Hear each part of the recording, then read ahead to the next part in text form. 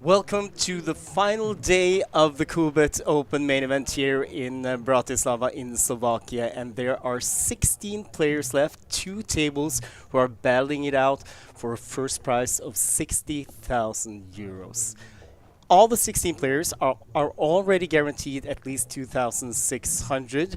And there are pay jumps coming up. We need one more player to bust, and they will be guaranteed 3,000 in a tournament that had a buy-in of 550 euros.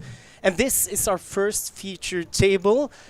As you can tell, Jason Glatzer, he's gotten, well, half an hour, 45 minutes off, because at this feature table, we have Jonathan Vedde.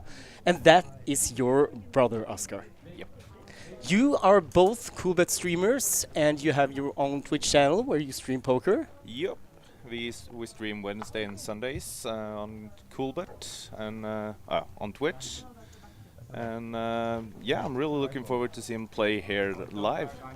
And I'm guessing that you must be a little bit envious, because you went deep into this tournament as well. You busted in 28th place, and I mean, is it like a sibling rivalry between you guys? Are you, of course you are rooting for him, but still, is it a kind of with a little you would have thought it would have been more than it is, to be honest. Like, I'm really rooting for him today, because he's had so many like top 2, top 3 final table or 3 table finishes the past couple of years, so I'm like really hoping that he gets a good score today. And but obviously, like, I'm more annoyed busting in 28th that I'm annoyed that he's getting further than me.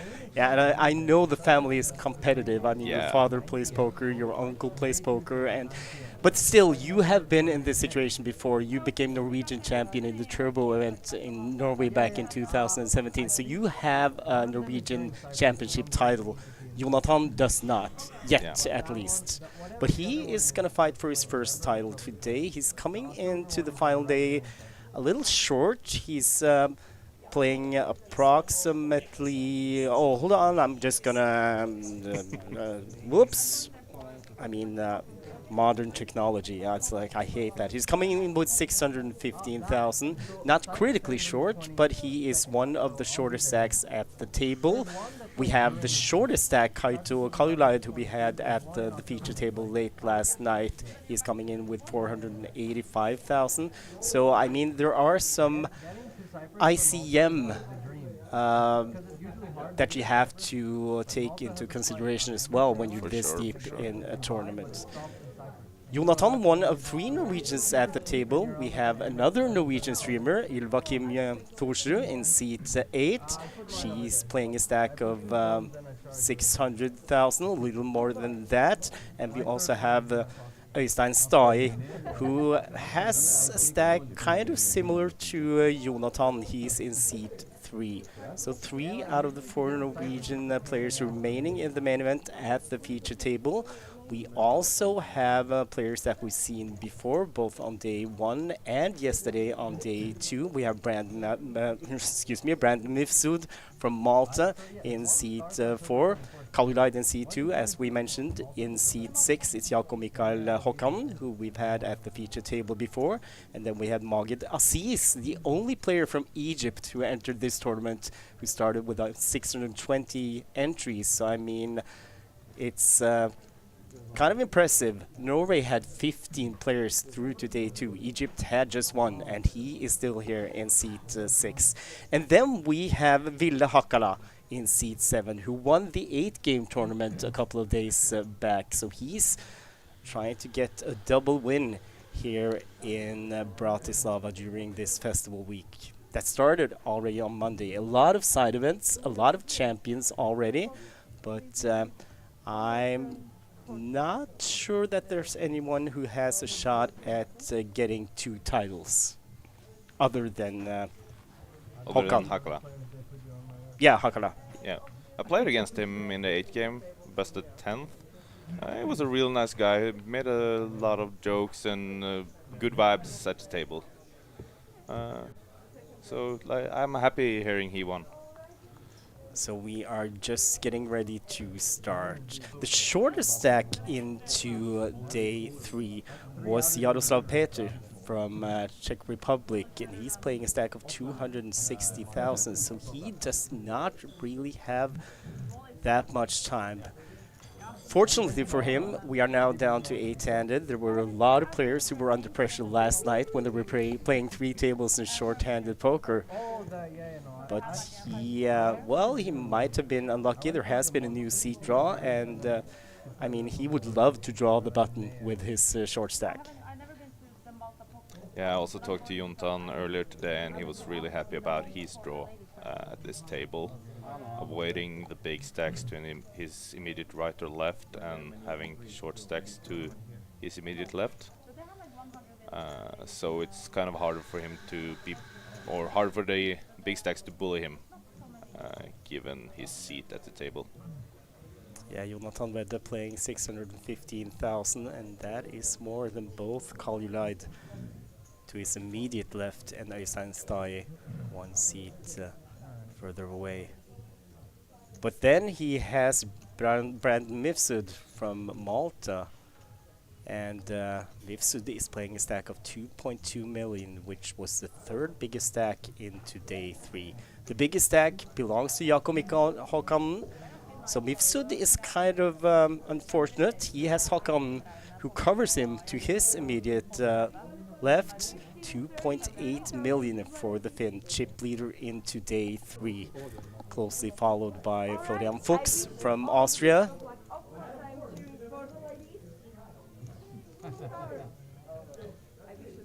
I played a lot with Mifsud yesterday. He's playing rock solid poker. He knows, yeah, tournament poker. Yeah, he knows when to apply pressure. He knows when to give up, and he can just look at you and see what you got, basically. So, not surprised that he's one of the bigger stacks. Tournament director Susanna has given the player the go-ahead first hand on the final day of the Coolbet Open 2023. Stai folds, so does Mifsud. To chip leader Håkan. He folds, so does Aziz. And Hakala wakes up with ace queen. 675,000. So he covers all the players to his left. And he's gonna open. Torsrud folds the button to Jonathan Vedde, your brother. And you're allowed to be a little bit biased here. You are allowed to root for your brother. Oh, ace jack. Oh, this could be painful already in the first hand. And it is the dynamics as well, Oscar. He's opened from late position, Hakala. Just a call. We could have easily seen it go all in here, but... Woo! Look at this, Kaljulaid. He's changed nationality. He is now Norwegian. Wow, we have 5 Norwegians left. But no, he is from Estonia. The flop, 3 king 6. Okay, none of the players with anything on that board. Vedde checks. I really like the call pre though. Jontan knows that the spade jump's coming when one more player has busted, so he's not gonna go super crazy. I don't think we'll see that many chips get put in post flop either. So yeah, I think he saved the tournament life by just calling pre. And Hakala. He bets 1 red chip, that's 100,000, but he bet just 45. Verbal declaration. And Vedde, he just folds. You were absolutely spot on there. Yeah. But a good start for Jakob Mikael Håkan from Finland. Definitely a good start for him, and Jontan losing the minimum, so I guess it's great for both players involved. Yeah, that wasn't a big. It could have gotten bigger if Jonathan hadn't been disciplined in that spot. Late position raise and ace jack with well, he was playing 20 big blinds, so I mean it is possible to get away from still. Yep. Might be other shorter players who would not have been able to do that. Folded around to our Egyptian friend, Aziz. He folds. Hakla folds this time. Torsjö on in the cutoff. 7 deuce. Vedde, king 4. With 2 shorter stacks to his left. Folds the button. Kaljulaid, who is from Estonia, from the island of Saaremaa. And I have been told that he is not even top 20 in the home games in Saaremaa. And like that's a joke, of course. But he has something in common with you and Jonathan, Oscar, because his family is a poker family. His brothers are playing, his father is playing. So probably got a lot of family on the rail right now then. Yeah, hopefully so. So if we have family of Kaito Kaljulaid, let us know in the chat. And your father is in the chat right now. Yeah, he's really hyped for this one. Erik is writing, good luck, Jona. Hakala, king queen offsuit, he's gonna open. Torsjö folds. And Vedde with pocket jacks. This time, I don't think he is just gonna flat. And he's all in. Still have players left to act behind. Kaljulaid, he folds. Stai with the pocket kings. Oh, wow. Øystein Stai. It's probably going to take a couple of seconds to think about it now, because there is a pay jump, which does make sense to think about a little. Obviously, the hand is going in, but he's all in. Oh, look at this. Mifsud with ace-jack, snap fold, back to Hakala. There's no way he's calling here. But he does want to count. Vedde with the effective stack, 555,000. Shy of 20 big blinds, but still it's too much with king, queen against 2 players. I mean, it is a big pot. The average being 1.1 million right now, so it's an average stack in the middle, and the 2 Norwegians are up against each other. Jacks for your brother. He is dominated by the kings of Øystein Stai. this is not looking good. Still 2 jacks in deck though. No jack on the flop. And clubs are covered by Stai. 5 on the turn, and the queen paint on the river, but that means that Stai, he gets the full double and more, and he's up to close to 1 million. Vedde down to just 130,000. That's 4 big blinds. Yeah, it's just one of those coolers you can't get away from. We used to say it is what it is on stream, and it surely is. Yeah, you do say that a lot. Yeah. Sometimes you could get a little warm or hot-headed. Yeah, and I mean, me and Jason, we talked about your stream earlier on. Jason will be back in the commentary booth a little later, but we talked about your stream last night, and you guys, I mean, you have had some arguments when you discuss poker strategy on air while you are streaming, and that is really entertaining. Yeah, I think the brotherly dynamic there is gotta count for something. And one of the other things I find really amusing is you are both so immersed in your game that sometimes you just talk over each other, and you're so enthusiastic about your own hand that you don't really listen to each other, and you both talk about 2 different things at the same time. I sometimes get a message from Jonathan like, yeah, you need to let me talk about my hand when I have a big hand. But he does it himself sometimes as well. So, but it's really entertaining and funny to watch. So tune in to Vedde Poker on Twitch. folded around to Mifsud in the small blind. He limps ace-8 suited against the big blind of Hakan, who is the only one who has him covered.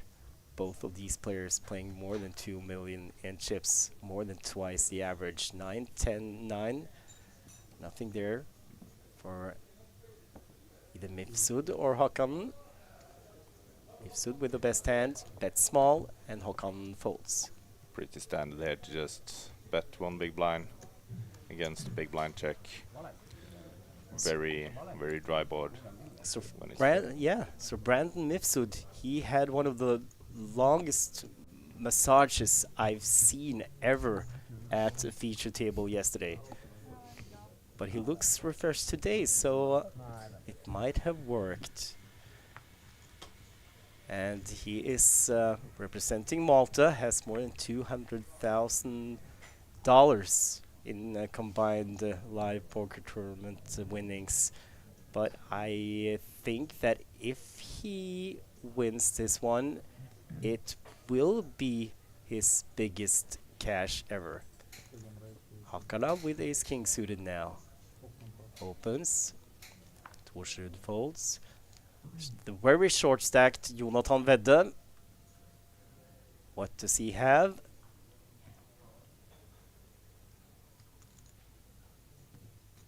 This is even worse because now we don't get to see his hand. It's Torsrud's hand there. And he's got nines. And he's all in. 4 big blinds. Still players left to act behind. Folded around to Aziz in the big blind. 8-3 suited. He is going to fold. Hakala is going to call. I So feel like my heart is pounding right now. yeah, so flip for Vedde's tournament live. Is he the one who is going to bust in 16th place? And it's a king in the flop. This looks bad for Jonathan Vedde. 5 on the turn. He needs a 9 on the river. Does not get it. And unfortunately, he is out in 16th place. Yeah, 2 fairly standard spots. There's nothing you could do about it. Just really unlucky. Yeah, but I said it before. I mean, if the poker doesn't work out, he could always go into modeling. It's he does have a career there, I think. I'm sure. He gets a consolation prize of 2,605 euros, but that means that the rest of the players are guaranteed more than 3,000 euros, with pay jumps coming more frequently as well. Yeah. As he said earlier today, he knew he had to take a couple of spots, win a flip, get back up there. And he was just really unlucky. He was coolered out of the tournament. He could have done nothing else first with the jacks and then with the nines. He was critically short and he was flipping. Yeah. Kalulaid, he's still Norwegian, but he is not. Good luck from Sarema. And Kalulaid from Sarema. He is going to open to 60,000. Folded quickly around to Hakan, the chip leader on the button with pocket eights.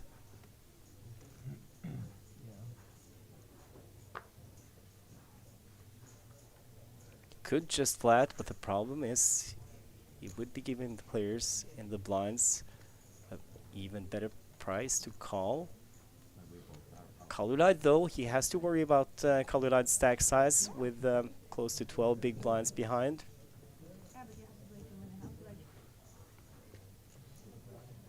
Does have bigger stacks to his left. That's also something he has to take into consideration. I'm not surprised if we just see a call here, or if he takes the more aggressive line against the shorter stack. Yeah, he will have position after the flop. So he will have the advantage of seeing what the other players who come into the hand does. Wow. But that, I think, is I did not expect to see that. a little tight. So it's folded to Hakala in the big blind. And he has 7-3 suited. Might elect to see a flop here with a suited disconnected hand. The thing is, Calulight Connect. with its kind of shortish stack, it's more profitable to do it if you're up against a bigger stack where you can get more chips if you For when you sure. hit good. The implied odds aren't really there. The problem is with 7-3 is that you rarely flop super good, and when you flop a pair, it's never the top pair, or almost never the top pair. So What you're never in a very good position post pre-flop, no post-flop. Sorry. Hakala was not happy with his share. Wanted to change. Good spot to do it because the player who eventually will be in seat one will never know what happened here. I like how Ylva has had to move like all of the way for him to get a niece. Yeah. So Calulight takes down the small one, but I'm kind of surprised about the chip leader, Håkan, folding pocket eights on the button. But I mean, he has a big chip lead. There are pay jumps coming up. He could just fold his way to a lot bigger prices. Yeah, but still, I did not expect eights to get in the muck there, and also the other players will probably get the information that the chip leader or second chippy was folding eights to an open, and yeah, not a big fan to be honest. But as you say, there are big pay jumps coming, and he does have a great stack, so probably just playing it safe. He has more than average chip count on the final table stack right now. And if you make it to the final table, you will be guaranteed at least 5,000 euros. But I agree with you. It's I did not expect it. I was Not at really all. surprised to see him fold. Especially from the button as well. As you said, he did. He could have position after the flop. And look at this. Hakala has opened the small blind. King deuce. Torshu with king 9 suited in the big blind. She 3 bets to 120,000 at least. I think it is. Might be 115. You're young. What's it? Oh, 200. Oh, there's 2 reds. My eyesight is just gone. Ylva's taking no prisoners today. Power poker from Torshu. 685,000 still. And that's approximately what she started with today. She has something in common with you, Jonathan. She is a Norwegian champion, won the latest event in 2021 after playing the Norwegian Championship every single year since 2007. Finally, she got there. She got the win. She has plenty of final tables, and she final tabled the last Coolbet Open, finished in 8th place back in May last year. She posted her like track record from the Coolbet Opens, and she's been doing so well. Like not only last year, but deep runs every year except one, I think. Yeah, she finished 25th back in 2018. Yeah. And no, she has had deep runs, and maybe this year she'll get the win. She's been, I mean, she has been playing most of the 6 Coolbet Opens that have been all together now with this one, if not all. And we get the first walk, and I'm sure that Calulight is happy with the walk, even though he had king 10, which he probably would have at least called an open with. Yeah. Ylva knows that he's gonna have a lot of hands he's gonna go with if she limps or races, so elects to just fold. Ylva Torsrud, by the way, one of 2 women still remaining in the Coolbet Open main event. The other one is Jasmin Schuster from Austria, who finished yesterday with nearly 1.7 million in chips, and that's 6th place on the chip count into day 3.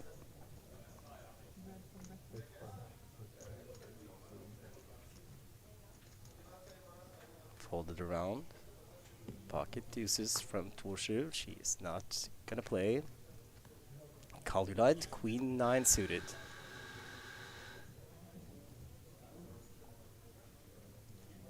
In the small blind, Definitely a playable hand. Let's see which line he elects to take. 16 big blinds.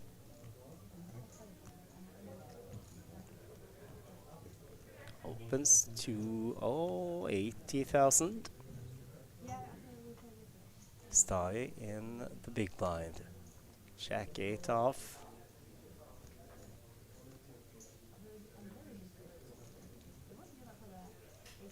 And we are down to 15 players after Jonathan Vedde was knocked out. Still 15. We know there is a critically short stack on the other table, but he has managed to ladder up. Stai defends the big blind.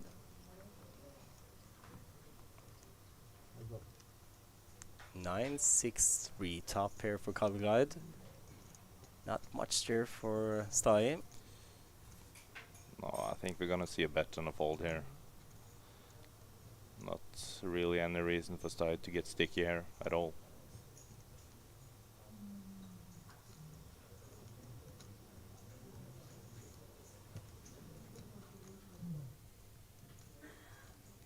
And he goes quite big. 190 in the middle.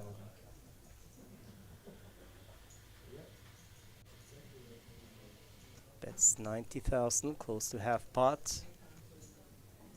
Stai hasn't folded yet. It would be bad timing if he decided to try to steal this one, but he does not. He folds. Good start for Calulite and Saroma. Rumor has it that Saroma is the new poker mecca in Europe. Ah, Yeah, I heard rumors that we had a lot of players from Iceland here, and I've heard rumors that all of them want to go to Saroma to play poker. I should maybe take a trip there then. I heard the action was good. But I mean, if Calulite is not even top 20 in the home games in Saroma, I don't think I want to play poker against the players from Saroma. Might want to stay away, yeah. Yeah. Folded around to Hakana. E7 fold. Torsrud folds. Calulite on the button. 7-6 suited.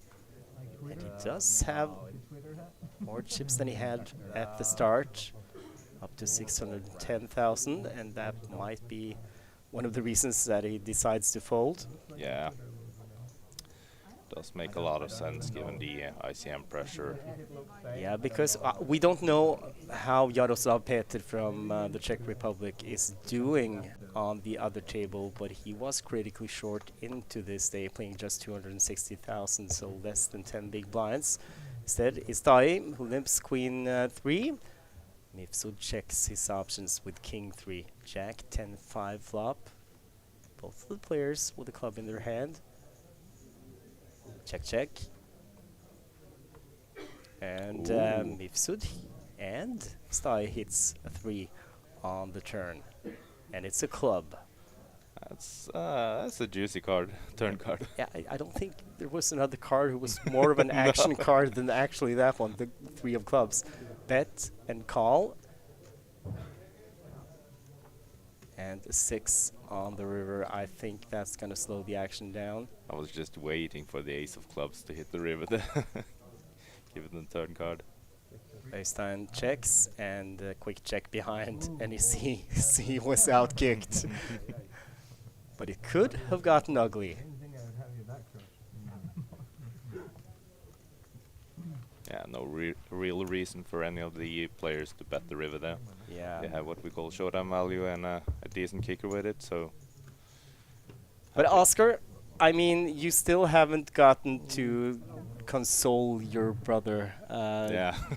Jason is here right now, so I think we're gonna let you go and have a Well, have a celebration beer because I mean 16th place in a tournament with 620 runners. That is a really impressive result, It is. and you have both done well. You had your own Vedde stream tournament the other day, Hyper Turbo. A lot of fun. It's been a long week. It's been a very long week, but it's been a lot of fun tournaments and other things to do in Bratislava. And I am sure we both, all three of us, and maybe even your father and your uncle will be at the next Coolbet Open. Yeah, for sure, for sure.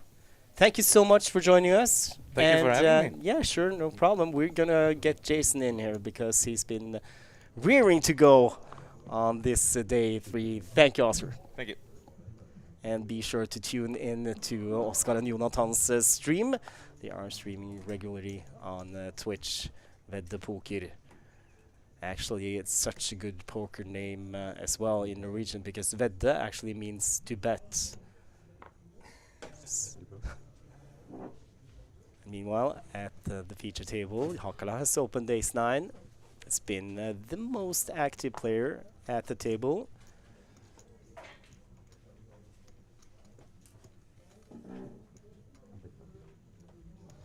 Håkan in the big blind decides to fold king 6.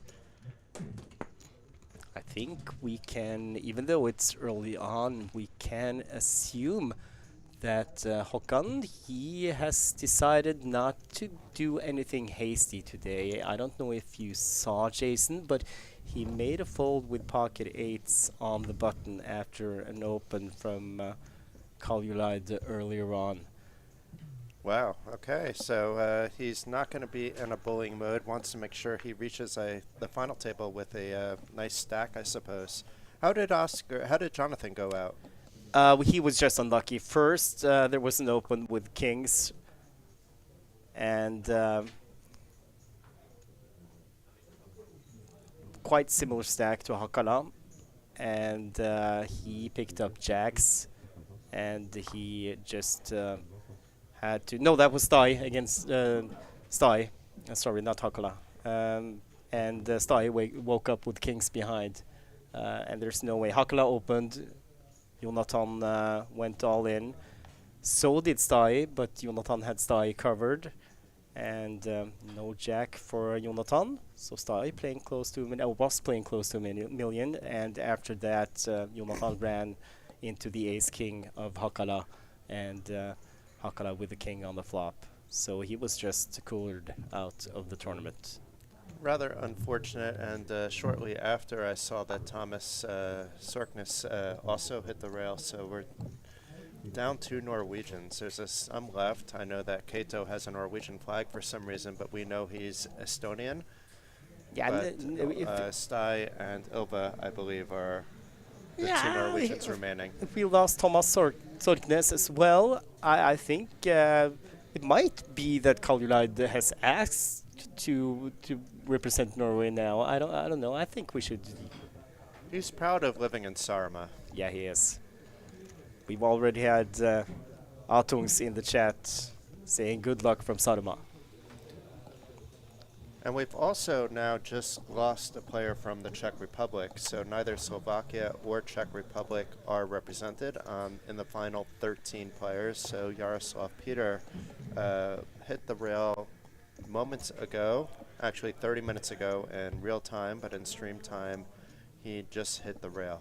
So we've actually lost 3 players already, but Yaroslav Peter, he made pay jump, and with his less than 10 big blind stack into day 3, that's a result, of course, he's not happy with, but still happier than if he had been knocked out in 16th and missed the pay jump of 400 euros.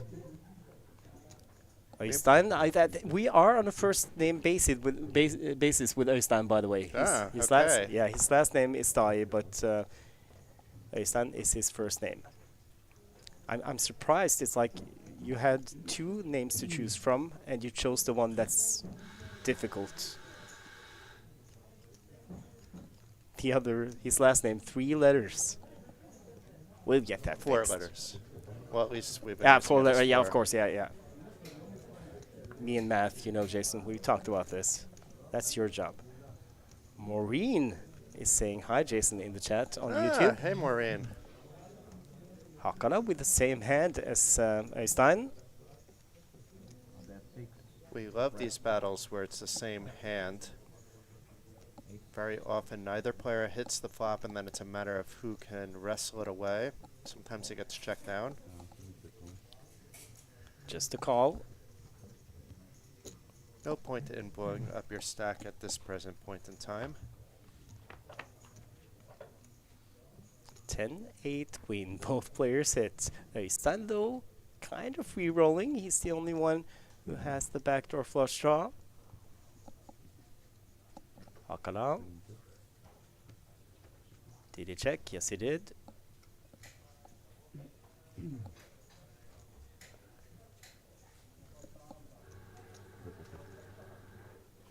Check, Both players check. slow playing there. It's not that safe of a flop, actually. No, that's true. 8 on the turn. I would expect Hakala, after it was checked over, to try to get a few more chips in the pot.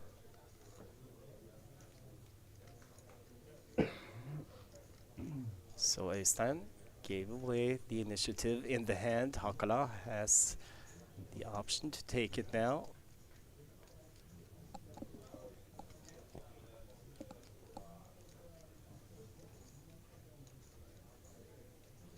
And looks like he is going to. Cool, 100,000 it looks like. Yeah, if he didn't announce anything verbally, it is. So it was actually 50.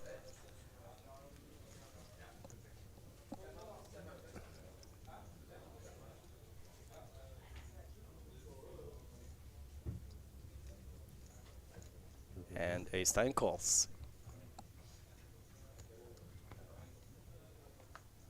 9 on the river. So 4 to a straight. That's kind of iffy. Hakala checks. If Øystein could turn his hand into a bluff, he'll be able to take down the pot, but he has so much showdown value that a check back is the more obvious play. He's got 2 pair, and the thing is, if he bets and Hakala shoves, he has to fold. Yeah. But is Hakala shoving without the jack at this stage of the tournament? There's some players that can. We saw Jasmine do a nice shove yesterday. Yeah, but the thing is, oh well, he does decide to go for value, and the thing is, I mean, he doesn't know that what we know, that Hakala does not have a jack. Player could have a jack in this spot, try to get tricky, try to get called by, well, a hand like Øystein has. Maybe even, you know, an 8. Maybe even a hand like this, maybe with a queen, like he's getting potentially the same hand to think things over. He's not thinking about raising, he's thinking about, does Øystein have that jack? So he's opened the door. A lot of jacks would open from the hijack. Jack king, jack ace, jack queen, which was already doing okay on that flop.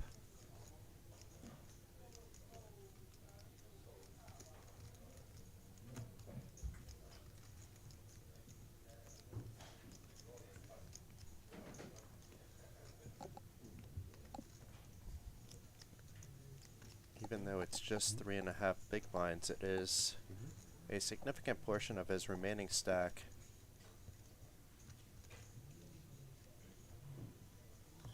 Breathing a bit heavy now, the Finn. Is he thinking about making a play with 2 pairs? And he no, he folded. So Øystein got it through. Got the same hand to fold. Wow. Well, they might have some history. Well, I know they have some history, because Staje was deep in the 8 game as well, which Hakala won a couple of days back. I'm curious if he was betting there to get a better hand to fold or to get a worse hand to call, actually, there. It was very a merged range kind of bet there. Yeah. It worked out quite well. He got the best hand to fold. So regardless of his intentions, the outcome was amazing. Kaljulaid, 20 big blinds, ace queen. The fake Norwegian from Saaremaa, Estonia. And Lichtlalis says, greetings from Kaito's brother, watching anxiously in Saaremaa. Got to know Kaito my last trip to Estonia. A very nice guy. Got to learn a little bit about Saaremaa. We'll have to go back for a visit to Saaremaa. Did enjoy my one trip there about 6-7 years ago. Folded around to Magit, who calls with king queen suited. Torsrud with 9-7 on the button. Second hand she's gonna play today, the first one. From the big blind. Okay, I was wondering why she's calling from the button. Okay. Oh, did I say the button? Yeah, okay, but sorry. It's English, Norwegian, you know. They both start with B. It's easy to happen. Yeah, 5-10-4. So Kaljulaid is still best. But the flop hits Silva the best, not in terms of her hand, but in terms of all those low cards. It's the big blinds flop. She has checked. Kaljulaid checks. Magit with the backdoor flush draw, 2 overcards. He checks. 10 pairs the board on the turn. Does this open up an invitation for Ilva to try to steal it away? Nobody's on a massive stack right now. So Ilva may not want to do it even though she has the range advantage, just because she would be taking a bit of a risk of her stack to do so. Would have to be betting around 100,000 to give or take. And look at this, Jason. It's small. It's very small. Okay, 80,000, 1/3 of the pot. Could be enough to get the job done. Like you said, it's her flop in the big blind. And even though it's not a big bet, it's a big bet in relation to the stacks players have. And gets Kaljulaid to fold. What is the best hand right now? And I don't see how Margit can. She's been, like I said, this is the second hand she plays. And she's won them both now. Gets both players to fold better hands. 2 for 2. Good instincts from Torsrud. The first hand, it was Hakala who opened the small blind with King Deuce, and she just 3-bet him right back. Rightly so, with a hand that had Hakala dominated, the King 9 suited. But she's been selective, chosen her spots. She saw one now, like you said before she did, and she took it, and it worked. Well, we certainly have a lot of Yeva Kim fans going to be watching today. We have 2 in the comms booth, but we would be happy with any of the 13 remaining players to be the next Coolbet Open champion. But even more happy if it's Ilva. Well, it's like I don't generally have favorites. It's hard not to with Ilva. You guys are you're on her stream occasionally, and no, but it's hard too, you know, at the Coolbet Open, because we have gotten to know a lot of these players. I mean, even in other editions of Coolbet Open, and also this one we have gotten new friends. So it's kind of, even those 620 entries, there's been a lot of people down here, and we've played with them both. A lot of them, we played both with them. We've had dinner, we've had drinks. It's a social thing, like a festival is supposed to be.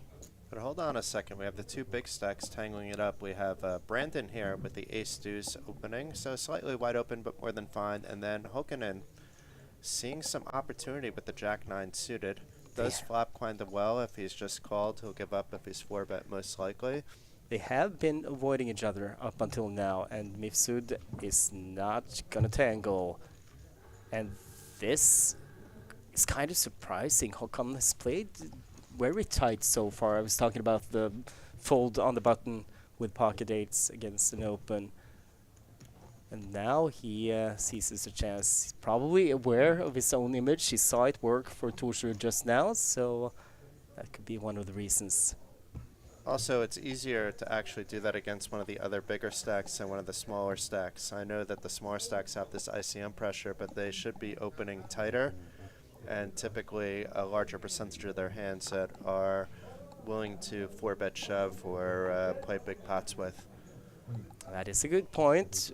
Speaking of shoving, here comes Aziz Magid from Egypt. He is all in. Rather big shove here. Hakala folds ace 5. He 20 has to. Torsrud is big gone. blinds. Yeah. Folded around to Stai or Øystein in the big blind. He's got pocket 7s here, Magid. And that is a big shove for pocket 7s. It's really risky, but gets it through. It's also one of those hands that you're very often ahead, but you're never going to be able to realize that equity, so maybe that's why he went a little bit wider with the shove. Have you seen him shove with anything else before now on a 20 plus big blind stack? No, then it could be that. We can pay attention to this. Yeah, he has actually just played, I think, the one hand with the king-queen suited so far. Håkon, ace-jack suited. I think actually you said something that made me think, and you know, I think you are right. I think Håkon, he has decided, you know, before play started, I think he just has decided not to play against the short stacks. And, you know, it's so easy to, you know, get dragged in and then all of us, you're priced into call. And I think he's going to target the bigger stacks at the table. And makes sense. And I mean, we've all been there. Not often, but, you know, having a big stack in a tournament and you have plenty of chips and then you start to price yourselves in against these short stacks and all of a sudden they, you know, you're down to nothing and out. Mifsud and Håkon both flop second pair and both with a straight draw. Håkon's is the best, of course, with the ace-jack. Also best kicker. You're only 1/3 of the chips in play between these two players, so whenever they get involved with the pot, it always can be a big one. Top three in the chip count, both of these players. Håkon first and Mifsud third. 10 pairs the board on the turn. Quick check from Mifsud.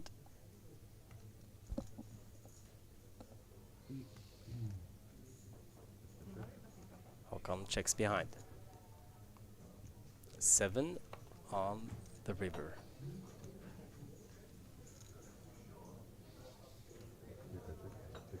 Check, check. And Håkon takes another one. Is closing in on 3 million now. Mifsud's still healthy with 2.1.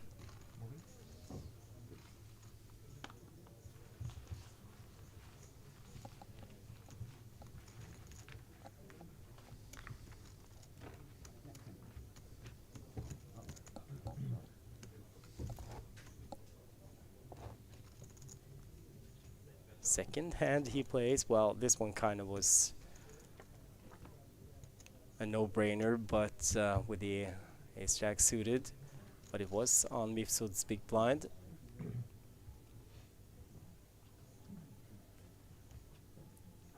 We talked a little bit about the seeding when they started, me and Oscar, Jason, and I mean, Mifsud is really unlucky with the seed draw.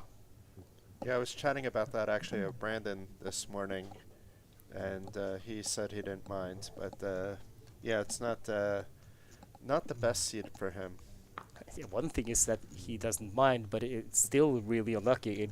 I mean, it could have been so much better.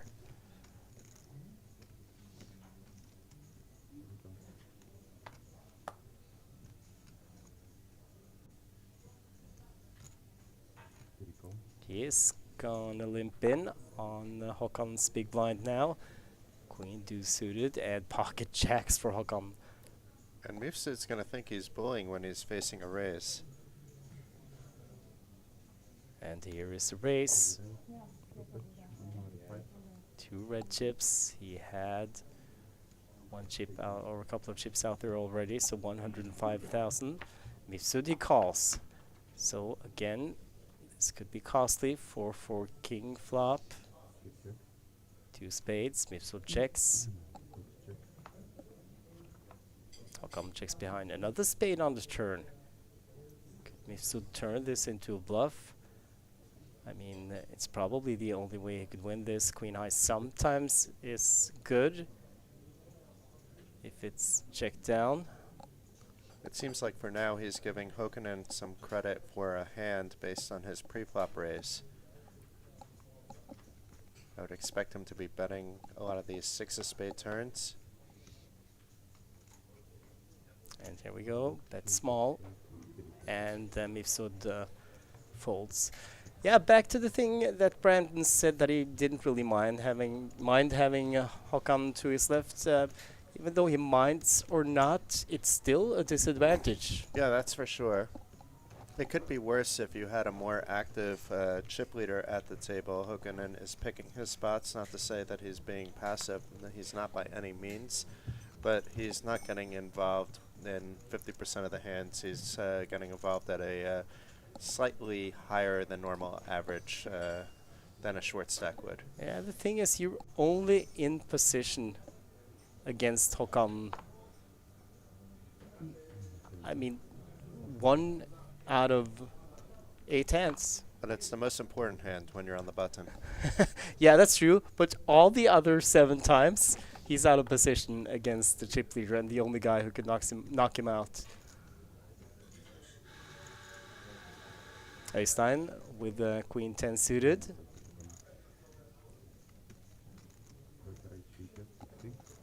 He opens, playing a stack of more than 1 million now.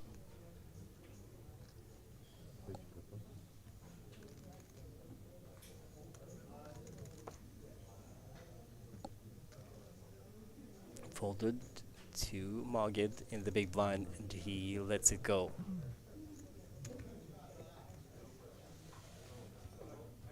So we lost 3 players in, well, it's not been a full hour yet, but getting close. And it's been a while since Peter was knocked out in 14th.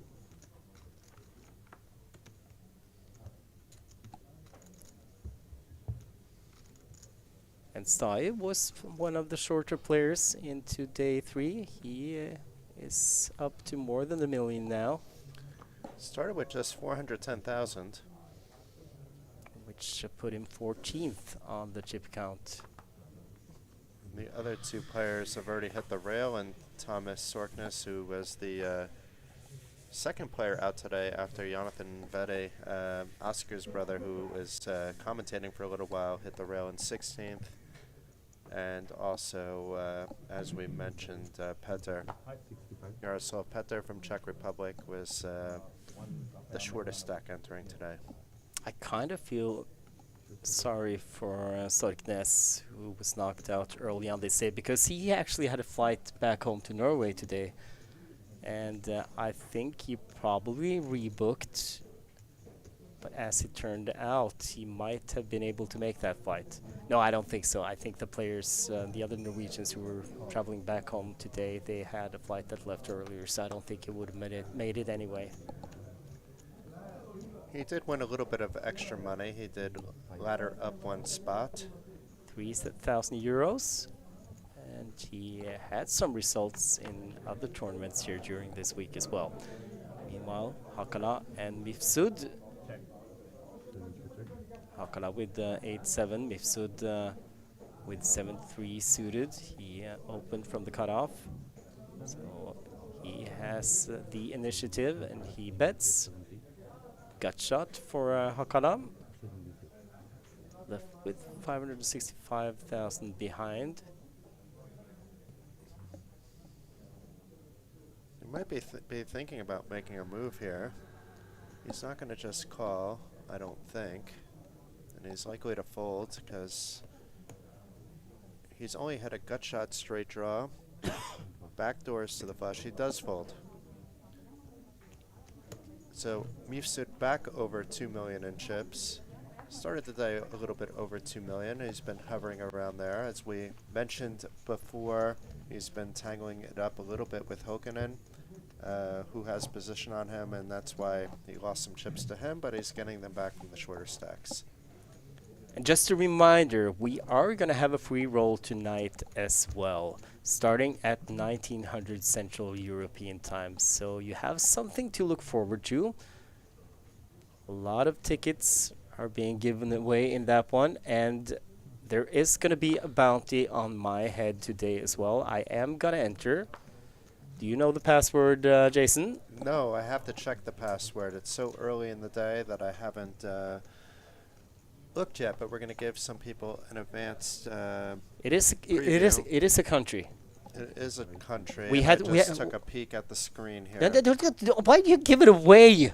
Come on, where's your I'm sense too of? transparent. Yes, you are. But we have Mifsud with 9s here. Yeah, so we let's do. at least hop into this real quick.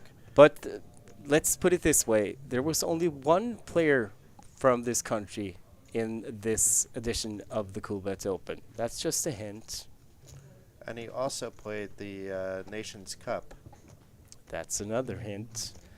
We will give you the password. Our viewers on YouTube, you can already see it. It's pasted up in the right corner. It starts with a C, and the country is in which continent? Well, America. So that could be 2 countries if it's in the Americas. Yes, I'm not going to say north or south. Margit has 3 bets here and gets Mifsud to fold the pocket pair.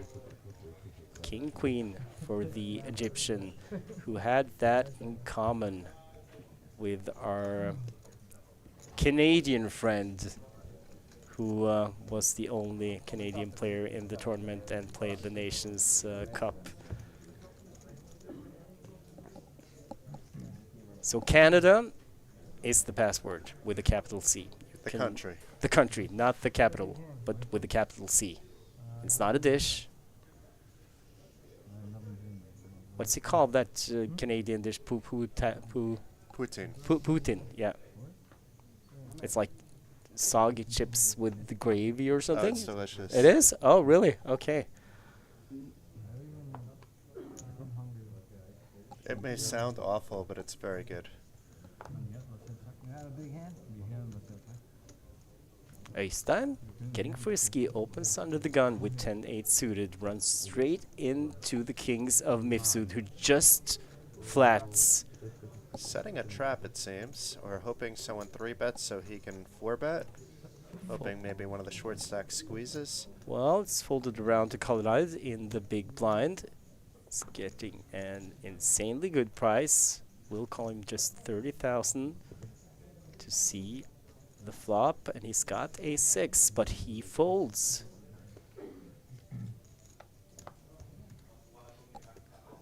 So now Mifsud in position with a very well-disguised Cowboys.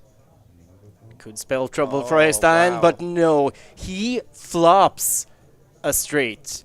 Mifsud with overpair to the flop and the gut shot straight draw. And Mifsud can never put his opponent on a straight here. He's blocking that King 10, and he also has that King of Hearts, so don't expect him to go anywhere soon, and he may even be raising this donk bet. I'm surprised to see Øystein donk betting No, here. well, he was the one who opened. That's true. It's a continuation bet, and it makes then perfect sense. Would be his kind of flop. Random just calls and picks up a flush draw on the turn. 4 of hearts. Wow. So still some hope for Mifsud. And Øystein checks. Of of course mindful of the third heart.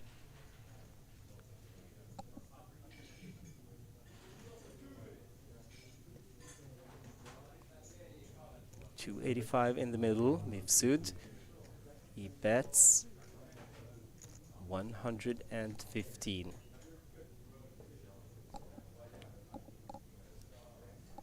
Is Oystein just going to call, or is he going to raise? 400,000 in the middle.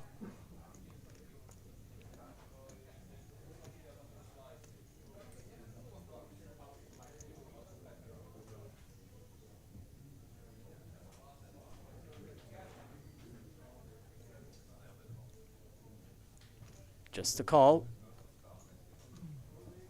Mifsud looks uncomfortable now. 3 of diamonds. That's a blank.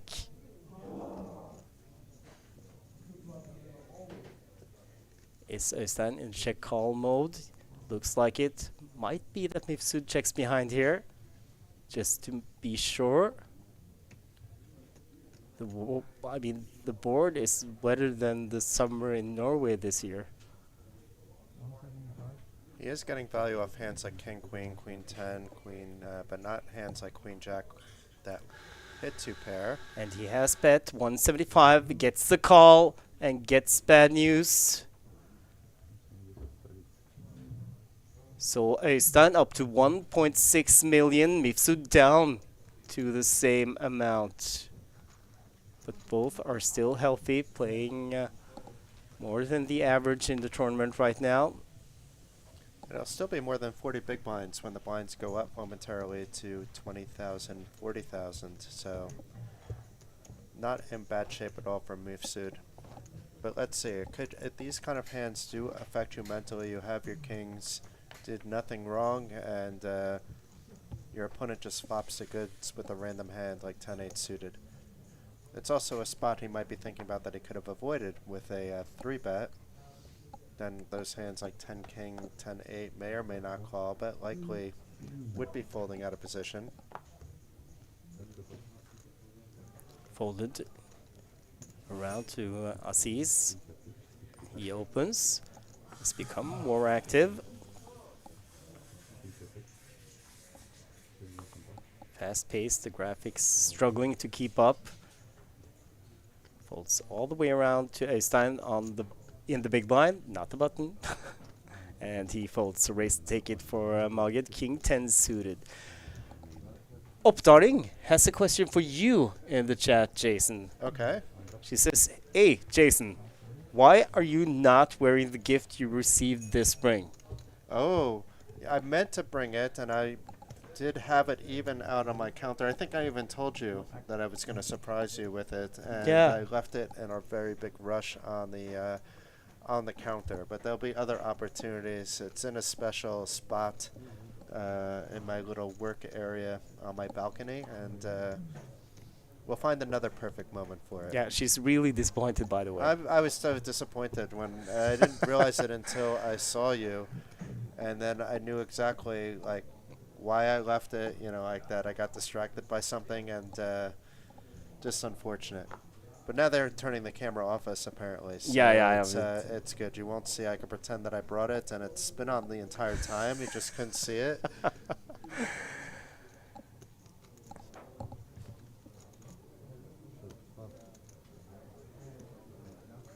Håkan and Aziz both fold. Aziz looks puzzled about something. Hakala with Queen 8 suited. Blinds have gone up, playing 20,000, 40,000 with a 40,000 big blind ante. Folded around to Kaljulaid on the button. Just 10 big blinds in his stack. He is the short stack at the table. I won't be surprised to see if those 10 big blinds cross the fictionary line.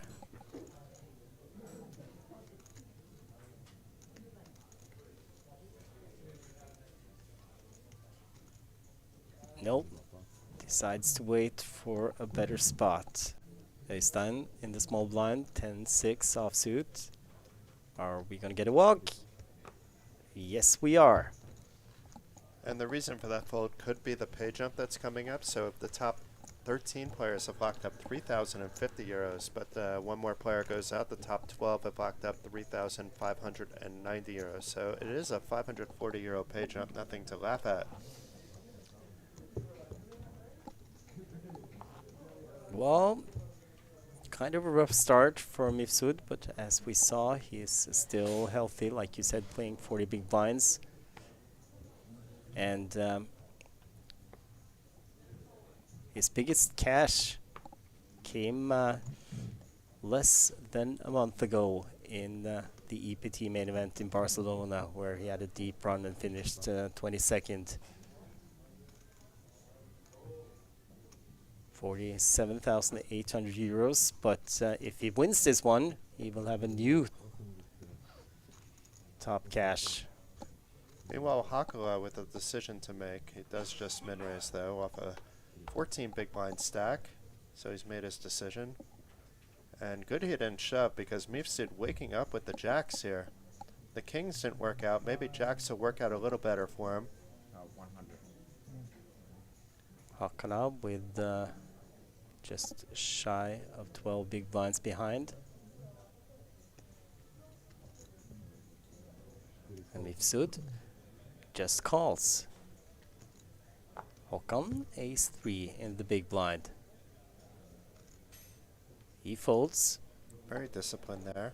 Yeah, we've seen 2 players fold an ace in the big blind after a min open with the multi-way. Could get you in a lot of trouble, but still, you're getting an insanely good price. And it might be difficult to play if you hit, like we see he would have done if he had called. Yeah, this could have cost him a lot, actually. Top pair for Hakala on the 8 ace 5 board. And just unfortunate luck for Mifsud, losing those kings to the 10-8 suited and then having jacks. We saw that at least one other ace was out, so only one of the 2 aces hitting this flop to connect with Hakala's ace 9. But let's see if he can get away cheaply from it after checking.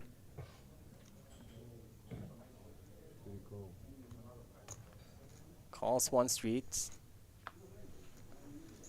And the deuce of spades on the turn.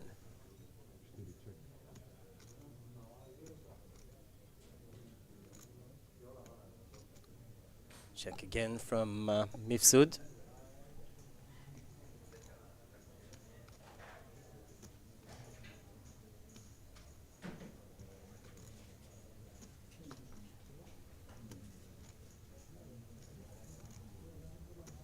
If he checks back here, he can still fire his stack in on the river if he wants to.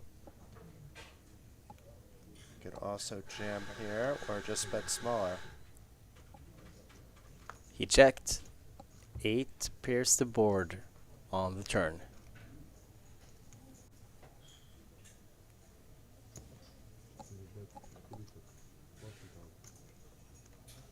Mifsud just hoping that Hakala was opening with the 7-6 suited. He bets 40,000. Does Hakala go for value?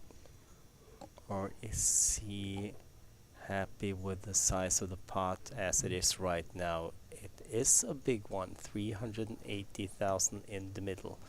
If he just checks now, we know that he will have 20 big blinds. He will be up to that. But could he get more? No, he just calls. And more bad news for Brandon and Jason. Yeah, but it was nice that he bet the 40 because he maybe would have faced a bigger bet, and if he was raised there, he would have just folded. So I think it was also a good play by Hakala just to call, because who he raises, he could be up against an 8, he could be up against something else, and the pot is already nice enough to get done what he wanted to get done there.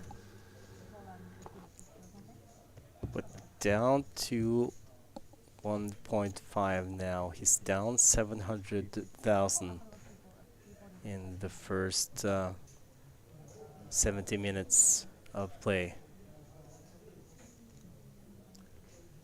Came in with enough chips so that he could weather this little bit of a downswing, this little bit of bad luck he's had with his premium card. Some of it's come down to a lack of pre-flop aggressiveness with these hands, but Hakala may have decided to call off with his ace-9, so that hand could have been worse potentially.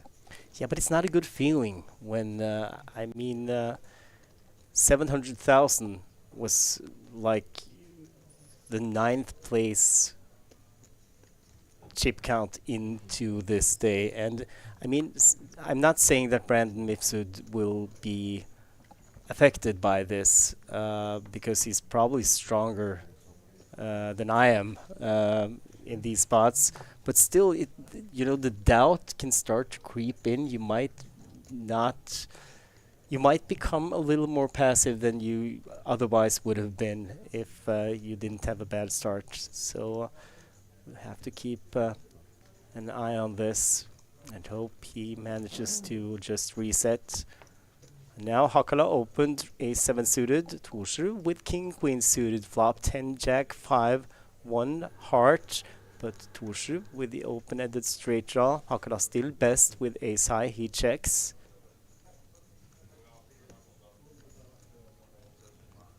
Torsrud might be a little puzzled here. Why do you not see bet? And thinking, okay, I don't have a made hand. I might turn or river something good, so I'm gonna bet 90,000, and if I get called, then I can choose to take a free card on the river because, oh, Hakala just giving her direct respect here and folds.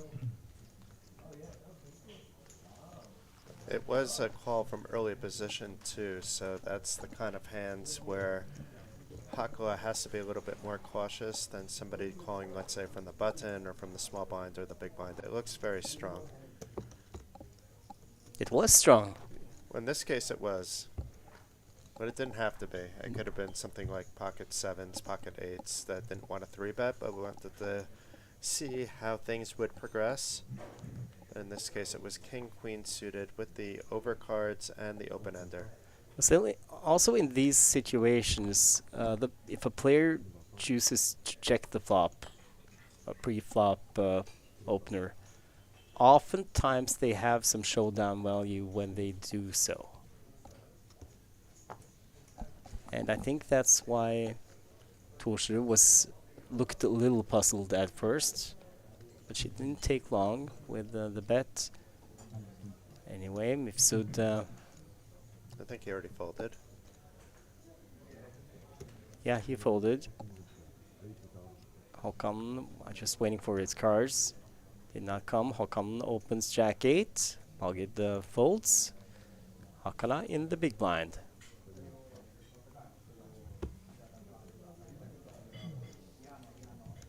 Easy game, adding 100,000 to his stack with that jack 8. Playing 3 million now. Was the chip leader into day 3 if you just joined us, and has 240,000 more than he had late last night when he bagged and tagged.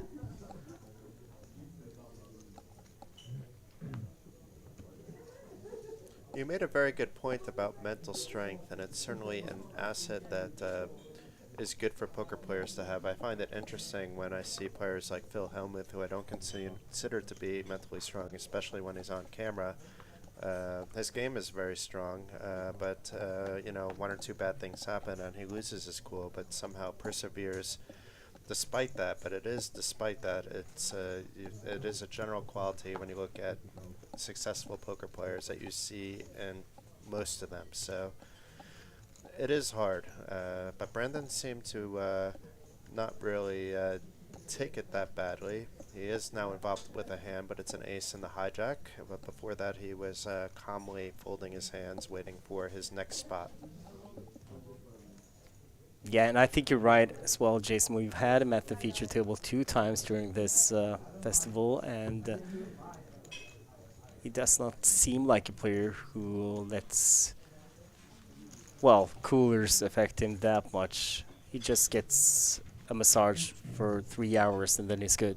Yeah, yesterday was like the entire 2-hour session. He was on the TV table. He got a massage and playing very relaxed, not overplaying hands. And when he had stuff to play, he was playing it. Got a couple players to fold better hands as well. So played very well yesterday. Today, can't say very much about his play. I can only say about his luck was not very good so far.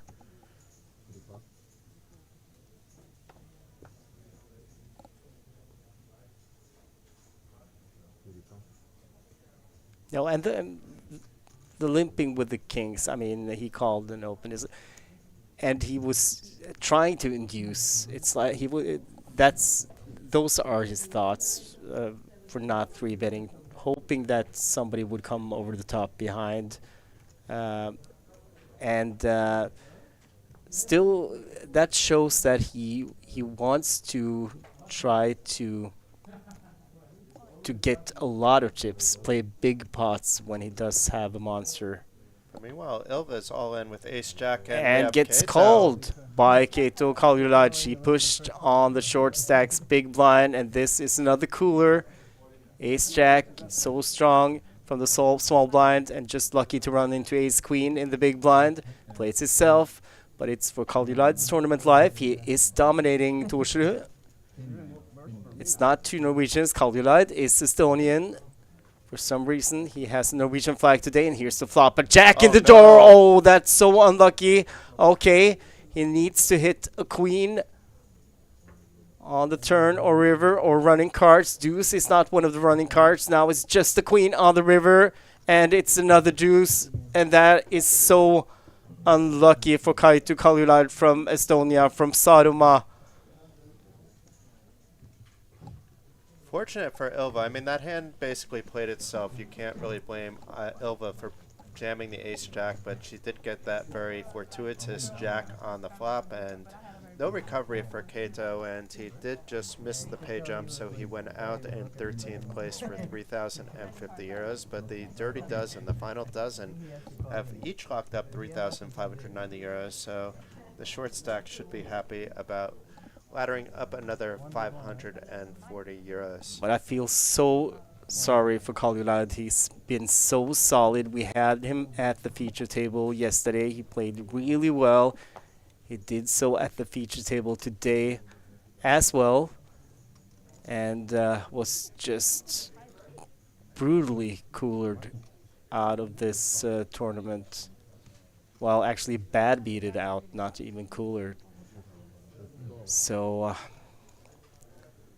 It's it was both, I just, think. It's still a cooler. It's yeah, you know, it he's was still calling with ace jack and Nova shoving with ace queen. It's just who got the cards and what the board looked like. it is a real shame to bust out in that way. For sure.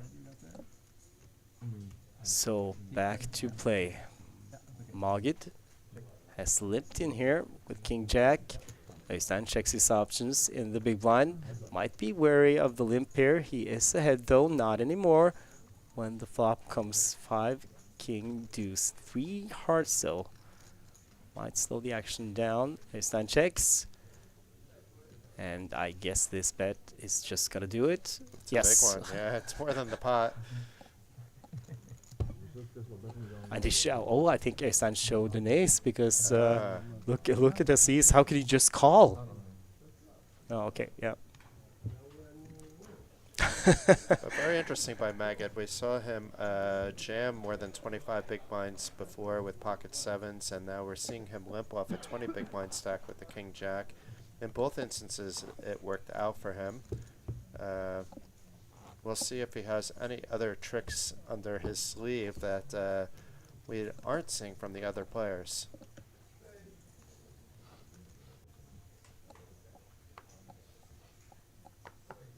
Down to 12 players. 3 more players out, and we will be down to 1 table of 9 players.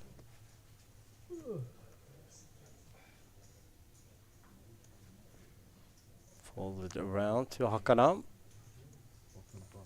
He opens. Torsrud folds. Øystein with ace jack in the small blind. facing a raise. He might 3-bet here, but still Hakana with 540,000. Normally from the small blind you would set up a big sizing for your 3-bet, but if he is, I expect it to be a little bit smaller than usual. 225. So you were right. 5.5 big blinds. Less than 3x. The open. Folded back to Hakana, who folds. So good awareness there by Oystein, knowing his opponent's stack size. Otherwise, he might be 3-betting a little bit bigger. This sizing still induces a potential shove with less, or if you feel that you're not strong enough, it's doesn't need to be more than that. And if you could bet that small and get away with it, that means you can also bet hands that you're going to be able to 3-bet fold from the small blind as well.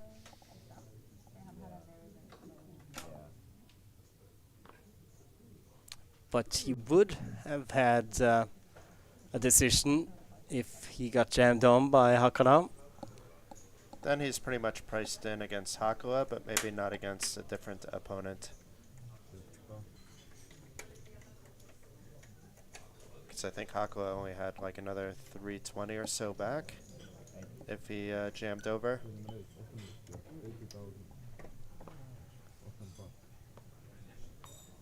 Meanwhile, Hakala with a better ace this time. Does not give up. And I like to see that. If at first you don't succeed, and so on. And I don't think he's opening to fold this time. I think if he was played back at, he will be calling. But we won't see that happen here. Hokunen being a very disciplined chip leader, not giving away any chips without a player earning them.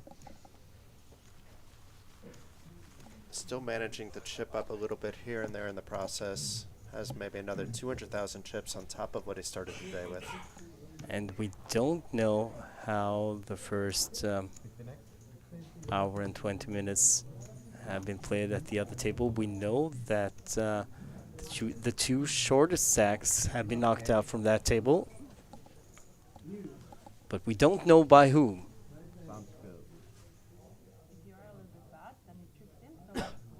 And look at this, he's gonna go for hat-trick. He is gonna open the third time here. Pocket kings under the gun. And to some it may look like that he's just getting bored and opening hands, but we know what he has. Folded to Mifsud. Ace-6 on the button. Might be tempted. Depends on what Brandon thinks about the third open in a row. Usually I put that on a stronger kind of hand if it's a player that doesn't typically open a lot. Håkan folds, but Magid with ace-4 suited in the big blind. Magid Aziz from Egypt flops, top pair. 2 pair he flops. Yeah. He does. That beats kings. Down to 2 outs, Hakala, but has no way of knowing what he's up against. And bets 100,000, I think. No, 50, goes 50 again. So does it verbally. Back to Magid. And he goes all in. Puts Hakala all in.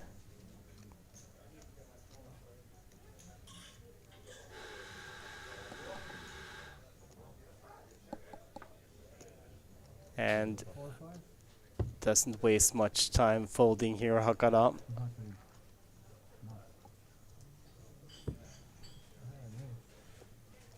Mega just hoping that Hakala had opened with a hand like ace-queen, ace-king. It was a bit stronger, but not after the flop came with an ace. There's no way that Hakala is calling there. He seems almost angry every time he wins the pot.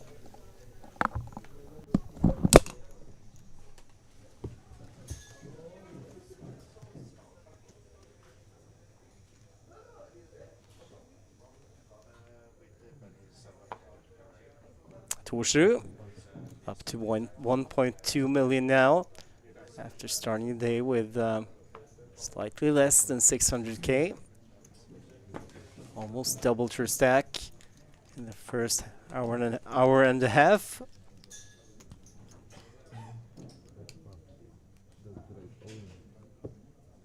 Assis, I think he just jammed King Jack on Hakala's big blind, and Hakala looks down at Ace 5. This is too strong to fold. Sometimes you run into a better ace, but it's a battle of the blinds. Was Might just forced to those kings as well.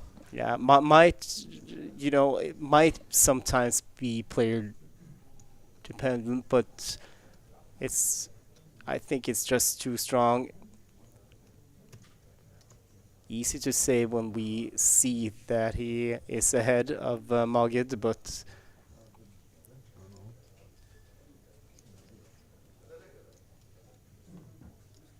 I think if it was another player, I think he would have called by now.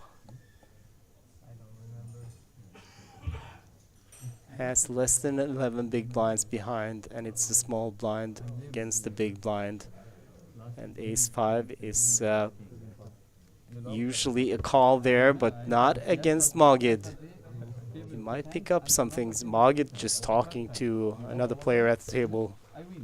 And that's sometimes also kind of a tell if they seem, you know, they try to misdirect by not paying attention to it at all, talks a lot. It's It was a strong hand, and it was going to be a flip, more or less, situation. So Hakala perhaps wanting to wait for a spot where he has more equity, but there are no pay jumps right now until the final table. So 10th through 12th all get paid out the same 3,590 euro top prize, and everybody at the final table bumps up to 4,195 euros. Yeah, and I think also Hakala, he with all his experience and good results, I think like you touched on, that he is comfortable waiting for a better spot than to take this one against Magid. But I'll be surprised if he doesn't shove here. It looks like he raised. No, he did shove. He did shove against Torsrud's big blind. Queen 9, good enough.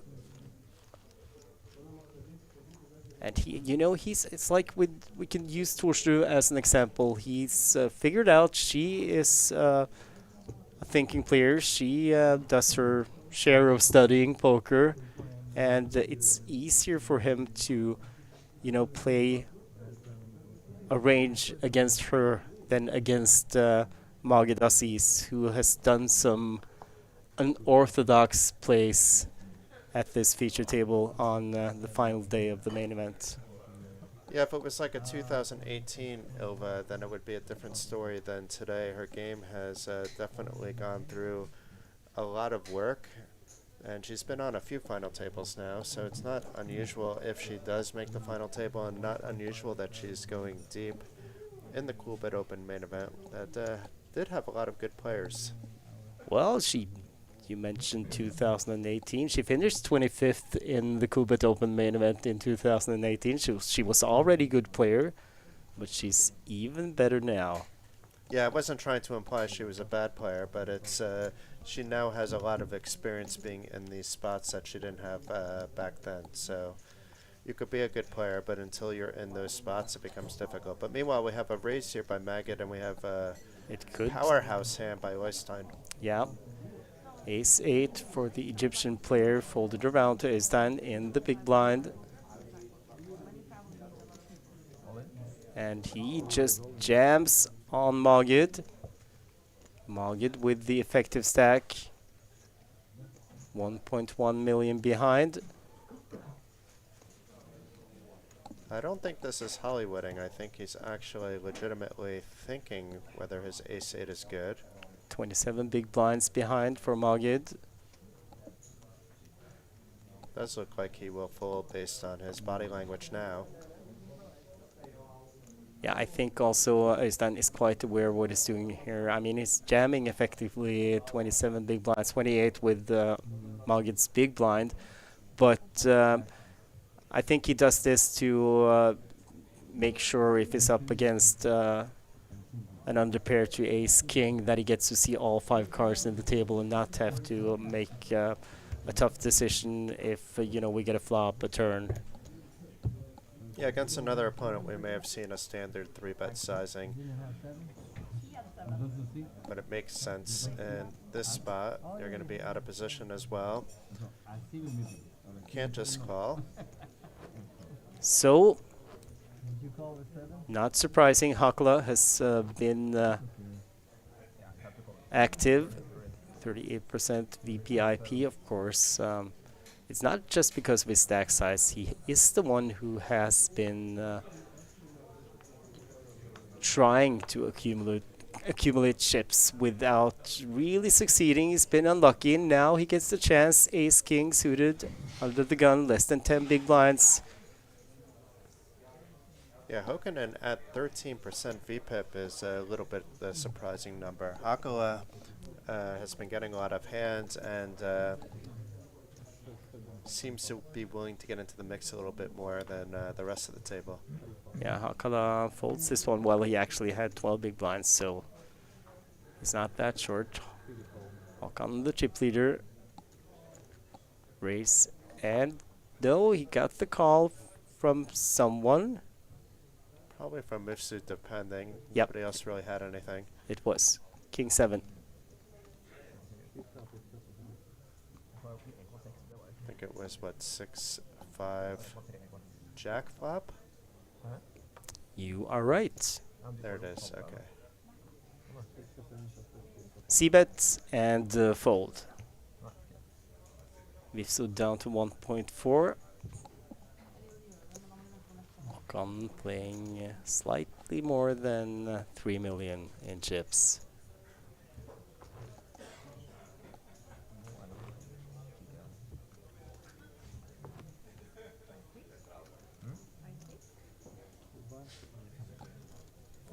If you are curious about what has happened the first hour and a half at this feature table, then, well, also you can see players who have been knocked out on the other table that is playing just a few meters away from this one. Then you can go to coolbetopen.com.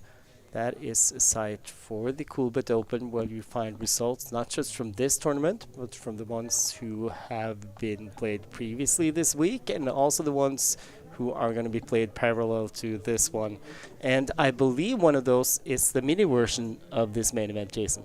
Yes, so that's taking place today, I believe, with a €115 buy-in, and then there's also, I believe, a nighttime event actually starting at 8 o'clock. I don't think it'll be an event that we will have time to play, but the players in attendance get one last chance saloon to win a coveted Coolbet trophy. Could we get someone to delay the start of that one? I mean, you must have some pull. I don't, but you might.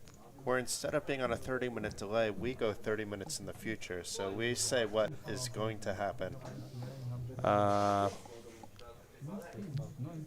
Okay, I'm not good at, tenant stuff, but still, it's 3-bet from Mifsud now with ace-7 from the small blind. Øystein opened the button. 10-9 suited for Øystein, facing a 3-bet, 250,000. Good sizing, and we'll see if Øystein wants to be sticky in position with the suited connectors. A hand that flops quite well, but not against like a super strong range. Oh, look at this. He calls in position. 580 in the pot already. And 5-Jack-4, not much there for Øystein. Well, Mifsud must be worried now with his ace high. He hasn't been continuing on flops lately that he hasn't been hitting. Let's see if he changes it this time. It looks like he is, and unless Øystein has a read, we should be seeing a fold to this 175,000 bet.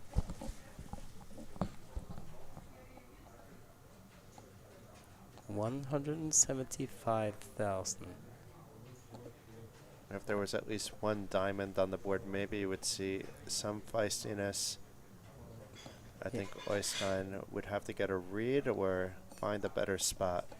He knows he can put a lot of pressure on Mifsud, who has a smaller stack than he has. So he might, I was about to say it, he might call this one and see what Mifsud does after the third turn. But I'm sure if Mifsud can find a bet again, then he might have given up. But the Queen of Spades on the turn. Mifsud with a flush draw now. Øystein with an open-ended straight draw. And Mifsud checks. Øystein does not have a made hand. He knows he'll probably not win if this one gets checked down. Now he gets an opening. He could take the free card, but now he's gotten an opportunity to bluff at this with a hand that's not yet made, and he does. 175. We'll see if Brandon values that 7 of spades in his hand at all. Looks like he does. I mean, 930 behind here.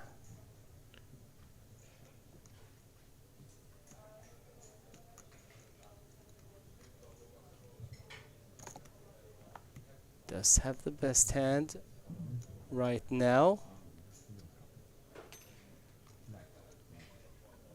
Oystein just trying to wrestle this one away, though. I don't blame Mifsud for folding here.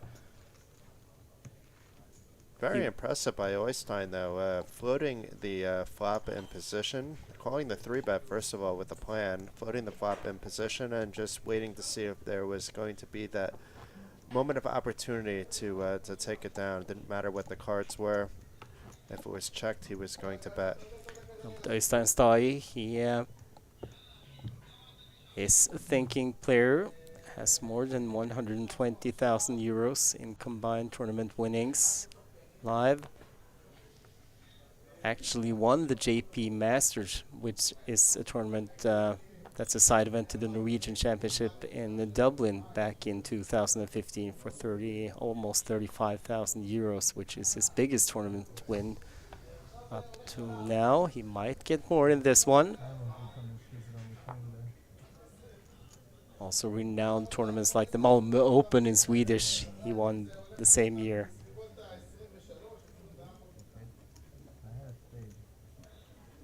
He seems like the kind of player that plays a lot online as well. Absolutely. Many of the players here do. And he has live results all the way back to 2008. In the meantime, Håkan and Margit is seeing a flop of 10-3 Jack. We don't see Margit's cards here. Håkan checks, Margit bets, and that's the end of that battle of the blinds.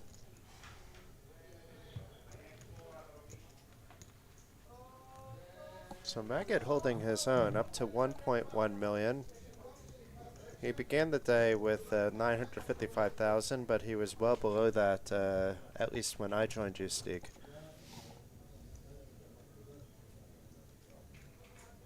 Our sole Egyptian player. Meanwhile, we have 3 players waving the Austrian flag, 3 waving the Finnish flag, 2 waving the flag of Israel, and 2 from Norway, and 1 from Malta.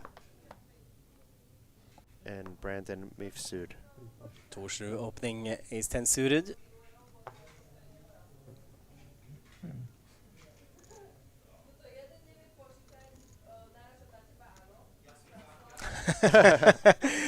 Maggot having a little fun there. Oh boy.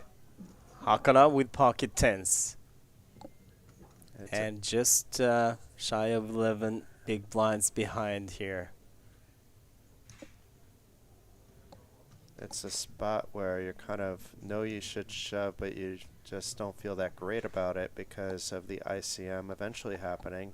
But going from 12 to 9, once again, is where the pay jump is. 10, 11, and 12 get paid the same. He has shown Torshu a lot of respect, but I think this is just too strong of a starting hand, and he goes all in. Putting Torshu to the test, and she calls quickly, and she is dominated. Hakala at risk, and we didn't see any other aces in other people's hands, so even though he's ahead, he's not going to be miles ahead at the moment. For his tournament life, and 2 spades on the flop, so ace or a spade to knock out Hakala. A 9 pierce the board, and a 7 he dodges and fades, or whatever you say in England or America, or I don't know what you say in Estonia.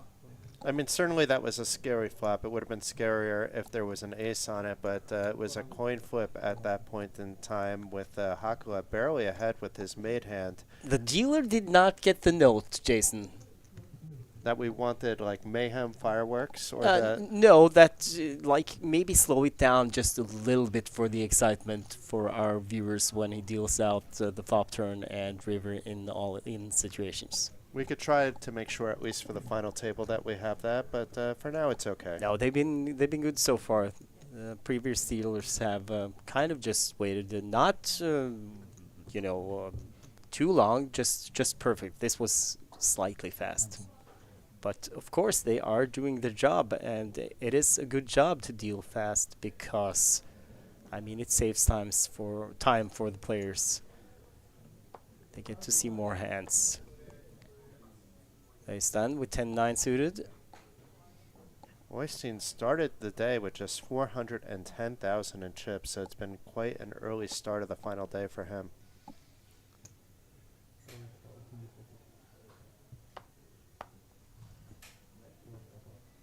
Taken over as chip leader and table captain. Hokanen, yeah. Yeah, Håkan is still there. So you're right. He's got more, but still behaving like the table captain. oh, he is. He is the table captain. Håkan has been more selective. Margit folds ace-5. Hakala folds, and Torshu in the big blind, she folds down to 570,000. So after the good start, she is now down below what she came to day 3 with.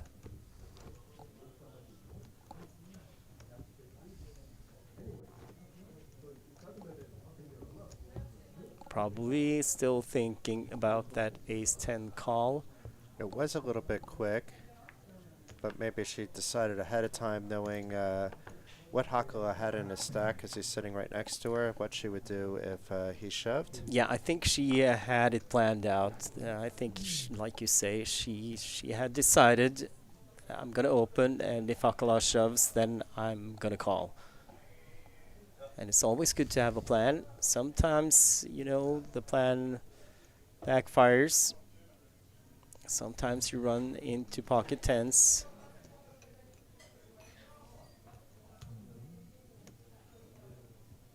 But, you know, she's an experienced player, and she's good, and she, you know, she knew that when she opened, it was possible that Hakala would shove on her. It didn't come as a surprise. You know, that's one thing that kind of surprises me, actually, when I play live poker, that it's like, this could be something that could happen.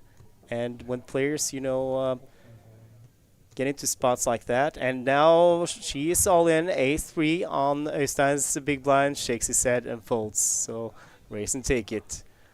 No, but it surprises me that players, you know, when a short stack shoves on them, it comes as a total surprise, and it's like then they start to think if they should call or fold. So it's a good thing what Torshu did that, you know, even though she lost the hand, she had kind of made up her mind. She thought about the possibility of getting shoved on by the short stack, and she had decided to call. Yeah, it's a good point. And then when you're playing online, you have all the chip counts in front of you, so it's much easier to do that. And another mistake I often see players make, and it's all related to this, is that they don't know how many chips approximately all their opponents at the table have. And that's rather important. If you use that information online, you should obviously be using it in your live game as well. And it saves time as well, because I mean, you have kind of an idea how much the other players have, and of course, if you're not totally sure, you always ask for a count. But you know, if you know ahead of time, then the dealer don't really need to count the stack then and there. So time saving, and Mifsud gets the walk. Maybe that's the winning hand he needs to get started back in the right direction. It's just been one cooler after another from Mifsud. Began the day with over 2 million in chips and now is under 1 million. Maybe after getting the blinds, he's back over 1 million, but I think he's still at 955,000. See, Øystein and Hakala are both sporting the Jevakim palm patch. So they are still in the last longer that Jevakim has in this tournament. She is herself not in it. Even if she wins, she will not get herself her own last longer prize. But both Øystein and Hakala still in the race. Might be players at the other table who are still in as well. We will have to wait to find out. She would deserve the prize if she outlasts all her viewers, her fans that entered this Coolbet Open Main Event. She was quite adamant when we had dinner the other day that that was not going to happen. No, lunch it was, but during no lunch. She said, well, no, if I am the one who lasts the longest, then number 2 will get the prize. I can understand where she's coming from, but it doesn't make her deserve it any less. You're right. Øystein has opened the button, gets called by Håkan in the big blind. King 5 for Øystein, Queen 7 for Håkan. King, deuce 9, top pair for Øystein, not much for Håkan who checks. He does have the Queen of Hearts, 2 hearts on the flop.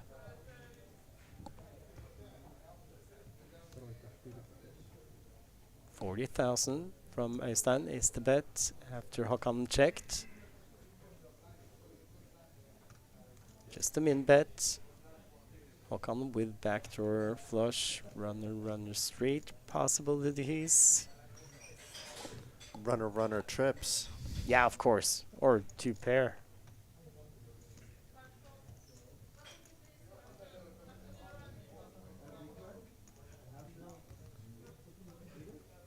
Thinking about this an awful long time, actually. He's been quick to act. It is just a min bet.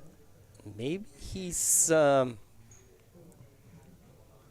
maybe he was thinking about trying to, you know, make a play against Øystein, the button racer, but thought better of it. And this time, it was a good thing that he didn't. Yeah, 5 million chips between those 2 players. It's possibly not the player you want to do that with. Then again, maybe it is the player you want to do it with because he's not going to be expecting it from you. And the short stacks have, they want to stay alive, but typically if they're going to be in pots, they're going to be more inclined to stack off than, let's say, somebody with 2 million in chips wanting to bleed off that stack. And I think also you were right when you came in and, you know, pointed out that he seem to prefer to play pots against the bigger stacks and avoid the short stacks. But now, the short stack at the table, Torsrud with pocket aces. Opens.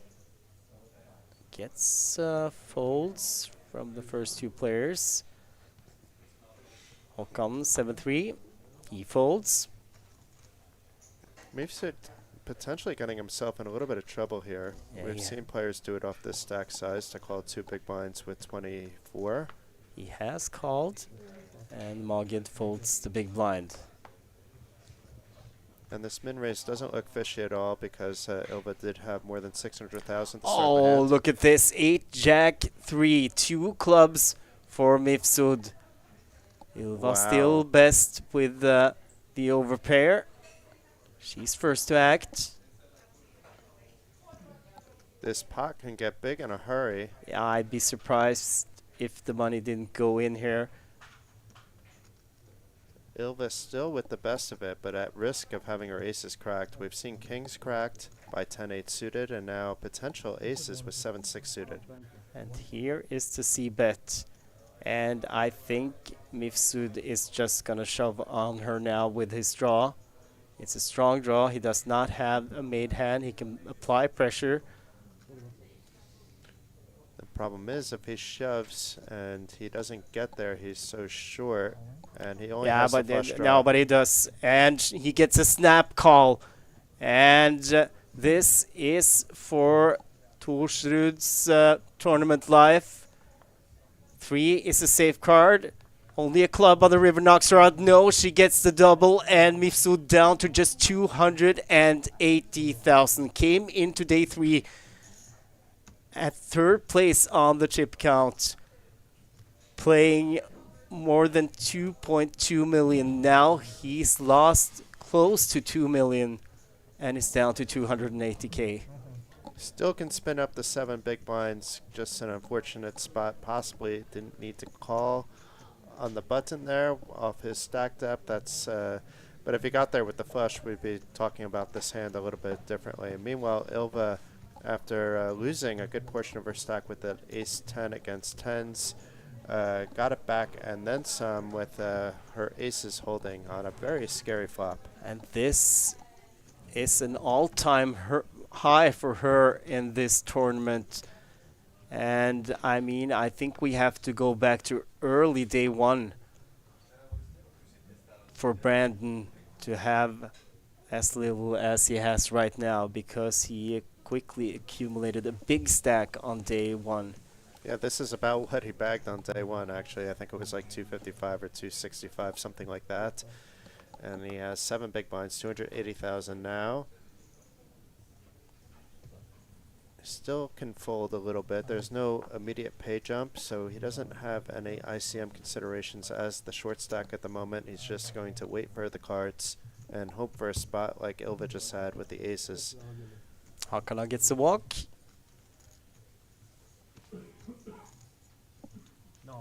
Wow, there has been some spectacular situations here. And I mean, Ylva was lucky earlier on when she hit a jack against an ace-queen. Look at this, now she's up to 1.4 million. Backup, I should say, which is 35 big blinds right now.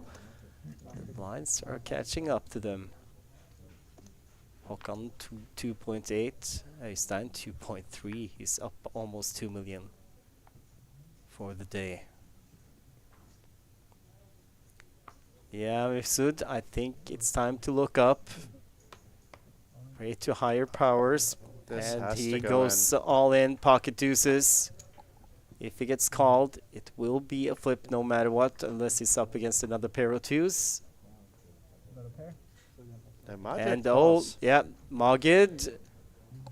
He has, what is it? He has 2 overcards. I see an ace. So no pair, ace-9 for Magid. Mifsud still ahead. Not anymore. Ace on the flop. Ace on the turn. Only a deuce on the river could save Brandon Mifsud, but it does not. He is out in 12th place and quickly exits the tournament area. Oh, it must be so disappointing to come into the day 3rd on the chip count and be knocked out within the first 2 hours. It's been bad beat after bad beat, cooler after cooler for Brandon. Not much he can do, and a little bit of a loose call there by Maggot, but I guess he had a feeling that Brandon could be shoving lighter aces or even just rags in general. At the end, he got there with the flip and now has a healthy stack. But if the deuces hold, we could be looking at the situation of Brandon on the comeback and Maggot really the one with like 5 to 7 big blinds. It's funny how just the luck of the cards have changed the fortunes of these two gentlemen. I don't think the call is too loose either. I mean, ace-9 against a short, very short player, 6-handed play. I think it's kind of standard. It was for most of his stack, but I agree that most players would be doing it, but it's still some players would be folding. No, it was. not for the most of his stack. He would still be, if Yeah, not it was, healthy. yeah, it was for maybe 25-30% of his stack. That does make a big difference, Yeah. actually. Yeah.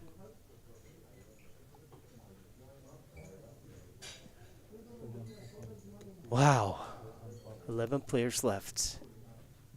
And,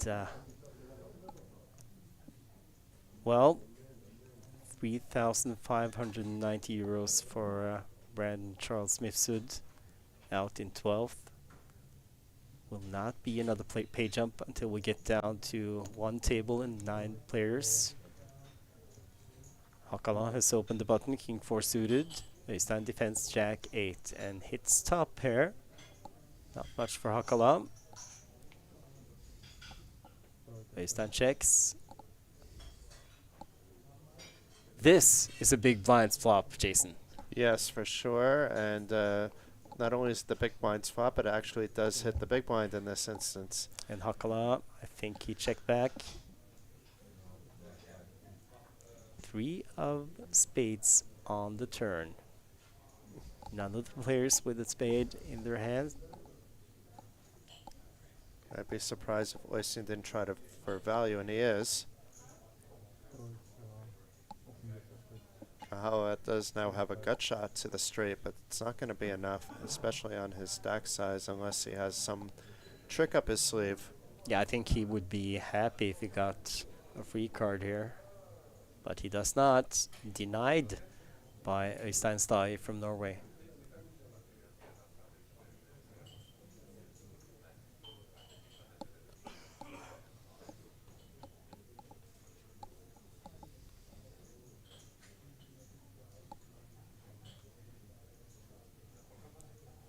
These two guys who did both go deep in the 8th game. Well, Hakala folds.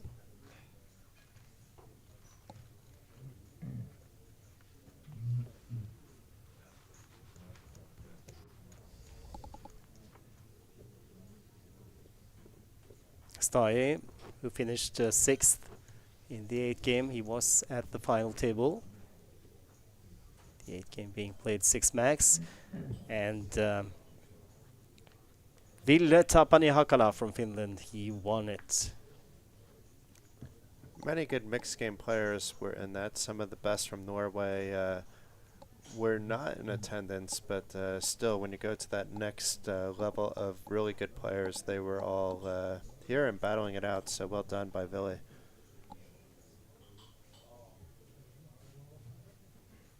That's the one tournament I would have loved to play, was the 8-game tournament. Yeah, we missed out this time, Jason. I played the first one and the second one in Coolbet Open. I played the first one. How did you do in the first one? I re-entered. Okay. And then I made it through late registration. I had a little bit of a stack and then lost, I think it was ace-queen versus ace-king. It was something fairly standard that when I look at it, I'm doing the same thing again, so then it doesn't matter. Aren't you gonna? Okay, Torshu has opened the ace king.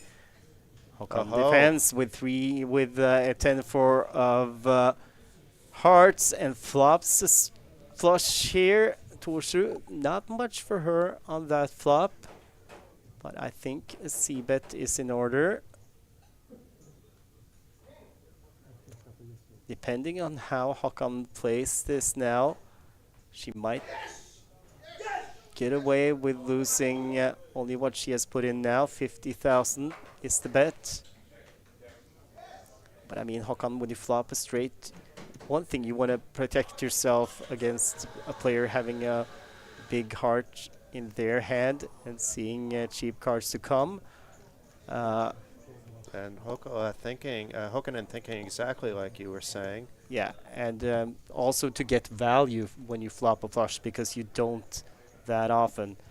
So Torsrud gets away from this one, loses the minimum, and still got 1.2. Håkon 2 point now.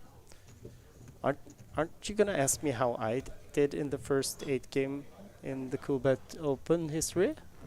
How did you do in the first ever 8-game in the Coolbet Open history, Steek? Oh, I'm glad you asked, Jason. I'm so excited to learn the answer here. Yeah, I actually finished second.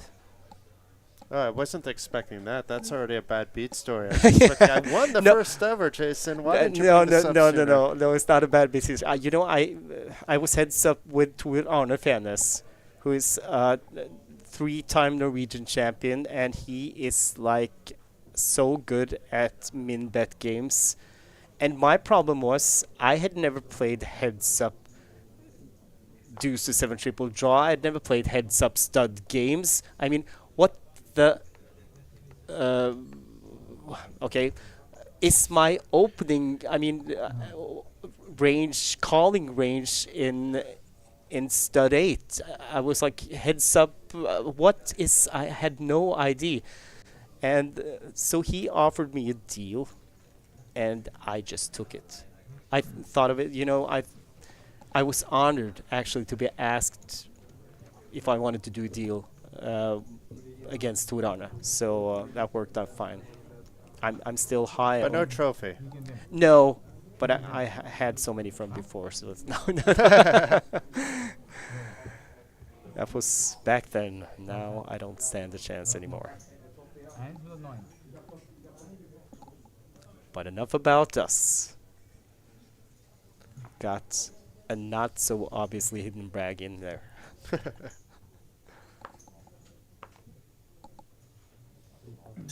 Looks like the last hand before the break, actually. That quickly approached. Otherwise, Oystein is off somewhere else. No, I think he's off somewhere else. It looked like he was in a hurry, and usually when players are on the break, well, they could be in a hurry, but still, I think we are going to play for a little while longer. Well, maybe not. We'll have to wait and see. You might be right, Jason. Magid all in, king, queen, offsuit. Awfully big jam there. Yeah. I mean, it is more than 20 big blinds effectively, with Hakala having more than 800,000. Yeah, he's known for his power jams. Power! Magid Aziz from Egypt. Staye is back in time to sit down and play the next hand. You know, he might have been over at the other table just to check the stacks there. I think it might have been a little report back to Torsrud. His first back now, Jack 9 offsuit. He folds. Håkan, Queen 7 suited. Well, he had luck with his hearts the last time he played them. Flopped the flush. And Should be opening, yeah. Yeah, he opens a quick call. Wow. From, no, he's all in. Quick all in from Magid with ace queen. Wow. That was pretty fast. And a fast fold from Håkan. But now we are on the first break of the day. We are 11 players left. Means that we lost 5 players during the first 2 hours of play. We will be back right after the break.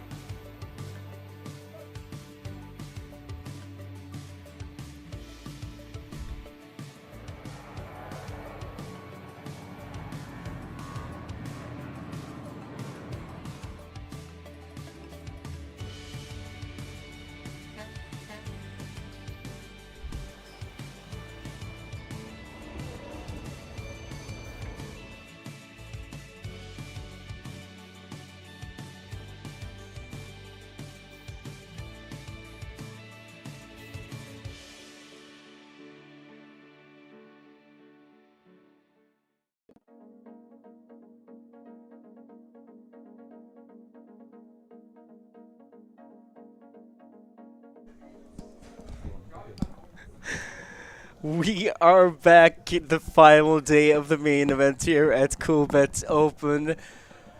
Players are just sitting down. Jason Glatzer is just sitting down, and we are ready to continue. 11 players left to all are guaranteed a nice payday already. I'm enjoying that we have a new feature table, so we get to take a look at some of the outer table players. We've seen a lot of them before. Florian Fuchs has the overall chip lead, and very nice guy, and it's nice to see that he knows how to play with two cards, because I met Florian one night here several years ago, and there's a whole story behind it, but let's just say that we were playing any game that we can think of. We are not far from Austria, Bratislava just being 5 minutes bus ride away. But this is not the Austrian Championship, even though we have 3 Austrians at the feature table right now, and Florian Fuchs is the chip leader playing 3.6 million. And he started the day with slightly less. I think it was 2. Maybe 2.4 or something like Yeah, that. somewhere around 2.4. I do have it in my notes. Hold on. Yeah, you're almost spot on. 2,350,000.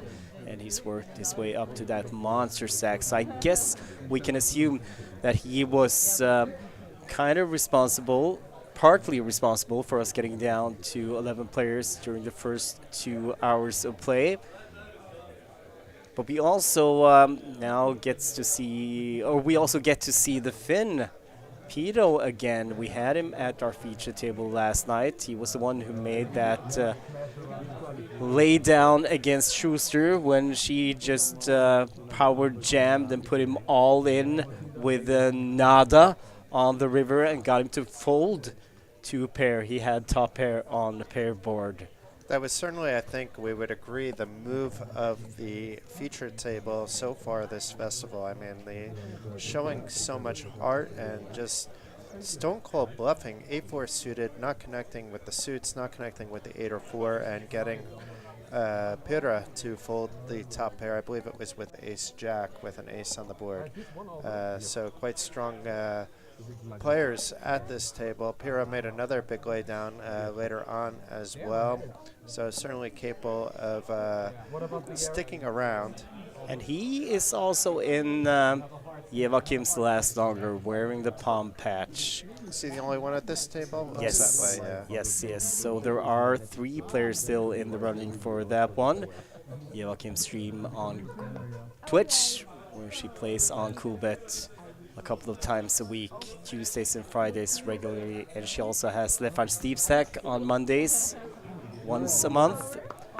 In seat 1, we have Rafi Ben. He made a short appearance yesterday at the featured table. Florian Fuchs in seat 2. Then we have another Austrian, Daniel Schaker, in seat 3. I guess you'd say Shaker, right, Jason?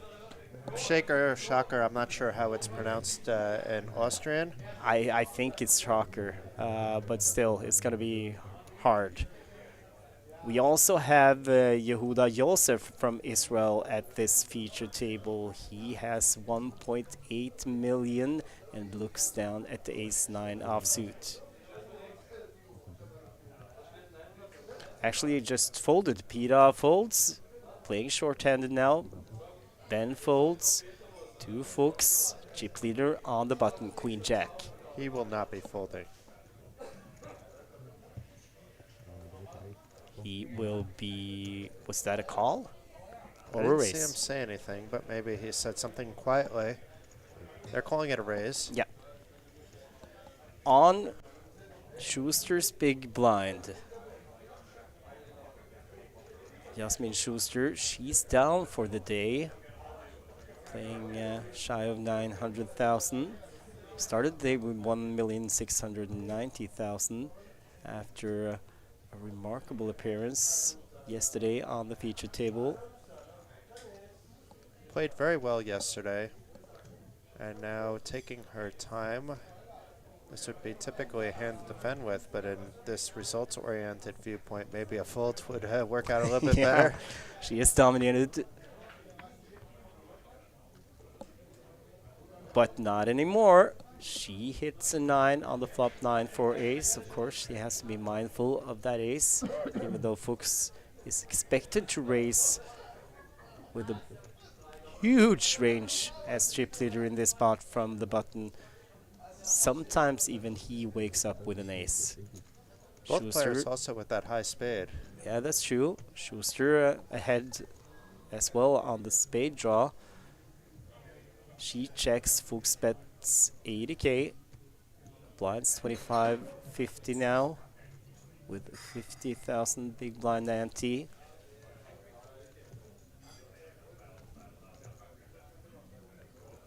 Be interesting if Schuster calls whether Fuchs puts her on this kind of hand with a 9, because maybe she's raising most of her aces pre-flop with a 3-bet. There's plenty that she's not. Playing 17 big blinds behind here, Schuster. So she has to thread carefully. Tread, not thread. I guess that's two different things, right? Yeah. She calls.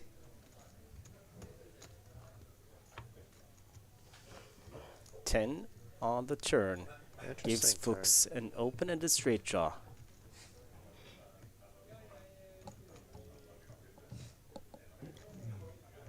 Makes it so much easier for him to bet bigger if he chooses to do so on the turn.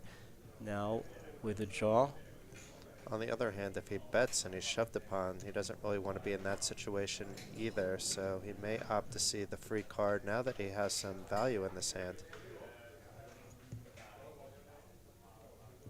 The two Austrians battling it out. Bets 325.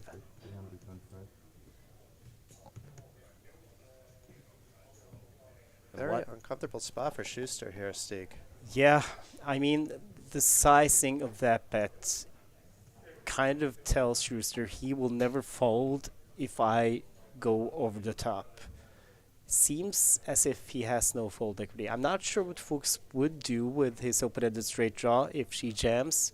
We might find out she's probably not going to jam here, but you never know. He's priced himself in to call, though, based on this bet sizing, I feel like. It's only going to be another 440,000 into in a massive pot, so he gets her to fold the best hand. So Fuchs with nice awareness, nice aggression, and getting close to 4 million in chips. 25% of the chips in play in Mr. Fuchs's hand here. Yeah, but in this spot, yeah, it's like we'll never know, actually, unless we ask him. But if he would have called the jam, it's like sometimes you bet size in a way that makes it seems like there's no fold equity. You are absolutely right. He does have that open-ended straight draw, so 8 outs, but still he can't know that all of them are good. I mean, she could have had a flush draw as well. You have to calculate this stuff in. But, oh, look at this. Peta with the pocket kings under the gun. 1.5 million. Playing 30 big blinds right now. Looks dreamy under the gun off 30 big blinds. And he's had a good day. He started with 655. He had a rough go at the feature table yesterday, though, so it's good to see that he rebounded. Opens to 100,000. Folded around to Shocker on the button.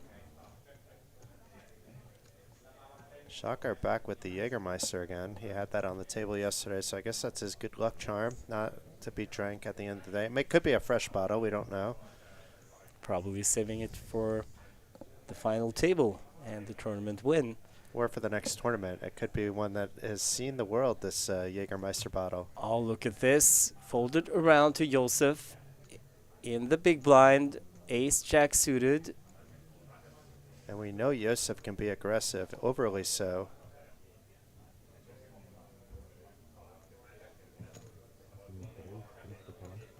Elects to raise. I think Peta is facing a raise here. Yes, 3-bet to 350,000. So pretty good sizing by Josef if he is going to 3-bet. Unfortunately for him, he's up against a premium hand, and Although you can call with ace-jack, mathematically speaking, against an under-the-gun open 4-bet jam, it would be... Most players would likely lean towards folding that even in 5-handed play, especially on a final table bubble. And what do you do with your pocket kings now? Will top on? No, it's not Oskari. I like Pira, this. yeah, he just jams. Shuts it, and he got to call. Oh my god! And he's up against Ace Jack. Wow, he called with the ace-jack and 3 million in the pot. Monster pot for Pira's Tournament Live, but Josef will not have much behind if he loses. 10 deuce queen flop. Does not want to see a king now, Pira. 9 on the turn is safe. Open-ended straight on and an ace on the river. No. Oh my god. Josef knocks out Oskari Pira, and that is just so unlucky for a pot of more than 3 million. He's playing 3.3 now, and Oskari Pira is out in 11th place.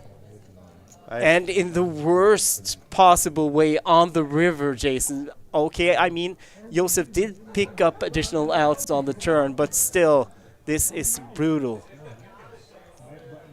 I mean, he's had absolutely zero love at the TV table. He may not want to be at a TV table ever again. And he's it's just been crazy the last 2 days for him. He's shell-shocked. Look at him.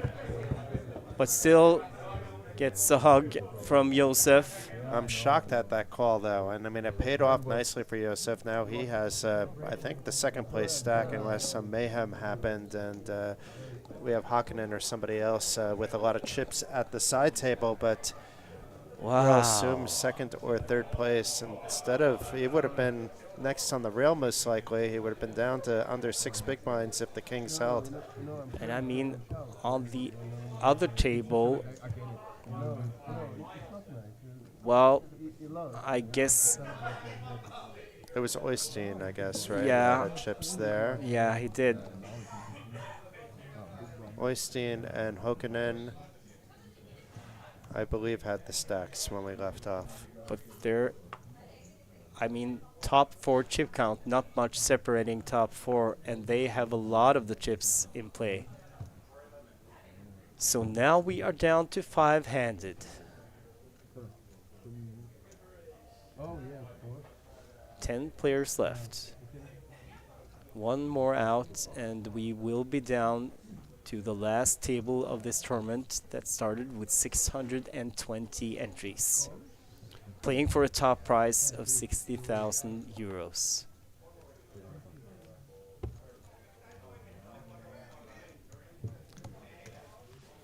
And the reactions are coming already in the chat on YouTube. Ståle Mikalskallen, call with ace-jack? Really? The nationalities are evening out. Of the 10 players we have, still the most from Austria, 3 Austrians, but we have 2 from Finland, 2 from Israel, 2 from Norway, 1 from Egypt.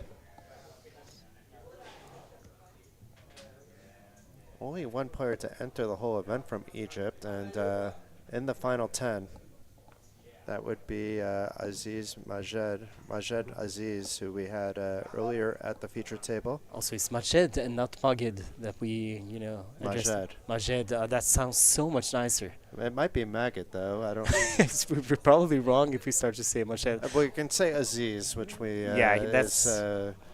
If we're saying it wrong, it's not by much. No, that's his last name anyway. So, and Josef, the last remaining Israeli players, they had 20. No, is it? No, there are 2 left, of course. Yeah, Raphael Ben is at this table as well. Yeah. So, but still, they had 20 players through to day 2 yesterday. Josef has opened the button for 3 suited. Fuchs in the big blind is going to defend with 5-4. Has Josef dominated, but on that flop, well, King 10 deuce Fuchs checks. Josef now.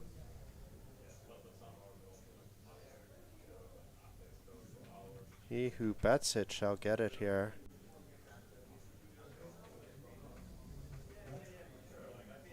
And I guess you're saying it's going to be Josef. He is reaching for chips. If they cross the line, there's really no reason for Florian to play around against Yehuda here. They have all the chips. Half the chips in play almost between these two. 70,000, enough to get the job done. And he's up to 3.4 million. Must be nice. See, there has been some reaction on the YouTube chat after that ace-jack call. And, well, we were surprised as well, Jason, but it worked out for him. It was risky. It was a gamble. He got lucky.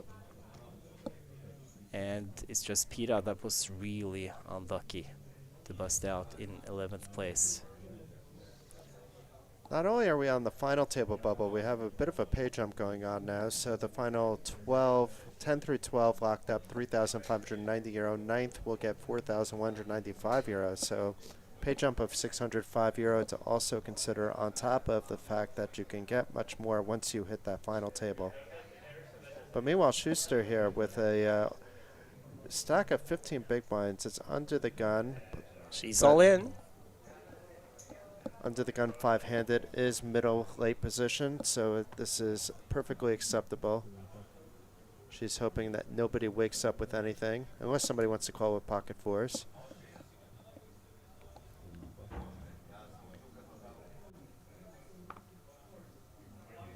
Folded around to the big blind. And this is going to work for Schuster. Both her and Shaka are on very similar short stacks.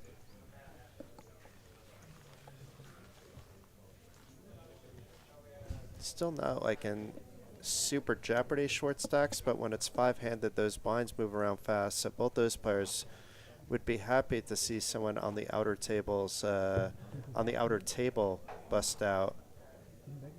Because then you really have a lot more time. You have 9-handed, which we haven't seen in this tournament because it was 8 max throughout.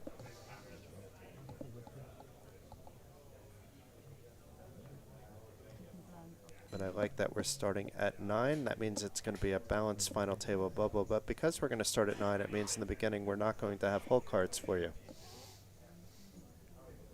You are absolutely correct. Gonna do it old school. Ben, ace-10. He opens from the cutoff. 125,000.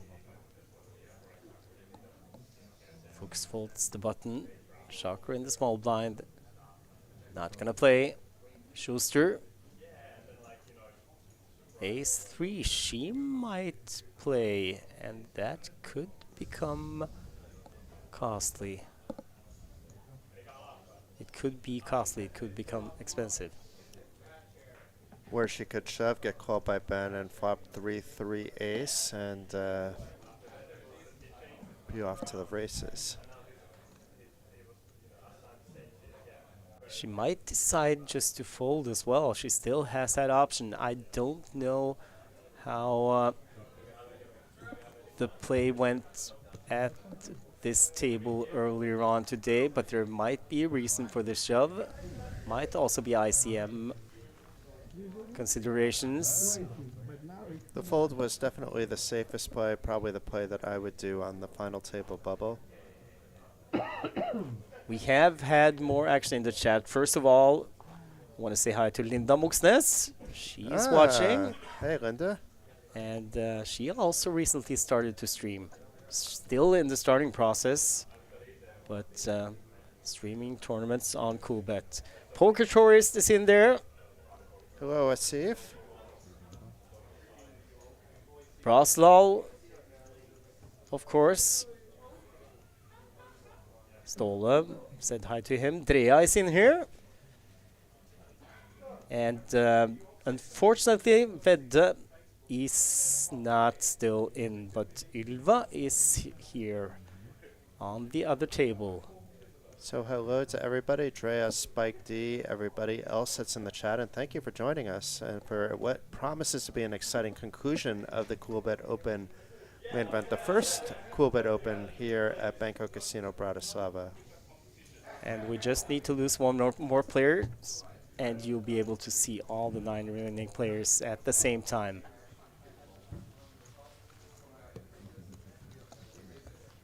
Walk for Josef. I mean,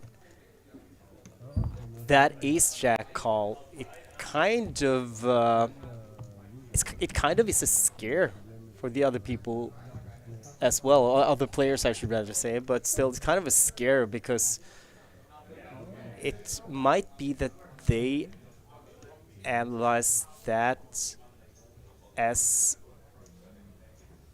the fact that maybe Josef overvalues some starting hands in certain situations.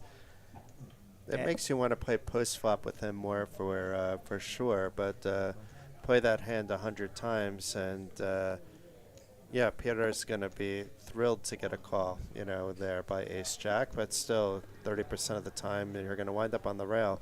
Yeah, but the thing is, then the other players have to pick up those premium hands. And I mean, 1 out of 221 times you're going to get aces.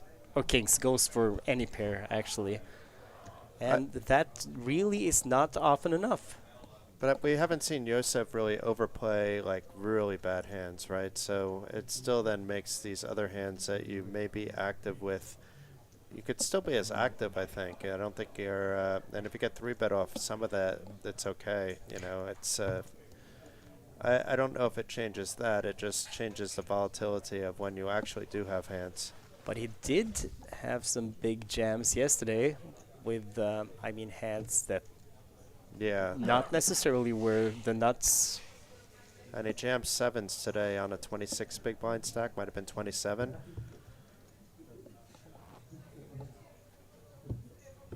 Could have easily been 3-bet shoving into 8s or better. In this case, he got 2 overcards to fold. But so far, it has been working out for the Israeli player. Shocker. Been pretty quiet. He's going to have to post the big blind and the ante in next hand, but he still has enough chips to fold. And he does. Schuster with 10-8 suited. Talked about Schuster yesterday, and I didn't really find that many tournament results from Schuster, but it turned out there was an explanation for that, Jason. Yes, I got to chat with her a little bit last night, and we caught up a little bit again, maybe an hour, half hour before action began today. And yeah, she mentioned that she has a lot of results locally and wasn't always publicly sharing things with the Hendon mob. So it explains a lot because she appears to always know what's happening, and one of the stronger players we've seen, I would say, over the past 3 days. So it didn't look like someone that was new to playing live poker. Her boyfriend also plays poker, so maybe we'll see him in the chat supporting her as well. But yeah, impressed with both of the female players. We had Ilva left before, and it's been a while since been reporting or commentating an event where we have a strong possibility of having 2 women at the final table. One is not anything new these days. There's so many strong women players, which is great to see, but 2 is something special. Hopefully it won't be special in years to come, but as of now, there aren't too many main events I can think of that we've had 2 women at, and certainly it's going to be a first for the Coolbet Open. Assuming that Schuster makes the final table and that Ilva doesn't blow up her stack at the side table. Josef with ace-king.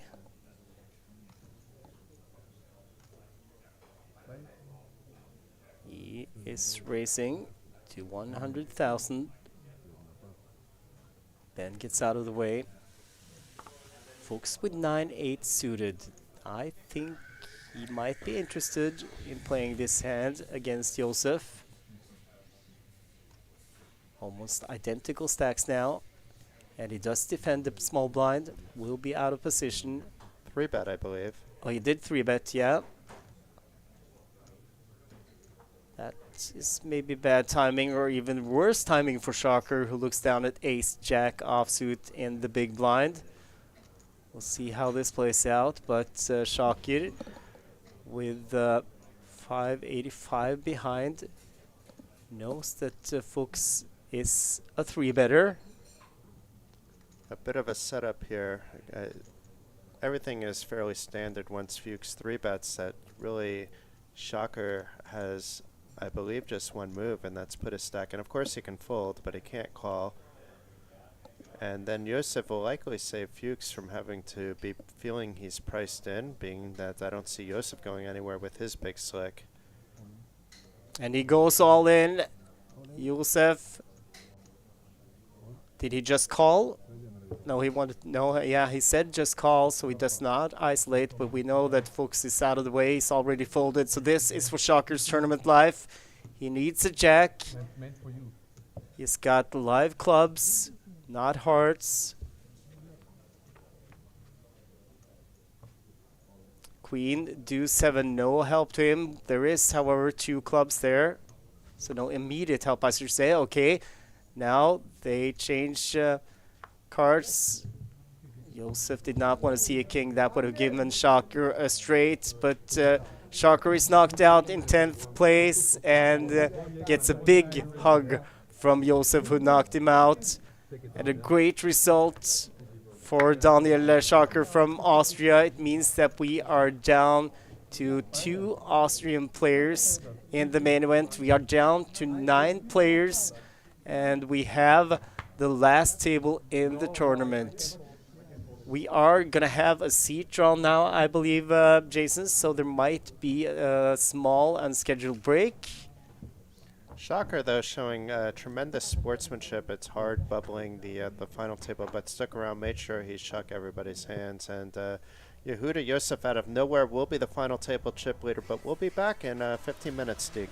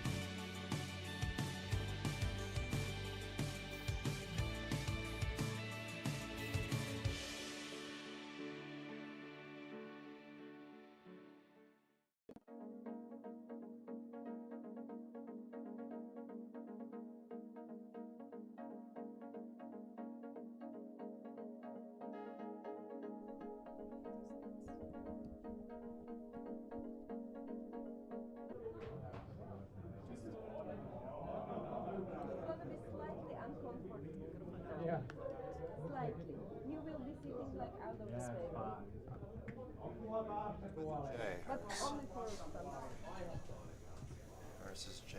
And we are back, Jason. We were just discussing names and how to pronounce names in German, Austrian. I guess there are some similarities, and we will explain why. Because we have two Austrians at the final table in the main event here at the Coolbet Open in Bratislava. Just 9 players left who are battling out for a first prize of 60,000 euros. But already they've made a pay jump, Jason. Yes, so basically we had no pay jump from 12 down to 10, but we had a pay jump from 10 to 9, and we're going to have pay jumps the rest of the way. Currently, players have locked up more than 5,000 euros. They've locked up, I mean, more than 4,000 euros, 4,195 euros. But now the pay jumps get serious. The next pay jump is 895 euros to 5,090 euros, 7,260 euros for 7th, 10,340 for 6th.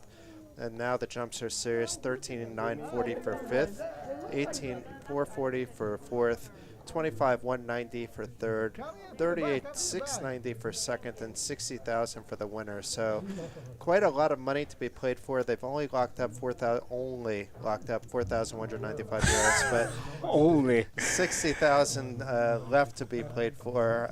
So should be quite interesting. And as I mentioned just before the break, it's going to be the first final table I remember for a main event in quite some time that we have 2 women present at the table as well, and Ilva, Yevakim, Thorsrud, and Yasmin, or Jasmine. That's what we were discussing, was the pronunciation of her name, Schuster, which I'm pretty sure we have her surname correctly. And quite a lot of countries represented too, with 2 representatives from Austria, 2 from Norway, 2 from Israel, 1 from Finland, no, 2 from Finland, I'm sorry, and 1 from Egypt. it's kind of almost like a joke. 2 Norwegians, 2 Austrians, 2 Finns, 1 Egyptian, and 2 Israelis walk into a bar. They sit down at the final table. And this is a selfie moment, if I ever saw one. We saw Ylva Thorsrud take a selfie, but she's had final tables in the Coolbet Open Main Event before, and it's not, just a little over a year since she was at the final table the last time, and she finished 8th. That's her best placement, best result in the Coolbet Open. She could improve today, but she has to outlast 2 players to do so. We are going to get the chip counts of the players up on the screen shortly, but we know that we have Majed Aziz up there. We do know that Florian Fuchs is probably the chip leader. We don't believe Yehuda's chip leader. Yehuda Joseph. Okay, he's surpassed Mr. Fuchs. Yeah, he has nearly 4.6 million after winning those monster pots just before the final table yeah, you are right. started. Yeah, he has been doing well. And here we go, 4.6 million. And I mean, a total of close to 19 million in play. And Ilva grouped in with Aziz and Schuster as the 3 short stacks, the 3 players most in jeopardy. And now, where before I said the short stacks may be willing to gamble, now they just want each other to go out. Of course, they're going to look for spots to chip up, but there's a lot of money on the line between 5th and 7th place, and that's what we're looking at with the short stacks. 4,195 for 9th and 7,260 for 7th. But I noticed one thing. There has been a seat draw for this final table. They are going to keep the seats even when they get down to 8 players. But Florian Fuchs, he was sat to the left of the chip leader, Josef. And that is a big advantage for the Austrian. Yeah, he couldn't have had any better seat, especially with Josef proving that he could be a wild card. Now he can decide whether he wants to play with the wild card or if he wants to avoid spots with him and that he would otherwise get involved with other players. So I guess he couldn't have asked for anything better, Florian Fuchs in seat. Well, it's going to be 8. And now that we play 9-handed, we will not be able to see the player's hole cards. We will not get graphics. We have to eye the bet sizes, and we have to eye the pots. This will be corrected once they get down to 8-handed play. So just be patient. I mean, this is exciting as well. We used to do it like this back in the days. We didn't see players' hole cards until the final table, actually. I've done commentary, 4 or 5 days in running before I saw one single hole card, and it has its charm. It looks like Aziz just jammed over here. Yes, he did.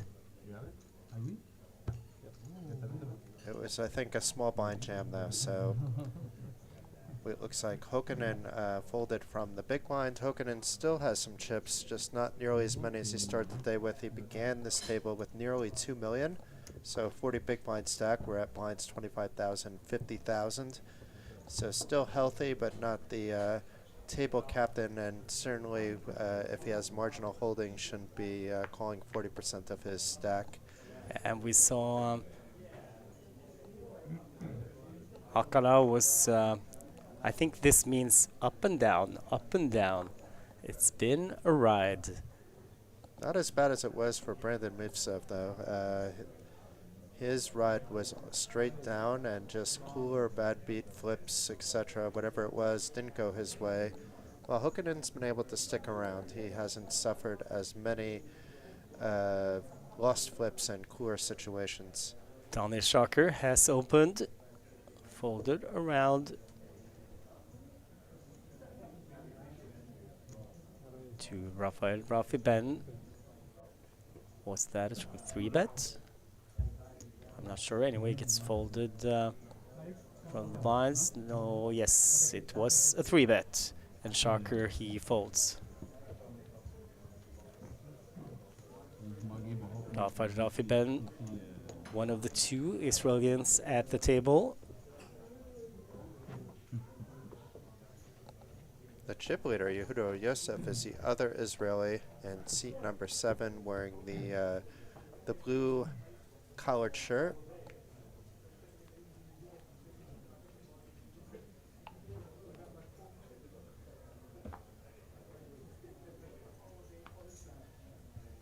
Schaker and Thorsrud folds.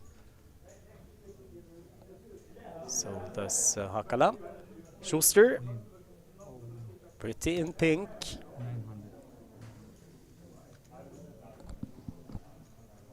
For you kids out there, that's a reference to an 80s movie. Watch it. Molly Ringwald at her finest.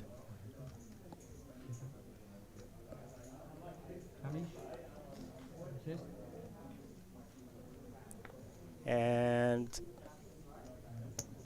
raise and take it. So it seems like, well, Ben, he is going to take control of this final table.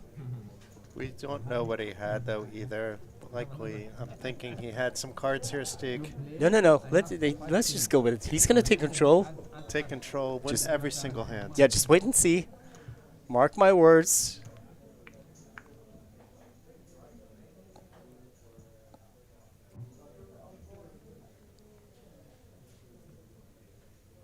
That's so impressive, Thorsrud. So many deep runs in the Coolbet Open. Not only the main events, but side events as well. And the palm patch. To promote her stream on Twitch. She is a Coolbet streamer.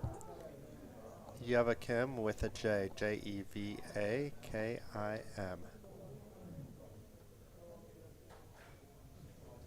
Worth checking out even if you don't play a Coolbet. They have a good time on that stream. Yes, I occasionally guest, and it is a good time. You know, the Friday fun is really fun. You maybe have too good of a time. Yeah, you are right. I've been known to go on rants on that chat late, when somewhere around midnight on Fridays, Central After European a few bottles time. of wine. Yeah, well, It is Friday fun. it is a social thing. You know, during the pandemic, me and Ylva, also Life Eddie, and a lot of other people, we actually celebrated New Year's Eve on Twitch because we weren't allowed to meet. So we did that, and that was so much fun that even though the restrictions had lifted the next New Year's Eve, we did it again. Getting old, though, I think. Yeah, and I mean, I'm the same. I don't need to go out on New Year's Eve. I'd rather have a few people over, though. But if not, I'm happy to spend with my wife and son. I travel so much for my work that it's enjoyable when you have these nights with the family. 6 on the turn. We have seen a flop here for 6-10. It is Josef against Hakala. Checks again. Here's Josef.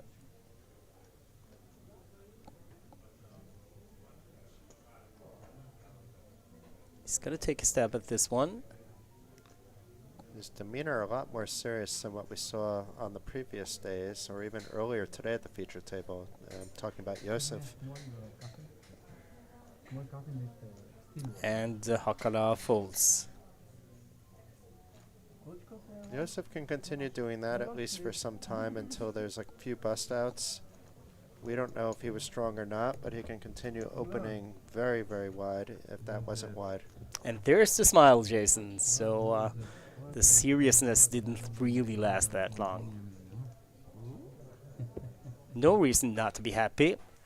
Chip leader. Oh, yeah, here we go. You see that Jägermeister bottle? Is it being drank? No, but I think he got that one from Daniel Schaker when he knocked out Schaker.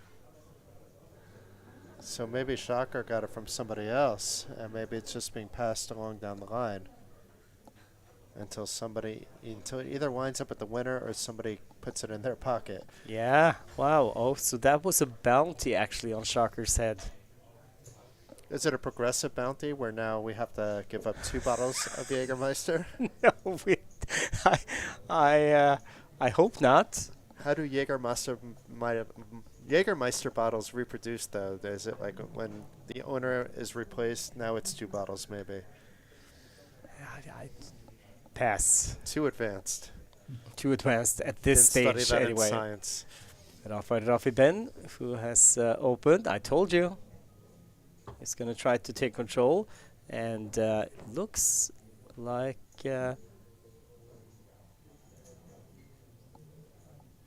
he is interested here. Håkan makes the call. Torsrud folds the big blind.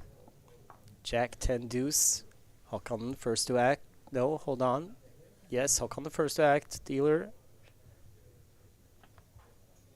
Check, check. 8 on the turn.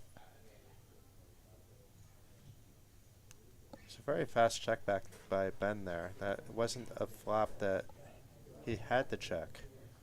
Check, check. 6 on the river. Now I wouldn't be surprised if we saw a bet here by Hakanen. No, he checks a third time. And Ben is happy to check it down. Showdown. And that one goes to Håkan. Actually, okay, that explains maybe why he didn't bet. He had some thin showdown value, but he could have been repping those cards and not have them, or if he had them and checked the turn.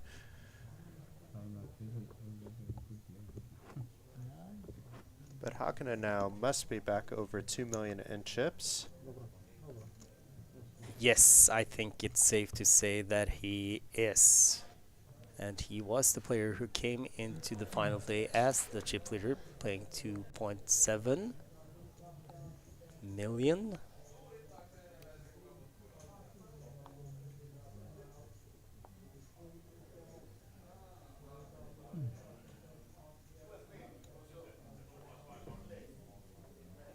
Folded around to Øystein Stai. He's gonna open 100,000.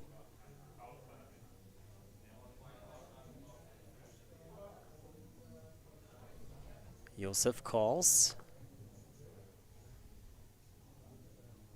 Florian Fuchs folds. Håkon on the button.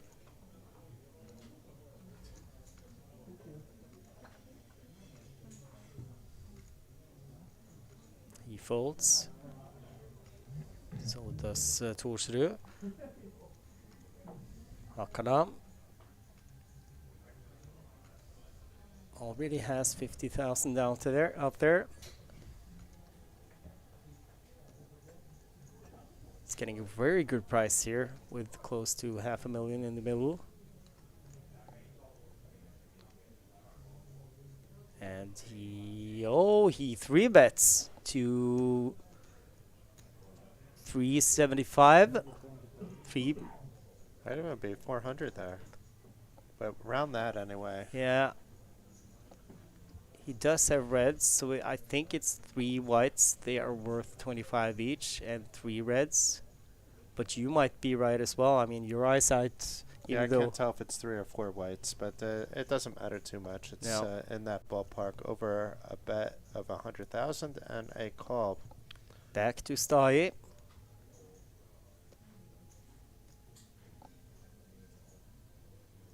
Hakala does have a stack that he could just be making a move, but I would more put him on a very strong hand. And look at this, Øystein Stai. Oh ho! A There's 4-bet. the 4-bet. I think 850 or 875. Stai started the day with just 410,000. So that 4-bet was way more than he started the day with. He's had a wonderful first, well, not even 3 hours.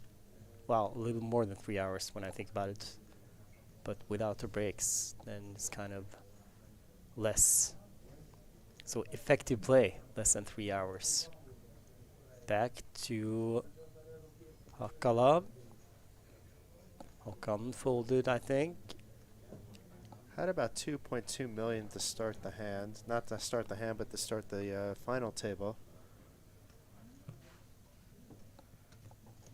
Sly has him covered though, so we could be looking at a massive pot if we do get a shove and a call. We did. We got a shove we and do. a call. And it's kings for Stai. It's aces Oh my for God. Håkon. What a setup. Wow. Jack, 3 Jack, king of clubs in Stai's hand. Queen on the turn, no help. So we get the double from the Finn. And Wow. Øystein Stai, I just talked about the first 3 hours of play, how he built his stack. Now he is back down. And he gives chips to the player who defeated him in the 8th game a couple of days back on the final table. So sick. And now Hakala is either chip leader or neck and neck with Yosef. We have also on the flip side Stai coming into the final table with nearly 3 million in chips.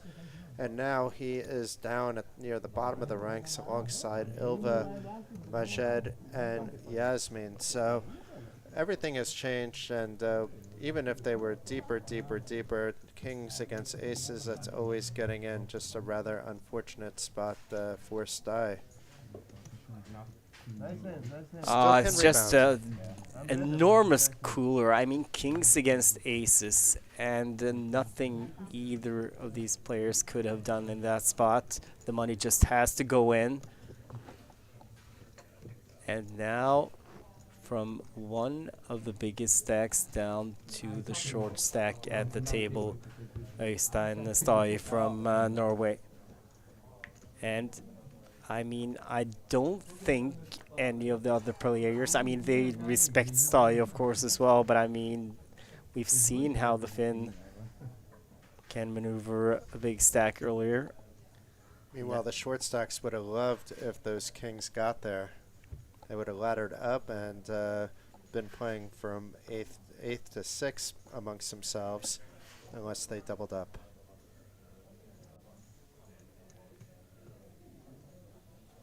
So the most merited player at the table finally gets a chance to open. Florian Fuchs.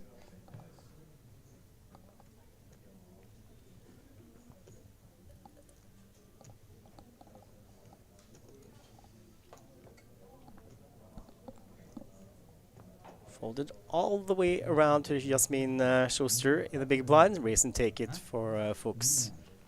He actually, this is his first cash in Coolbet Open ever. He's had cashes in, I mean, just about every single series you can think of. Well, not you, because you've been to a lot of these, but still, his merit list is really impressive.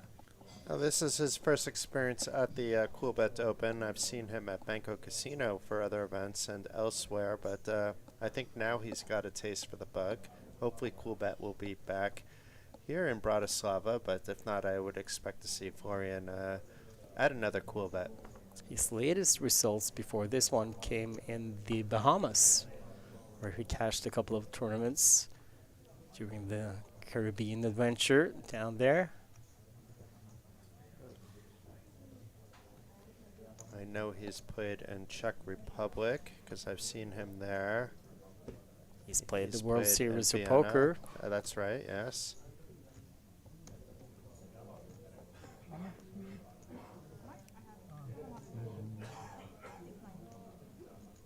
But still, I know him as a cash misses. game player. Yeah. That's the funny thing. Yeah, it's true. I know him as a mixed cash game player because of the first night we met.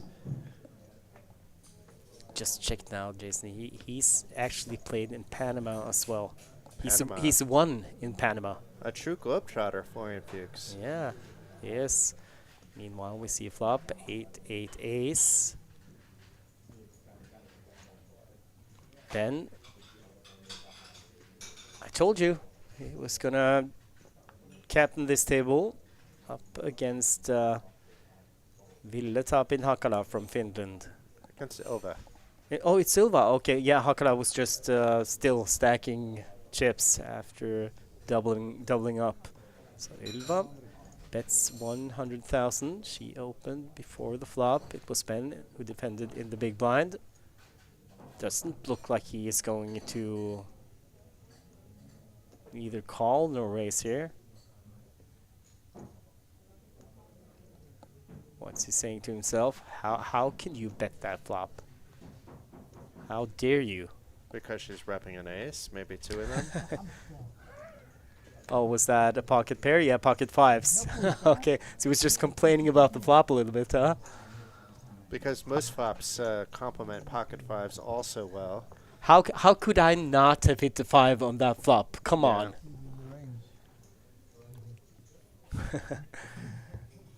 Oh, he is a character. Rafael Rafi Ben from Israel.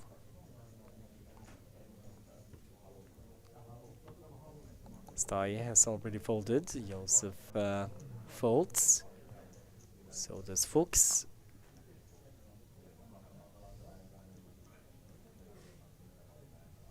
Jakob Mikael Håkan. He is going to raise to 100,000. Thorsjö folds. Hakala looks interested.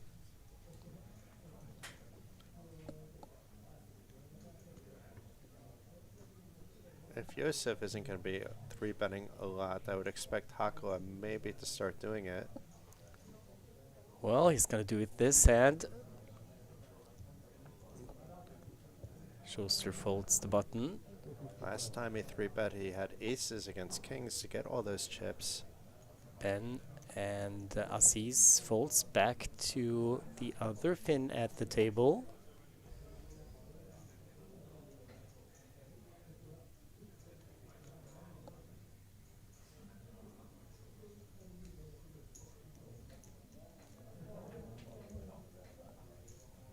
Who lets it go? So we won't know if it was a premium hand again or if he's now just going to try to win some chips without seeing flops with these light 3-bets. We'll have a better idea when it's 8-handed though, of course. In between hands, a reminder of the free roll, which starts at 1900 hours Central European Time on Coolbet. You can get in for free. The password is Canada, capital C. I am gonna play it. There is gonna be a 50 euro ticket on my head, so if you knock me out, you get that one and still have the opportunity to win the first prize, which is a 100 euro festival tickets. But tickets from first to 24th place in that free roll, and that is the last one until the eventual next Coolbet Open.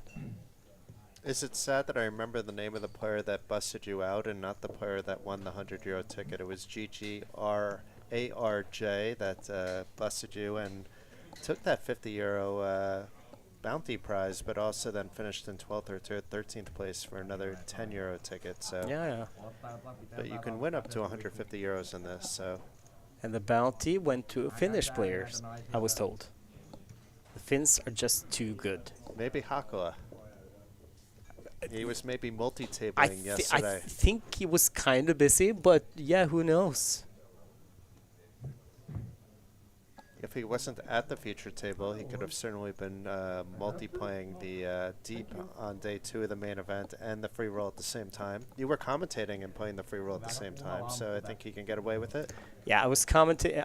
No, I was commentating and playing at the same time. Were we on camera when you did that? With the little air quotations, just in case we weren't, there were some air quotations involved there. Why don't you trust me? I have full not control, because we don't really have control, but I know when we're on and not. Well, are we? I'm not sure, but anyway, it doesn't matter. The air quotes, they work. I think the tone of my voice was enough.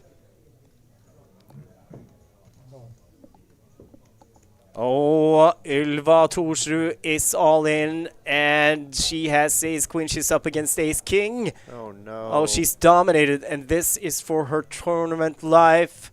3 jack deuce, no help for Thorsrud. And a queen on the my turn. God. But wait, king or 10 would still knock her out. Not when a 6 comes on the river. She gets the double. Wow.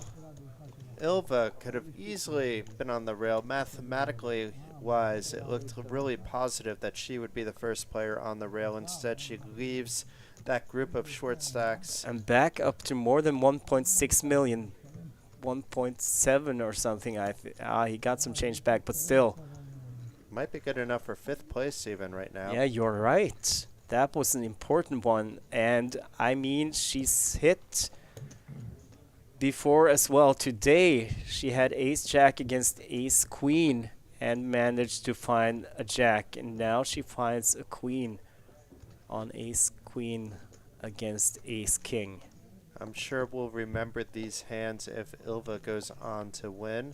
But you need to sometimes win these hands. It's not always smooth sailing when you win a tournament. Sometimes it is, but more often than not, you need to get lucky at some certain spot. It could mean that you win an ace-queen versus ace-king where stacks you get in, or it could just mean that your ace-king wins a big pot against pocket queens where it's a flip, but a very crucial one. So very nice for Ylva. Very nice for all the Yevakim stream fans that might be in the chat as well. Unfortunate, of course, for Florian Fuchs. Still healthy though. Folded around to Josef in the small blind.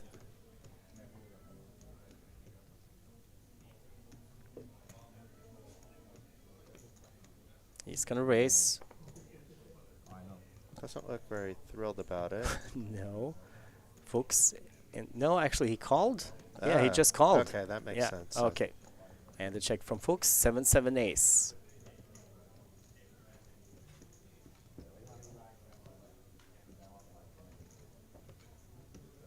This would be a sick poker face if Josef just happened to have like pocket aces and was trying to slow play it all along. But I don't think he would necessarily. Well, he shows, and What did he show? Queen eight. Okay. But it was clubs, and I think there were 2 clubs on the flop. yeah. But a snap fold from Fuchs. We're talking about 2 women left in the tournament, and that's actually, I mean, during the Norwegian Championship, the main events, both the ones that have been held abroad this year here in Bratislava, prior to that in Dublin, and still other locations prior to Dublin.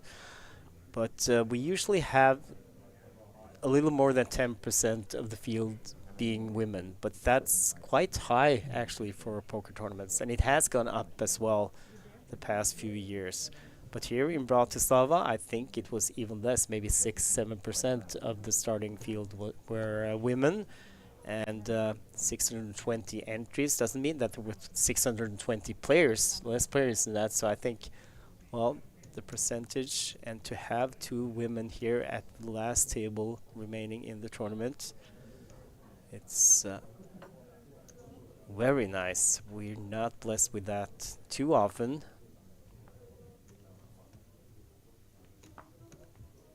A lot of different groups out there now, which is good too for women, aspiring women poker players. Lots of ladies events, which can help as well.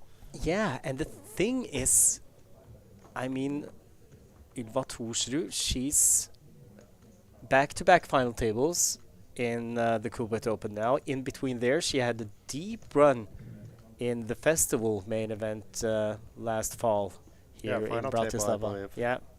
So her second final table here at Banco, second final table also in Coolbet Open.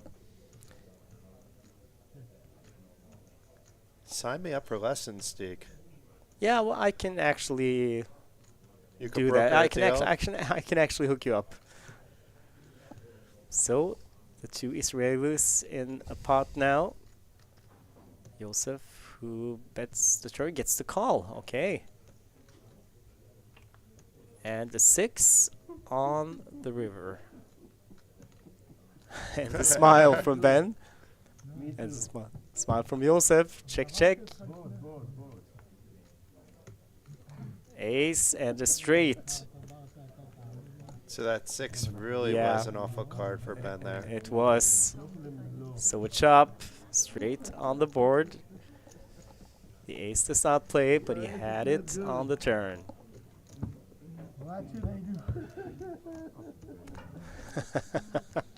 I think if I just flash my laptop to the camera, I would maybe get a free lesson from Ylva just for like the 5 seconds of patch time. Oh yeah, yes, that's right. You got her patch on your laptop.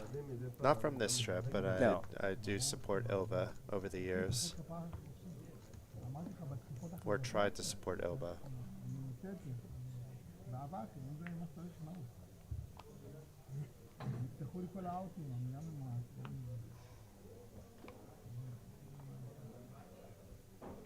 In the big blind now.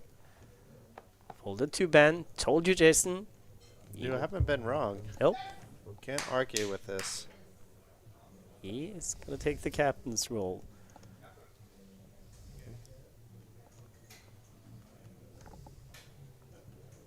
Folded around to Jakob Mikael Håkan in the small blind. He folds. And Thorsrud does not defend the big blind. Raise and take it for Ben. Pocket eights. I'm so happy that Ben shows his cards. Thank you, Ben, because we are kind of flying blind here. Is that an English expression, to fly blind? Yeah, we're flying blind. Oh, cool. But we're not flying as blind as we were at the start of the Nations Cup, where in the beginning we didn't have these amazing camera angles. We did eventually.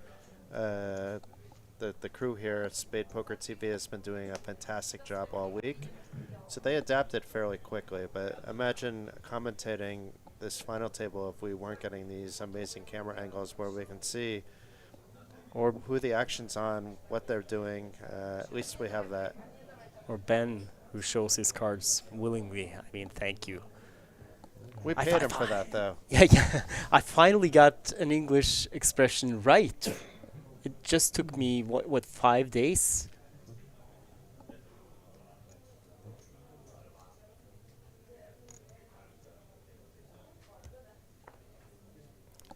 Even a broken clock, Stig, is correct twice per day, so I think maybe that's what we have here. I wouldn't think that all of a sudden we're on the same par. So please ask again before using a Norwegian expression in English. Okay, 1,000 monkeys for 1,000 years.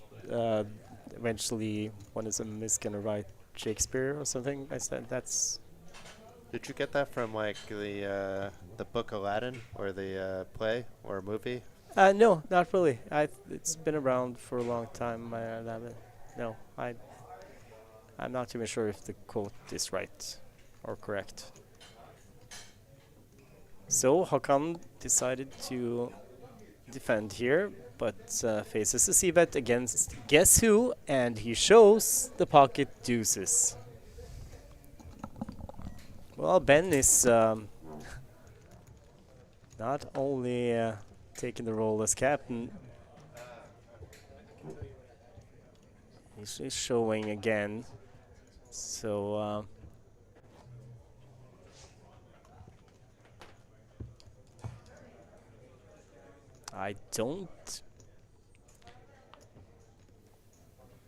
I mean, it's up to him, but he's giving away a lot of information, and especially with experienced players well, most of the table, I think that's kind of dangerous to do. Because they will eventually they will try to look for a pattern here, and eventually they'll be able to figure it out if there is method to the, well, it's not madness because he's doing it profitably. But I mean, why not keep them guessing what you are opening with from which positions? Speaking of which, Florian Fuchs just ran off from the table to share a hand that he had. So we're going to get some whole cards at some point involving a hand with him. Whether he wins or loses, I don't know. Maybe it was a good laydown. Maybe it was something else. But a small spoiler for y'all. Yeah, that is quite a spoiler. I mean, we know that there will be hands coming up, which will be spectacular, Florian. But thank you. But I mean, that's kind of the magic of TV. It's like it will get to us eventually. We don't need to. Is he gonna come running back and forth every single time he's played a big hand? I think it's because we don't have the whole cards. He's doing us a favor. He's oh, doing the same thing yeah, as Ben, so we should be very thankful. Actually, I'm actually very happy. I wasn't thinking about that. So actually, I take it all back, Florian. No, but it's all good. If he's in the small blind now, no. But it looks like he min-raised. But I mean, if yeah. Does, but now it's folded around to Ben. Schuster asks for change and gets it from Hakaram. Ben defends the big blind. Ace, king, 6, 2 hearts. And he checks. Up against the spoiler, Florian Fuchs from Austria.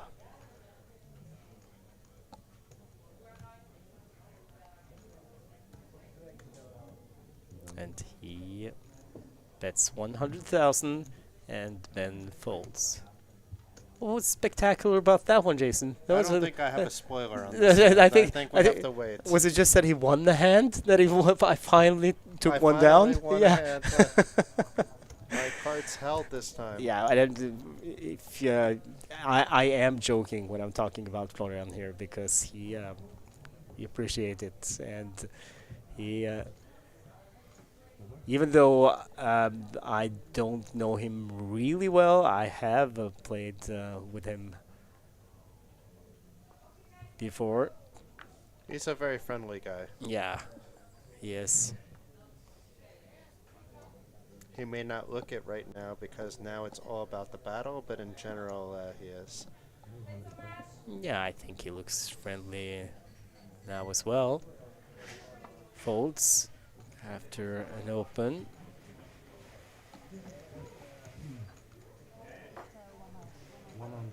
Torsrud looks interested. 105,000 is the open. Schuster on the button.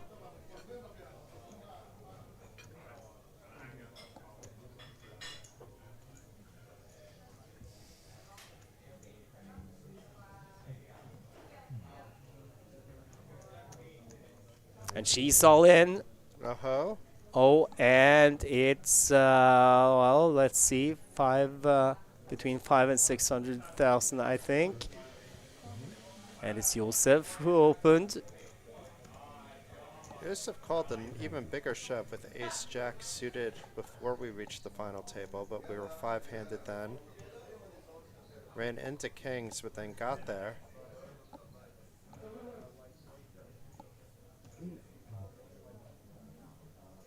Asking for a count, so he must have something. He's to asking. think about. He's asking Torster how much she has.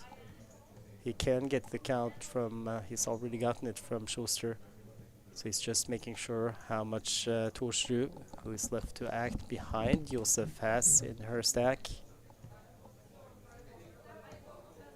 And he folds. Let's see what Torster does. Not quite sure. Looks over at the clock. Maybe the pay jumps. I think if she was going to call, she would have already. But maybe she'll talk herself into one. I think she's already made up her mind not to call and going through it.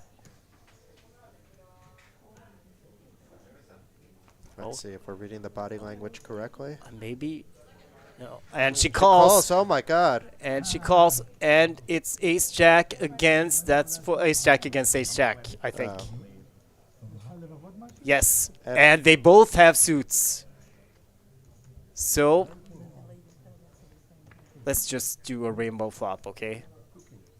2 spades. That's okay. Good enough. Okay. And a diamond for the other card. Yeah, it's gonna be his job. So, wow. Yeah, we don't want to see losing our 2 female players before we can see whole cards anyway. We're equally rooting for everyone, or at least Steek reminds me that we're not rooting specifically for Ilva, that we're rooting for all 9 players. You had to be reminded that we're not doing it? No, it's like... because I still am rooting for Ilva. Oh, you are? So you're partial? You should never be, Jason. You're in the commentator booth. Well, in this hand, I was happy to see there was a chop. Yeah, actually, you were the one like... well, anyway, we'll leave that one. But we were talking about the whole cards. I see there's been some discussion in the chat. There are no technical problems whatsoever. But we are 9-handed right now. The table is for 8-handed play. So when we lose one player, as soon as we lose one player, we will get the whole cards back, the graphics back, and the bet sizes correct. But until then, however long that takes, we are doing it this way. And we talked about this earlier in the week when we were streaming the Nations Cup, because they also started 9-handed, and it brought me back, you know, to the 2010s, where that was all we got for the first the Norwegian Championship. We did the first 4 days without hole cards, and until we reached the final table. And if you are old enough, you remember that even the EPT did this back in the day. No hole cards for the entire week until the final table of the main event. How soon people forget. So we have an all-in and a call here. Yes, we do. Yes, we do. And guess who's at it? It's Mr. Ben. Yes. He's standing up. And it's ace king against king queen. Oh my God. And wow. Things just not going Oystein's way.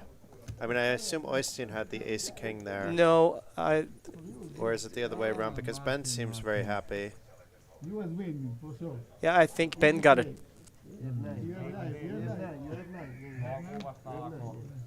Ben, it was a chop.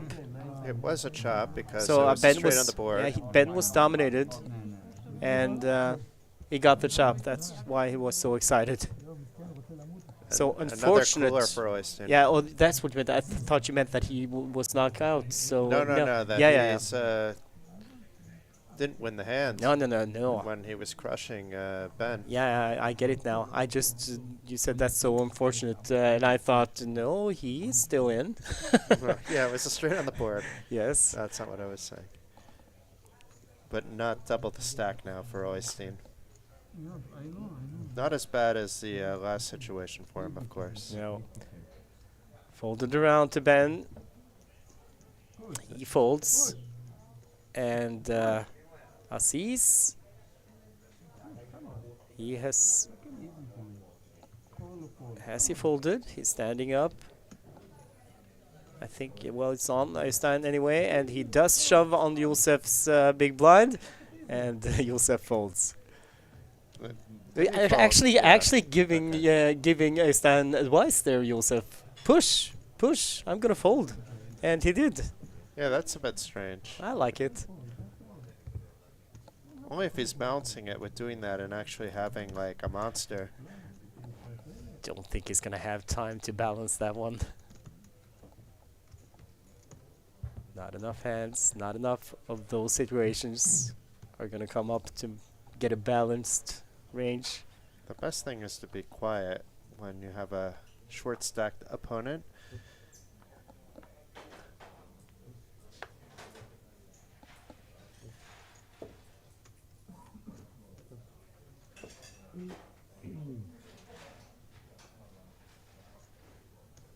Here comes your Ben. favorite. Yeah.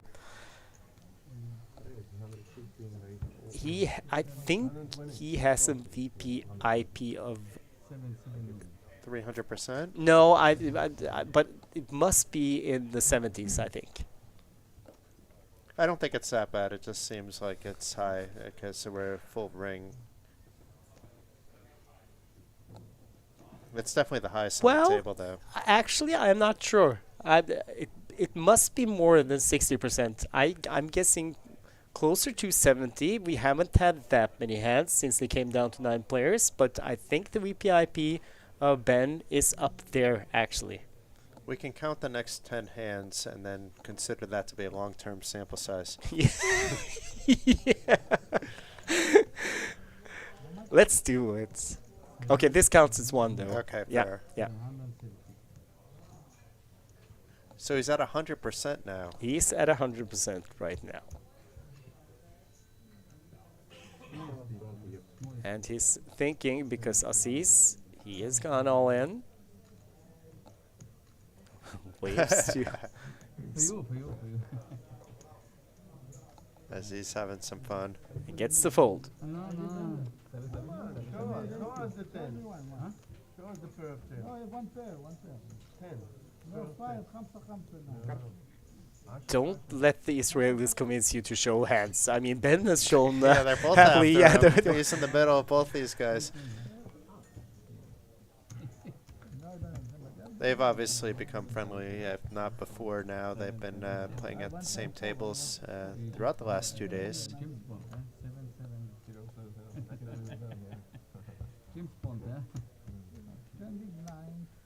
Okay, so that was one hand.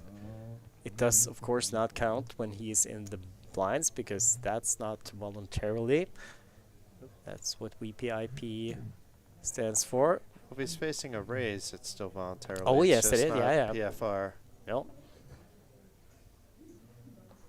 Okay, let's see. Come on, don't No, Ben! Okay, that's 2 hands played. So 50%. Down 2, yeah.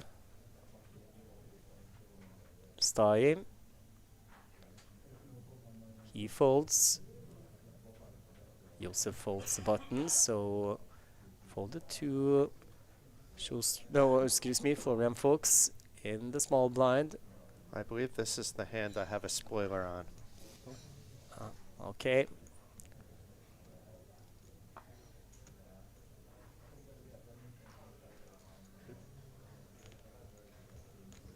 Limps in and gets the check. Jack, 3-5.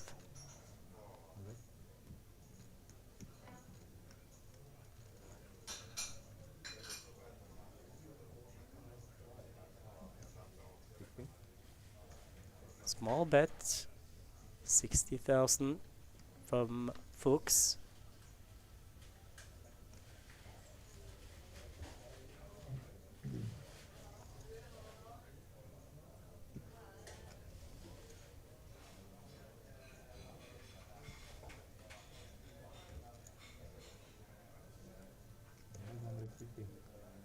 And there's the click back. It's a Makes 150. so a little more than the click back, but still. A click back and a small blind. And the call.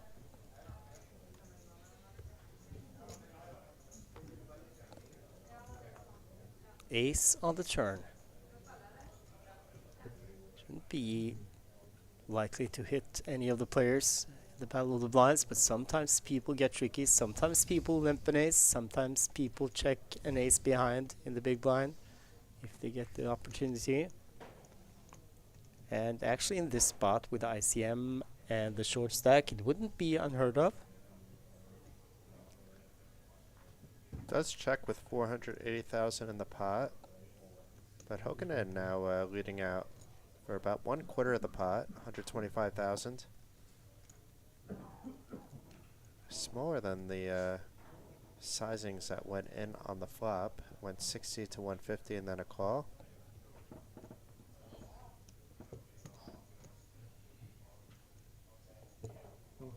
And Fuchs does call.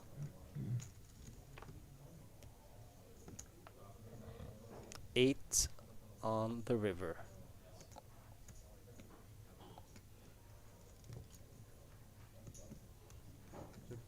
Yeah, good luck putting them on ranges the way this hand has been played. Yeah, when it's a limp pot, it could be anything from the small blind, less so from the big blind, because those monster hands should be raising back.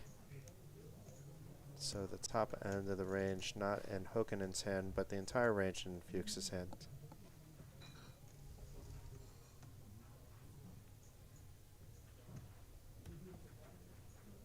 And he is gonna bet again.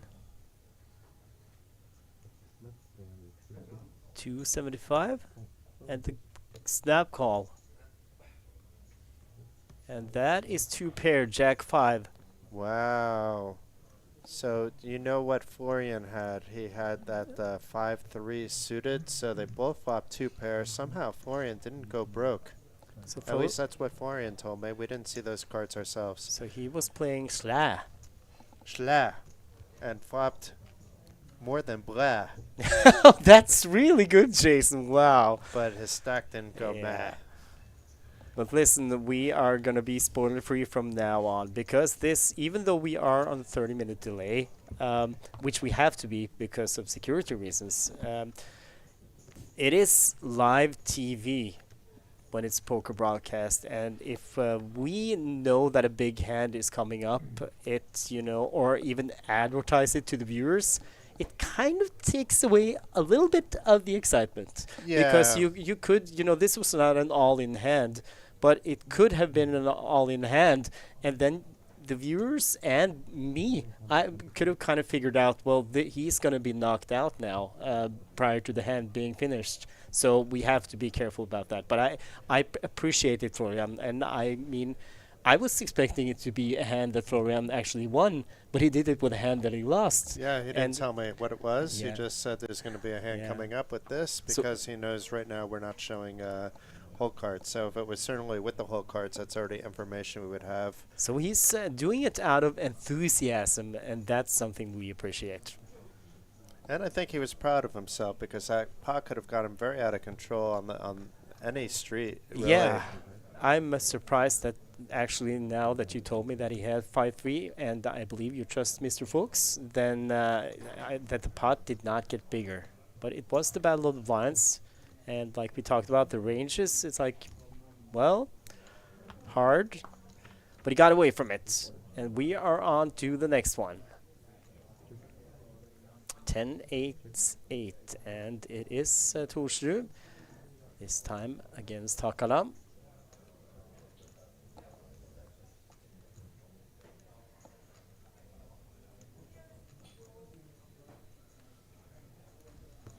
Hakala bets 105,000. Oh, okay, we got Håkan in here as well. Yeah, he was in the big blind. So I guess Torsrud, she opened under the gun. Check the flop though. So check call. 2 players to the turn. Queen of diamonds.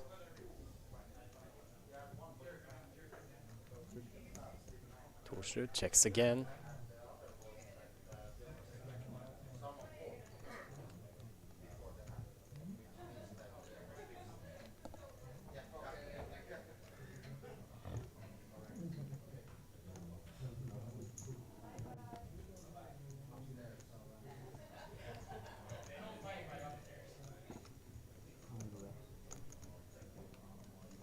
Wants to know how many blinds, I think.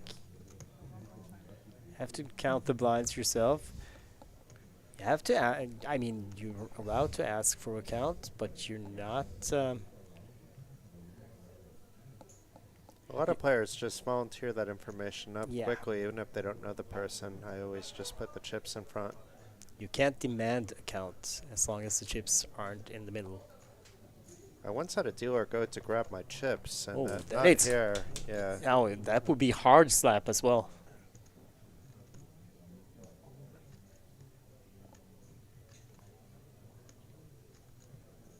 I think in the Bahamas that happened.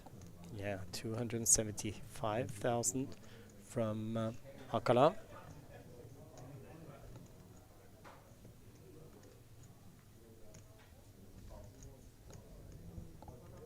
And Torsrud, she calls. Left with 1.3 maybe behind. King on the river, and when I say 1.3, that's just like eyeballing it without seeing all the chips. No, she's got a little more, I think. No, maybe not.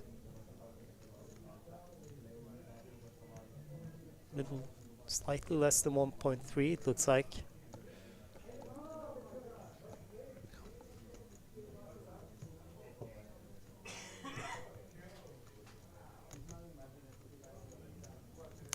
And now she is going to lead. She shoves all in. Oh, wow. Okay. Oh, and look at Hakala.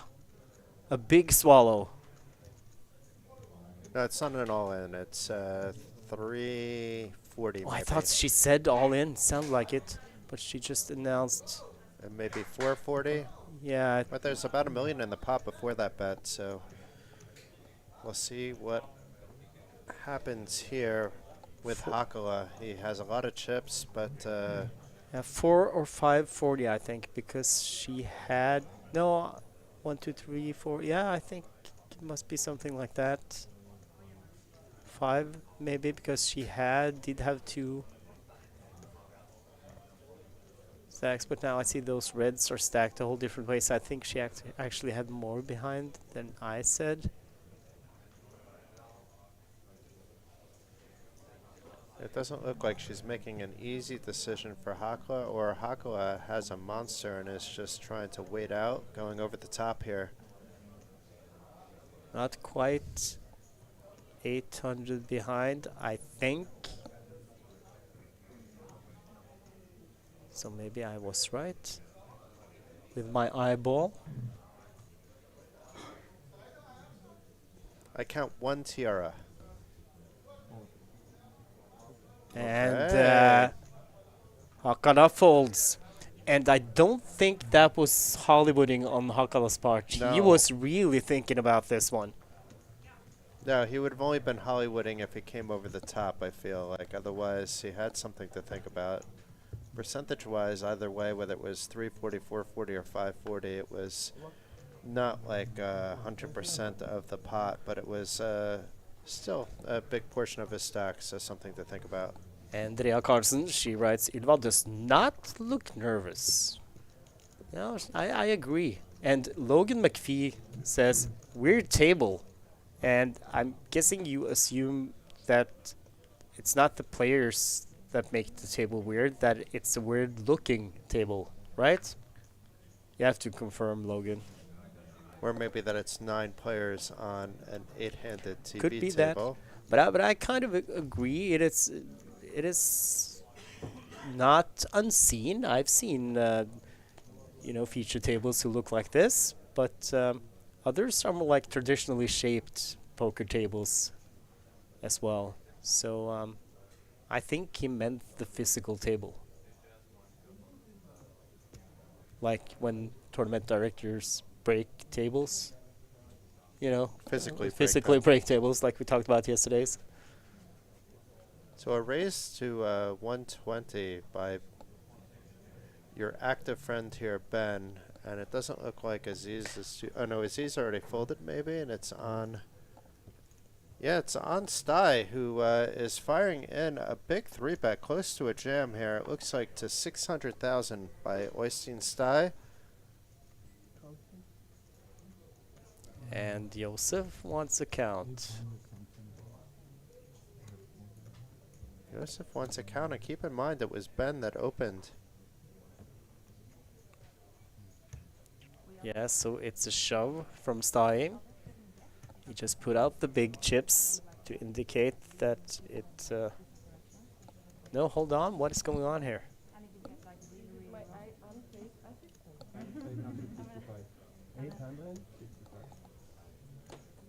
865. Yeah, okay. He confirmed that it was 20 stacks, the blues behind, so he hasn't put those out yet. So it was a shove, and quite a... Not a small one, not a big shove. 13 big blinds.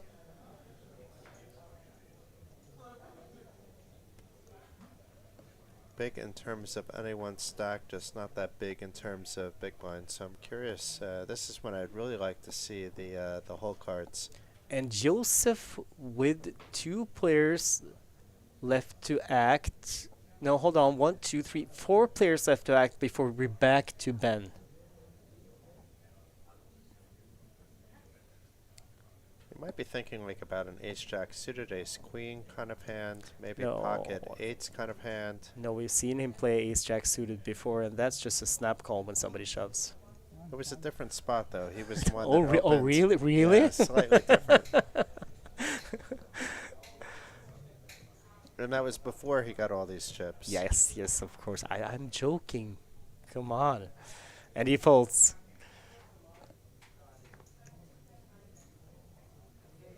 So does Fuchs. And Hakan. Torsrud, Hakala, he folds back to Ben. And all in, and or was that just showed the cards? Or did he say all in? It looks like an all-in. It is an all in. Ace, tens for Ben. Ace 10 for Stai. And the club, straight and flush draws now. Wins with the ace as well, but a 3 means that, okay, we are gonna lose. Øystein Stai from Norway knocked out in 9th place. So now we just have 1 remaining Norwegian players in the tournament, but another, we'll call it a final table for Stai. He final tabled the 8th game. He's had a lot of other good results here in Bratislava this week. But now we are down to 8 players. The official final table in the Coolbet Open. I think the players are going to get a short break. We'll be back in 10 minutes.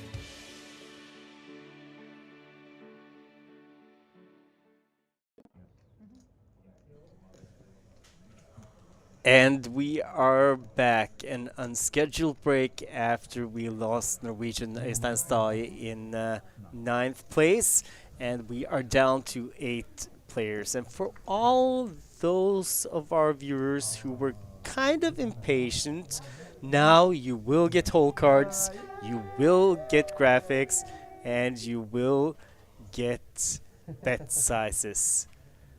So this is the official final table picture. Everyone had a really nice smile. Okay, just one more to be sure. That's good one. I think they're gonna go with the first picture, right, Jason? I'm sure.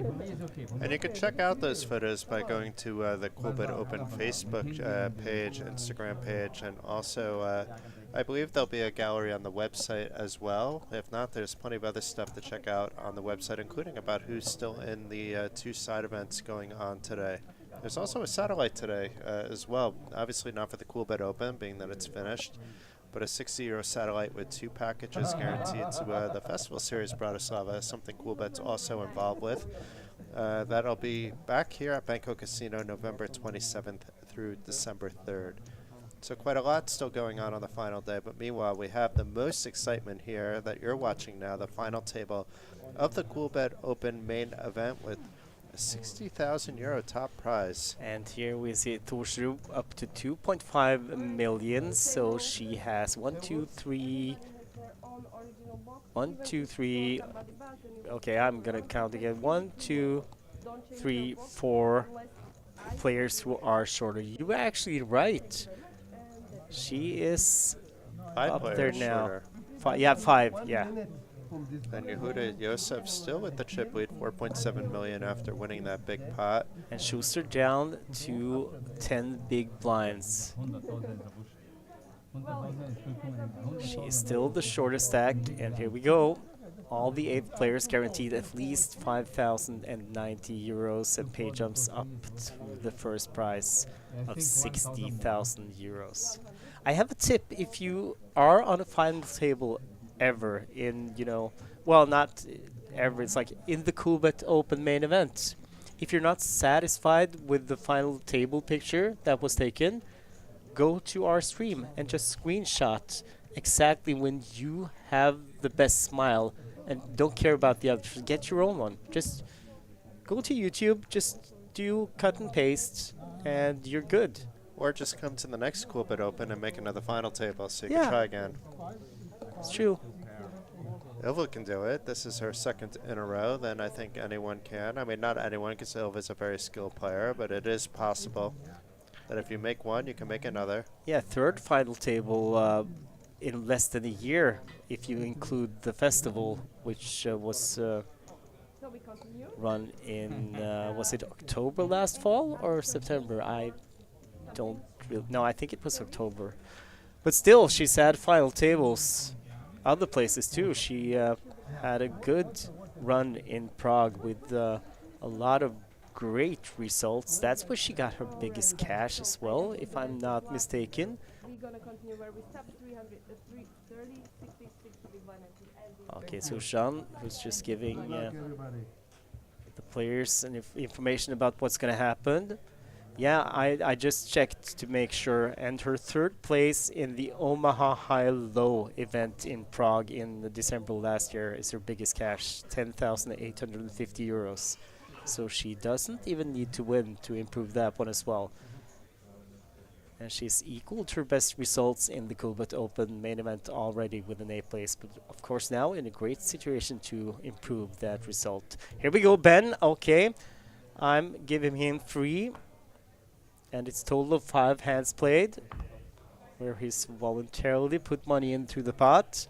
This is almost not fair. This is automatically openable, even under the gun. Yeah, but it still counts. Yes, it does. Fuchs with king queen suited. It looks like a raise there, but we'll find out in a second. Oh, hold on. Yeah, you're right, because there are more reds there. I mean, Fuchs, he is a 3-better, not a caller. I think we have established that by now. I should have known better, Jason. Folded around to the short stack. Schuster in the big blind, 10-9 suited. She would have liked to have defended even off the short stack, but not putting half her stack in at this point in time. By the way, blinds have gone up, playing 30,000, 60,000 now. Back to Ben, who has the best hand. We know that now. But he could put himself in playing for a massive pot if he 4-bets with just ace-jack.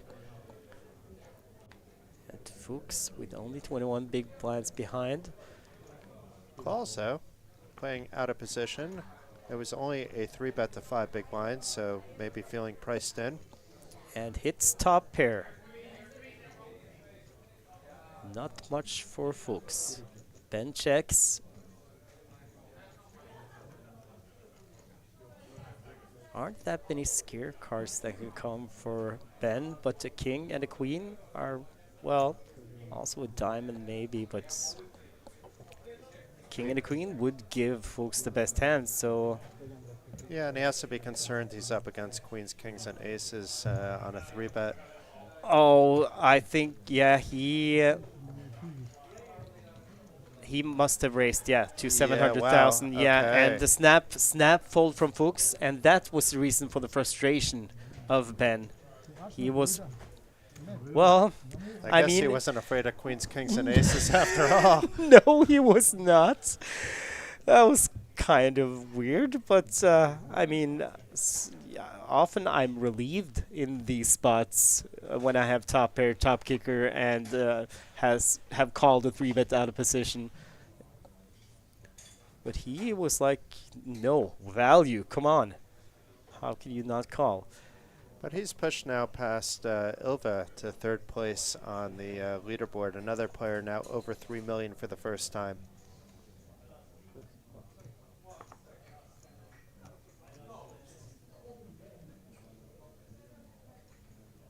King 10 suited for Fuchs. Well, down to 1 million. That's where he started this ad. So far, so good. Schuster in the small blind, Jack 9 suited. On the short stack. Very patient. Good to see. She folds, and Ben, can you... Oh, here it comes. Yeah, okay, that's... No, not yet. He's got the chips in his hand. He's got ace deuce. You can fold, Ben. It's okay. We need to get your bird. For those of you that don't know what we're doing, we were going to track 10 hands at Ben to see There we go. he's going to be in at least 7 of them, putting more money in. Yeah, that's 6 hands, and he's played 4 of them. Queen, 7, 4. Nothing there for Ben. He's got the best hand with ace high, but Fuchs, he has the initiative. He was the pre-flop racer, and he will continue on that flop. Just bets 100,000.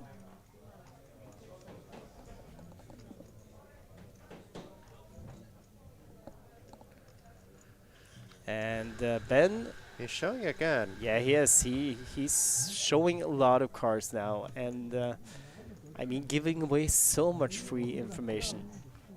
And he also gave some chips to Fuchs. It's like a home game situation where you want to be showing maybe a little bit of ego, a little bit of machismo. You can put all your ego and feelings aside, or you channel them for something productive. Otherwise, yeah, if you want to do it once in a while, and then you're not really giving information because you could be giving away false information, that's okay. But to be doing it every time is not healthy.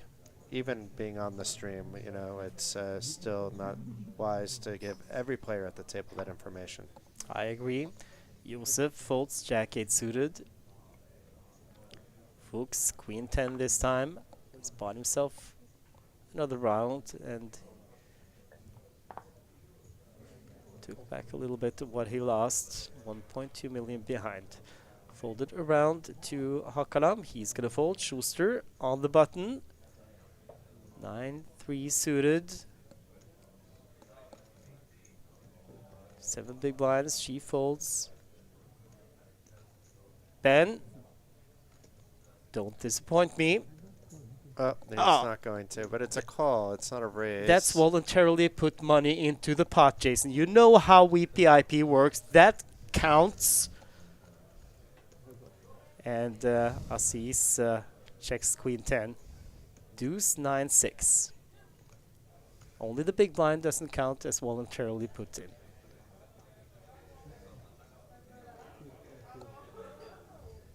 And then he bets the flop. Aziz with the best hand. He's gonna call. Not even wasting any time to think about it. Doesn't have a lot of chips, but it is just a min bet. Ace of clubs on the turn. Not a card any of the players really can represent. You know, like we said prior to the break, sometimes players limp an ace. Gets a little tricky in the Battle of the Lions. Sometimes players check an ace. But He just jammed he it. just jams Wow. with Jack high. And this, it works, but I mean... What's he going to show now? it works until you get called. I don't think he should. Oh, wow. Crazy. Okay, so At least we have some entertainment. Yeah. More than normal. I mean, poker is very entertaining, don't get me wrong, but it's always nice to have a wild card that you can't predict what they're going to do. we have At an all. action. We have an action player, and I mean, I know of at least one player who has not one, but two other players watching the stream, making notes of hands, what the players, the opponents played in certain hands, which is totally allowed. Everyone can do that if they want to, so it's okay. So, I mean, And they do have a 30-minute dinner break coming up, too, so there's a lot of time to discuss all that information. and to plan strategy, how you are going to approach, because we kind of have a loose cannon. Look at this, folks. Opens ace jack, and Torsher just open folds. Not open folds, but what, a couple of players behind. She just folds. Okay, it's enough.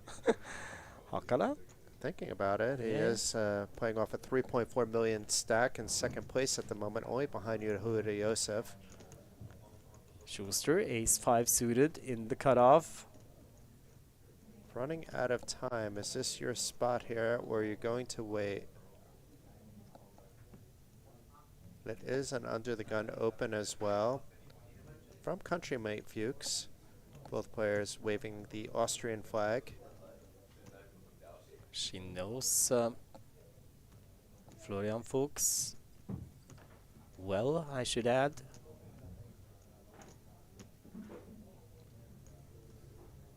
Probably has discussed some poker. But there's no friends at the table. No, but So still. if this is the spot, this is the spot. But she might be aware of Fuchs's opening ranges with that stack in this situation.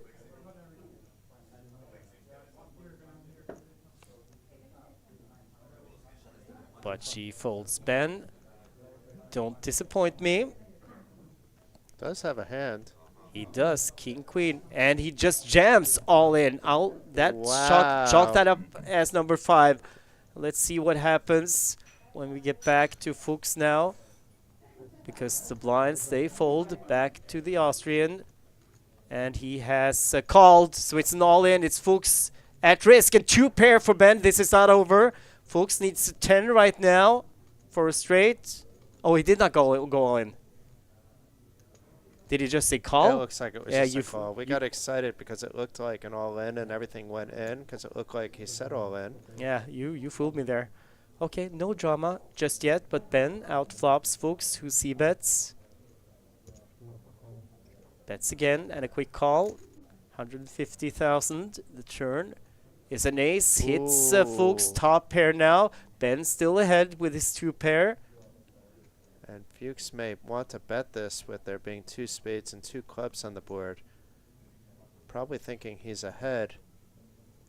Knowing there's some hands he's behind, like the king, queen. Does have more outs now, but not many. Did Ben just shove? Now. Fuchs bet 325. He Yes, did. it did. didn't want to say anything. I wanted to make sure, but he puts Fuchs all in for his tournament life, and Fuchs is behind and at risk if he finds the call. If he can fold here, that would be rather impressive. We can see he's behind, but he has top pair, top kicker for one paired aces. Would only have 11 big blinds if he folds. Does have a lot of outs if he calls. The jack, the 10, the queen pairing the board, the 5 pairing the board. Not the queen pairing the board, but the 5 pairing the board. And he calls. Wow. And this is for his tournament life. Jason just told you the outs that he has. Small one. The best small that you have. Yes! And the 5 wow. that pairs the board. 2 pair for Fuchs, who doubles up. And look at Ben. He is he doesn't understand what happened. Wow. I mean, Fuchs has had some bad luck today at times, so he did get this fortuitous turn in river. But look at Ben. Yeah, Ben is steaming. And Fuchs up to 2.6. Ben down to 1.7.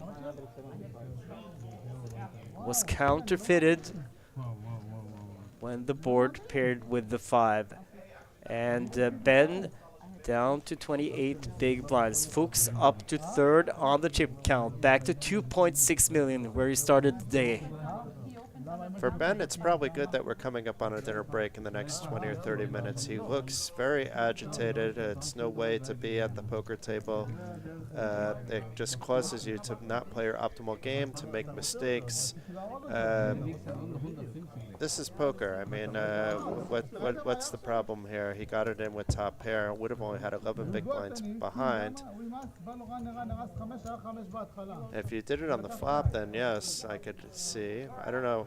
He's either complaining about his bad luck or about Fuchs's play. That I can't tell. But there's no reason to complain about anything now. Just move on. You have a lot of money to play for. Situation is a little different, but you still have some chips. Håkan folds. Sunniva on YouTube. She's written, crossing my fingers for Ylva. Hakala with the pocket force. It's been quiet. And I can understand it because it's Ben who has been running this table. Now he folded. Oh my God, he folded. Okay, so we have 9 hands. He's played 6 of them, so I need him to play the next hand, right, Jason? And then it's perfectly on then the it's 70%. 70% VPIP. And you said that the sample size was, you said it yourself, that it was big enough, yeah. Yeah, we can extrapolate that over tens of thousands of hands at 10 hand size. Yeah. No, but I mean, he played so many hands prior to us. That's why we started this. Fuchs with ace king. And here is the 3-bet to 425. So it looks like a big number, but it's really only 7 big blinds. Back to Hakala. Cost him 305 to call. Not getting the proper minds to set mine, but he may have another plan if he just calls. It doesn't have to be for a set mine. He will be in position if he calls.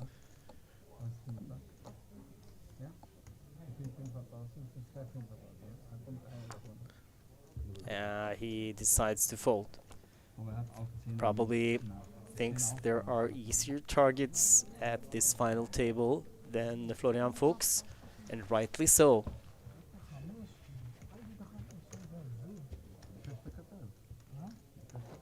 So Fuchs and Hakala, the only 2 players left who are sporting the Jevakim palm patch, which means they are fighting it out.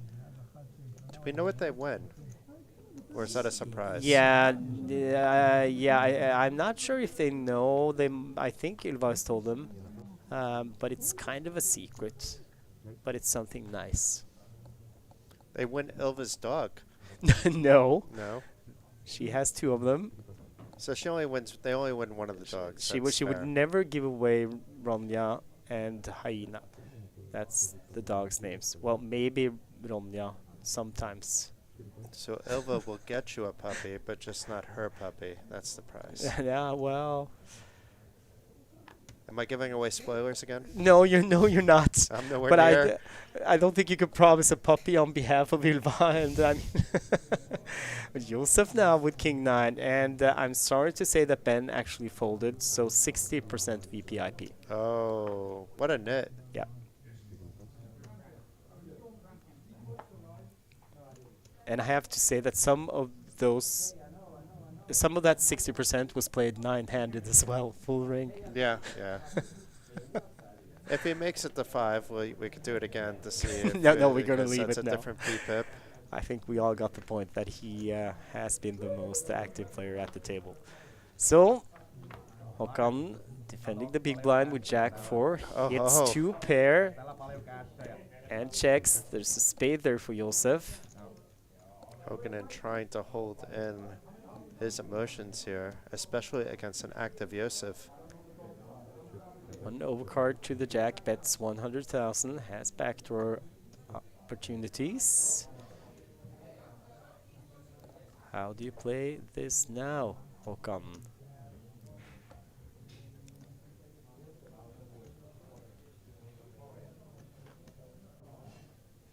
Would of course be a dream spot to get the full double from Josef, which he can, being the effective stack. It's like a relatively small raise, maybe to 260. It might be 360, which would be a bigger raise, obviously.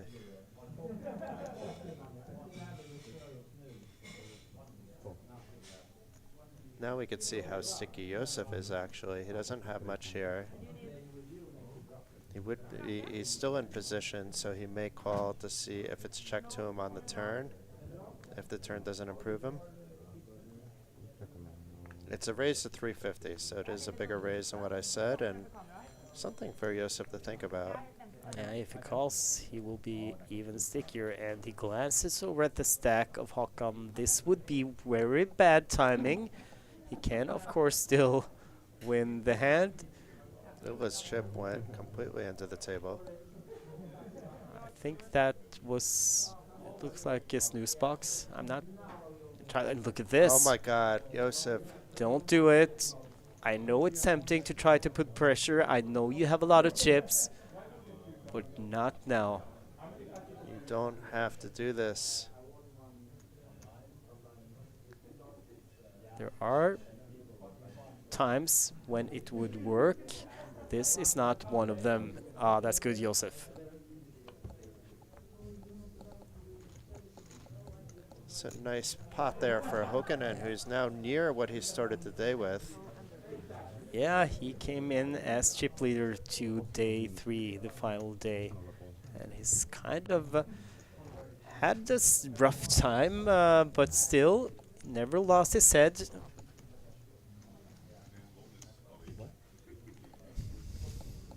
Oh wow, there's We have paparazzi paparazzi. here, yeah. Anders Ringstad Mora, who's snoking around, as we say in Norway.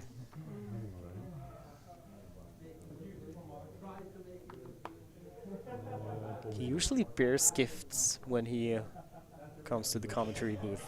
Not this time. Schuster now, finally, ace-jack suited. Yeah, nobody brought me Norwegian chocolate. Oh wow, I didn't even think of it. Schuster all in. Wow, okay. Here we go. 455,000. Patiently waited for her spot and now found what looks like to be a good one. A little more than 7 big blinds. Ben, 7-3. He heard that we called them a nit and is thinking about it. Let's not waste anyone's time, Ben. I mean, Does it's he know it's his turn? your time as well, Ben. You know, the clock is ticking. The blinds will go up. 7-3, offsuit, facing in open, all in from 7 big blinds. No reason to pretend you're thinking about this. I think you probably are right. I don't think he is aware it's on him. Because he's not staring at anybody in particular. I think he's just folded inside his head. And I've done this as well. I mean, there is a situation with Chris Moneymaker back from 2003 where he was glancing back and forth at Phil Ivey and... No, but now, No. yeah, he Yeah, took a little no. time even after he saw the 7-3.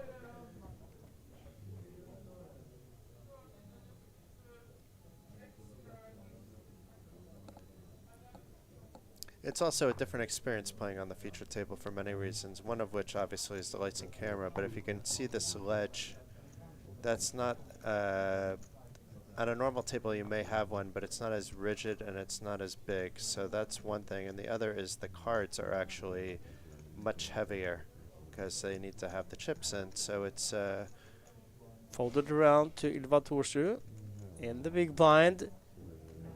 King 8. It feels wrong to fold, but I don't want to fold, so... I don't want to fold, she said. No, but she did. So raise and take it for Schuster. She's still here, still alive. I don't want to go there, so... I think was it Sammy Farha and Phil Ivey? I mean Chris Moneymaker in 2003 on the TV table.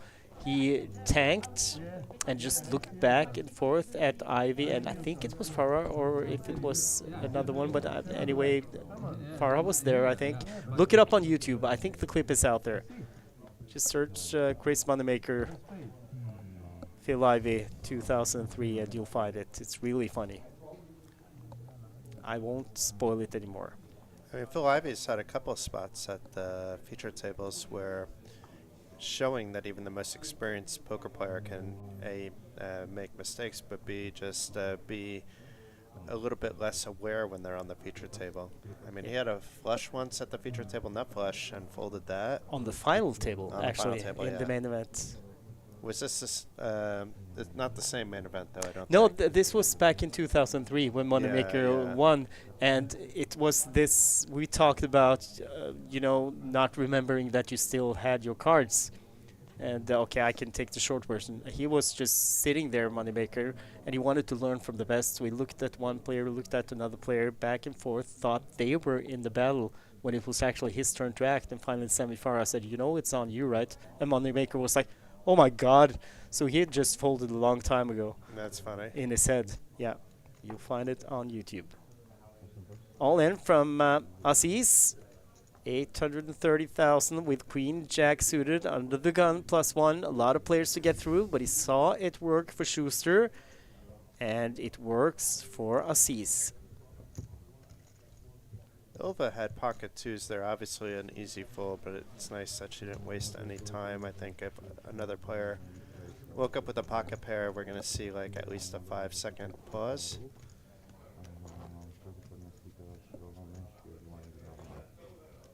But even the short stacks have proven they have fold equity at this point. Schuster's shove was a little bit smaller. It was 8 big blinds, but that was enough too.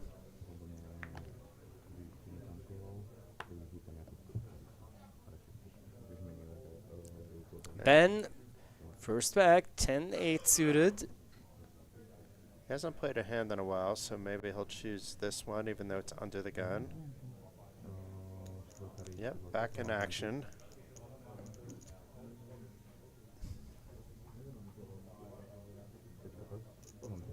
Opens to 120,000.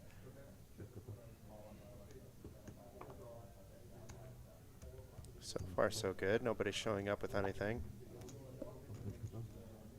Folded to Torsrud on the button, King Jack suited. Now, normally against the under the gun open, it doesn't look that strong, but we see it was very strong. I bet you And folds. Hakala with pocket kings. So Ben definitely saving Ilva some chips. She would have opened in an unopened pot. Instead folded. We know Hakala is not going to mess around though. Doesn't mean he'll necessarily 3-bet, but the chips are coming in. I think 3-bet's the more obvious play though. Yeah, I think if he was in the big blind, not with a short stack Schuster behind, He might have actually with a short stack behind, maybe. Well, it would be speculative, but not unheard of. Schuster with a 6-5 suited, back to Ben. Not wasting any time, being a little bit sticky with his 10-8. Well, he hasn't called yet, but it looks like he is going to, Jason. You are absolutely right.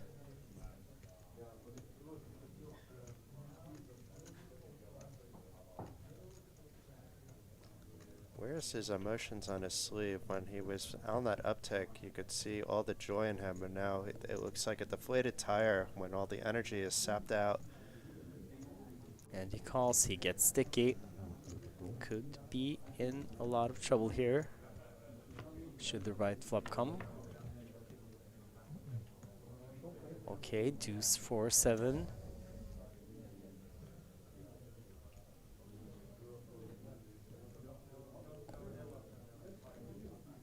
Schuster's thinking, why didn't I jam?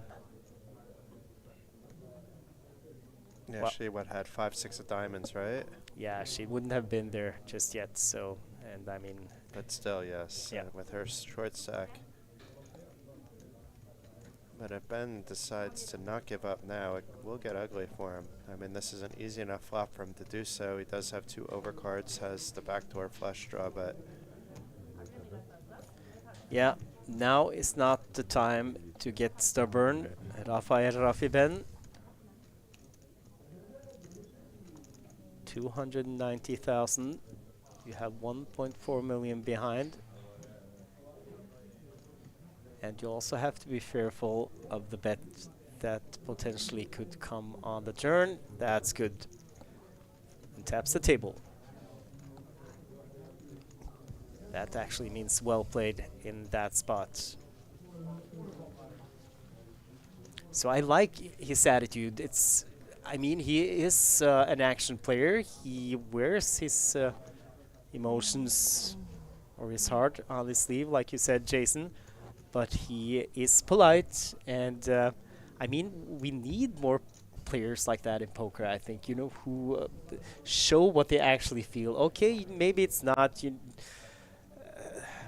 Maybe it's not GTO. I mean, emotional-wise, but we need some entertainment. I mean, it's livens up the game. Yeah, in any sport or hobby for that matter that's televised, it's the people that are doing something a little bit different are the ones that you remember. Obviously, you remember the best in the game too, but yeah, you can think of any sport, and there's always going to be the one guy that isn't in the top 10, gal as well, but certainly rememberable. Folded around. Tony G is kind of like that. I mean, I think he's a very good poker player, but to put him in, let's say, the top 100, sorry, Tony, if you're listening, would be a massive stretch in my mind.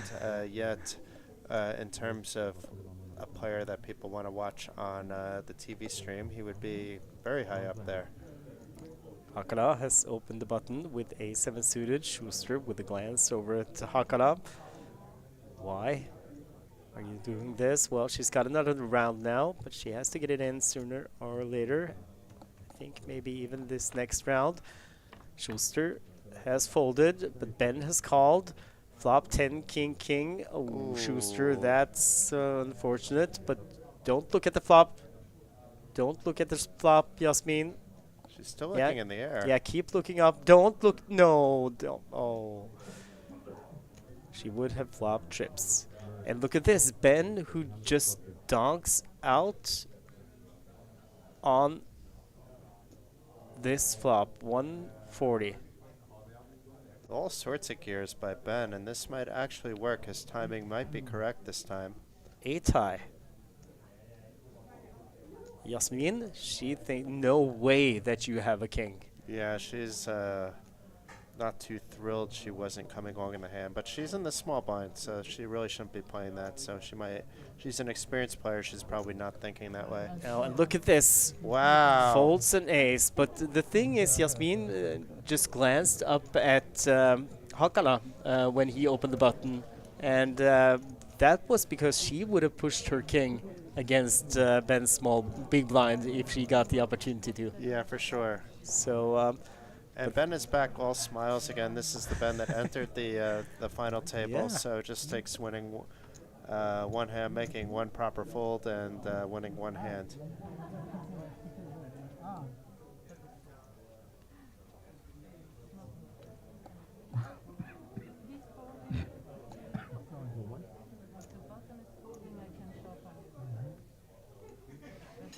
Yehuda Josef, first to act.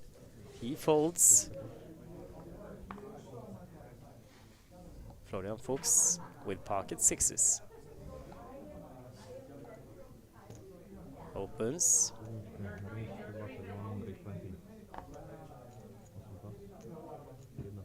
Håkan folds. Torsur folds.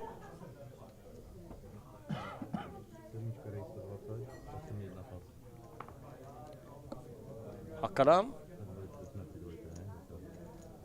with ace 5.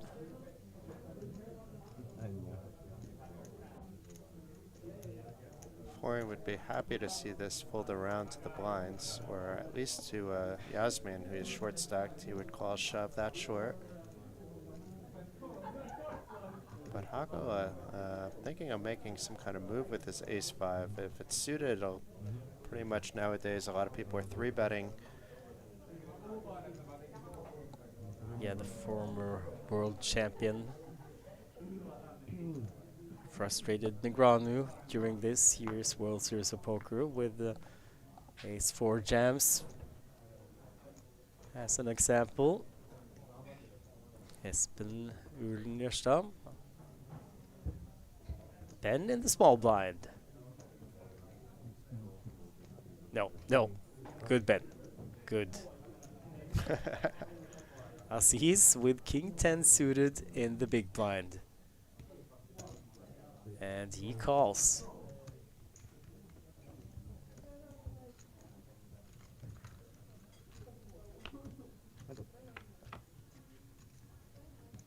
Ace, deuce 5. Aziz checks. Fuchs will likely try to rep this ace. And even if he's called, it's maybe not bad news if from the big blind might call with a 5 or a 2, which you have beat. But Aziz is not putting anything more into this pot. Any more money, I should say. Works out fine for Fuchs, who's up to 3 million now.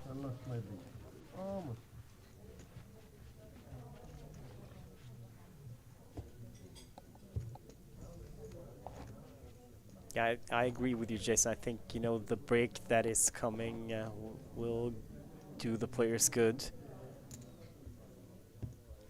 Commentators are getting hungry as well. Yeah, No? I can go for a couple of more hours before I eat. That's fine.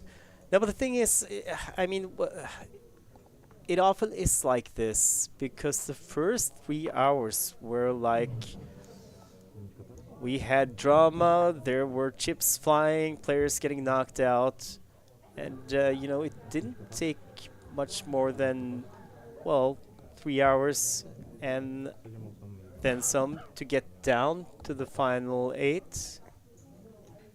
No, the final 9, I mean. I expect a nice pace, though, going forward. We're at a 31 or 30 big blind average currently. Yeah. And if we don't lose anybody at this blind level, then it's even less. It'll be like 23 big blind average. Yeah, but still, the players feel it, you know, all this action, all the stuff, you know. And now Schuster with Queen Jack from the cutoff, all in, Queen Jack. Finally, she got an opening, and she took it, Oh, and no. she is just really unlucky because Josef is at least, well, he is going to call. He is in the big blind. It's folded to him. And that's a call, and Schuster is dominated. Hasn't gotten up from her seat, so maybe she Yeah, being okay. optimistic. Get up from your seat, take off the jacket, put it back on. And the jack Oh, wow. in the flop, okay. Not out of the woods yet, but in good shape now. Tables have turned for Yasmin. But for now, an ace and only an ace. And the deuce of hearts It's a safe card. No ace on the river. Look at Yasmin Schuster. And she fades and she doubles. And she smiles.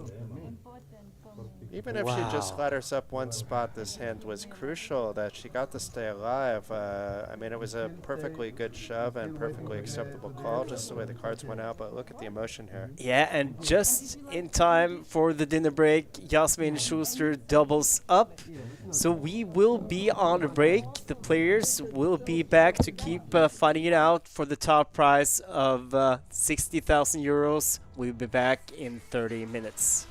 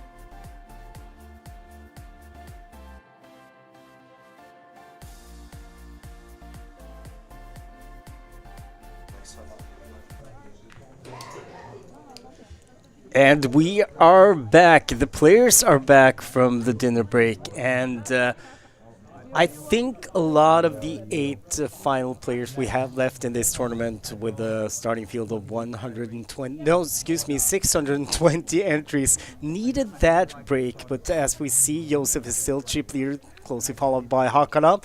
Fuchs in third, back up to 3 million. Hakan 2.6, Torsrud 2.3. Ben has 1.5. That's 18 big blinds right now. Schuster with 12 big blinds, and Assis, the shortest stack, with 9 big blinds. And this is what they are playing for: 5,090 euros for the person who busts out in 8th place, and 60,000 euros for the winner, Jason. Yeah, quite nice prizes on tap. I won't be surprised if there's a deal made at some point, but they'll still have to play for money, but it'll be a nice prize nonetheless. Third biggest Coolbet Open in history, nearly as big as the one last year, and it's a brand new location, so onward and upward for the Coolbet Open. And yeah, looking forward to an exciting conclusion. We don't expect it to happen this blind level. There should be plenty of play left. They still have a 29 big blind average. So it could go some time. A couple of short stacks though in play, but we keep seeing the short stacks double up. Let's see if that trend continues. There has been a lot of drama, and look at this. Ville Tapani Hakala. He's put on, well, he's actually done a dress change here, Jason. Yeah, we did have a 45-minute dinner break, so either he went shopping and found this, or had this saved up in case he made the official final table. Something Beatle-esque about that jacket, Sgt. Pepper's Lonely Heart Club's man. Yeah, I do like it. Yep.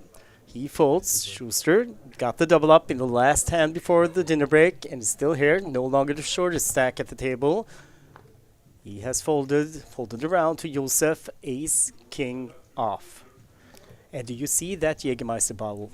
I have the story. I'm going to tell you after this hand, okay? Okay, I'm looking forward to it because I don't know the answer to this one. Just limps in on Fuchs's big blind. A little bit of Hollywooding going on though, looking like he's in pain.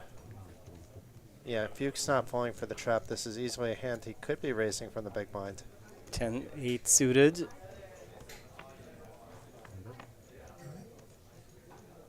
5-7 deuce.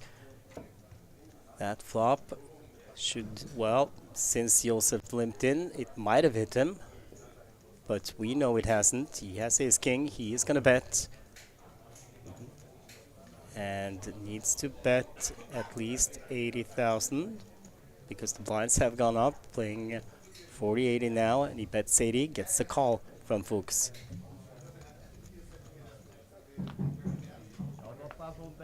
Ace on the turn, hits Josef. Checks this time, playing tricky against the Austrian pro. I like the check a lot because he'd be checking anyway if the ace didn't come most likely, so he should be checking now and setting the trap instead of giving up on the hand. And he gets a bet out of Fuchs. 125,000. No, obviously against Fuchs's Two. two, you're behind 225. quite a lot of hands, but so it doesn't mean he should be raising here just because we see he has the best hand. But he's not going anywhere, at least not to a bet of 225,000. And he raises.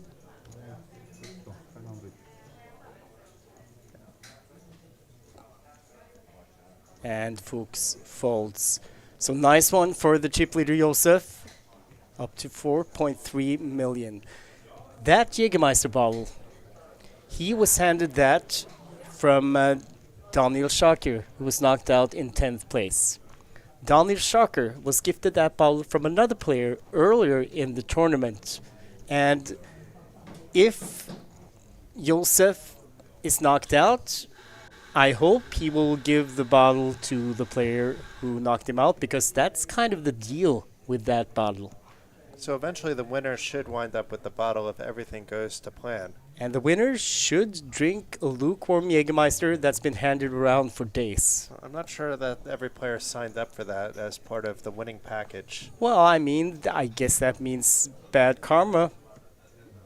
Bad poker karma, anyway. Or they don't drink alcohol. That could be as well. Of course, you are excused. Schuster with ace queen.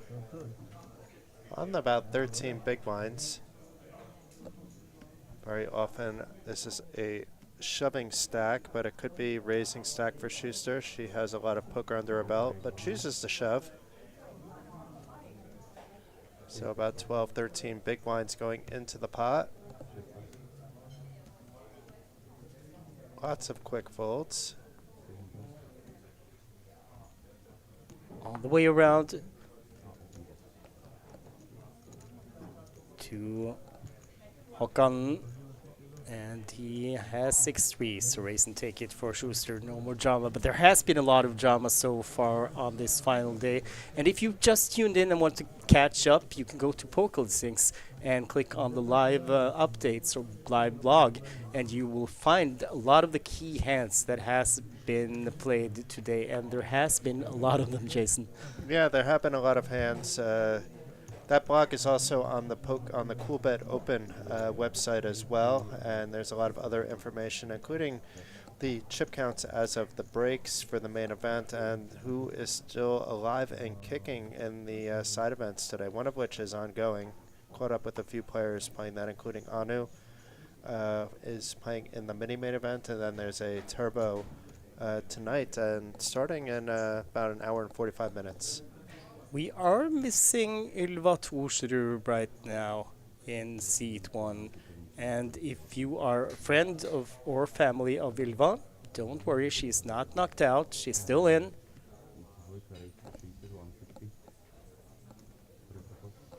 But it's not like Ylva to miss hands at a final table, so I hope everything is okay. Let's see, what's going on here? Here we go. What does he have? Hakala open to 160,000 with pocket fours. Aziz has ace 10 off. He is all in for 770,000. Still have players behind left to act. Josef and Schuster folds. And so does Fuchs. No, Schuster is folded. She's in the big... No, she's not. She's folded. Yep. It's Torsrud in the big blind, so dead big blind in this hand. Not the easiest decision for Hako. If it was a bit more, it would be an easy fold, a bit less, an easy call. For 7.5 more big blinds, it probably should be based on what he thinks about what Aziz can be shoving with. The problem is he's not likely doing it with 3s and 2s, although maybe he is, or with hands that contain those cards. So at best you're flipping if you call. Maybe there's an ace 3, ace deuce, ace 4 that you're far ahead of. And look at this, he calls. So Aziz is flipping for his tournament life. Hakala ahead right now. Aziz with the overs.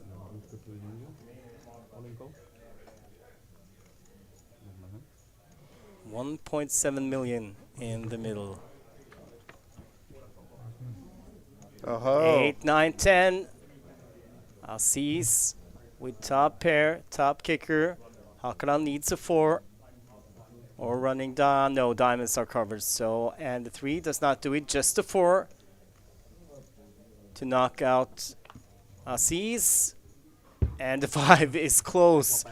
He gets the double up to 1.7. Hakala smiling down to 2.8. The trend continues, so the short stack's doubling up. This time it was a coin flip, pretty standard shove.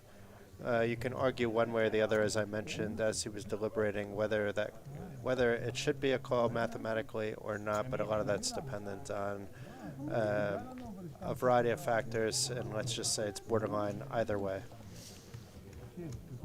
A big smile on Majid Aziz's face. Yeah, it's been a little while since we've seen him look up and be a little bit happy. I mean, it's hard as a short stack. You do feel actually physical pain sometimes waiting, and that sometimes leads to being a little too anxious. Just because you haven't gotten cards in a while doesn't mean that this hand, which is the best you've seen in 2 orbits, is the one you should be doing it with either. I often hear that as an excuse. Well, I was card dead for an orbit. That doesn't mean you should have shoved your 10-8 suited from early position for 12 big blinds.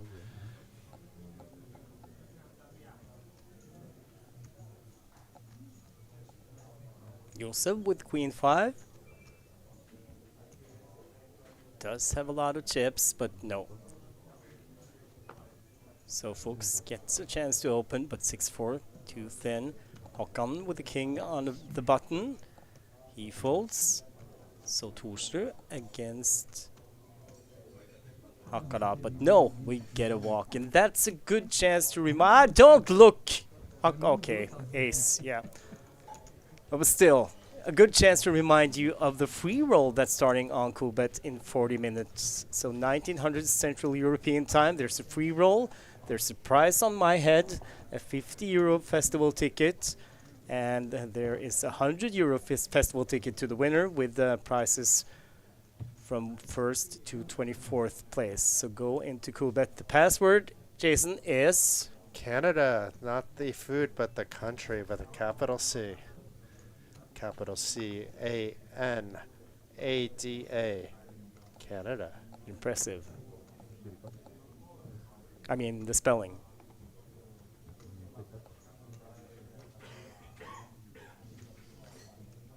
It's really cool that Coolbet used themes of a lot of the countries that they offer services in as the password. We had Estonia earlier this week.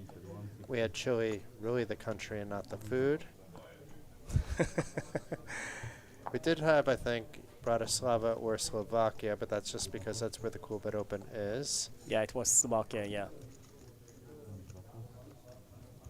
And unfortunately, the series, or I should say our broadcast, didn't have enough days to actually get all the different nationalities that have been playing at the Coolbet Open in. But there were a lot of nationalities represented here in the Coolbet Open during this week.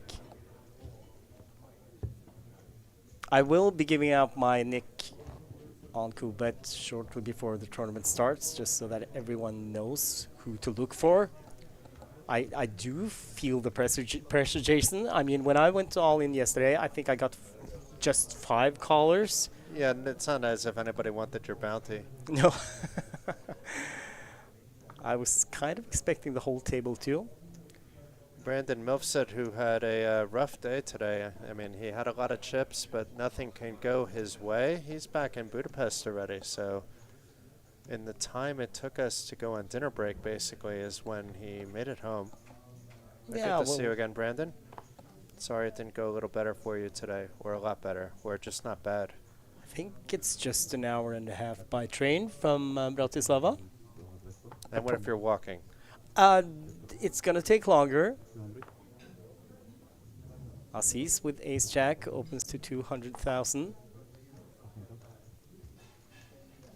Folded around to Torsrud, Ace Queen in the cutoff.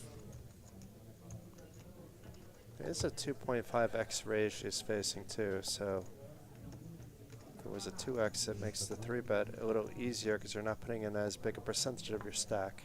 She just calls. Hakala folds the button. Schuster folds the small blind. Ben is going nowhere. 10-8 suited in the big blind.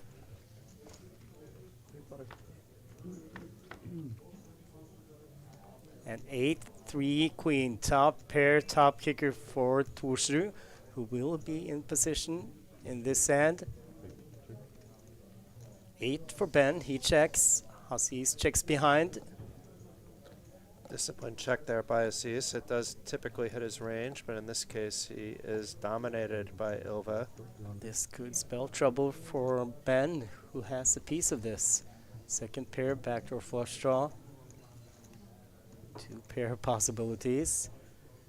200,000 from Torsrud. And Ben calls. Aziz doesn't look happy and folds.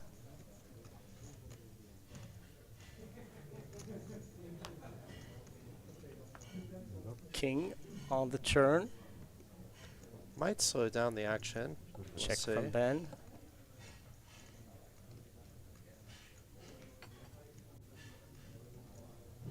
If Ilva puts her opponent on an 8x kind of hand, though, expect her to be betting.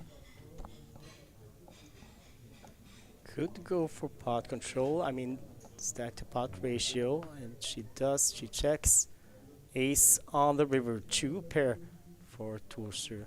Oh, Ben, I think he's just given up this one with the 3 overcards to his pair. 2 pair for Torsrud. Should be safe to go for value. And she does. Often, I mean, it's unfortunate the times you get check raised by Jack 10, but not this time, and Ben gets out of the way, he folds. So a nice one for Torsrud, up to 2.8 million.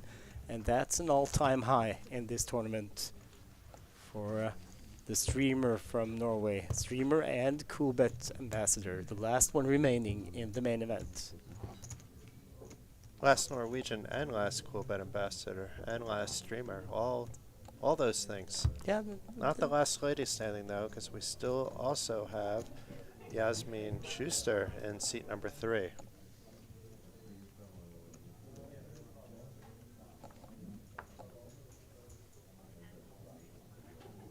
We still have we have 2 Austrians, 2 Finnish, 2 Israelis, and then 1 from Egypt and 1 from Norway.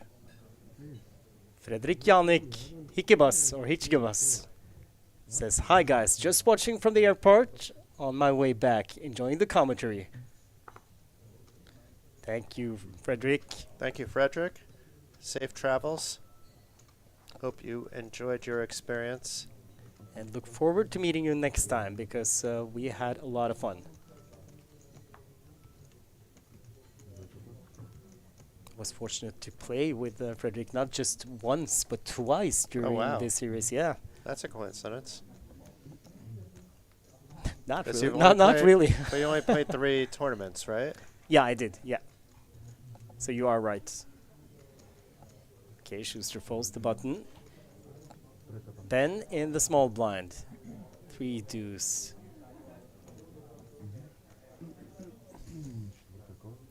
Does limp in here on Aziz's big blind. He has 10-8. Happy to check that one. Jack for king. 2 clubs. Let's see what Ben's plan was with limping with trade do. Obviously not a plan. Check, check. 5 on the turn. Now Ben with the open-ended straight draw. And he checks. I don't really get that check, but ace on the river. Maybe that was his plan, to make sure he had the nuts. No, well, not the nuts, because the nuts is Broadway, Queen 10. But But get the runner wheel. yeah. Should be good here, the way this one has been played.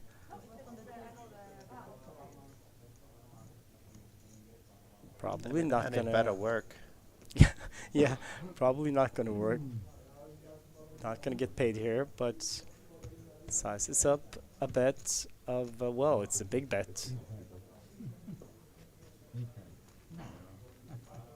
265 and a quick fold from Aziz. You know, 3 high, the best. We have Tati Lind in the chat too. Yeah, aiming for that 3rd spot on Malta all time. Do you, Brandon? I guess. Tati had that spot at one point. Do you think he'll ever get it back? It depends whether if Tati decides to stay Maltese or not. That's the first question. But if so, why not? Tati plays quite a lot. So Brandon has also been in there saying hi, guys. Up back to Budapest, like you said. So we have two of the players that we actually had on the feature table during this tournament, and unfortunately Frederic was knocked out earlier, but Brandon, he went deep and was really unlucky. Especially yesterday, no today, but I mean, he had some moments earlier as well. Just clawed back every single time until the last time.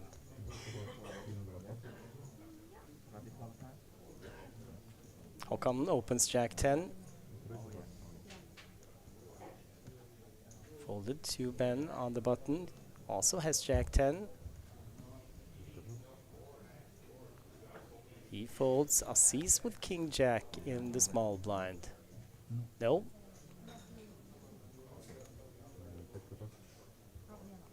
He seems frustrated every single time he has to fold, or that he chooses to fold. He didn't have to fold there.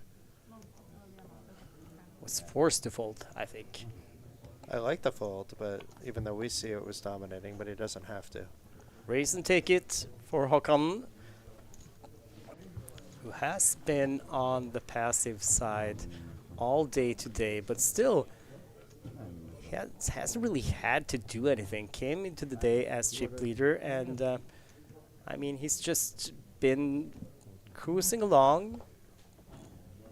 He's lost a few hands, he's won some, and never really been at risk. And he's been at like this 2.6 to 3 million chip count pretty much most of today. I think he was down to maybe 2.1 at one point. That was maybe but not for very long. And look at Torsrud, because I mean, she was, I think, close to Hakala. They were pretty close on the chip count going into the final day. Short stack at the final table too. She had, I think, 600,000 and change at the final table when it began. Yeah, and now both of them are up there. Of course, Hakala a bit down now, but still has kind of been a comeback tournament, this one, or at least a comeback final day.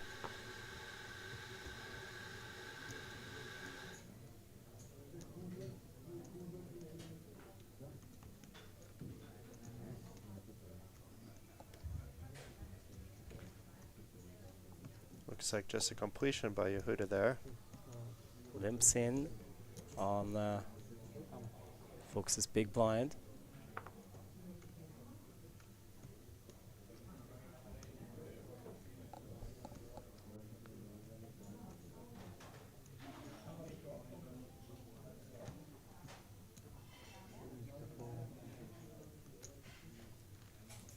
No, he does not. He races actually to 165 King Jack for Fuchs. It looked like a limp. Yeah, it did, but King. if it Ace, was a limp, 8. Fuchs would feel very good about this flop. Now he has some questions. Does Joseph have an ace or a better king? Not that he could have a better king, but a king 8.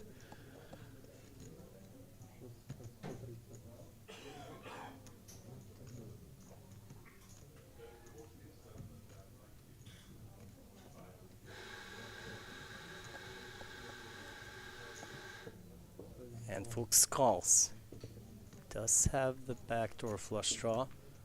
Backdoor nut flush draw and spade on the turn. Does have the best hand. If not, now he knows that he can win with a spade. Josef knows that his queen high is probably not good, but he checks. And Fuchs checks behind. Another ace on the river. Is Josef going to try to represent? He actually now has some showdown value, so I wouldn't be surprised if he checks just from that aspect.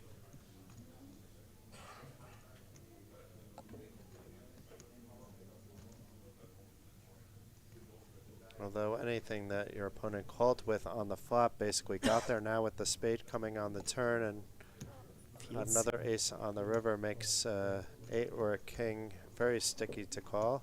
Feels he has to bet and does so, but how much was that? 670 in the middle. He bets 450,000 with queen high. Fuchs with the best hand.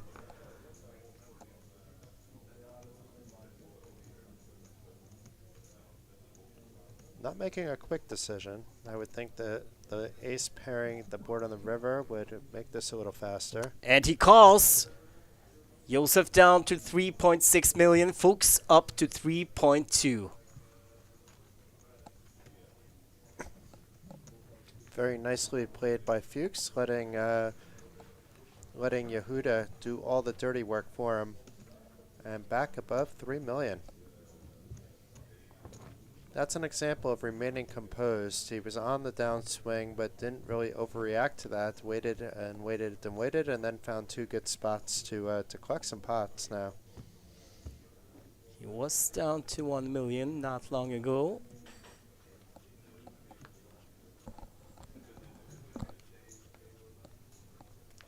Send Torsrud down to third place on the chip count. She folds. Hakala, ace 4. Still in good shape with his 2.8 billion.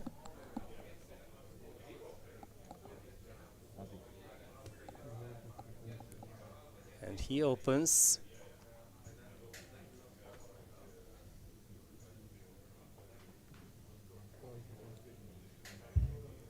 Folded to Ben. Ace King.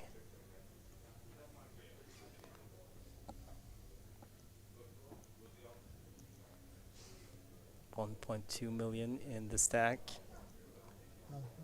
And we've seen Ben shove wide, maybe not today, but at other tables. This is 15 big blinds. Did he say 5? No, he's sizing up more. Yeah, it was 520. Aziz with the ace 9 suited. Does not look happy. Oh, it's been a while since he last looked happy. It was after he won a hand. Then he looked happy for half a next hand until he had to fold again. Yeah, it's a big warm smile that he has, but not this time. He folds. He also folds the button. Fuchs folds the small blind, and Håkan folds the big blind back to Hakala. And he gets away from it.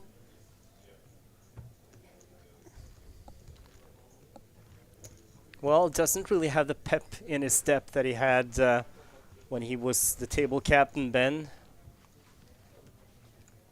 Yeah, I would think he would be a little bit happier about picking up 4.5 big blinds without seeing a flop. Wasn't a made hand. I know it's nice to double up every single time you have ace-king, but that's not how these things work. Maybe they do for you, Stig. Do you double every single time you get ace-king? No, I wish.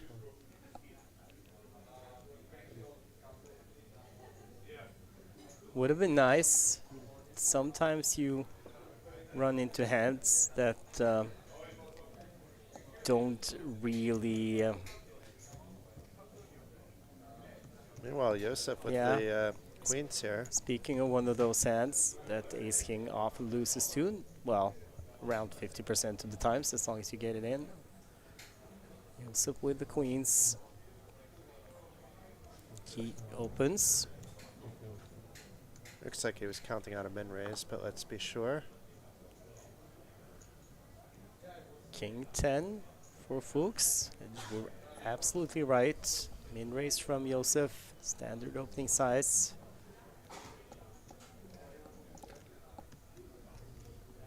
Fuchs is gonna call in position. It's on the button. Håkan folds the small blind. Torsrud in the big blind, getting a good prize to defend. No, she's not. She was in the small blind. And, oh, here we go. Hakala missed his big blind.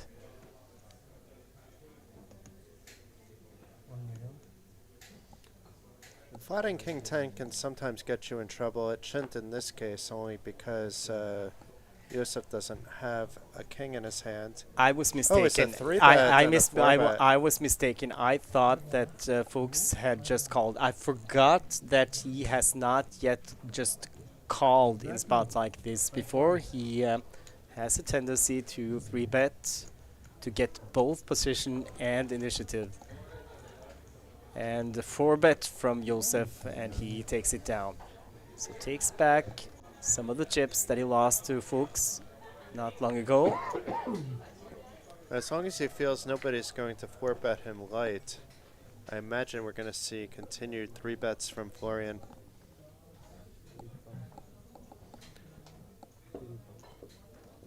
Yeah, I think it's safe to say that he has some spice. Looking back at the stream, and Aziz all in. No, that was a string bet. I think it was judged as a string bet, so only the reds. He pushed forward. It might as well be all in though. Yeah, If it's the Reds. yeah, maybe the dealer said just leave the small ones and we'll count it if needed. I think that was what happened. And it might be needed because Akala with the ace-jack. And he was actually in the big blinds. I was right. Torshu was in the big blind last hand. 1,300,000. Not a snap decision here. It is for half his stack.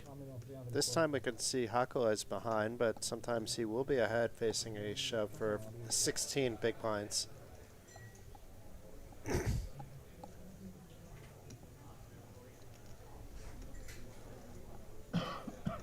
Staring into space, probably doing some calculations. Yeah, space or the tournament clock. And he folds. Very, very good cut. No? Well, when he looks back at the stream, he'll be happy that he folded. Of course, he could have hit with his ace-jack, but he was dominated by ace-king. And Aziz tells him, I had really, really good cards, you know. And he did. Okay, just a reminder for the free roll coming up. My nick on Coolbet is Sangfugl 1. In English, that's Sangfugl 1. So, I mean, just look for a big, no, a capital S and some letters in between and the number 1. I'm gonna post it in the YouTube chat now, so if you need it, just go to the YouTube chat and write it down. This is gonna take me a while. Hold on. Whoops, almost misspelled it. There we go. Meanwhile, another hand for Yosef. Pocket fives this time. Taking his time as well. So the password for the free roll is Canada, and you'll find the tournament in the Coolbet Lounge starting at 1900 Central European Time.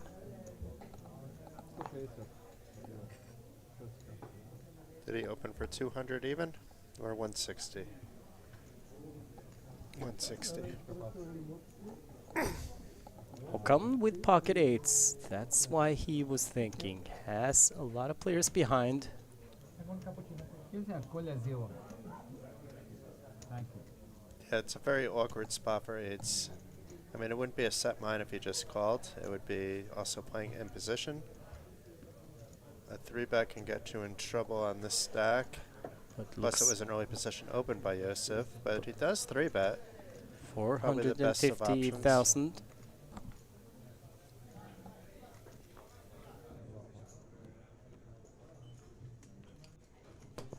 So far, so good. Folded to Schuster in the big blind. Ace-3, but facing a 3-bet. She folds. Back to Josef. Would be bad timing to get sticky with a small pair here. I mean, we saw him 4-bet Fuchs not long ago. Of course, different situation, different hand. If he just spazzed out and jammed, though, it'd be putting Hokunen in a ridiculous spot. He'd actually probably have to fold his eights, but no Yeah, way to you're roll right. Yosef to know that. So good fold there by Yosef, and nice awareness by Hokunen.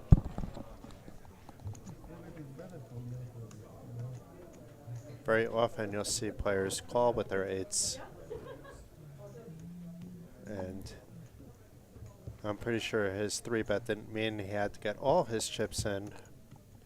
He would have recognized the strength of his opponent hand. And if it turned out to be an ace-king he was flipping against, so be it. But very often it's going to be a hand that's crushing your eights. And if he had just called, then Schuster would have come in from the big blind with ace-3 as well. Or maybe she would even be tempted to 3-bet. Let's see what Aziz does with ace-8 suited from early position. He folds. Josef is gone. Florian Fuchs.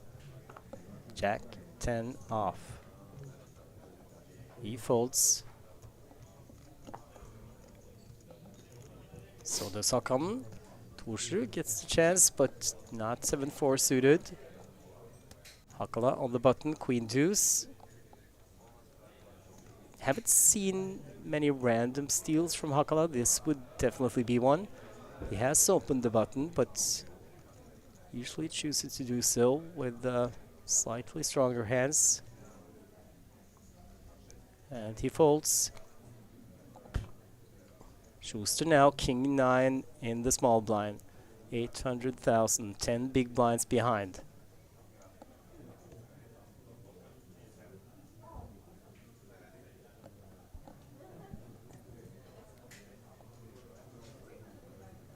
Head off, Ben in the big blind. And she's all in. Ben with queen 3. He's not gonna call. But He's asking for a count, though. Yeah, he is.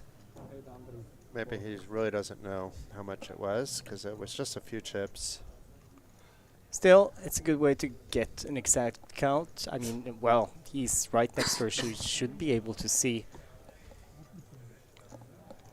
And still just let her sweat for a little while. Maybe she thinks twice about doing this next time. I don't think Yasmin Schuster will think twice the next time, but against other players that might work, not Yasmin. She's gonna do this every single time she gets the opportunity. Shows the queen.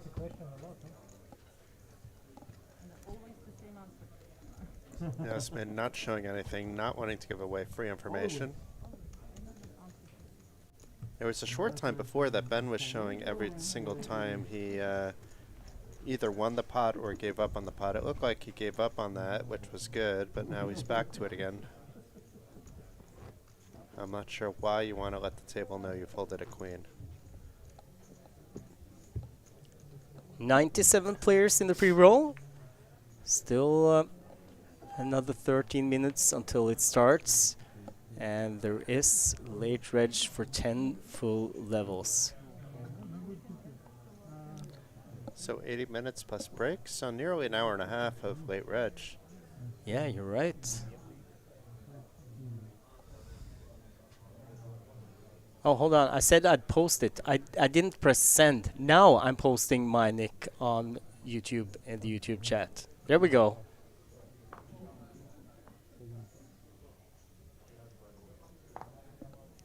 Back to play. Fold it around.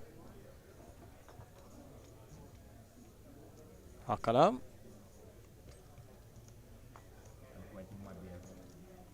He folds. Schuster on the button right now. Here we go. King 9 again. Second time in a row.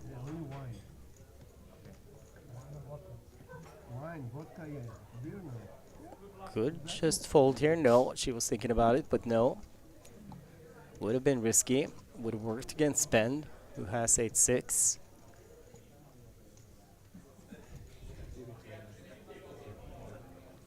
Limps in, Aziz with 10-4 suited. He's gonna check.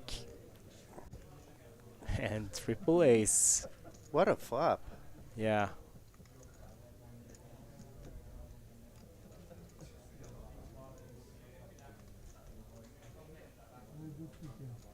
Ben's laughing, he's smiling, and he's betting.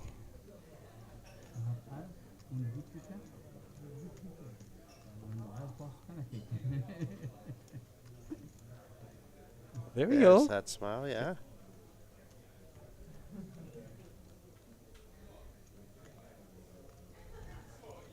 Majid Aziz from Egypt.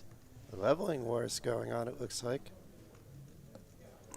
Although the bet hasn't gone in.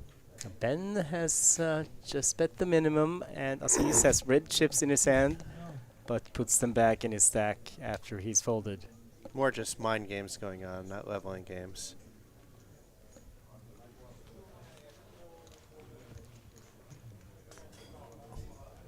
So Rafael Rafi Ben, 1 out of 2 Israelis on this final table. The smile is back. The chip leader, Yehuda Yosef, is the other Israeli at the table. Not as active as Ben, who we determined had a long-term 60% VPIP based on a massive sample size of 10 hands. We did an extensive study, and that's the conclusion we've come up with. Yeah, I talked to Florian Fuchs about that little, well, it wasn't a bet, but that little discussion we had around Ben's VPIP during the dinner break.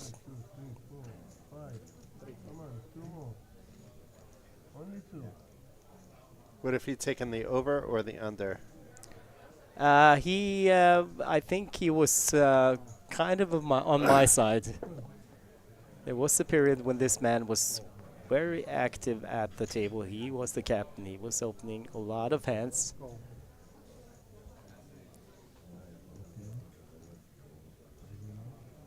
I only bumped into players that were playing the mini main on break because I was also on break at the same time. Okay, so Aziz calls from the small blind. He also checks his options in the big blind. Ben limp Jack 10, Queen 7-8 flop. So gut shot for Aziz. He checks Joseph with King High, the best hand right now. He checks Ben, also with a gut shot to the straight. They block each other. He bets 150. Aziz folds.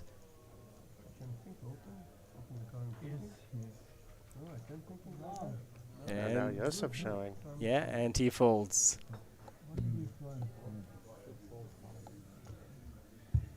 So back-to-back hands here for Ben, and neither time did he have the best hand. 1.8 million now.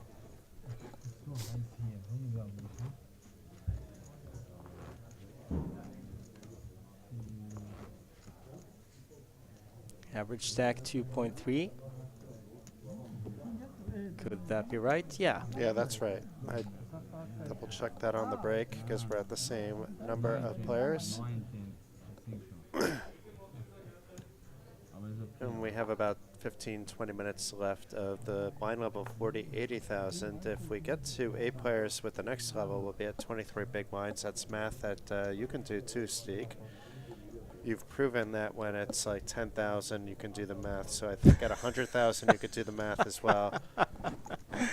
Well, you know, more digits makes it kind of harder. Yeah, that's true. Yeah. But meanwhile, Ben with a hand, and nobody's going to believe him. Ben playing every hand the last few. And wakes up with aces. And what a timing, like you say, Jason. Aziz has folded the button. Yusuf in the small blind. He folds. Sized it up to 210 as well, so not the min raise that we've seen before. But look here, Florian Fuchs with Queen 9 suited. How much do you have, you know? One point. It doesn't have under. Well, we see that Ben, he's stacked it, well, kind of neatly, but it's not in 20 stacks, so it's kind of hard for folks to eye this. And this is actually a rule, Jason. If possible, you should stack in 20s, or, well, you'll get away with 10s, but preferably 20s. Should not be 23s, should not be 18s. And actually, a player can ask floor to tell another player to stack the chips so that it's possible to make an estimate. Fuchs calls. And I'm not saying that Ben is doing this on purpose. I think it's just the way it is. So Jack 6-9 flop could get Fuchs into a little trouble here. He checks. Ben with a fistful of chips. White ones. And Yeah, Fuchs it's folds. a jam. Yeah, he just jammed, yeah. Okay, missed some value, Ben. But you are up to 2.1 million, closing in on average stack. Maybe saved himself from a bad beat. That's another reason maybe he was doing it. Wanted to happy with where the pot was there. Yeah. Magnus Berggren is in the chat, and he's writing Stig, Sangfull 1. You know, Sangfull, it's kind of like Mockingbird in Norwegian. And he asks the question, was that name in my honor? Well, Magnus, he's known as the singing Swede in Norway. Ah, gotcha now. Okay. He sings at the poker table, and you can hear him. He has a lovely voice. He has a loud voice. I wish, Magnus, I didn't know you when I took that name, but I've gotten to know you Give it to later on. Magnus. Yeah, well, yeah. I don't think it works that way, but No. give it to him anyway. Yeah. Always fun to have at the table, although loud. Josef changed too. He wasn't wearing this Nike hoodie / jumper / jacket before. Looks comfortable though, so he went for comfort, and I think who was it that went for style? Halafa. Hakala, yeah. Haka, sorry. Opens to 165. Hooks in the small blind. King 10. Remind me to ask you a question after this hand, Jason. Ask me a question after this hand. Not now. Okay. Wait.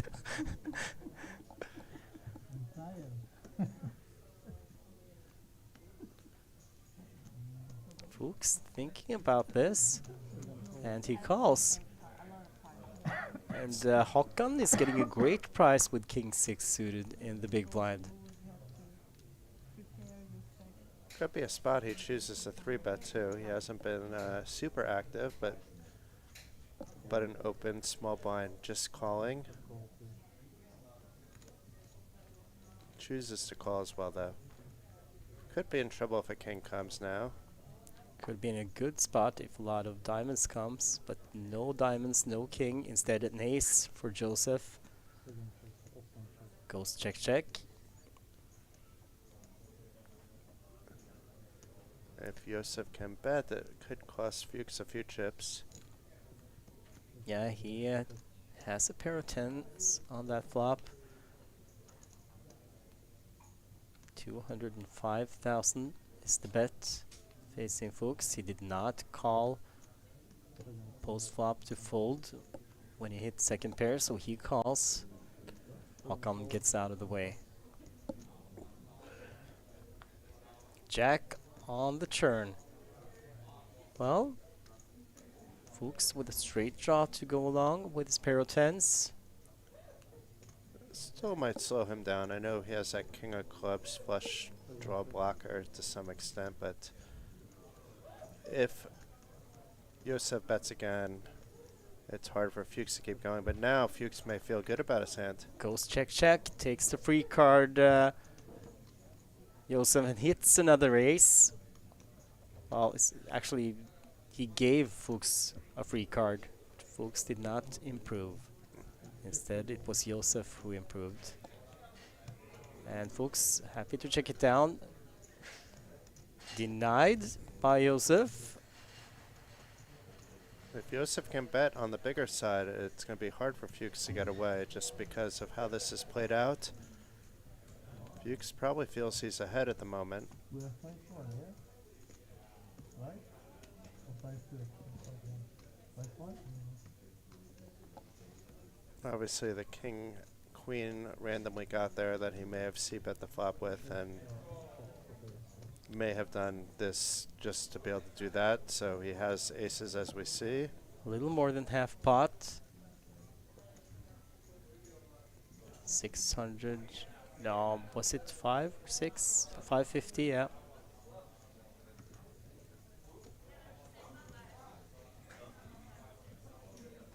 And this is gonna be a pretty big hit to Fuchs's stack if he calls here.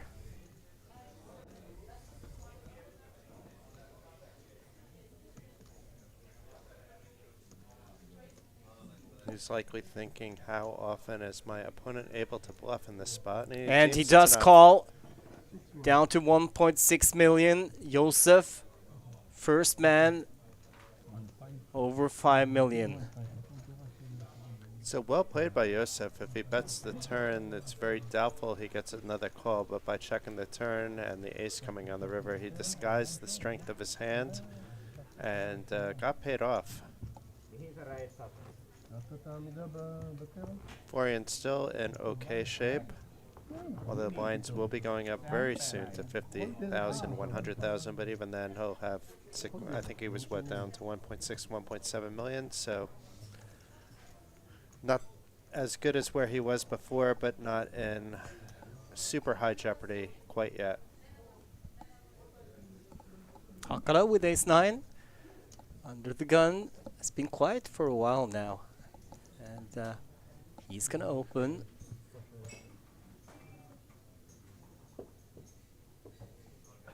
$160. Schuster and Ben folds. Aziz. Yeah, no. Don't. He really wants to play cards, you could see that. Yeah. Josef folds.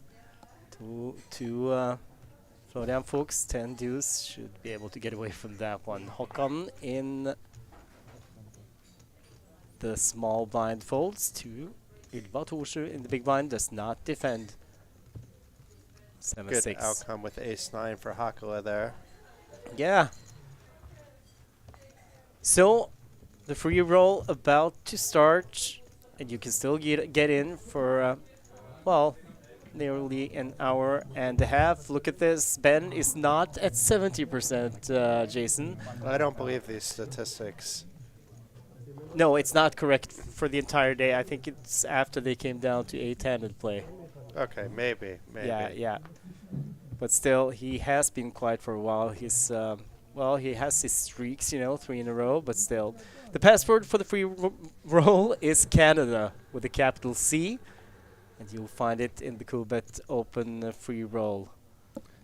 It's interesting how the other players... Oh my god, I forgot to register. There we go. Good thing it's late reg. I was wondering why my table hadn't popped up. So Canada, right? How do you spell that, Jason? C-A-N-A-D-A.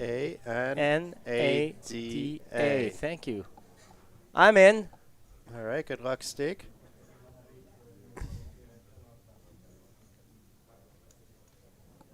I'm gonna need it. Already 130 players registered. 24 prizes. 25 if you include the bounty on my head, which is a €50 ticket. €50 festival ticket. So you might be able to qualify to the festival here in Bratislava later this year. I like the adjustments that Hakala has been making, actually, because he was, I think we both kind of recognize him as someone that is a very, let's say, good aggressive player, knowing when to be aggressive, that is, and taking his spots, but he understands that those spots that normally would be there may not be there, and is playing tighter to the vest. It doesn't mean he's not opening an ace-9 under the gun, where maybe some others may fold it. It should be an open for most of the table anyway, but it means he's not overplaying stuff, letting the action come to him. You have Ben that likes to open hands. Yehuda's been opening up a lot of hands as well, but he basically has been getting cards. And then you have Florian, who has different modes, and just waiting for his spots now. Ben always looks pained before he has to fold, but he does. 10-6 under the gun. Aziz folds. Hoodie off for Aziz. You forgot to remind me to ask me a question, Jason. Yes, you were going to ask a question that I was supposed to remind you about. We got interrupted with the free roll, which you just timed out of already. Yeah, I Stig. know. I apologize, but remind me after this hand, okay? Not of About timing timing out. out? No, No. no. Remind me the question again. Unless you did time out. Yeah. Folded to Ylva Thorsrud on the button. And Tommy Ravn says, Hiya Ylva. That's kind of equivalent to go Ylva. Hey, Okay. Tommy. I guess you got it. Yeah, you know Tommy. Yeah, yeah. That's in the chat on YouTube. A lot of activity, a lot of players in there. Thorsrud with Queen 3 suited opens to 160,000. Hakala with pocket 8s in the small blind. And although I said he's been fairly situational, this is a spot where he's going to be very situational. Look at Ylva's nails. Uh-huh. That's the Two cool, different colors. the Coolbet colors. And this is something. Well, she's passionate about a lot of things: poker, food, dogs, but also nails. And Coolbet. Of course, she's a Coolbet ambassador. So Schuster gets a good price after Hakala decides just to call, but folds the 5 deuce suited. Does not defend. Would have been in trouble. Top set for Hakala. Nothing there for Thorsrud, so I guess Hakala is gonna check, and it did. He might get a c-bet out of the Coolbet ambassador in this spot. No, she checks behind. Takes the free card. Board pairs full house for Hakala now. Thorsrud drawing dead. He may bet here because it's 2 suits, but not bet big, hoping that Ylva is on some kind of draw. Really hoping she has a 7, but that's wishful thinking. Obviously, if she has Queen 3 suited, Ylva would also be playing a Queen 7 suited opening the button.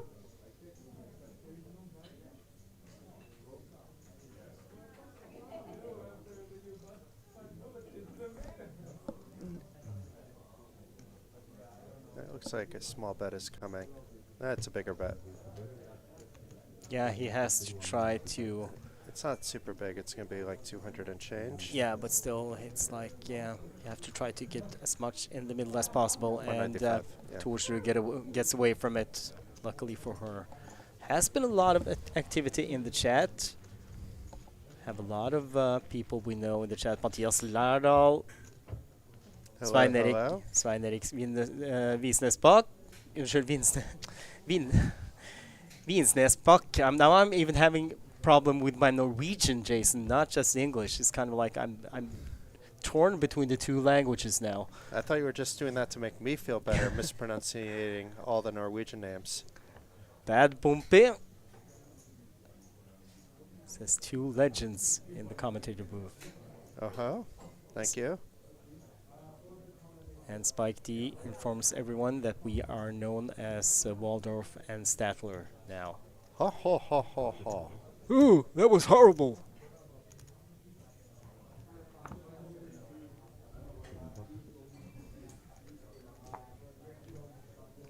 Folded around to, well, not that far around, but to Håkon in the hijack.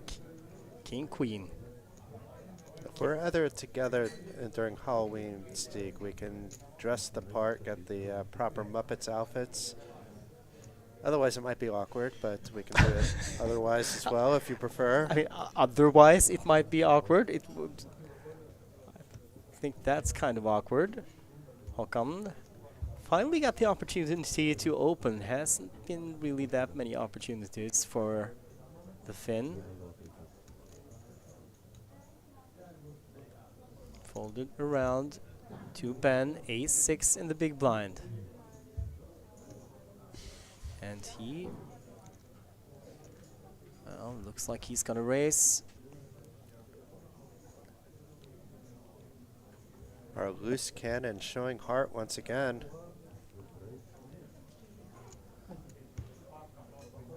And here's the 3-bet.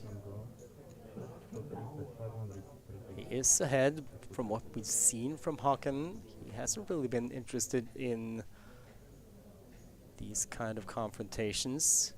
530,000. 370 for Haken to call. Maybe he picks something up because his timing is good. Hakkinen can't blow up his stack with King Queen, even though it is a very strong hand. And it does get him to fold, so very nice there by Ben. We've been joking around a little bit, but this play in particular was a very good one. So, up to 2.3 million, which is the average stack right now. Will both commentators go to NM in Gardermoen? Jon Magnusson, he's actually Swedish. I will not, unfortunately. Stig will be joined by his normal Norwegian commentator commentating in Norwegian. I don't think anybody wants to hear me do Norwegian. Well, maybe somebody does, but you're not going to understand anything.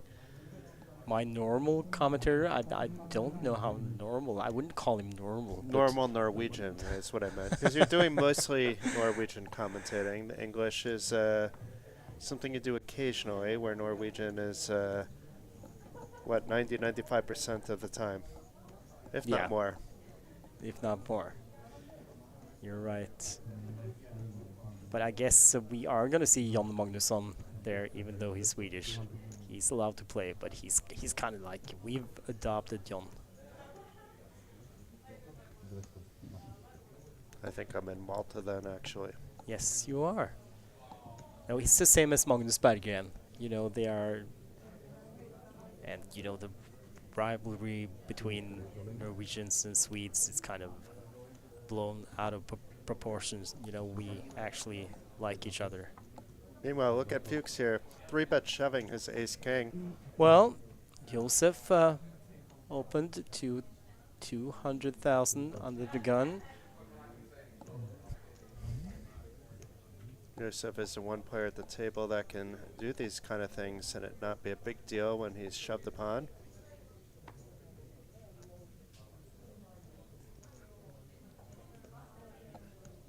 And is thinking this is maybe cards I would really like to play, my 9-6 suited. Yep, but no. Aziz folds the big blind. Back to Josef. This is kind of a hand in cookie jar situation, Jason. Yeah, just saving some face here, asking for the count. He's Josef has shown us that he shouldn't be calling here. If it was ace-jack, then I wouldn't know what he's doing, but with jack-10, I'm pretty sure he's not going to call a 1.6 million shove, unless the count is off. So let's take an eyeball look there. It looks about 1.6-ish, maybe slightly less. Maybe 1.5, but similar. Yeah, well... No, it's not really wow. Josef, I mean, he's fishing here for, you know, like a tell or something. Yeah, maybe something to use on a future hand? Yeah, but if he's not, he's just wasting everyone's time, his own included. He is wasting everybody's time with that because there's no tell that he could possibly get that would lead him to thinking that this is a good call. No, but like you said, for future... Yeah, but even that is wasting people's time. You do It you do it for a little while, for like 30 seconds, it's okay. This was a couple minutes with Jack-10. And blinds are up. So he was kind of wasting his own time because he's going to be the big blind now and has to pay more than he would have had to play had he folded faster. Maybe he was distracted by either Nikita or the Cool Bear. I think it was the Cool Bear here. I don't. Is Coolbet? Is it? I mean, we are in 2023, so I should weigh my word cautiously. But, and I mean, do we even know the gender? Is there a gender for the Cool Bear at all? Let's just say that the it's not really an outfit, but the outer area. What? The outer area of the outer area of the Cool Bear does not lend us to believe if the Cool Bear is a male or female. But it doesn't really matter, actually. The Cool Bear is fairly asexual, I have to say. Yeah, so I think so too.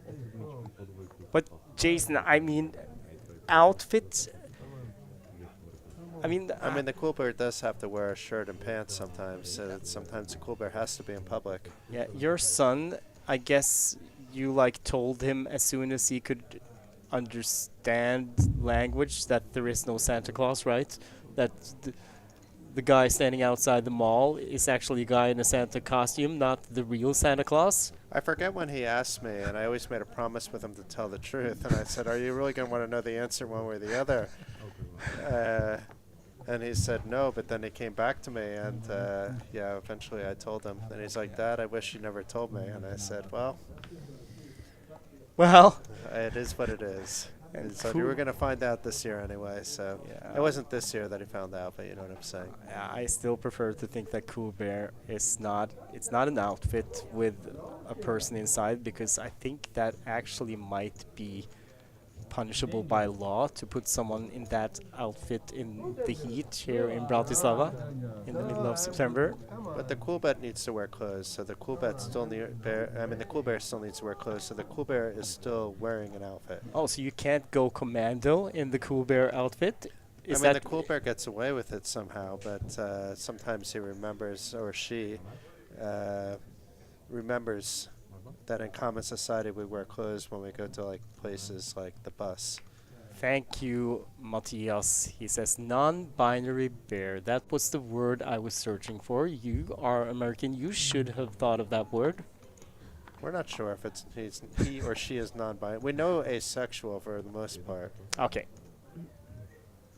Yeah, you're right, actually. Back to the action. Folded around to Schuster. She folds. So does Ben and Assis. Joseph in the small blind. Jack 7. Limps in, or completes from the small blind if you prefer. Fuchs checks his option with 8 deuce. And hits top pair. Open-ended straight draw for Joseph. I didn't think these two hands would lead to some kind of confrontation, but yeah, a open-ender and top pair.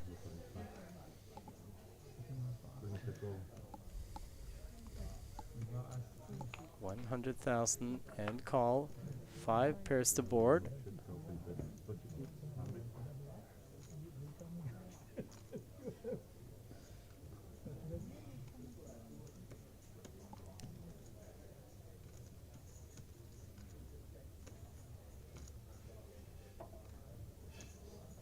Another 100 from Josef. Fuchs calls with the best hand. 700,000 in the middle, 10 on the river. Fuchs is still best.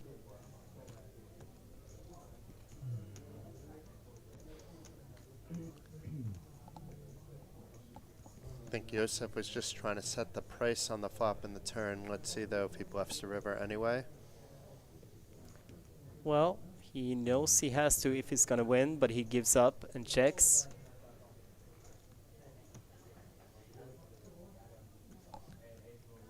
Good check Fuchs. back. Yeah, well, even Florian Fuchs, I mean, he is good, but to go for thin value from a 6 or a small pocket pair, that's kind of risky, even for him with all his poker skills.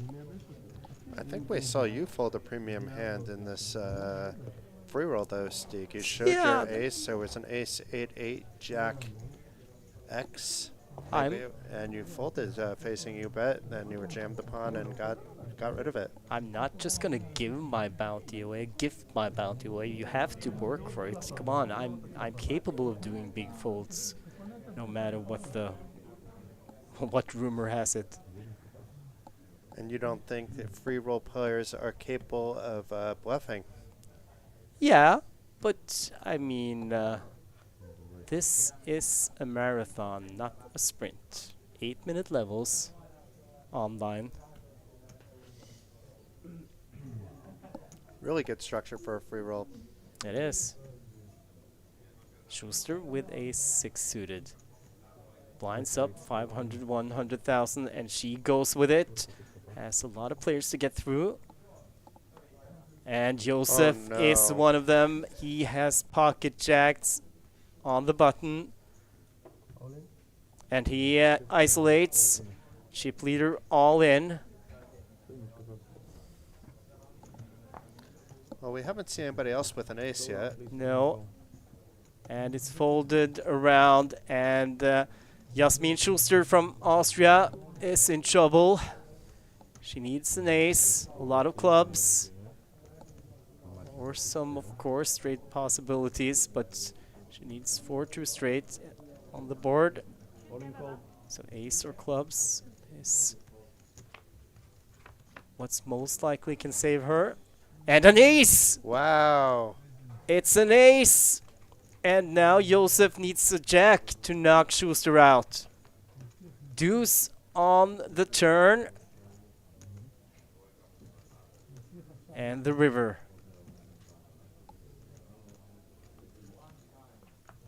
Is another deuce.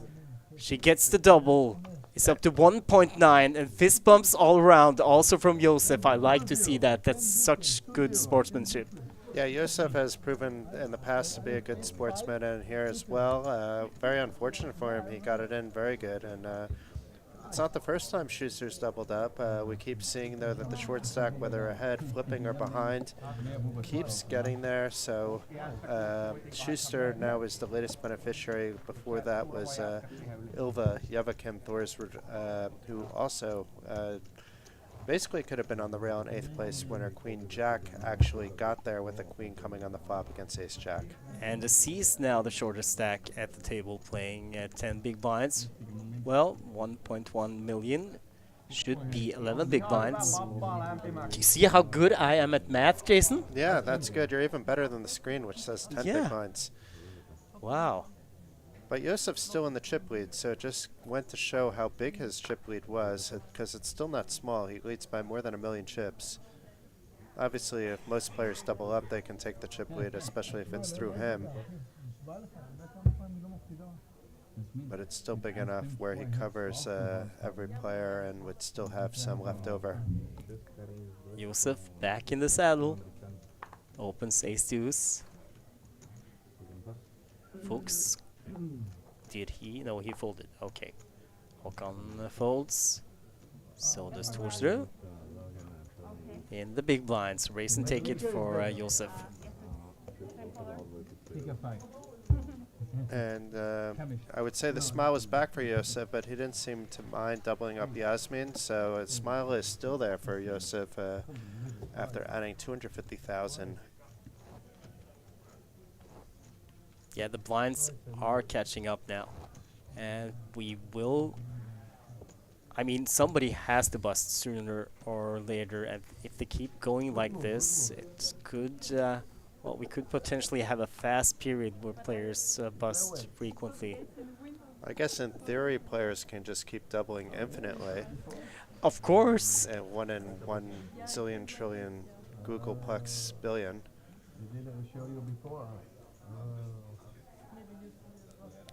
So I'm playing a hand in the free roll right now. You can get in, but be fast. I might be out after this hand. No, I'm not. You got folds. Yep. Almost back to starting stack. I don't think I've seen you above starting stack. No, that's true. Aziz all in. 11 big blinds. Folded around to the big blind. Hakala with queen deuce. He folds. But I'm not just talking about today. All like 3 or 4 free rolls that you've played, I think I haven't seen a 5-digit number other than when the first cards were dealt, and then it goes away fast. Yeah, well. Worst free roll player ever. I'm kind of busy doing other stuff as well. I might not be playing my A game. Excuses, excuses. I might time out from time to time. I mean, I know it kind of sounds easy doing commentary, you know, sitting on our behinds all day, drinking coffee. relaxing, watching exciting poker, but actually, well, at least for me, it's, I have to think, Jason, it's, as he's all in, twice in a row, ace-jack this time. So far, so good. Nobody's showing up with any cards to think about. Oh, Hakala, ace-9 folded, and Schuster, queen-8 in the big blind. She is forced to fold. That's how you can tell Hakala has been in this spot many times before, where some of the other players would have stopped and pretended to be in pain, or maybe actually been in pain with their ace-9. He didn't even think about it. As soon as he looked down, straight into the muck. Yeah, we talked about Hakala earlier on and have mentioned several times, both yesterday and today, that he won the 8-game tournament here in Bratislava on Friday. Because you didn't play. Well, he missed out on a bigger prize pool. I think he would have won that one anyway.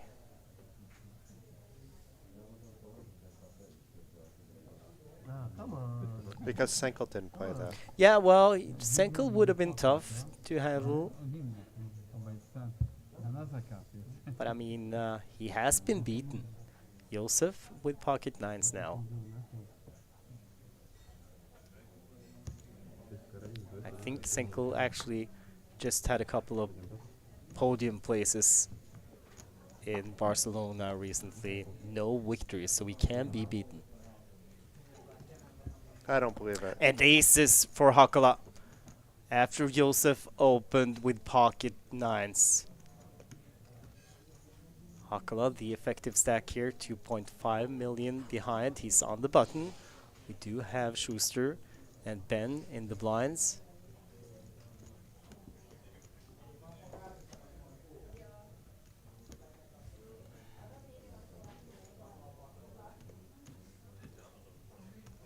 Even though he's got position, there will be a 3-bet here.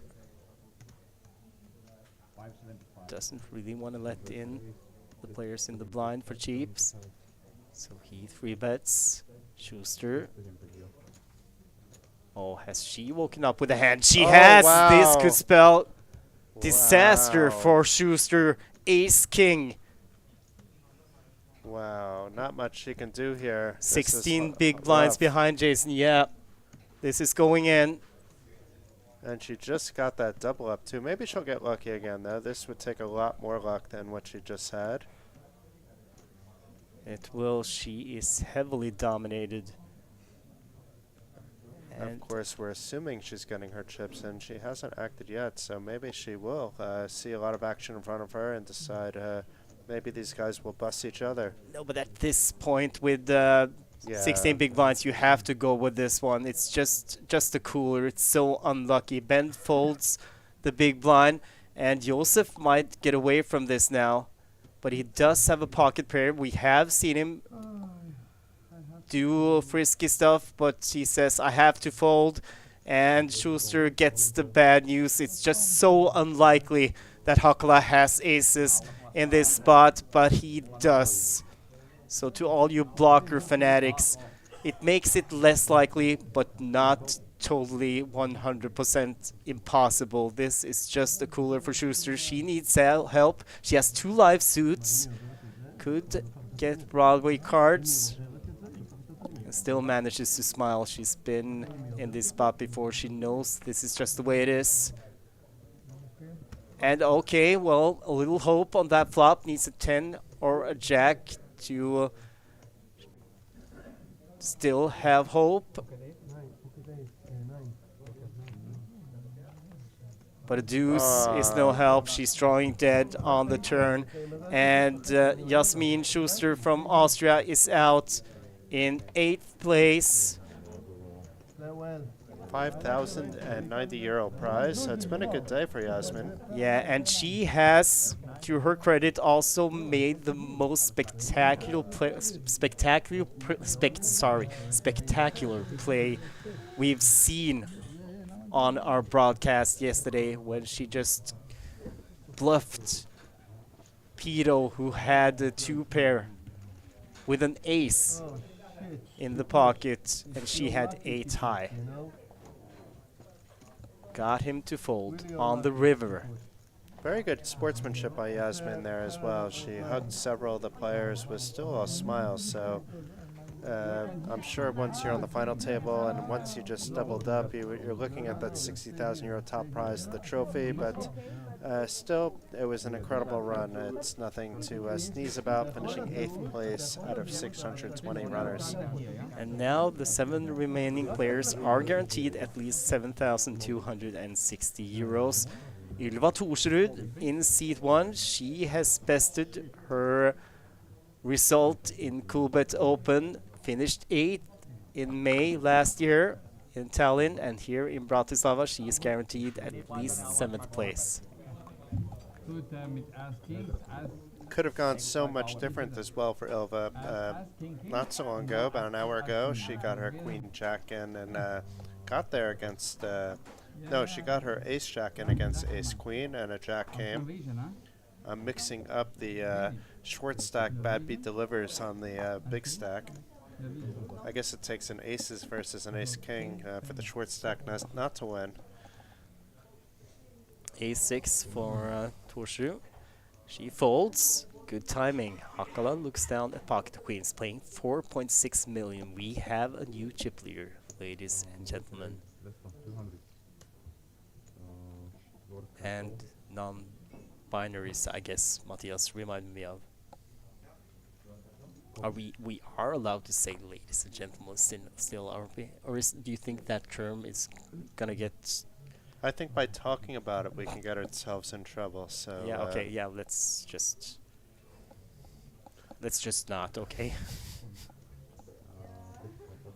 So, Hakala races to 200,000 and gets called by Ben in the small blind pocket force. 7-3-8. Okay, 2 overcards to Ben's pair, but still, Hakala should really be down there. So I think Ben maybe thinks that my pocket fours are good. At least he bets. Ben likes to donk bet. Yeah, he does. But it's just a min donk bet. Hakala asking for a look at the chip stack.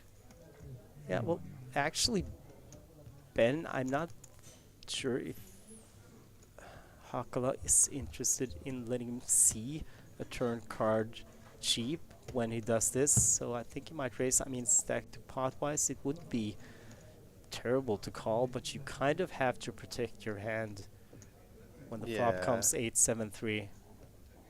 I would expect to see a raise more than a call, but we'll see what happens. It would be kind of sneaky to just call, but and you could still get all of Ben's stack by the river, but I think it's better to just protect a little bit as well, charge the draws that might be out there. And Ben is wondering if he's being played at or not. It was a cutoff open.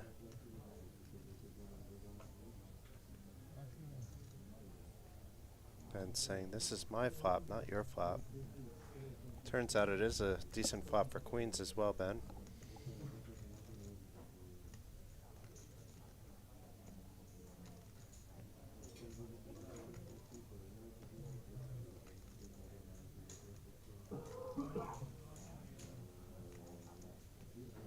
Seems like he's running through some calculations in his head. I'm just curious which ones. Well, 1-4, 2-4. Yeah, it's got to be 2 4s left in the deck because I have 2. Okay. Should we double check that? Yeah.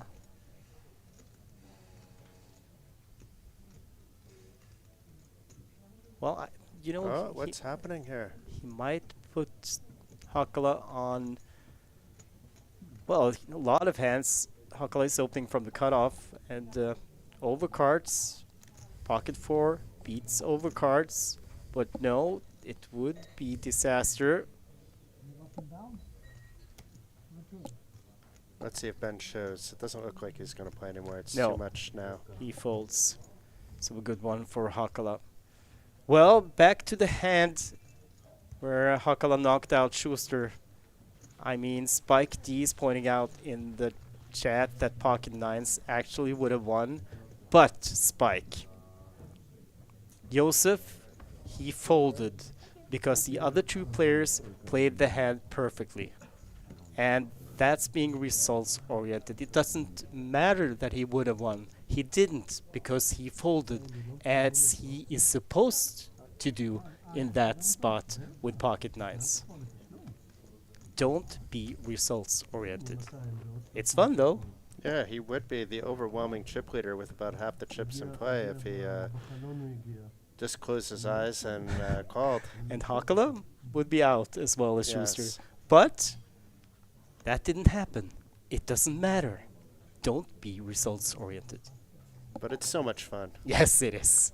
But don't rabbit chase cards. Please don't. That's also so much fun. Yes, it Except is. for when you have like the nuts. Yeah. Don't look at the cards when it's folded around to you in the big blind.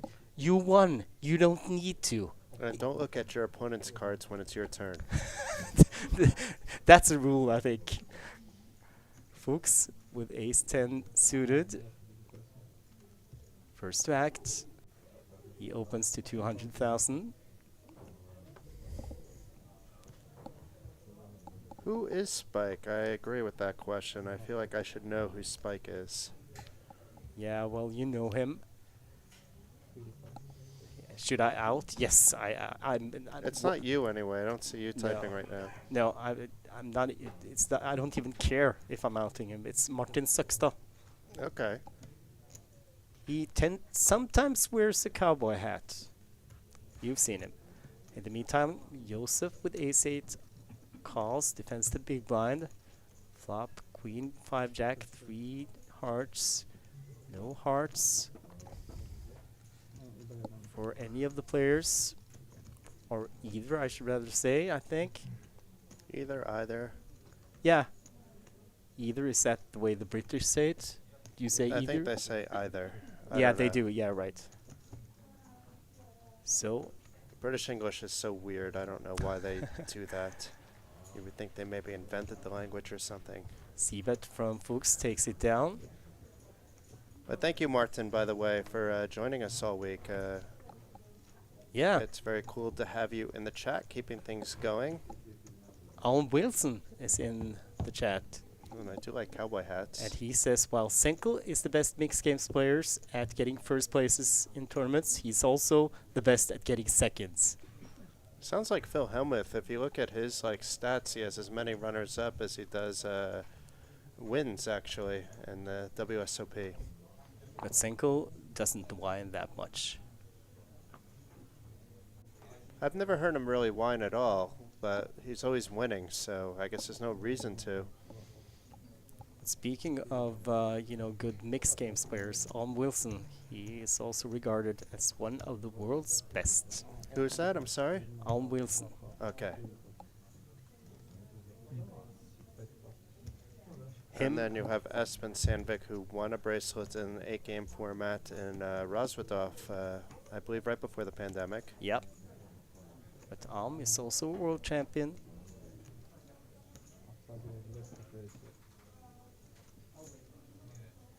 And then you have Stig Moen, Who is... who has won 0 bracelets. It's true. Oh, look at this. Josef with ace-4 suited in the small blind, raises to 260,000. Fuchs with the pocket aces. Just a smooth call. Love this. If Josef is only raising premium hands, and a raise back is good. 9, 7 jack flop. 1 heart for Josef.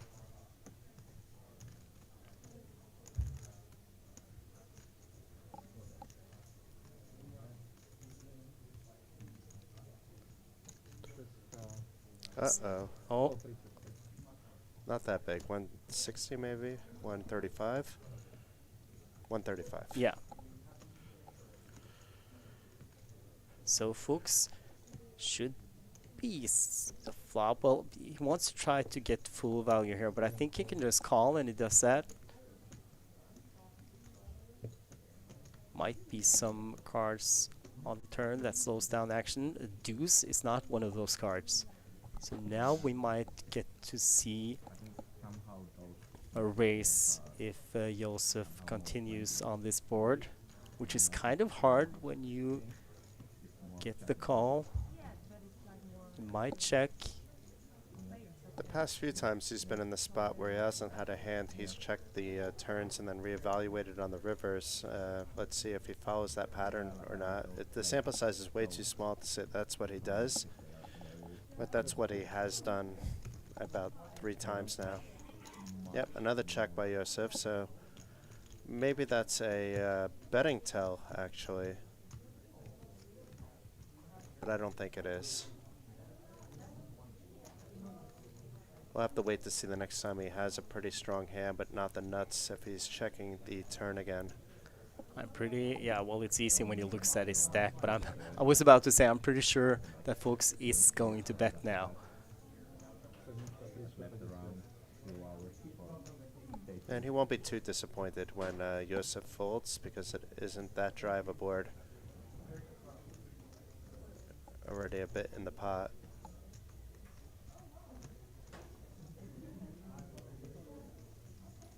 And again, maybe Josef's not folding here. I would have thought he would have folded by now. Oh Okay. my, yeah, he's out. And now we actually have Senko in the chat. Oh-ho!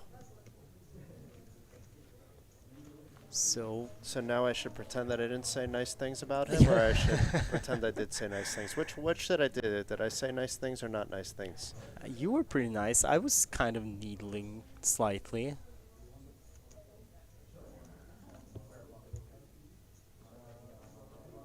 It's a shame Senko couldn't be out here, but it's good for our hero here in C2, Vili Hakola, because he won the 8 game. Yes, he did. And Senko isn't letting anybody win the 8 game if he comes. That's his trophy. Oh, he was in Barcelona, and I mean, he needs some downtime at home. He should have skipped the EPT. What's more important? Chu, I think he would have been here. He's played the Coolbet Open 8 game. Yeah, it's At not least because once. of the EPT. It's No. a lot of stuff going on Yeah. online. Not just the free roll at Coolbet, which is still, you can register with the password Canada. Yes, he can. And I'm still in. There's a bounty on my head. No, but I was going to say I was kind of happy that Tobias, or Senko as he is known as, traveled to Barcelona, because that gave me the opportunity to win actually the 8 game home game that he was invited to, but he wasn't there. Tomino was, his wife. Well, I chopped it. And I was about to say we would have chopped it 3 ways if Senko's playing, but he's not chopping with you. Yeah, I'm pretty good He at... would only if he's giving you pity. Yeah, I'm pretty... I was going to If say you it. I'm could show pretty good pity. at... I'm begging, you know, on my knees. Please. Please. Okay. Aziz with pocket queens. 13 big blinds. Just an open. 200 and, well, closer to 3, I think. Could have opted the shove from this position as well. I mean, really from any position with 13 bigs. How but big wants was to try to it? get more value. Okay, 240, so it was actually closer to 2 than 3, but still bigger than the min raise, and it's folded all the way around, and that's frustrating for our Egyptian friend. If he's shoving like 27 big blinds with 7s, which he has done, he should perhaps be shoving 13 with queens, but Hey, Chase, what you do? it would have worked out the same regardless. You can say Queen Jack. Queen Jack. So Senko's saying, all I can hear is the Steak guy is winning mixed tournaments left and right. yeah. And then Spike says, your hearing must be off then. And Senko also saying he's going to try to be at the next Coolbet Open, so that's really good to hear. You would have fun. It's a nice vibe, good feeling. And we did have a backgammon board as well. I'm 1-0 in backgammon this year now after this week. I beat Svein Olaf. Oh, wow. Okay, I'm all in the free roll. I'll let you know how it goes. Uh-oh. What now? Oh, you got it in good. You might triple up. And it is a triple up here for Stieg in the free roll, up to 21,700 and switch tables it looks like. Maybe not. But 21,700 for Stieg. It's going to be hard to get his bounty now. I did switch tables. Yeah, good luck, guys. You have your whole table covered, right? No, No. not everybody. Okay, back to the action. I thought we were in the action. Yeah, Oh, yeah, you we mean not the free roll action? no. Oh, okay. Good luck. I mean, in the free roll, but I have a stack now, so I'm gonna last for a while, and that means that's good news if you haven't registered, because you can still get the bounty on my head, and it's a nice one. It's a €50 festival ticket on Coolbet. If you knock me out, I will write down your nick and see to it that you get the ticket. If not tonight, then at least by tomorrow. Actually, I'm gonna try to make it happen tonight. Because that's how you roll. You don't want the weight. No, that's how I should have been rolling Oh, earlier on this okay. week, but I have not. So, Yosef, King 9 for Josef. still playing as if he has a 5 million stack.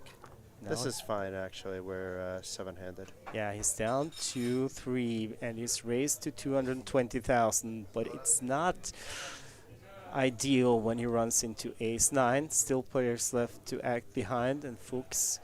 Yeah, he may not want a 3-bet here because of the players behind, and he's on 29 big blinds, but Yeah, remember, we haven't seen Fuchs. Oh, he actually just folds. But still, we haven't seen him just call if he didn't close the action so far. He's always 3-bet. yeah. It's a good general rule of thumb, in fact, for those like wanting to learn which hands you should be playing and how you should be playing them. Obviously, in a reality situation, a GTO situation, there's plenty of times you can be calling. Ben limps in, Jack 9. No, he actually just called, what did he call? He called the open of Josef, that's what he did. So flop, 8-4 queen. Wouldn't have been the worst flop for Yosef to represent, but he didn't go with his usual min-bet that he's been doing. And Ben now, when it's checked back to him, he might try a bet with his gut shot, but he does not. Delayed c-bet from Josef coming up. Not the Jägermeister bottle, though. Not yet. You have to knock him out to get that one. And it cannot happen in this hand. Ben with the effective stack.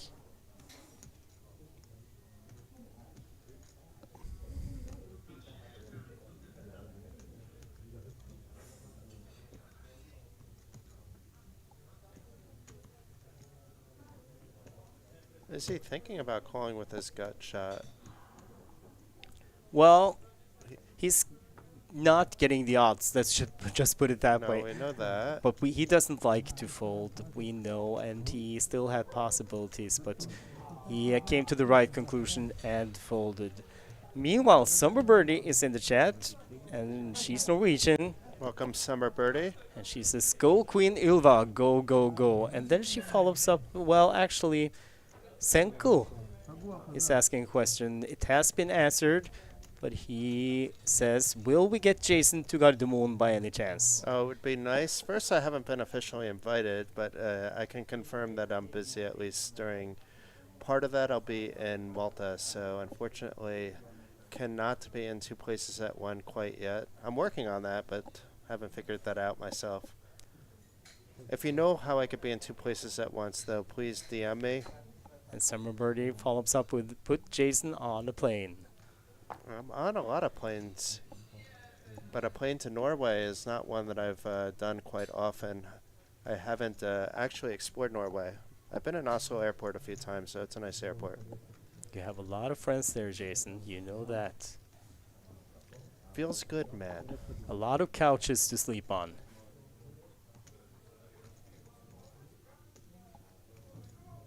Yes, I know, Matthias, but you have, you know, you have put in more volume in that home game than I have.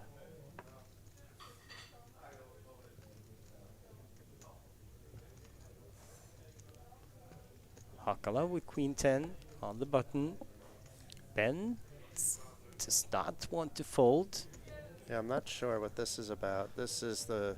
And we've seen him go slow in routine Oh, stuff. look at this. Ooh, what's going on? Here's the 3-bet, and this might work. Might be perfect timing. He does have a seize in the big blind. What a hero. 450. Wow. At a final table, 60,000 up top.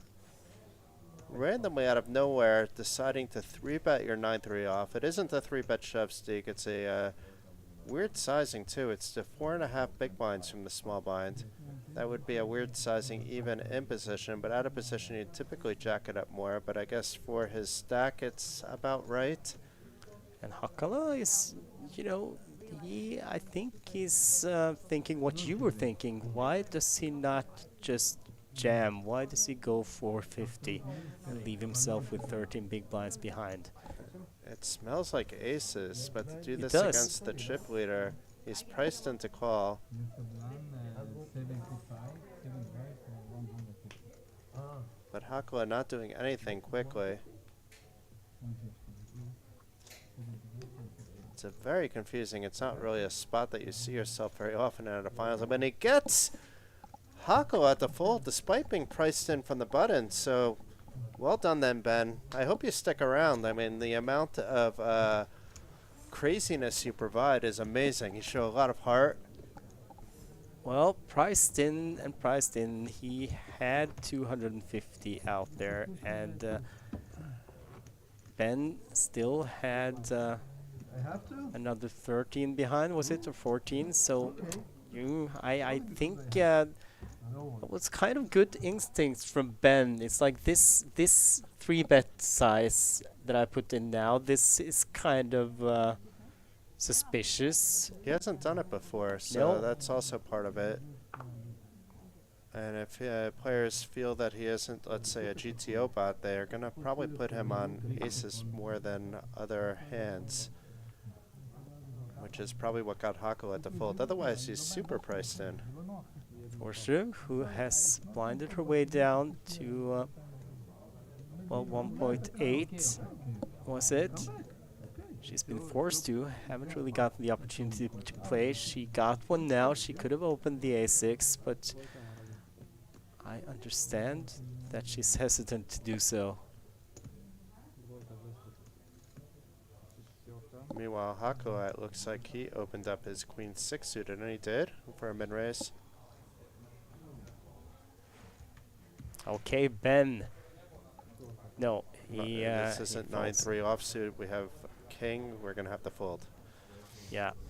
How much Well, you behind? A lot, huh? Is it going to be Aziz. Aziz's turn? 5, huh? No, he already folded. he has. Nah. But Josef, yeah, there we go. What did he show this time? He's gone. Oh, 4-3. 4-3. Okay. Well, speaking of Ben, Oskar Wedde, he was in the booth earlier today, and he is in the chat, and he says, played with Ben on the bubble. He doesn't care. This man is here to win. Yeah, I mean, you could want to be able to win, but usually by winning it means, you know, making these smart moves or being the luckiest. Yeah, but still, it's like, It should still be smart chippy V moves, so is what I'm saying, even if Yes. it's not smart ICM moves. yeah, but we have to respect Ben and his attitude. I mean, Oh, if he's showing that's- all sorts of heart. Yeah, and if that's the way he wants to try to win, I mean, go for it. Play your game. And, of course, I mean, he has, you know, put, well, I'm gonna try to find a better English expression. He has forced these guys to think a couple of times by doing unconventional plays, unorthodox plays. So if that works for him, why not? Definitely proven to be a very tricky player. And yeah, it's hard to adjust to that. So on any given day, that might actually be the strategy to use. So it's working for him. And now with the blinds getting higher and higher, effective stacks are getting shallower. I mean, if I was up against poker players that I know have studied more than I have, that I know are better, why not just up the variance, you know, try to make it hard for them. And by going with big bet sizes, that's definitely one of the things you can do to put them out of their comfort zone, instead of just trying to mimic their play and to dance to their tune, huh? Yeah, because if you're playing small ball, that's always going to benefit the stronger studying players. You can create more variance with bigger pots. That's the way to go. Fuchs And and Josef. could frustrate players that want to play small ball because they don't get the chance to do so. Fuchs and Josef now. Fuchs with the best hand right now. He flopped a pair of threes, bottom pair. Goes check, check, king on the river, and Josef now takes it down, checks all streets.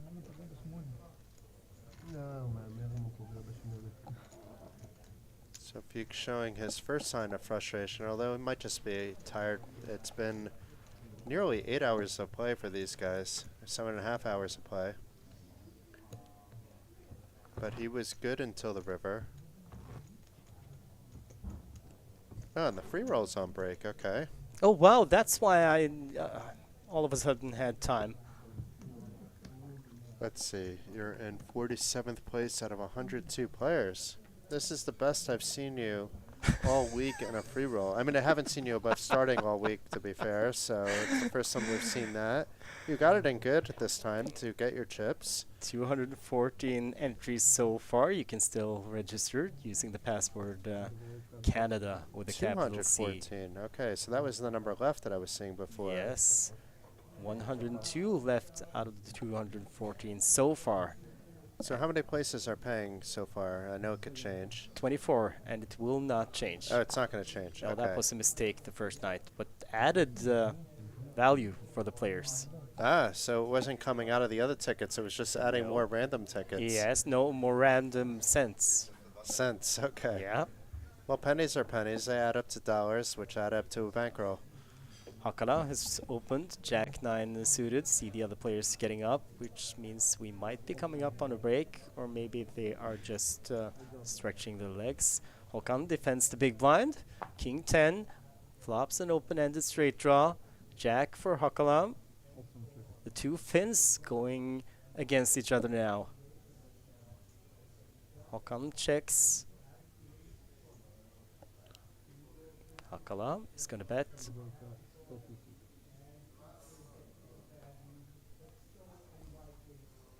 But he bets small. Is it going to be a shove here with an open ender? I mean, you don't have any hearts, but you're getting a lot of folds as well. You're hoping for folds, but he's going to play it safe. Håkan with, well, he had 15 big blinds behind, now 14 after calling the bet. Checks again, deuce on the turn. And now if Hakala sizes it up, it's going to be hard for Hokanen to stay in the hand. And we could see he only has a jack, so if Hokanen shoves, there's a good chance that he takes down the hand on the flop. The same thing might work on the turn depending on the sizing, but it's much harder to do with only one card to come.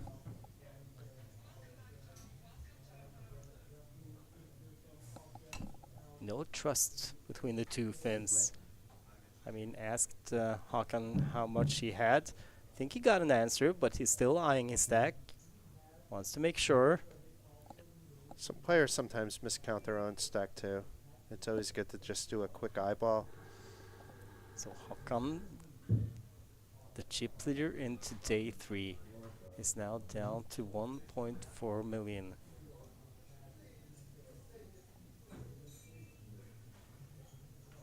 Could still win this one. Hakala. Keeping Another it small small. bet 230 into 750. Sizing it so that he could go full pot on the river, and that's kind of what he's threatening to do.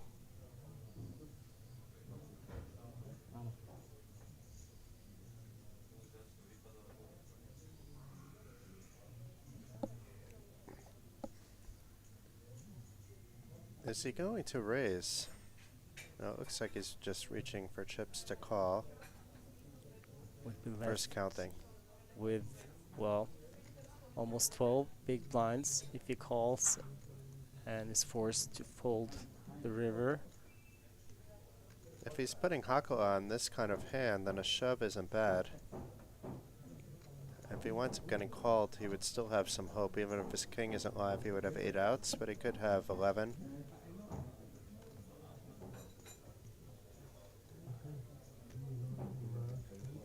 If the bet was bigger, I would like a fold. I think call is the safest play here.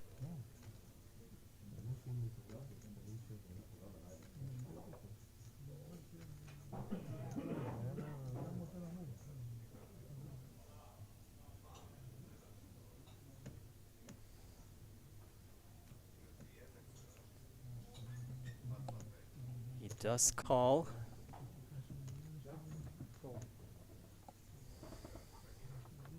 And a 7 on the river, and it's a heart, but Håkan, well, does not have the initiative. Would not be natural for him to be leading out there. Could do it to, well, try to rep, but would be unconventional. So they check it down, and Hakala takes that one, and is up over 6 million now. The most we've seen from any player this far in the main event. So I'm not really sure. No, it looks like the players have sat back down, and yeah, still have to wait until we get a break. It's gonna be a little while actually when I think about it. So they were just stretching their legs. Yeah, Florian looked like he needed it after losing a small pot before. He looked very tired, and now he looks like he's back to his normal self. And Ilva as well was not playing pots, so sometimes it's good just to stand up, stretch, sit back down again. So is Hakala gonna be one of the few players who have managed to win 2 or more tournaments in a Coolbet Open Series Festival? I mean, just a handful of players who have done that before, and I think you have to be like world-class poker player to actually do that. Yeah, until you do that, you can win all the bracelets and everything else that you want. You'll never be as good as the lead commentator here, Stig. It's an exclusive club, let's put it that way. But I've never made it to day 2 in the main event, so. So Hakala can be the first to win 2 maybe in one festival. We'd have to double check that to see if it's true, but 2 in one festival and one of them being the main event. Yeah, we've had some contenders, I'm guessing, but well, we have to double check that one. First to win the main event and another one. I think actually that might have been done.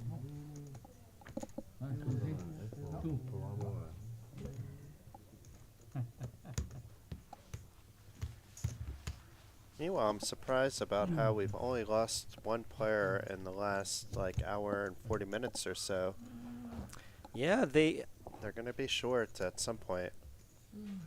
Yeah, and we are already getting there, especially now that one of the players has more.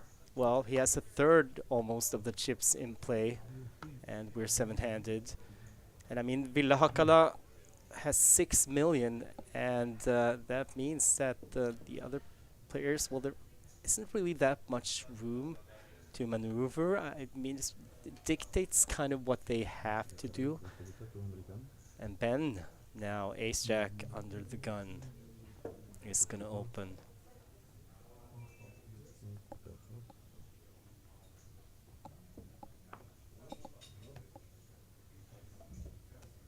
Well, folded to Fuchs in the cutoff, ace 10. We know he does not like to just call unless he's closing the action. And he's not going to just call here either. He is gonna 3-bet. Still 3 players behind. Now 2. After Håkan folds, Torsrud in the small blind. She is folded, and Hakala now the chip leader with ace jack. It wasn't a big sizing here by Fuchs. It was a standard to 5.3x. So there is a 4-bet sizing that might work, but he's going to have to call off if he 4-bets, so that's a bit risky with ace jack. Effective stacks here. Ben with 21, 21 big blinds behind. Fuchs with 19, and Hakala lets it go. Not going for the squeeze. Ben facing a 3-bet. We've seen Ben call in these situations, but as it turns out, he's actually ahead here. We did see Hakala with the same ace-jack, though, so if a 10 comes, then it's less likely that we see a jack, and it's extremely unlikely we see an ace. There's only 1 left on the deck. And now players might be going on break. We've seen multiple walk away again.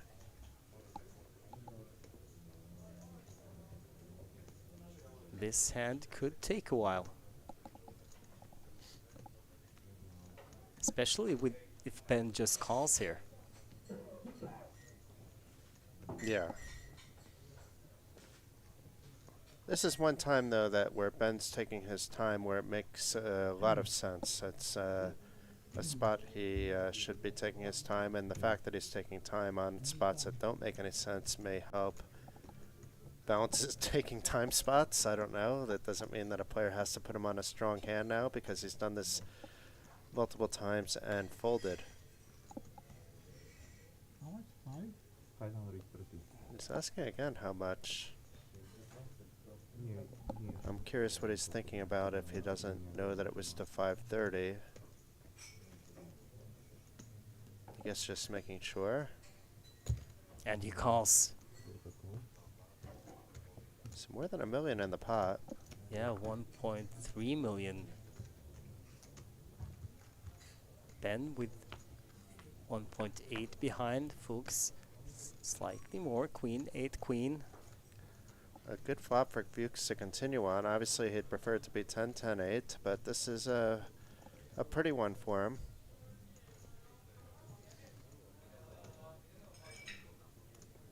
But we've seen Ben donk bet before. Maybe he's thinking the same thing. This is a good flop for me, not thinking about ranges and things like that. Let's see.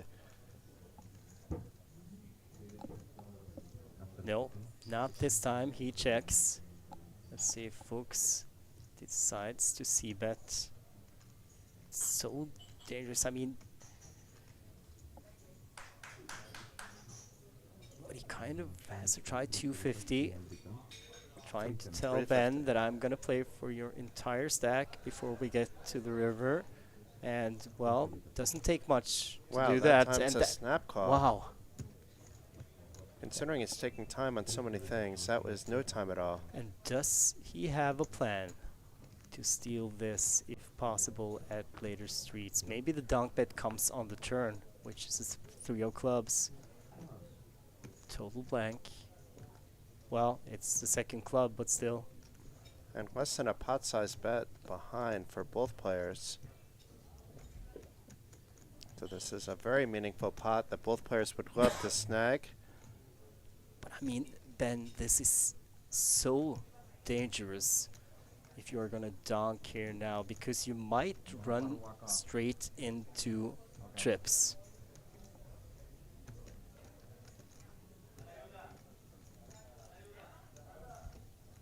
We know that in this case he has the best hand. He cannot know.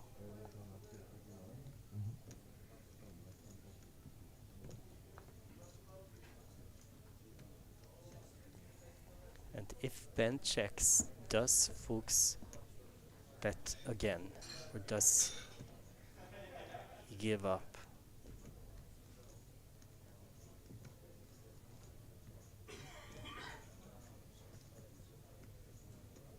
Good check, huh? Ben is saying he already checked, Oh, but I didn't see him check. no, no one did. So it's on Fuchs.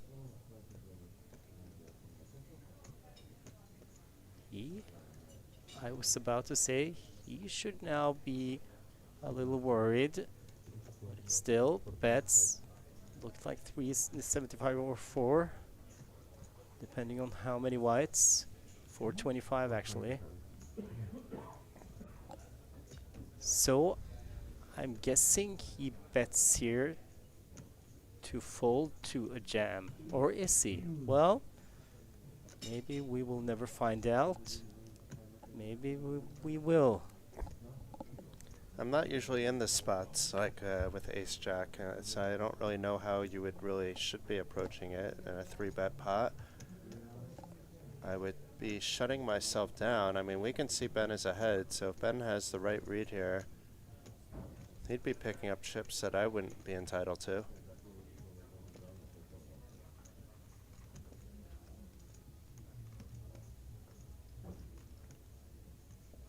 $2.4 million in the middle. Whoever wins this one. Oh, what's happening? Is he doing it? He is no, and that is a pump fake, Oh. and that is just uncalled for. That we don't do this in poker. Do you think he was doing it to get a reaction, or he Yes. legitimately changed his No, mind? no, he did it to get a reaction, So- and that's just bad manners. Yeah, I thought I saw something before with one of his stalling tactics. Yeah. That he was maybe doing it before. I mean, So I'm not sure. I don't want to no, it's make it sound like he's definitely doing that. no. He but it might didn't not. seem right. He might not know that this is actually bad, but and he might even get a warning from the tournament director. Now He's the been put on clock has been called on him, and you should be careful trying to do, I mean, angly moves like this. One thing is maybe you'll get away without a penalty, but I don't think he knew, though, to be fair. but not many people will like you if you do stuff like this. No, I agree. I don't think he's aware that this is frowned upon.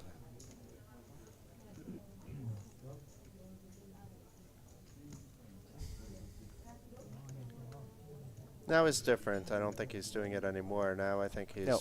really thinking. And he is should in I a do tough it? spot with the best hand right now, Jason. Yeah. I mean, I would have already folded the best hand, so... Me too.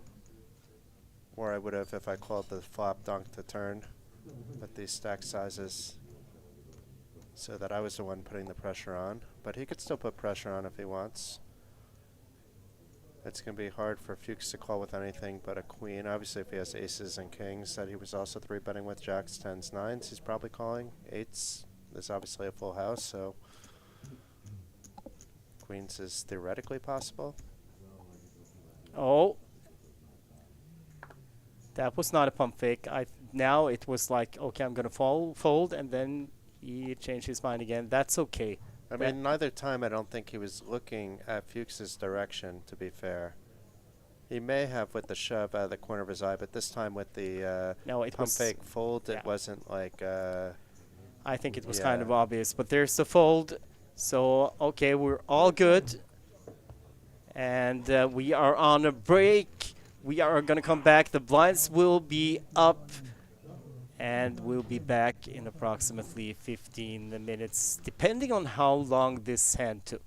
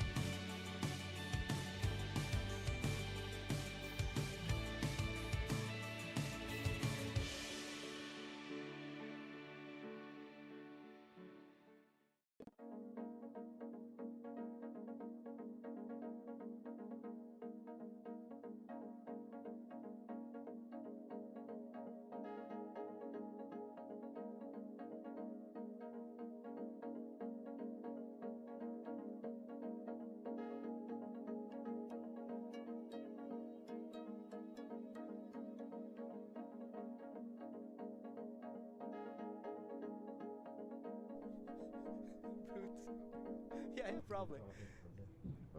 Hej, ešte budú až to nejakých 200-250. And we are back. The players are back from their break. We are still seven-handed in the main event. Started the day, 12 o'clock Central European time, and here they are 8 hours later. Florian taking his seat. Here comes our hero Ben. Joseph as well. Well, Ben actually got a nickname from the chat. Is it clean? Oh, yes. And I think it's kind of fitting. And I'm sorry to say the late reg in the free roll is now still open if you hurry. Okay, so I'm going to fold my big blind. Just so you can make it past late reg for the first time. You can get in there, Coolbet Open free roll, hurry up. And the password is Canada with a capital K. Less than 1 minute left or late reg. Let's just see if someone can squeeze in at the end. 2:59 now. Meanwhile, we have 4 stacks, 12 big blinds or under, between 9 and 12. So that creates such an interesting dynamic because of the pay jumps. We'll probably see them playing actually counterintuitive, meaning they're going to be playing more tight if they're ICM aware. Meanwhile, stacks like Fuchs and Josef are safe, but they don't want to become one of those small stacks, and Hakala should have free reign, except we have the one wild card in Ben, who you never know what he's going to do with any stack size. Makes it very difficult to stick to a game plan. So blinds up 30,000, 60,000 with a 60,000 big blind ante. That means there's 300,000 in the middle. Every single hand they play. I see we have Oyvind. I can't see what he's writing, but hello, Oyvind. Capital C, not K, for the password. Sorry, you didn't get it. I mean, I didn't get it, so you didn't make it. That's what I meant to say. I think he was putting in Canada the food. Canada the food, capital of Estonia. No, well, I guess the free roll is on a break. Well, no, it shouldn't be, but maybe you can still squeeze in. No, we're still... Okay, I missed it. It was 250 players left. No, 250 entries with 62 players left. And we are on level 11, so late reg is over. I'm sorry. Maybe you'll make the money. Yeah, well, 24 places paid. Meanwhile, Håkan with the A7, staring at the clock. And we said players might tighten up, but this is maybe a shove for him. Nope, this is an example of not wanting to be the next player out, wanting other players to do that for you. Torsrud might do him the favor because she has ace-9 on the button. 15, no, hold on, less than that. Doesn't look like she shoved. No, she didn't, just an open. Hakala has folded. Ben wants to know how much she has behind. The honey badger, Ben. The honey badger, yes. And he's got pocket force. And he's all in. Or did he say call again? I thought I heard all in, but it was just a call. I would have loved an all in. I mean, I don't know what Ilva would have done there, but we'll never find out. And I'm surprised Ilva didn't jam, but I understand why she didn't. So we're going to see a flop. Ace, King, 6, top pair for Torsrud, who now is ahead. 660,000 in the middle. Ben checks. Terrible flop for him. No matter if Ylva had hit or not. She is going to see bet. This is not the time. Ben doesn't like folding flops, though. No, he does not. But I mean, even the honey badger is beat sometimes. Not often. Ilva has not been super active at this final table either, and I'm not sure how much Ben has been paying attention to that, but with an ace and a king on that flop. He folds. Well, actually what I should have said was even the honey badger has to retreat sometimes, give up, you know, realize that he's beaten. Don't beat the honey badger. That's like animal cruelty. No, it's not. I mean, the honey badger can defend itself. Okay. Yeah, it's like one of the fiercest creatures in the world. Has no fright, no fear whatsoever, I should say. That's the English word, right? And here's what I was talking about with the payouts. We have 4 players mixed in all together. Ilva's now kind of left that group slightly, but still grouped in, and it goes from 7,260 for 7th place up to 18,440 for 4th. That's an 11,000 pay jump. That pay jump is more than what 7th place actually pays. So, need to be careful with these short stacks. You want, although we've seen the short stacks double earlier at the final table, whether they were ahead or not, you want to see other short stacks commit their stacks before you commit yours. Within reason, of course. There's still hands you should play. But a nice pot for Torsrud. Josef folds, Fuchs folds, Håkan with pocket 6. I think too strong to just fold here, so we're probably, he only really has a shove size, 9 big blinds. Less than 10 big blinds. And he does shove. Jakob Mikael Håkan all in, pocket 6s. Torsrud folds.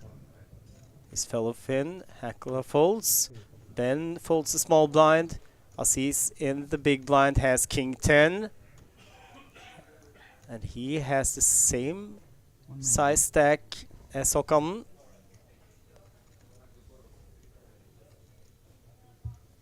Majed Aziz.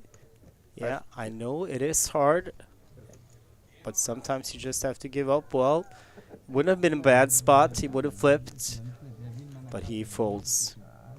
All in the free roll, by the way.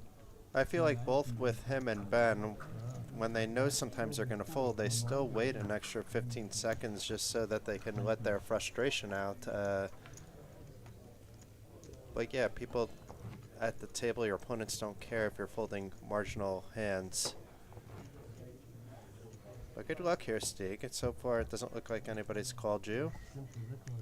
There's Well, somebody using their time bank on you. Are we near the money? No. Okay. So they're just fearing the shove here, and as well as they should. Oh, wow, you were shoved over the top. But we have 10s And here for wow, Dukes. Fuchs with pocket 10s. 3.5 million. Oh my god, Stumperud. 91 Stumperud. Yeah, okay.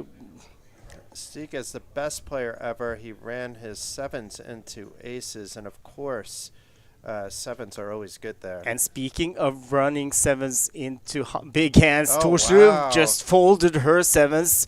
Fuchs with the pocket 10s. And here comes Ben, all in, ace queen. Aziz in the small blind. He folds. Josef folds the big blind back to Fuchs. And he calls. So this is for Ben, the Honey Badger's life.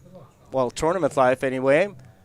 I mean, he reached to his heart there. I think, yeah, I know. Small stacks praying that the 10s hold here. 2 overcards for Ben, flipping for his tournament life. Needs to hit. And he hits. Ace high flop. He's ahead. Now he has to dodge a 10. Or, well, yeah, and the 10 only, I think. Diamonds, he's got him covered. Fuchs with the 10 of diamonds, so still 2 10s in the deck. That can knock Ben out. A queen. Both players with a flush. Ben with the nut flush. Gives himself a round of applause, winning the flip. Instead of hitting the rail in 7th place for about 7,000, is now above that area where the small stacks are, so has a little bit of breathing room with 20 big blinds. The same as what Fuchs now has, actually, also at around 20 big blinds. Yeah, that one hurt for Fuchs. So swingy final tables sometimes. Often dealing with a lower big blind average than at other stages in the tournament, especially when you're still 7-handed at this stage. Currently have an average stack of slightly above 20 big blinds. אתה כל הזמן משנה את מספר הערימה. הערימה צריכה להישאר על 20 קבוע. הם שינו לי את זה. לא משנה, אתה כל הזמן לחזור ל-20. אתה חייב. לא, אתה חייב לכבד את השחקנים, וזה... Rafi Ben discussing what happened, I think, with his אני שומר. fellow countryman.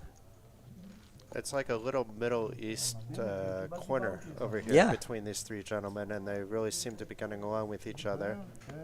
Yeah, with Mashed Aziz from Egypt in the middle of the two Israelis. Folded to Ben, King 5, suited. 2.5 million. He's still stacking chips and folds. Aziz folds. Joseph with 7-3 in the small blind. Are we gonna get a walk? Yes, we are. Gifts Fuchs the small blind. Well, he'll take that. I don't know if he looked at his cards, but happy to get a walk with 8-4, even if it's suited. Especially after losing that pretty big flip. Yeah, he's just got to shake it off, but he's done so earlier today as well. I mean, Yeah. of course, it affects you for a little while, but he's so experienced. He's been here before. I mean, he has been close to a World Series of Poker bracelets a couple of times. Second place in the Colossus a few years back in Rosvadov, and also a final table. I believe that one was in Vegas. Meanwhile, Ilva with the jack sitting on 16 big blind stack. Opens. Hakana folds. Ben. 5 deuce suited. He's gone. Aziz folds. Yusuf on the button. Queen 10. Hasn't played a hand in a little while. He was playing a lot of hands earlier. He had a lot of cards, though, to be fair, earlier, too. Not always just playing speculative Wow, hands look like at this on this. the button. He calls in position. Fuchs folds ace 3. Håkan is gone. So 2 players to the flop. Did see a queen be folded, too, making it less likely that Yosef gets there and pulls ahead of Thorsrud's jacks. I'm sorry, I'm very 4, 5, ace, 3 diamonds. Torsrud with the jack of diamonds. First to act.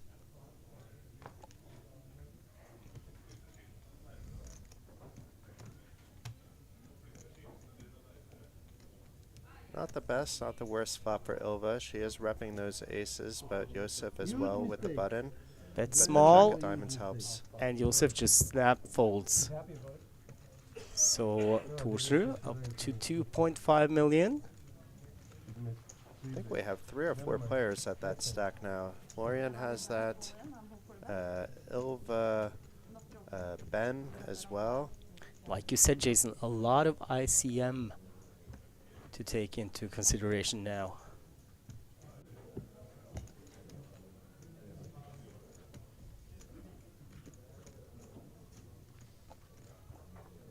And Aziz he's short, and I think Hakanen is short.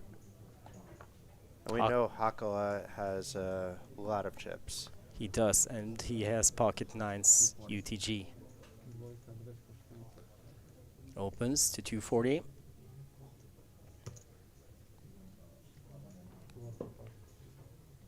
Quick fold for Ben.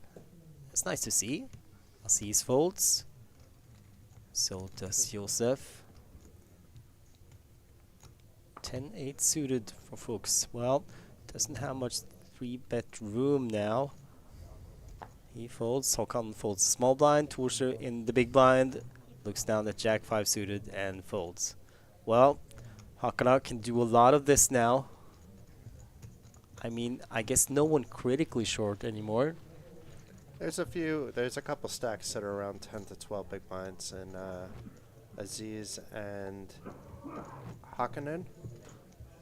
I don't know their exact counts off the top of my head, but they're like between 1 and 1-3. Ilva, Florian, and Ben, though, they have some breathing room.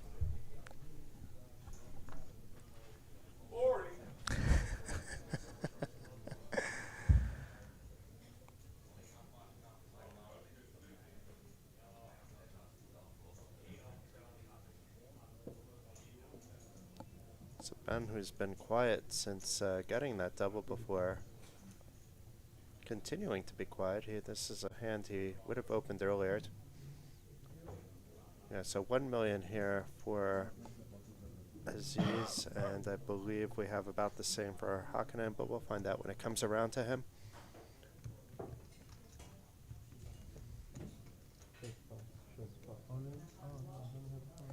Aziz just praying for players to go out so he can earn a few more bucks in this tournament. 20 big blind stack for Fuchs. Ace 4 in the cutoff. He opens.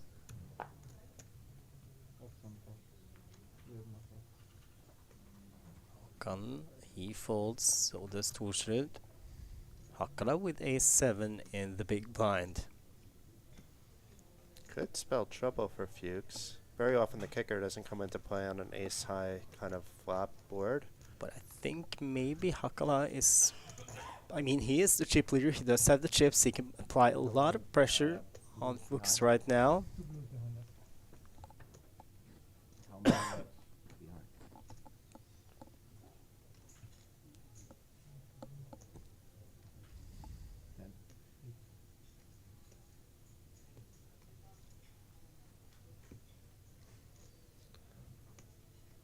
Just the call. Good luck. 6-9-5. Well, got shot for Takala. Or Hakkala. And spikes his range from the big blind as well. Yeah. I mean, if he checks, Fuchs might check behind on that board. He has ace high. He has showdown value. Let's see what Hakkala does. Has he already checked? I didn't see. I don't think so, but we haven't seen anybody but Ben donk bet on this table, and Ben only did it once. I think he might have checked, and that we're waiting for Fuchs right now. Check, check. Yep, goes check check.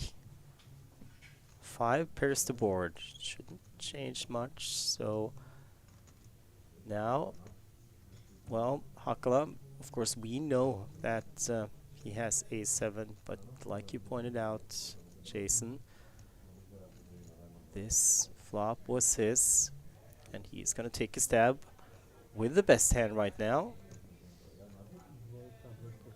Putting pressure on Florian, who really shouldn't want to lose chips and get down to the range of Aziz and Hakkinen.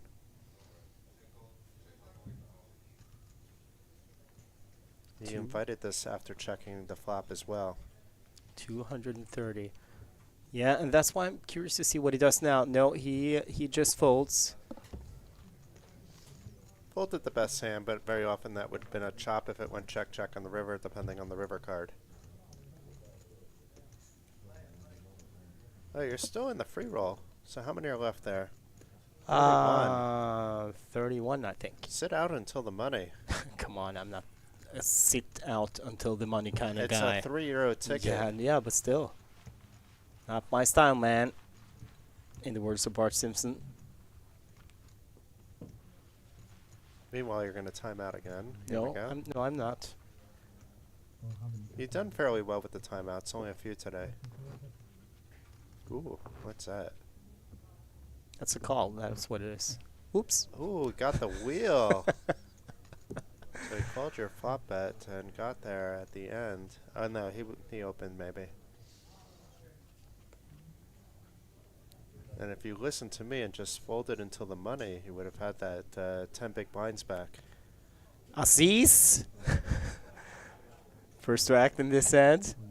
It's a free roll, Jason. Nobody cares how I do. Well, all the players in it because there's still a bounty on my head. But Aziz is all in. If I can't make fun of Ace you, king. then what fun can I have? Yeah, well, point taken. And Fuchs with ace-9 suited folds. That's I a could fold. disciplined fold. Håkan with king-8. He's gone. Torsrud folds the button. Hakala in the small blind. He folds, and Ben in the big blind. Queen 10 wants a count. Is Ben wasting time again, or do you think he's thinking of calling off nearly half his stack with Queen 10? Oh, I think now he's wasting time, but we have to remember that he is the honey badger, Jason. Okay. I'm not saying I still don't respect Ben and the honey badger, but it's kind of also... Oh, we what's take going it on? back. He does call. Wow. He does call. Wow, did not see this coming. Let's see if Florian can get right back. Oh, it's Aziz. Aziz Yes. is the one at risk, but he is ahead. Very strange call. And the queen Oh on my the God. flop. But still, Wow. Aziz with the gut shot. 2 overs. A 10 Oh, gives Broadway. him Broadway. But a But queen wait, or- wait. It's not over. Queen. They could. No, now it's over. And look at Ben. Ben Yeah, is he was- like, he was how call- did this happen? Yeah, he was calling for a queen. I mean, 2 pair on the turn. Well, he could have gotten there with the queen and 10, so it wasn't over. But deuce on the river, and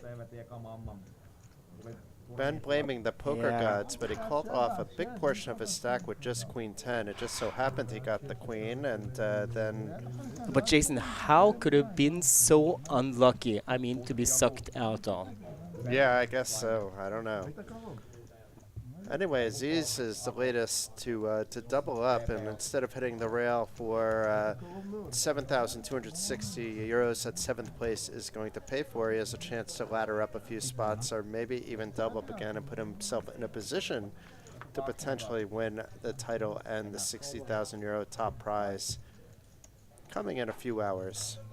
By the way, congratulations to OK Dude 77 for knocking me out of the free roll. Did you make the money?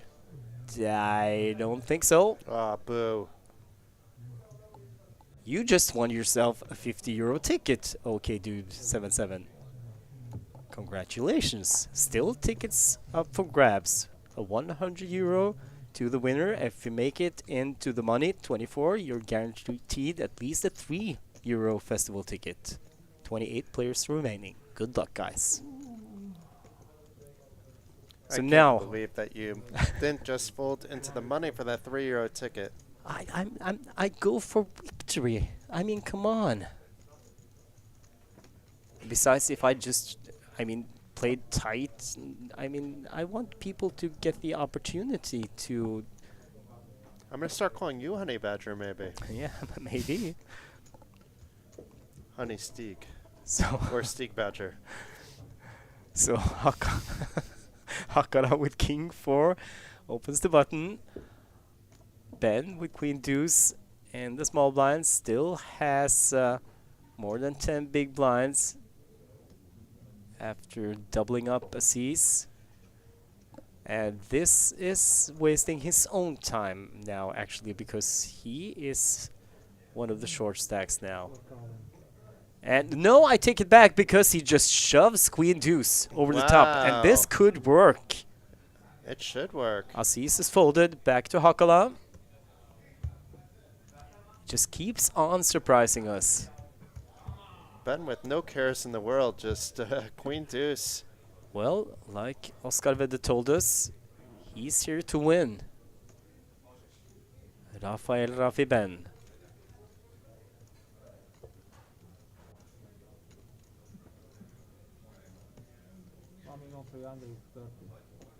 Hakala, he's sitting right next to Ben, and he's heard him steam now for a while, but still King 4, that's too thin. So I think Hakala was thinking about this, but I don't need to. Let's just keep him shortish, and I can put pressure on the mid stacks as the chip leader. I think that's the strategy. So I think he just told Hako he had king queen, but he didn't show where he was showing before.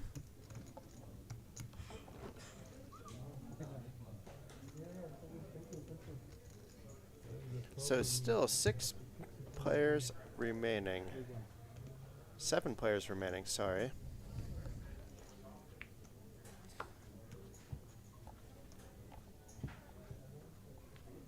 Average stack of a little more than 20 big blinds.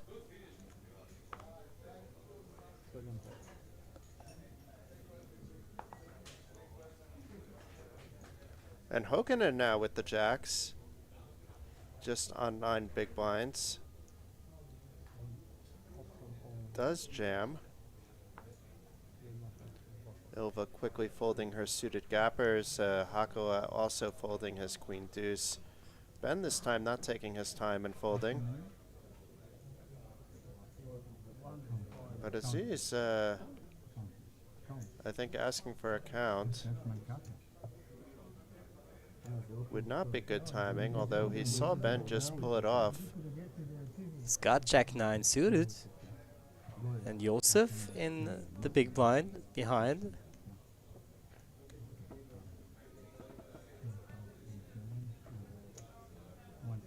Does have a number on the dice to win this. If he likes 5-1 underdog possibility, 6-1.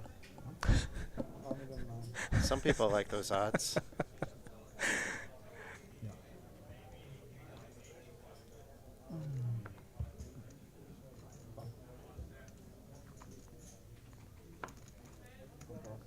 Finds the fold, and Josef folds in the big blind. So Hokanen not at risk, back above 10 big blinds. At around 12 big blinds now. Well, I mean, of course, there's always a risk, but he might not have minded a call. But he's been so patient, Jaakko Mikael Håkan from Finland. And it's kind of, I was kind of expecting him to be a more aggressive player when he made it through to the final day as a chip leader, because they often are. But I mean, Håkan, and I mean, to his defense, he has been really careful at picking his spots. We'll see how careful he is now. It's pocket fives, another pocket pair, not nearly as good as the jacks, but still something that you potentially might want to jam, but he folds it.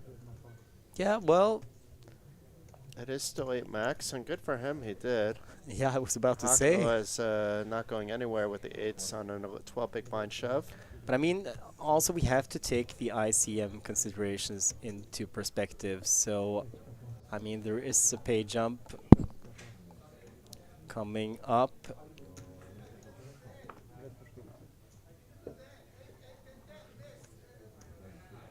Been raised by Hakoa. Ben now moving fast. It's good to see him again, but it's Fuchs waking up with the ace-king. We could see something go off here. It depends on how he plays this, but I expect to see a shove, and then Hakoa will have something to think about. Fuchs can get right back into the thick of things. He was near the top of the leaderboard not too long ago. Lost a pretty big flip, and he did jam. He does 2.1 million. Back to Hakala, the chip leader with pocket 8s. From a chip EV perspective, this is likely a call, but from a blowing up your stack potential, if he folds, he still has 6 million. But the thing is, he can knock out the most experienced player at the table, and I'm talking poker. A guy with a lot of good live results and also online results, and he does. That has some value as well. So Hakala is ahead. It's for Fuchs tournament life. It's for his tournament life or for the chip lead, because if he wins this hand, he is in the lead. Yeah, you're right. Has been the leader before. Florian Fuchs from Austria. And it's 7-9 deuce, Oh my two clubs. God. So 2 overcards to Hakala's pair. Also the nut flush draw now. Jack on the turn, no help. Hakala with a gut shot that he doesn't really need to hit to win. And the 3 of diamonds means that we lose Florian Fuchs from Austria. He's out in 7th place. 7,260 euros. But still, it must be disappointing. But he couldn't really have done anything else. And look at this, good sportsmanship again. And part of Hakala's celebration was that he won the Yevakim last longer. Yeah, that's true as well. Last one wearing the palm patch. And look at this, final 6 all locking up, 5-figure prizes, some nice payouts up there, but certainly should lighten the mood a little bit. And look at Hakala. Wow. 8.3 million, 69 big blinds. Nearly half the chips in play with 6 players left. That's quite impressive. And even if Josef doubles up, I mean, if he doubles up through Hakala, then they're even. You know, it's if he doubles up through someone else that gets to his stack, he's still behind. Okay, I have... well, that's good news for the Finns, and especially for Hakala. But I have more good news, Jason, and that's for OK Dude 77. If you are listening and watching now, check your Coolbet account. You should have a €50 ticket there. Straight from the Cool Bear. Straight from the Cool Bear for knocking me out of the free roll. Cool Bear says thank you.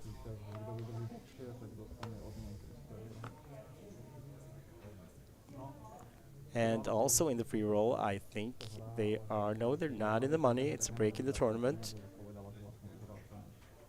But OK Dude is in sixth place right now. So Oh, wow. Could be a basically win and the €50 ticket. €150 in ticket possibility.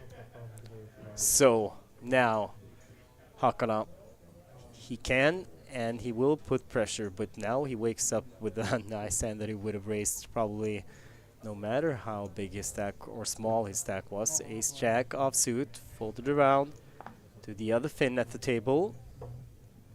Håkan with pocket 8s. Wow. Could we see some more fireworks? It's only 10 big blinds. I think Hakala would have to call if it's shoved upon.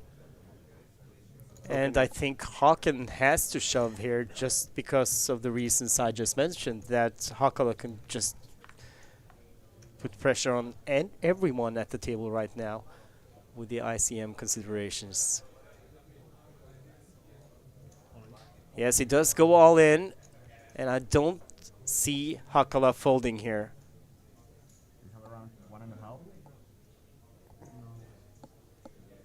Puts Håkan on 1.5 when he hears it's, well, it's actually 1.3, not 1.2. And there's a call. Just wanted to make sure he didn't have any bigger chips that he couldn't see. And then he snapped call. And it's for Håkan's tournament life this time. This time he has the pocket 8s that knocked Fuchs out. Just one hand to go. This is going to be another scalp for Hakala. He is behind, still behind on King 10-5 flop, but now even more cards he can hit to knock out the other Finn. Queen would give him Broadway, and it's Queen directly on the turn. This is over for Håkan. Jakob Mikael Håkan out in 6th place. And look at Hakala. He has almost half the chips in play with 5 players left. But GG to Håkan, who came into the day as the chip leader, and he is now out in 6th place. And look at this, 9.7 million. More than half the chips in play. Yeah, he he has more does. than his 4 competitors put together. Wow. How many chips you And players have locked up now, 13,940. Right out one more spot, it goes up to 18,440. And look at this. I mean, okay, Josef in second, 23 big blinds. Then Torsrud 18, Aziz 16, and 15 for Ben. Would you have predicted there would be more players from the Middle East left with 5 players remaining than there are from Scandinavian or local countries? No, I would not. That's quite interesting. But then again, I did not know that there would be so many players from Israel attending this Coolbet series. But even day 2, if I told you that when you had all that information and you even saw how many advanced, I don't think you would think that this would be the case. There were so many strong local and Norwegian Finnish players. That the odds would be that we would have, out of 5, at least 3 or 4 spots filled by local and Scandinavian players. No, I mean, you are right. But still, it's, I know that Maged Aziz, he Yeah, has he a has some lot of results. strong results from before. I mean, he's played a lot in Austria as well as Slovakia. And his Yeah. biggest cash is actually 47,000 euros when he finished second at the Vienna Poker Festival back in 2019. And here's Aziz going all in. And quick fold from the players behind. Yeah, he's definitely been around, and I don't believe he actually lives in Egypt. He's just Egyptian nationality, so he is moving around a little bit in these local areas, in not just Bratislava.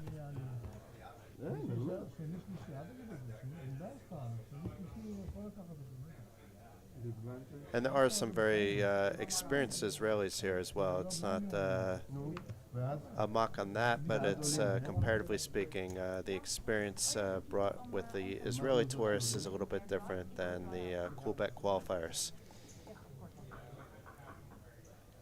And they have a lot of life experience as well, Jason. We must not forget that. I mean, Aziz and I guess Josef are the 2 oldest players at this table.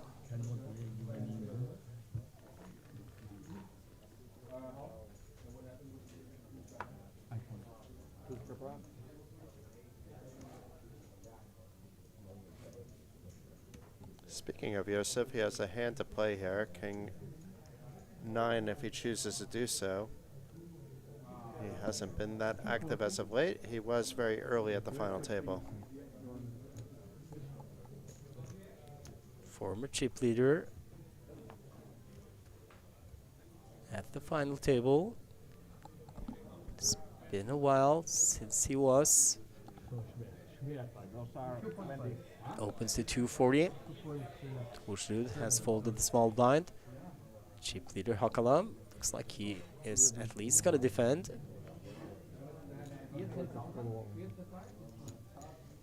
And he does.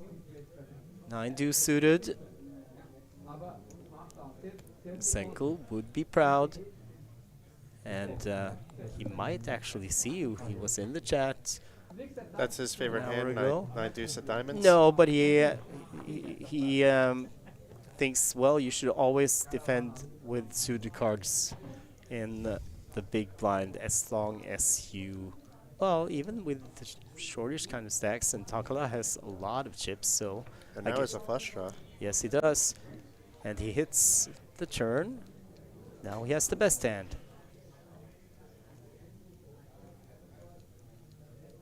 Check, And check may- on the flop. Yeah, excuse me, Jason.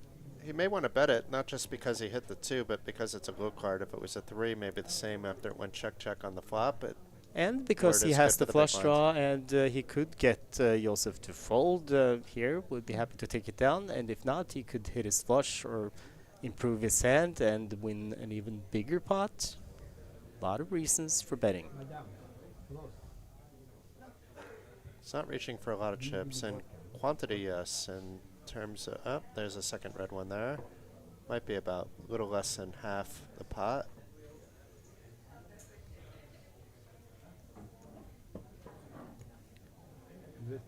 660 in the middle, and the bet from Hakala, 245.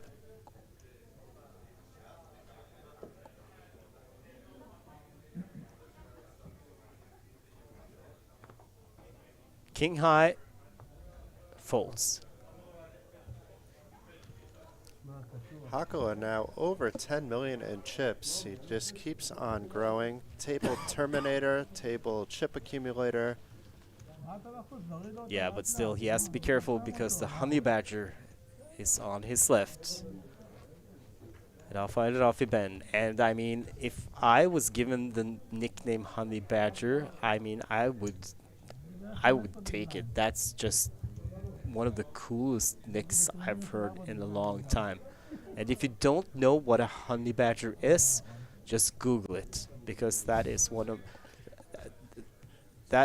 the coolest animals in the world. Totally fearless. Yeah, you don't want to really approach one, but there's like whole comedy things on the honey badger as well. Yeah, a lot of it. YouTube, you'll find it, but after our broadcast, okay?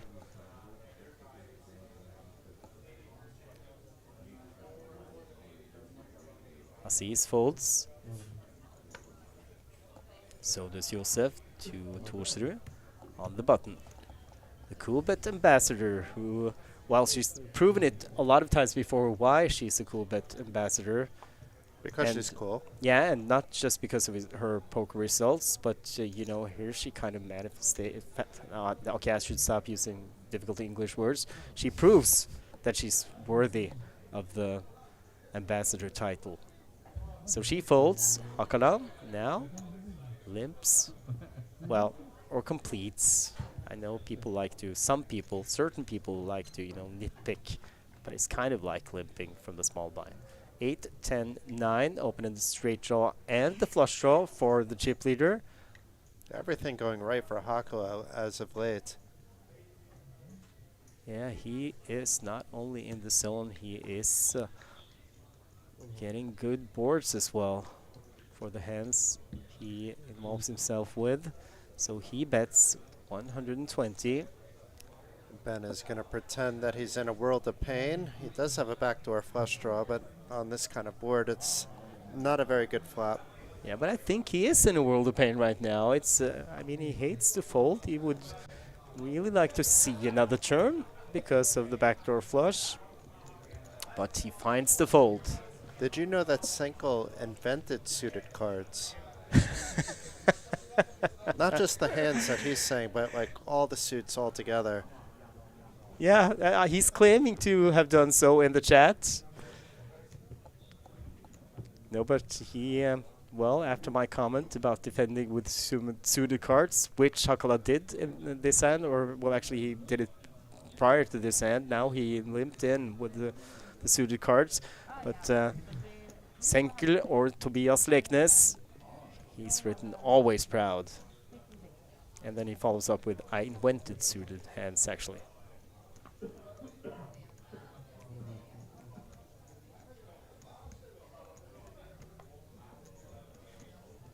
No, he, I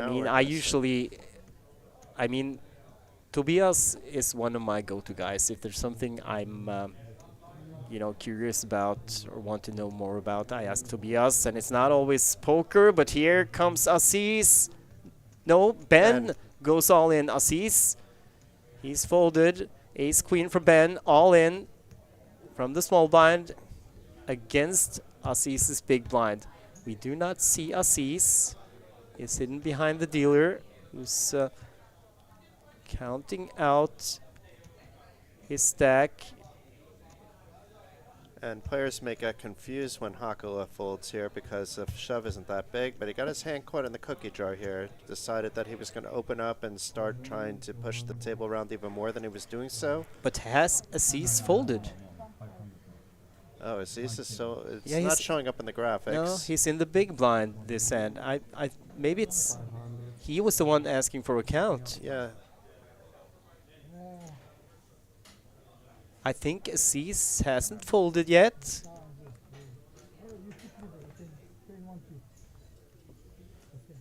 Well, Now Hakala double checks his card. Now Aziz has folded.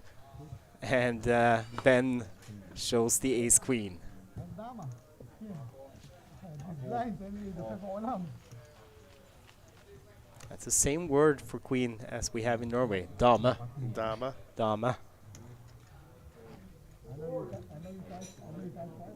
I always figure that I'm hearing when Ben is talking, oh, what's the problem? You know, like everything, like how he's showing his ace queen. Yeah.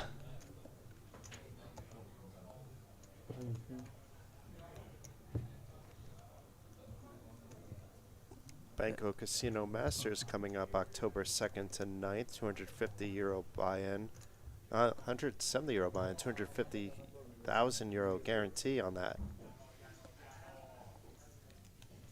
That's nice.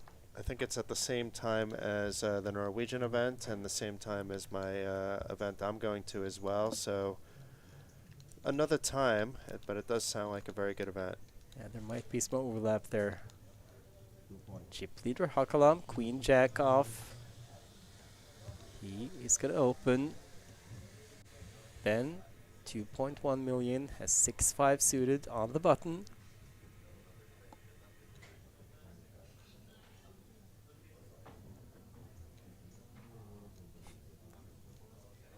Is Ben going to do it again? Yeah, it's like, should I or should I not? Mixing it up, it looks like a call. Yes, it is. Calls the button, so... Well, Aziz folds. Josef in the big blind folds. So 2 players to the flop. And I think Josef just said, I'm card dead to one of his friends on the rail. He's not wrong. No. Telling the truth for once. As a poker player. 5-9 jack. Top pair for Hakala. Bottom pair for Ben. Both with a backdoor flush draw.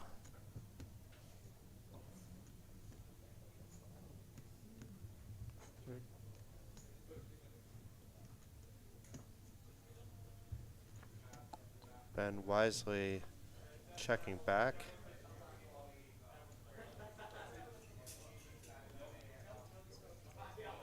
Let's see if Hakala bets here what Ben does.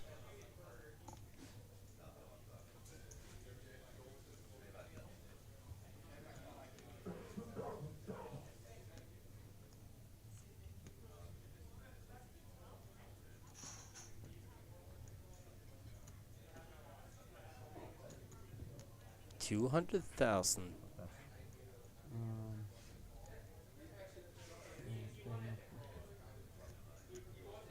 A little bit dangerous. What's the problem? I don't know. Oh, betting out of turn. Perhaps. No, well, he actually did. You're right. That's the problem, Ben. Because I think he thought Hakala checked. Which he... well... He checked now, it looks like, anyway. And then it's binding. yeah, then it's binding.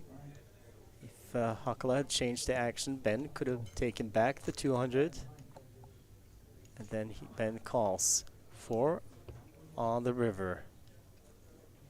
Hakala still with top pair. Ben, well, not bottom pair anymore. But still on the flop it was.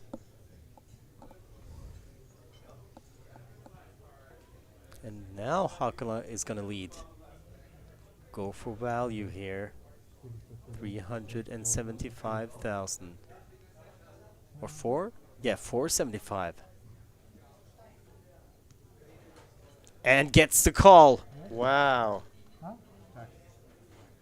Ben not even, like, he's been thinking about decisions that don't require thinking, but this one he didn't think about at all. He maybe would have called anyway, but I think that was the plan. It is down to less than 10 big blinds now, Jason.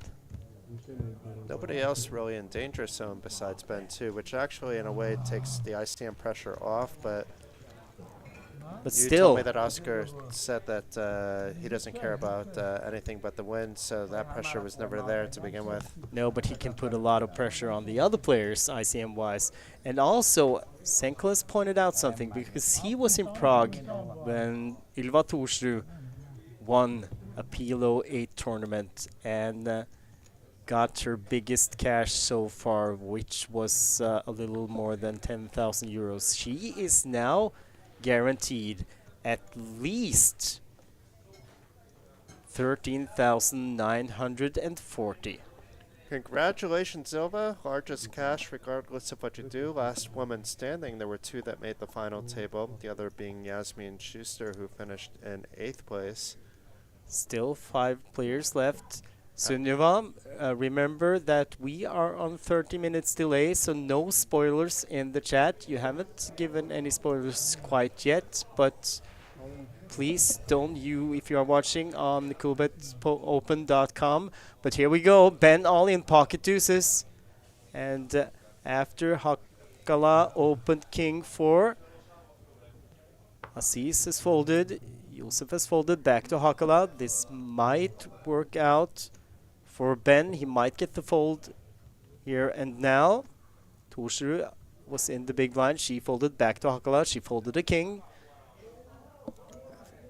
I think it's just going to be a little bit too much to call with king 4, even knowing that Ben could be and is 3-bet shoving wide and could be doing much wider because he has. Can't afford to take a little bit of a gamble if he wants. Maybe he's getting proper chip odds. I would have to think about that against the range of what Ben would have, which I would also have to think about.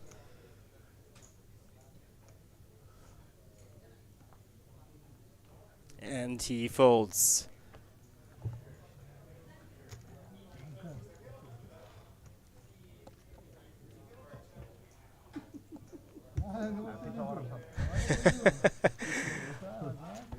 A lot of arms now.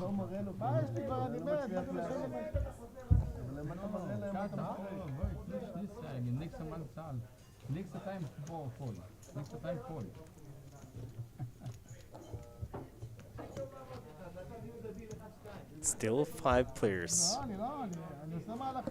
Whenever I've played with Ilva, she's always been the one chatting, and I'm even talking about like televised TV tables. We played a bunch together, and at this table, Ilva is just focusing and letting the chatter happen between the 3 Middle Eastern gentlemen.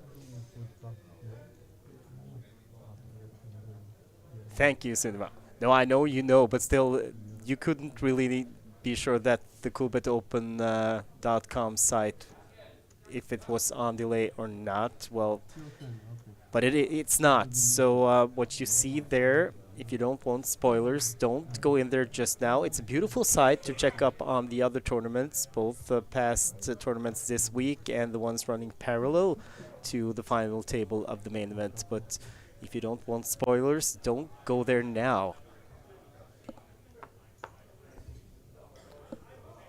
So Ben with an ace from under the gun, raising 4x plus.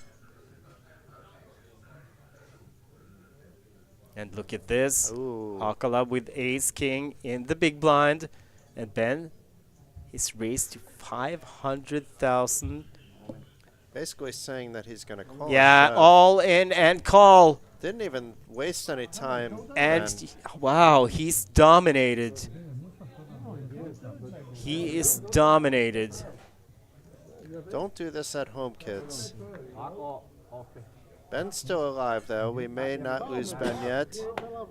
Can the Honey Badger find a 4? Of course, other possibilities could come. Or will Hakala eliminate yet another player? He's been the table terminator by far. Yeah, probably wishing this was a bounty tournament, but here is the flop. Well, okay, a little help to Ben. Could get a chop now if the board double pairs.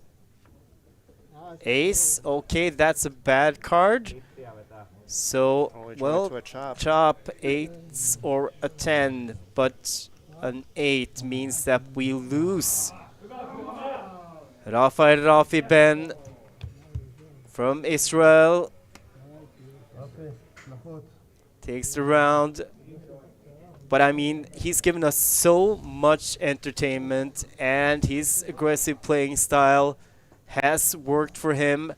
Finishes in 5th place and gets 13,940 euros for, well, I mean, He did better than 615 other entries, earned nearly 14,000 euros. and not only Ylva has gotten her best result, I mean, if you think about the prize money, but so has Ben, I think. From what I could find, his biggest cash was 7,000 euros. It'll be interesting to see if the dynamic, how players are approaching the game now changes without Ben. You lost your loose cannon. We've seen some interesting moves by all the players at times, but they've been more, let's say, calculated than random, as we kind of feel about Ben's play. I'm sure Ben had a plan of attack, but it's just the feel looking on it as a spectator. And therefore, it should change the dynamic, at least in the favor of Hakola. Who limps the small blind, 9-3, Aziz with 9-8 suited. And 3 in the door. This is starting to get, I mean, this is just unfair.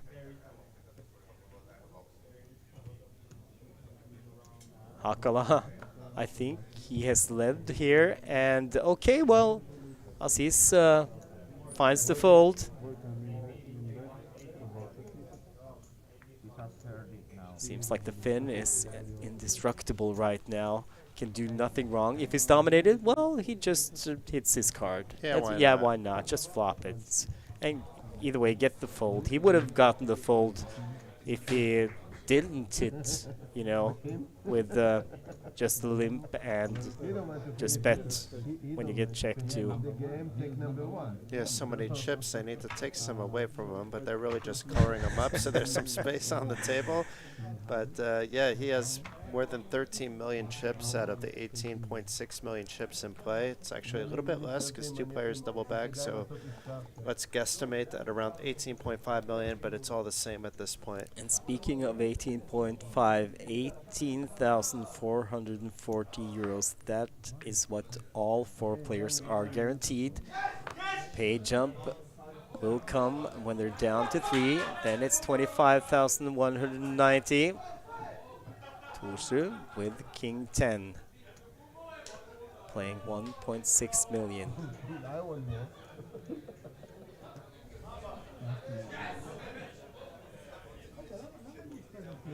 Look at all those chips. Yeah, it's and here's Ben. Hey, Ben. Good to see you back. Did you re-enter, Ben? Honey Badger is back. He just paid another 550 to re-enter. Hold on.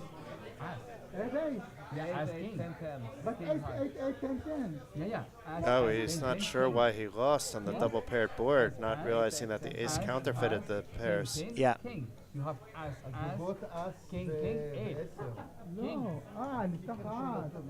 King capital.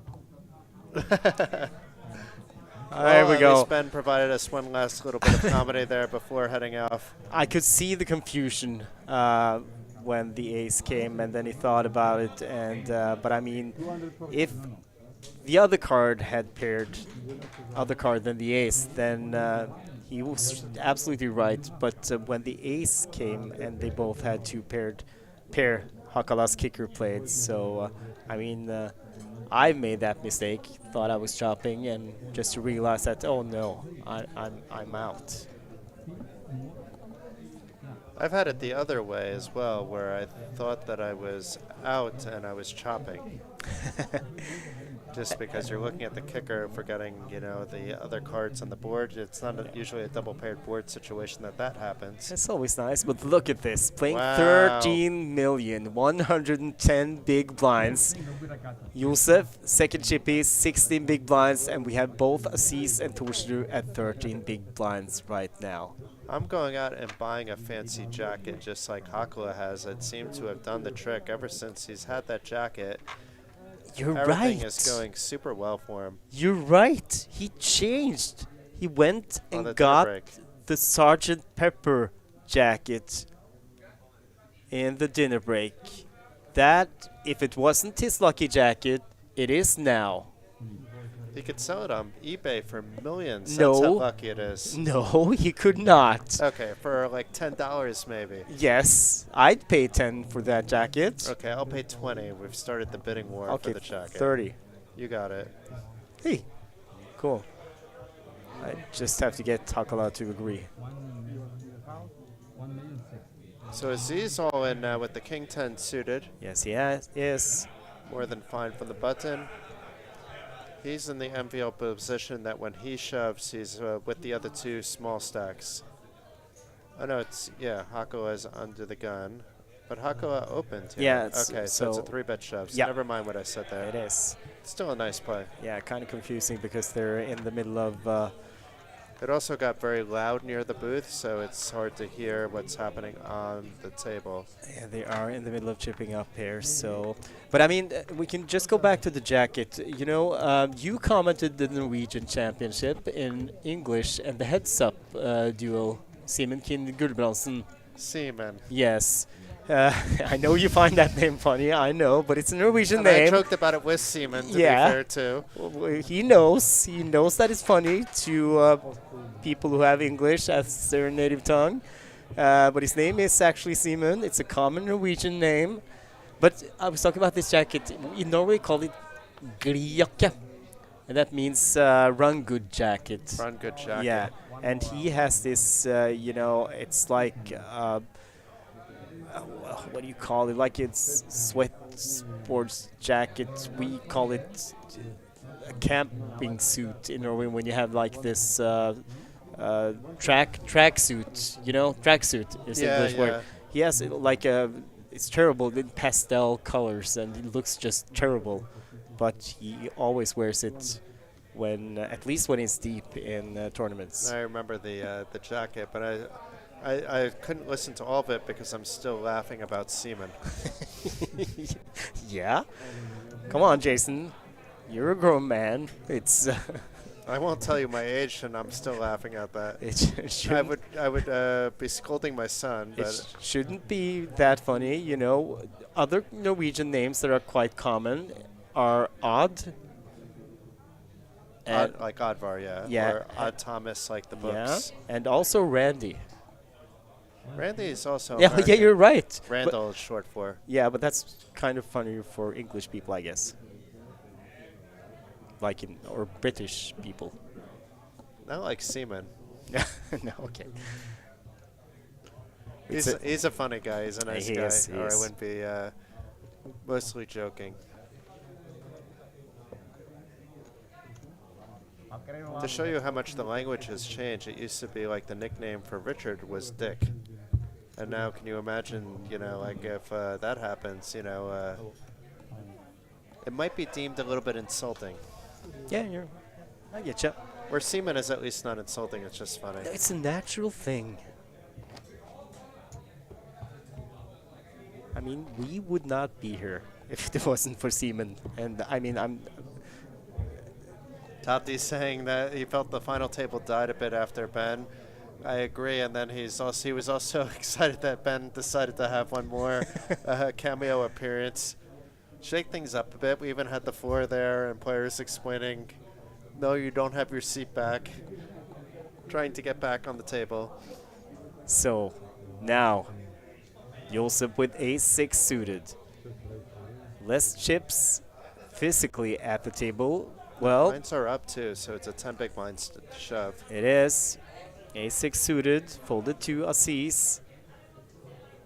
In the big blind, King 9 suited.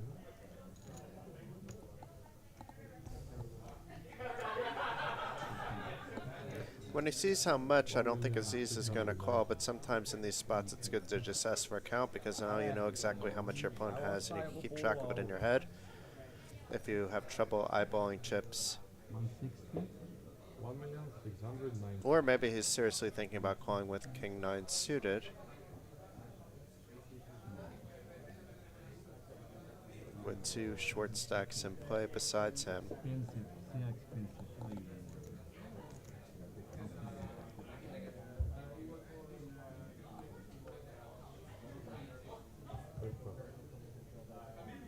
And there's the fold. So, I mean, it's not unusual that players start to discuss if maybe they should make a deal or not. But in this case, with Ville Hakala as the gigantic, enormous chip leader, I mean, even if they agreed to see numbers, I think everyone, Hakala included, would just say no. They have to guarantee him basically first place money for a deal to happen, or it has to be very close. Yeah. And it doesn't have to be a guarantee. It could be because they're going to have to leave money to play for if they make a deal. So it could be that if you wind up actually winning it, then you would get first place or near first place money. Otherwise, it makes no sense. But anything can happen. If he doubles up, let's say, Ilva twice, and Ilva all of a sudden is in the lead, or doubles up Aziz twice now, because he has 2.1 million. All of a sudden, Aziz has 8 million, and we have him in the lead or near the lead. I know that when Michel Molinar won the festival here last fall, they were trying to, well, at least no, they were trying to at least get him to discuss making a deal, but he just said no and went on to win it. No, he told me even before the final, because I've known Michel for a long time, so he told me before the final table began, he said that there was a 0% chance he was making a deal under any circumstances where he had the chip advantage. And if he had the chip disadvantage, the only way it's happening is if a lot of extra money is being tossed his way. You know, like he was basically 99.9% sure he was not making a deal. And then lived up to his word. Very often you hear players say that, but then when they're faced with those decisions with so much money on top, it was, I think, more than 100,000 for Michel at the end there. Then props to him for sticking to his word. It's not as easy. Aziz, all in. Sorry, Jason. No, we do have an all-in. He might not get called. Josef folds the small blind. Torshu folds the big blind.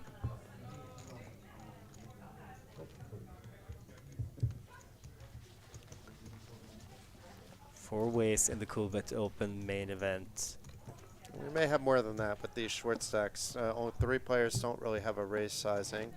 Although I think now if Aziz wants to raise because Ilva would be in the big blind, he doesn't necessarily have to shove to get his point across. But in the other cases, yeah, it's pretty much a shove.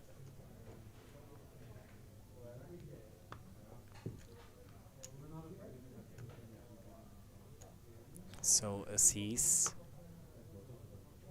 first to act, Jack 8.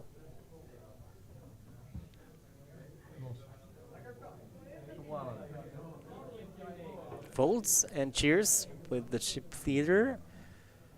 So it should say chip leader, not the ship leader. That's a whole different position. Josef folds, Torshu with King Jack offsuit, shoves on the chip leader Hakala, who has 6-3 of hearts. Nope, not gonna do it. Has been quiet for a while, Torshu, and should get some respect, even though I'm sure Hakala has, well, I think he has a suspicion that Ilva knows her range here. Yeah, he'd probably rather be, if he's going to get to heads-up play with no deal, be facing off against one of the other 2 opponents. If he feels very strong about his heads-up play, maybe he'd rather prefer Ilva because it's, let's say, lower variance in a way. Like, just because I wouldn't expect pots to be bloated out of control randomly. But by the time heads-up play comes, it's not going to be a lot of big blinds in play. Most likely. Of course, we could have 2 players go out instantly.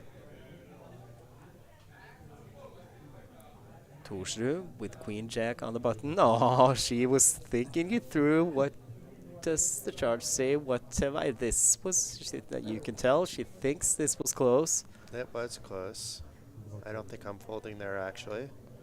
Well, she might just try and open and leave. Ah, no, Jason went. She could. I mean, she gets respected a lot of. I mean, especially now that she's been quiet for so long. And I mean, you kind of have to try to pick up chips now. You don't have to risk your tournament life by shoving all in. I mean, that can work. Probably not getting a walk, though. I mean, maybe in this case you wouldn't want to walk because you have Jack 6 with Aziz.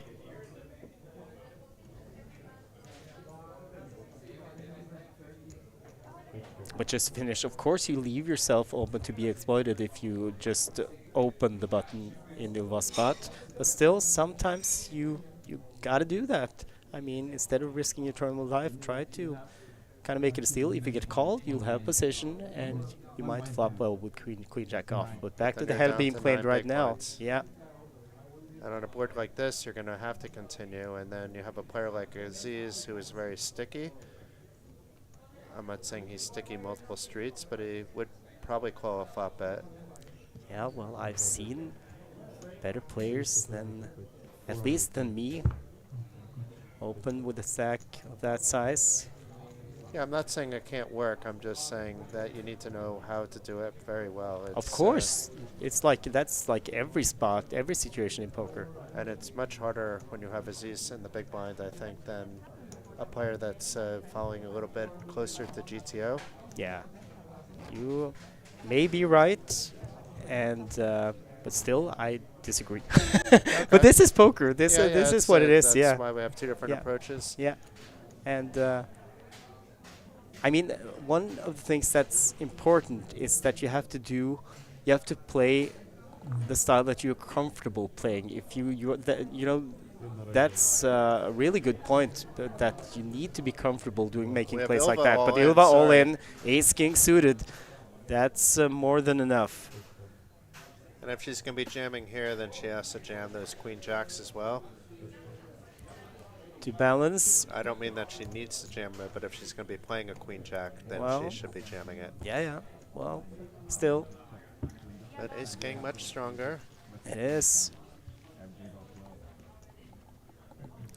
I'm also impressed with Hako's drinking endurance. I don't know, he's been having, like, he had a few glasses of wine, he just finished a beer.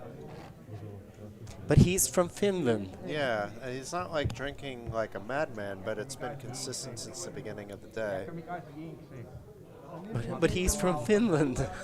But Ylva is from Norway, so that should also come into play, right? Yeah, but I mean, the Finns, they are better at it than we are.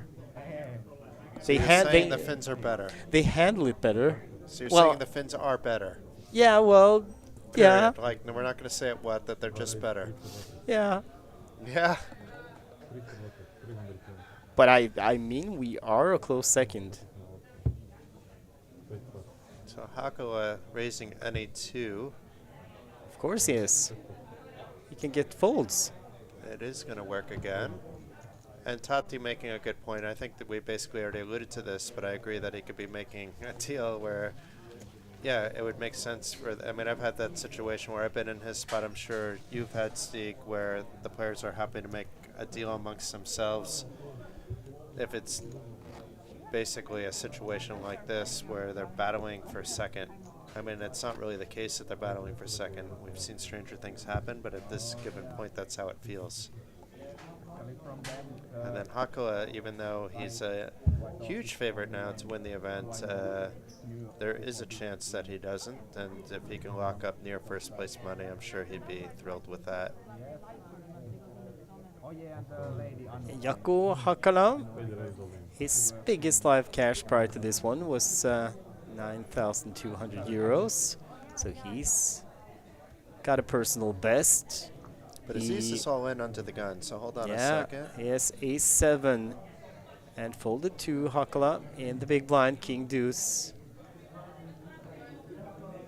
10 big blind shove from Aziz. And gets it through. But Håkon, I mean, he picked up a nice payday here in... Actually, no, hold on. I don't have that one. I can't say for sure that I know that this is his biggest live tournament cash. I'm gonna wait. Hold, that was Hakon. I'm looking at the wrong Finn. I just realized Hakala.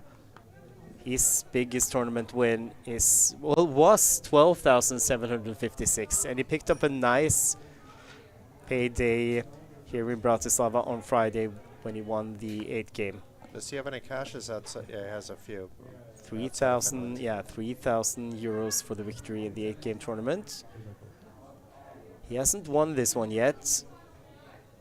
But this would be his 4th cash, and I mean, that much we know. He got 4 cashes during the Coolbet Open. That's rather impressive, considering he had to spend so much time playing the main event. Hakala pocket threes from the small blind on Assis's big blind. Assis is 9-3 suited, and he folds and points to Hakala. It just, I guess he's just saying, this guy, come on. It's like... And I agree with him. Now it's just the Hakala show. Yeah. And then, of course, some of the players are going to try to use some body language to get him to stop doing that. Oh, why are you bullying? Why are you bullying? You know, but it's not going to work against an experienced player. Pretending, it's friendly. Let's not do that. I think I heard... did he just resign from this? I think it just sounds like you're just gonna take this. It's like, why even bother? Yeah, that goes back to Tati's point. They can make a deal, give him first place money, everybody else each. Yeah, and Torsrud, I mean, I think she's playing really good ICM wise right now. If she doesn't have to, she just doesn't do it, and that's because Hakala right now is doing the job for her. Opens again on the button, 8-6 offsuit. Assis with queen 10 in the small blind. This might be a spot for him. He's shown that he can 3-bet shove. But I mean, he just resigned. You know, he just said, "Okay, you do whatever you want. I mean, I can't do anything unless I pick up a monster starting hand." Josef folds the big blind. And apparently Tati is flying out here so he can help them negotiate a proper deal. But these numbers are actually quite interesting. So if they, let's say they're able to chop 100% of the prize pool, which they can't. They have to leave 10% for the winner, as far as I know anyway. It would be 60,000 for Hakala without having to take a penny less. So he would agree to that. And then the other three would get 27,740 if they're splitting it evenly, and that's actually more than the 3rd place prize at 25,190.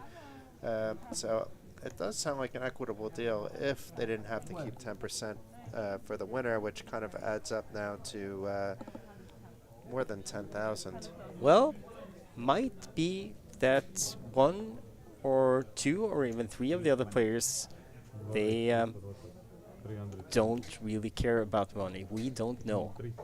They're playing for the win. They're playing for the victory and the title and the trophy. And that is just as important as the money. Well, they could still play for that, as there would be money left over.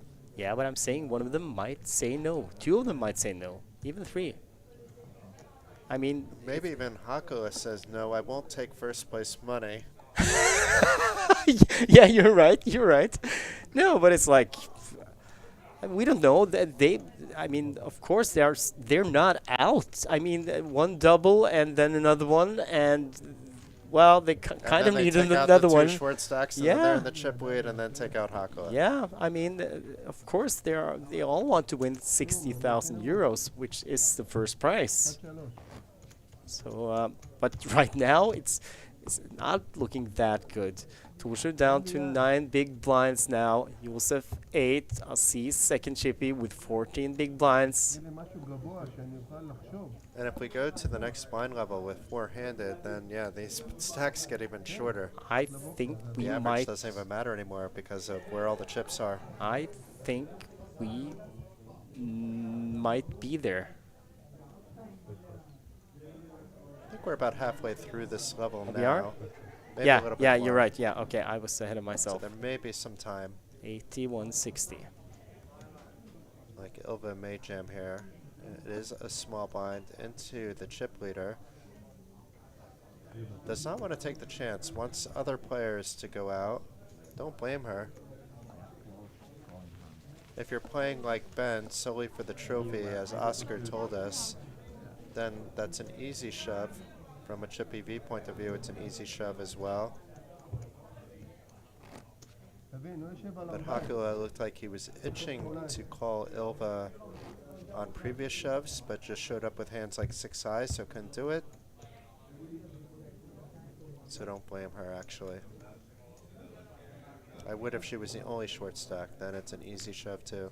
Yeah, but it changes once the blinds pass through you if you let them. So it's But they also have to pass through other Yeah. stacks that are shorter than you. yeah. But now in this situation, it's like Torsrud and Josef, kind of back and forth. Torsrud can take a breather, but not for long. Just jamming it, of course. There's 2 million for And he gets called. Oh wow! He gets called. Aziz calls. And look at Hakala. Is he dominated? We haven't seen Aziz's cards yet, but it looks like Hakala does not like what he saw. And he's up against Ace King. He's dominated. And a great spot for Aziz.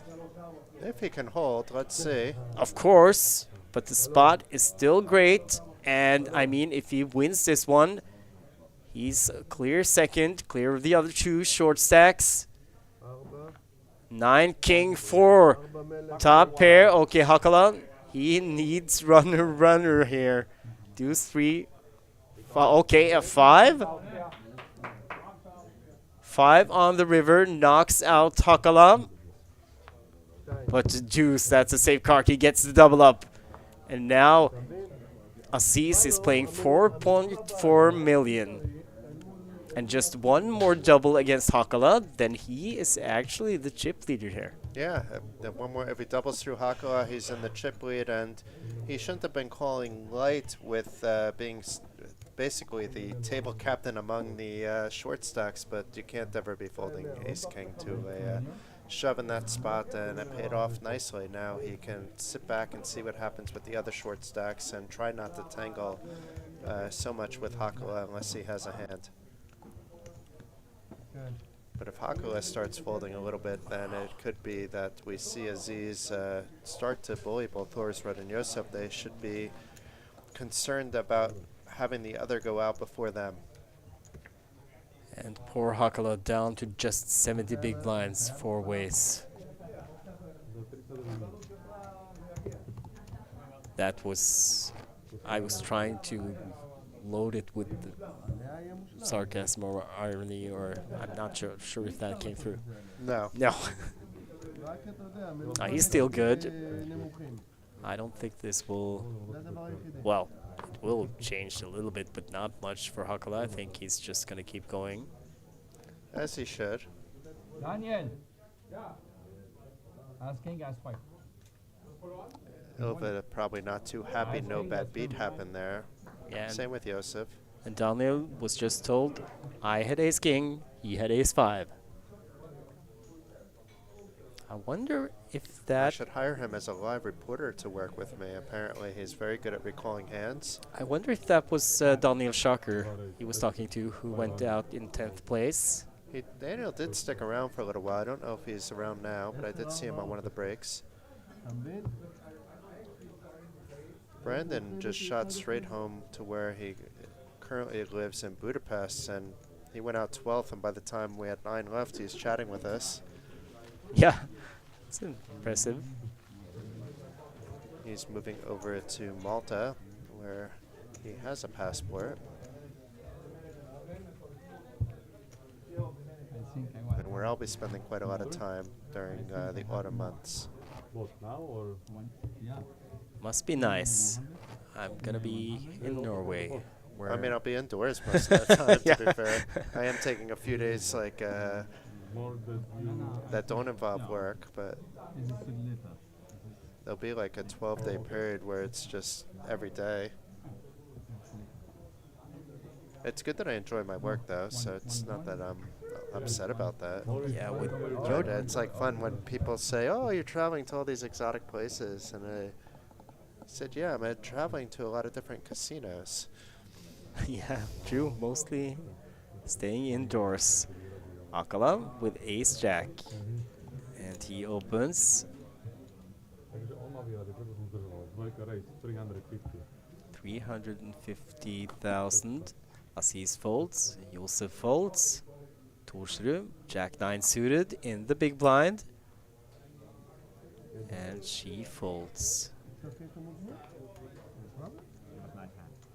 Okay, so the blinds, she is gonna let the blinds go through her one more time. I But can feel relieved about that last fold because it was shown the ace jack. yep, but I think she has to start to do something soon. I mean, the situation is kind of the same for Josef. They're just waiting each other out. That's the problem. You know, it's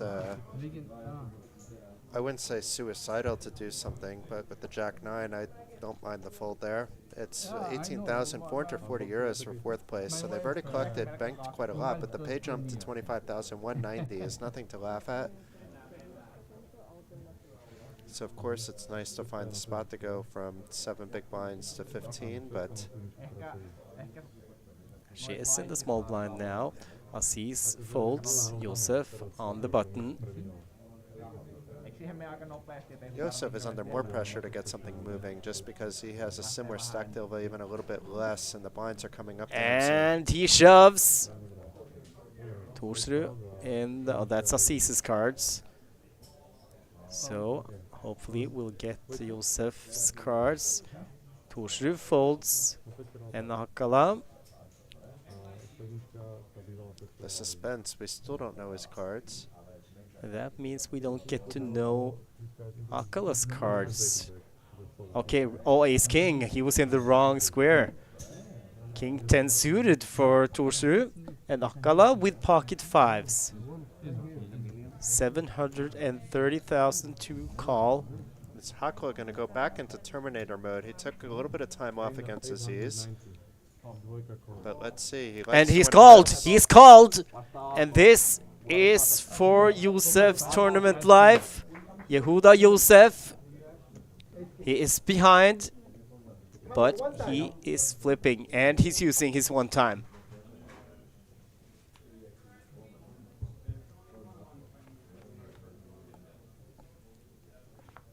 Five jack deuce, a set of fives for Akala. Now he needs runner. Either hearts or a 3-4 will get the job done. And a heart. Oh He's my got the God. royal flush draw. Queen. Can't get any more outs than that. And the Wow. 5 on the river flush. But it's quads for And it's quads. Oh my god, it's the 5 of hearts. Oh my god, it's the Wow. 5 of hearts. I did not see that. That is the sickest thing. He thought he had won at first. I didn't see it was the 4th 5. And look at the way he takes it. He smiles. Yeah, he walks yeah. around the table and laughs at the situation. And tournament director Susama is straight over there, congratulates him because the 4th place is a great finish. But look at this guy. I mean, Josef. What a man. How I Yeah. mean, when you're knocked out of a poker tournament, this is the way you should take it. Yeah, we've had a lot of gentlemen on this, but this was truly spectacular. He thought he won, so to go from those emotions of the high, it's very easy to, like, I mean, not throw a chair, but feel like you want to throw a chair, but instead he just laughed it off, understanding that he wasn't the only one that would misread that really quick, and he didn't play anything wrong, so nothing to be upset about. No bad beat, just standard coin flip loss. So good job on your 4th place finish for 18,440 euros. Definitely entertaining to watch throughout the week. We had him several times, I believe. And yeah, down to the final 3, guaranteed a podium finish of at least 25,190 euros for the bronze finisher. Meanwhile, Ilva can Oh, now do Torsrud, this. King 4 jams the button. Now that the shortest stack is out. All in call. She has king high. She's gotten called Not by Jack Ya- 4. no, not by Jack 4, by Aziz, who has Oh, pocket wow. tens. She is dominated. There are kings in the deck to save her. And The this suspense. is for the Coolbet Ambassador and Streamers Tournament Live. Deuce, deuce, queen, no help. Needs a king. Not really any running combos now. 9 is close. And look at Aziz. 8 means that we lose Ylva Torsrud. Joakim on Twitch. Coolbet Ambassador gives the man who won the last longer. Well, actually, it's often hard to when you finish in second place in a tournament with 620 entries, but Ylvakim Torsrud, 25,100 euros. That's her biggest tournament cash ever. And now we're playing heads up. I don't think, at least now, there was no deal discussed. And we have Hakola with a 2-1 chip lead, a little bit more, with nearly 13 million in chips to Aziz's 5.5 million in chips, locking up 38,690 euros with 60,000 up top. Yeah, but look at Ylva. Takes a picture of the winner of the last longer. We knew he was going to win that one. And that's a nice little bonus. Now he is going to fight for the title, the trophy, and the first prize of 60,000 euros. And what an ambassador Torsrud is. I mean, it's... well, we're going to take a break. We will be back with the conclusion of this main event in just 15 minutes.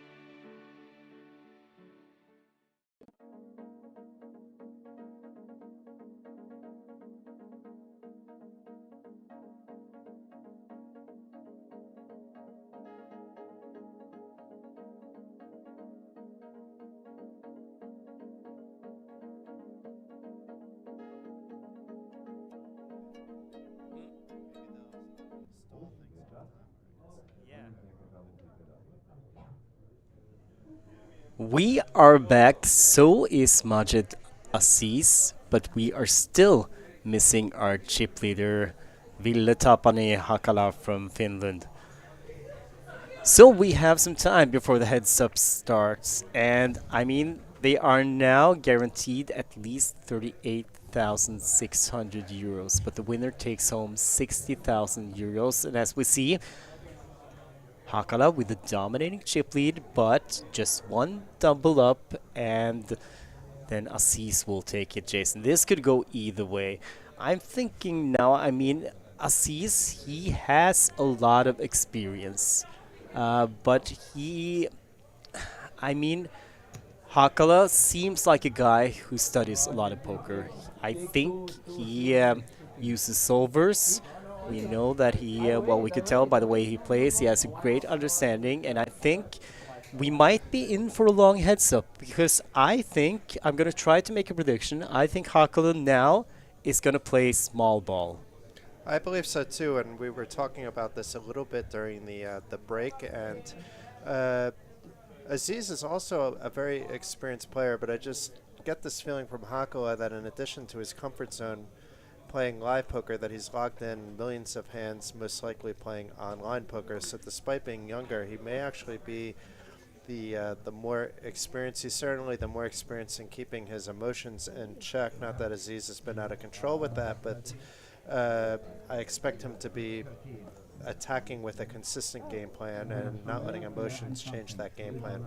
And I'm also gonna predict that we are gonna see some button limps, maybe a lot from Hakala. He's obviously going to raise buttons as well. He might switch back and forth between the two, but I predict we are gonna get some button limps. He will then be playing post flop in position. Yeah, that would make a lot of sense. If you feel like you have an edge, you want to play small ball as much as possible, reduce the variance, and just take the chips slowly but surely. Meanwhile, I would probably give Aziz like a 2.5 to 1. Like if I was setting up the betting exchange, like a 5 to 2 odds to win, just based on the chip count, and maybe giving a little bit of a factor of finish edge to Hakala as well.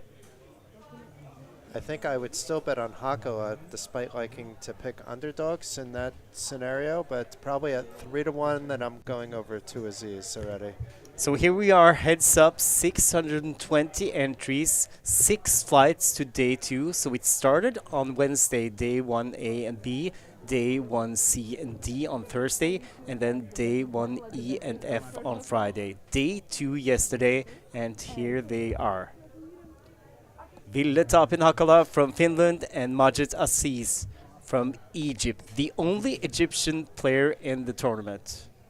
Yeah, not only can Aziz make history in becoming the first Bratislava champion of the Coolbet Open, but first Egyptian champion as well in either a main event or a side event in a Coolbet Open.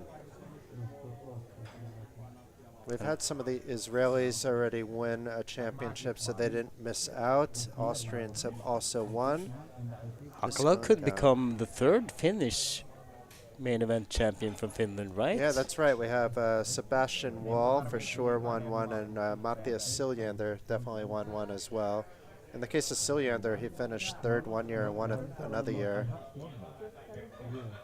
Mats Albertsen, the year he won it, fellow Norwegian. And if I don't remember wrong, we can see that Hakala is sporting the same look as Siljander has done the times he has been at, well, not just the final table, but just, I think, every single poker table I've seen him at during the Coolbet Open, having a beer in his hand. I think Siljander was drinking at a much faster clip, to be fair. And certainly since the beginning of day one during that one, that was something special. It was. But here we go. First hand heads up. And now see that Hakala is starting on the buttons. So let's see if he decides to open or just limps. Of course, it has something to do with his starting hand sometimes. 9-7 offsuit.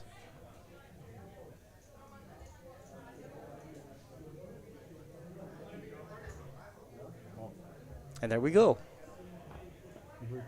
So it looks like right away we're going to the strategy that you suggested, that it's going to be a limping strategy for Hakala. Aziz checks his options with queen 3, 6 ace deuce, 2 clubs. Aziz checks. Hakala bets.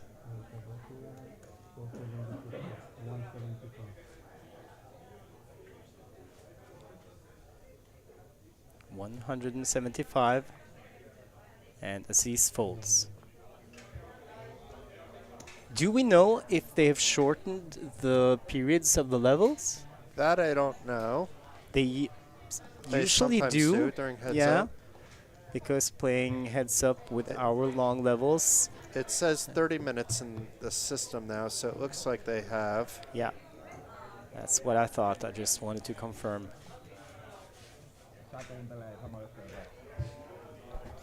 Still, it might be a few hours of heads-up play. It could be. It's not probably going to be the 5 hours that we saw when Kaido Mick won last year over in Estonia, the last Estonian champion. A6 suited for Aziz. Looks like he is going to open. And Kaido Mick pilled Amatya Cylinder during that victory. Pocket tens.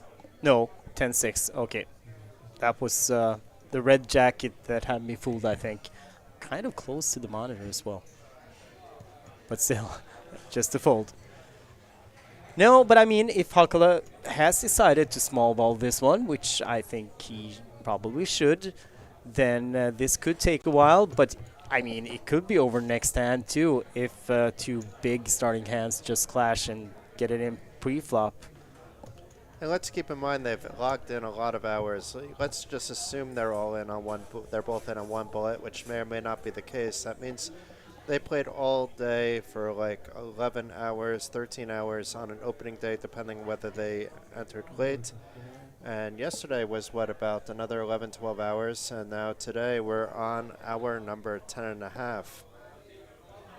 So, Hakala continues. That's the second time he's had the button. Second time he's limped. Aziz races with King Jack to 560,000.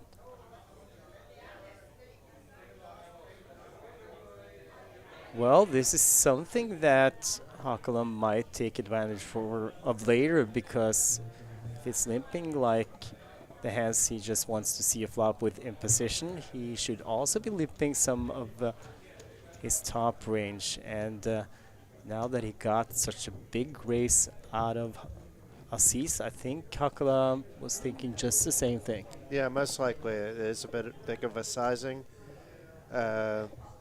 Certainly matters during this blind level and the next blind level. After that, it's going to matter a little bit less, just because the effective stack sizes are a little bit different.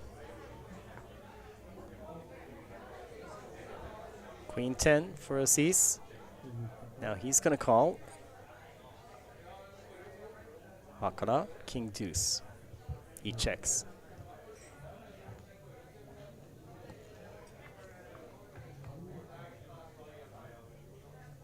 Jack 9 ace. Hakala with the best hand, but an open-ended straight draw for Aziz. We could be seeing our first turn in quite some time. Maybe during all of heads-up play. Hakala bets. Aziz calls. 160. Min bet from the Finn. Deuce of clubs. Hits Hakala. He now has bottom pair. Still best hand. Checks now. Aziz checks behind.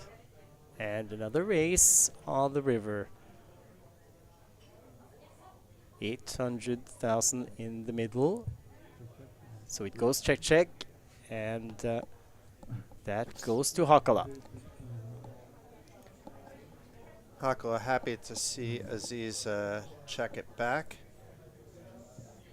Not sure what he would have done facing a bet, but the fact that it was checked back on the turn leads me to believe, after hitting the deuce on the river and on the turn anyway, that he would have called the river bet.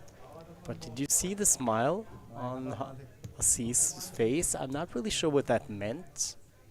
I think he's just having a good time. I mean, it's how often are you heads up for a major title? You know, enjoy the moment. I like to see that. Win might or be- lose, you made it to the final two. You might be right. I see in the chat on YouTube there has been a lot of love for Ylva Thorsrud, who busted out in Aw. third place. And that's always nice to see. Did we lose half our viewers because of Ilva? Not half, but I think we lost some of them, yes. Come on back. Yeah, well, right now, I met her in the break, and right now she is hanging out with her friends, and she has a lot of them.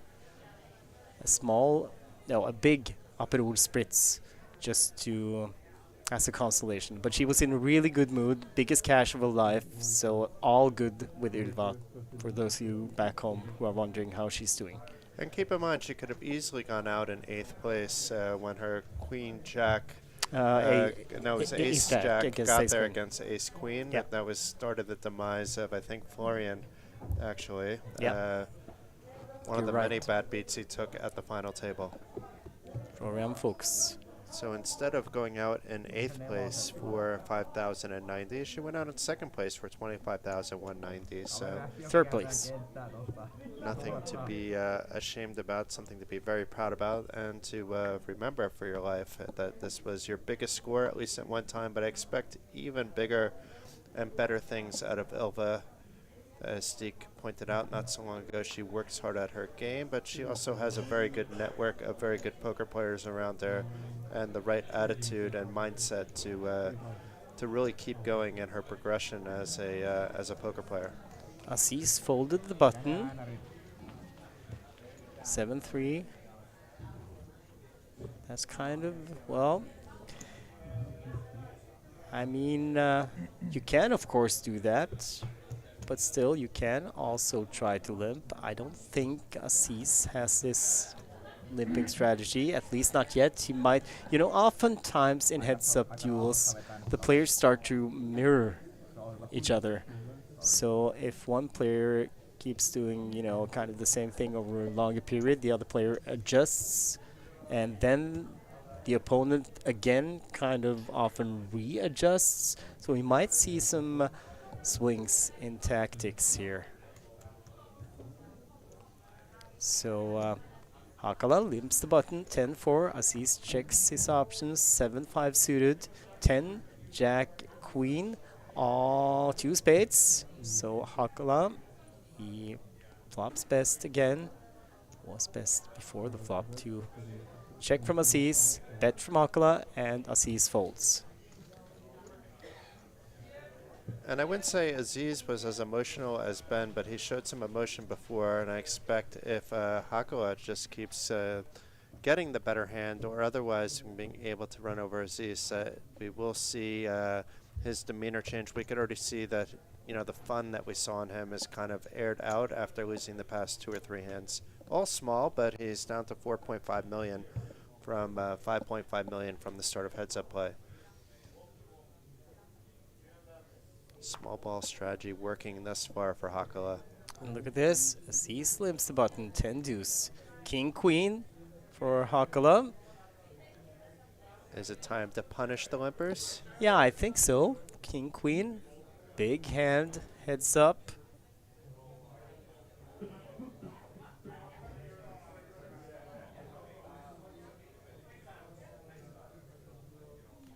Looks like 400 and change. Maybe 500 even. Yeah, I think it's 5 even, and Aziz folds. Yeah, I was really hoping we would see a raise size from Hakala soon, and we did get it, 500,000. So it's 14 million to 4.3 million. So Aziz already has dusted off 1.2 million in chips just with these small pots. I mean, it's not that much. That's like 8 big blinds, but it's the direction Hakala wanted to go with things. You don't need to win it all at once with small ball. Of course you want to, but what happens now is if he gets into a clash where he has to get it all in, he's doubling them up for 1.2 million less, and in terms of a double up, then that would mean 2.4 million less. Just chipping away with no risk. The first minutes of this heads up. King 5 on the button.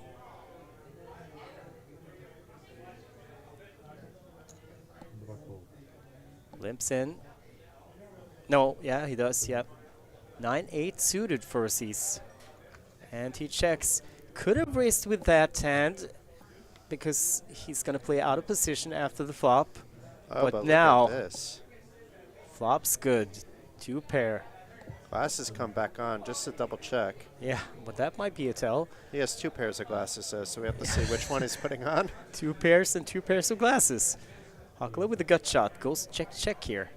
Again, he checks his 2 pair. Ace Yeah, on it's a the turn. little Check, dangerous. check, and the queen. Hakala happy to take free cards. You are best with your 2 pair, and checks again, Aziz. Hakala does not fall into the trap, and now he gets to see that Aziz checked all streets with 2 pair. I think Aziz is saying, I was waiting for you to bet, but by the time it was checked again on the turn, you have to try on the river. Maybe he's scared of the 3rd spade, but didn't get any value from his 2 pair. Isn't that the definition of trap? Yeah. Wow. But then on the river, it seemed a bit much. Yeah. I don't know. I mean, it just worked out that Hakala had a hand on the river that he has showdown value with the king kicker to the board. Just coffee, by the way. We are not done yet. What else would you be drinking out of a coffee cup? Red wine. Out of a coffee cup? Yes, I am actually. That sounds wrong. Yeah, well, I'm actually. Well, it's okay. Aziz folds the button. Are you You know, savage? you know Ylva Torshur's stream, the Friday fun. Occasionally, I'm guessing that one, and it's kind of been my trademark to drink red wine out of a coffee cup. Okay, so if it's like a trademark and something you're doing for a laugh, okay. No, But if you're doing it at home because you're too lazy to clean a wine glass, No, then no, no, that's a whole different story. the thing is, I did not have wine glasses at the time, and so I used a coffee cup. Were you going to finish the bottle that you opened? Because there's No, no, always wait, the wait. bottle. So, but the thing is, I managed to annoy a guy named Rune Johansen, Mr. Yoda, by the way, and he's outed here, so much because he is like a wine connoisseur. He knows a lot about wine and, you know, everything that goes with it. So I annoyed him so much that it was actually funny to just keep doing it. I mean, a glass is a glass, right? It doesn't really matter what it looks like. It's going to taste the same. Come on. Back to the action. Hakala, who limped the button again. Jack 6 suited. King Jack for Aziz. Races to 560,000. So now it's Aziz's turn to pump up the gas a little bit. Has Hakala dominated? Hakala with the suited hand. Does not want to take the risk.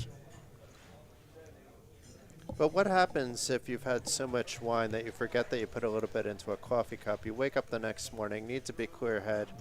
You make yourself a cup of coffee, hop in the shower and come out and then accidentally drink the wine that was in the coffee cup. Or is this too like elaborate and hasn't yet happened? It sounds like something that could happen though. Yes, it is something that could happen, but it has not happened yet. I'll let you know, Jason. Okay. When I'll have to ask or you if about it it's next time I see happens. you. Yeah, do. Or maybe even call you like after the next weekend to see if it happened the week you went home. So, Aziz, he has folded. I know.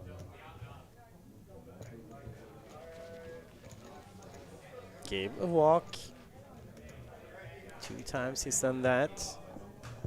I mean, heads up play kind of forces you to play, even though it's not premium starting hands. It really, the thing is, it really doesn't matter because you have position after the flop, and you can and also should represent every once in a while. At least when you have the lower range, end of your range, when you limp the button. A C-bet often takes it down. Hakala limps 8-6. Aziz checks 8-4. 7, 10, queen, 2 spades, Aziz checks, Hakala. He's gonna bet. I'm glad that he's illustrating what I just said. Aziz has already folded. There you go. Easy game. Aziz down to now 4.2 million. Needs to get something going, regain the momentum, or start making his opponent play bigger pots. Because if he's just going to slowly bleed away with these smaller pots and increase the variance. Oh, Toddy, you gotta stop now. He's writing, this would be an amazing comeback. Oh. I mean, that was good, actually, even though it's like, my son would say that's a dad joke, and it's not even necessarily one that a dad would say. I don't think Tati's a dad, or at least I don't think he knows if he's a dad. Well, I mean, Toddy has been so active in the chat. I was gonna ignore him for a while, but this one I just couldn't leave. I had to address it. Why ignore Tati? No, I mean, Without Tati, my blogs would be so much less entertaining on opening days. He provides all the opening day entertainment whenever I'm working an event he's playing. okay, let's see, Aziz. I like this. Now that he actually has the button and Hakala checked, then he tries 325,000, but he goes pretty big. Doesn't need to do that, you know, sometimes you get slapped. A smaller bet would still do the job. But I like that he's adjusting now, and this is also what I talked about. You know, it comes to a point when a player understands, okay, he is running, or she is running over me now. I have to do something. And then they adjust.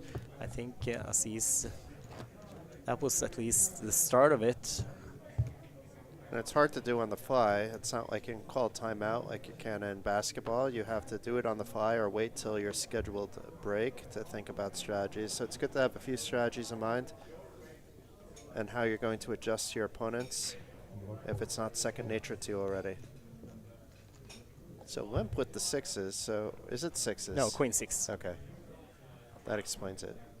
Oh, Oh, both players flop trips.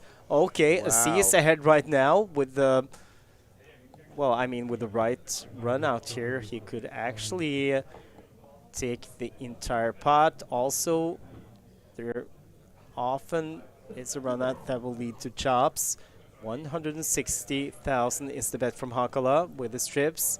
Aziz with his strips, and the bigger kicker, he just smooth calls. 5 on the turn, that's one of those cards. Actually, now the 8, unless the board pairs, is guaranteed to be live. Unless Yeah. it's a 6, 5, or 7. You're right. And Aziz checks again.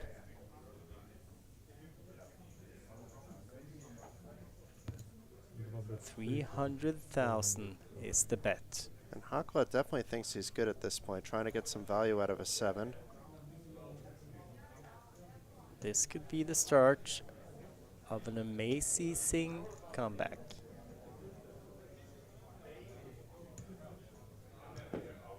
And he raises. And there's no way Hakala can get away from this, is it? It's a club. Second club on the turn. I mean, you'd have to put your opponent on never capable of bluffing to fold here. Still, And it's also opponent that maybe, do I have an opponent that could overplay a 7 here? yeah, but still pocket sevens. That is a possibility. It was a limp pot though, pre-flop. Yeah, but I mean, it sets up. I mean, Aziz can. I mean, Takala, he lived the button. Aziz could check to be tricky. I'd be more worried about queen 7, Yes, queen 5. I'm just saying it's not impossible, Jason, against there's a certain player types. non-zero possibility. Ace of clubs on the river. 2.5 in the middle. Aziz checks. Well, okay, when the third club comes, he maybe checks because he just want to make sure that he doesn't run into a flush runner. But I mean, this could actually get Hakala to check behind because Aziz bet and he does. So Yeah. it's a massive mistake checking. Wow. Because And if your opponent bets, you're still going to call, so you might as well make sure that you get some money in for when you're ahead, which is most of the time. but still a big pot for Aziz. It could have been a lot bigger, up to 5.7 million. Aziz seemed a little bit upset in the beginning. Maybe he thought it was a chop pot for some reason. Because when the hand was turned over, he threw his hands in the air like he was No, I don't not think happy. Hakala showed his hands. I don't think he knows what Hakala had. I think Hakala just mucked. Okay. So I think he just was upset he didn't get him to to see. bet. Yeah. Ah, gotcha. Anyway, Hakala back to where he started. Aziz back to where he started. So all that hard work by Hakala weeding away at Aziz's stack erased. Queen 4 limps the button. 9-5 suited for Hakala. He checks.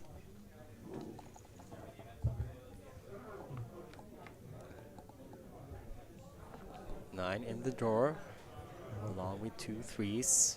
Check, check. Another 3, full house for Hakala now. Would surprise me if he was going to check with that run out. He does not, and Aziz getting sticky with Queen High. 4 on the turn. Now Aziz hit a piece of this, so Yeah, if he did. Hakala bets again, expect a call. So he's got a full house as well now, so Hakala might just get paid here. 400,000 and paid.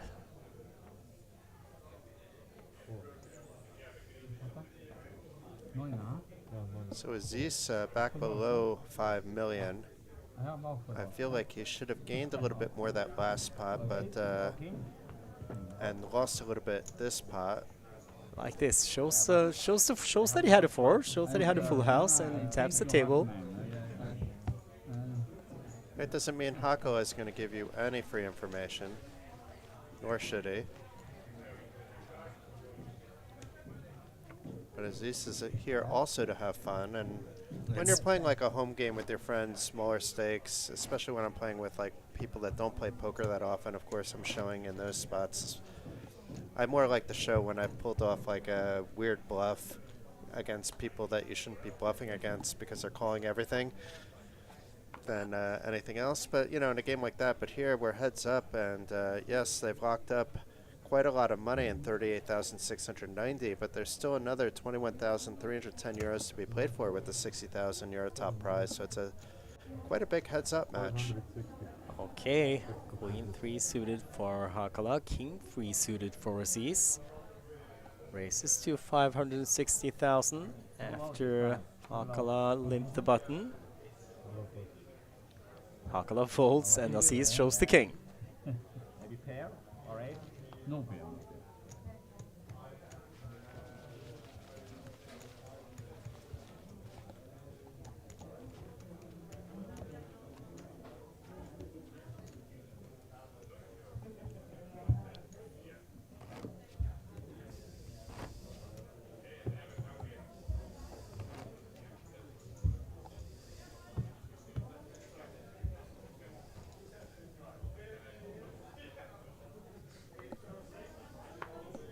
Aziz first to act.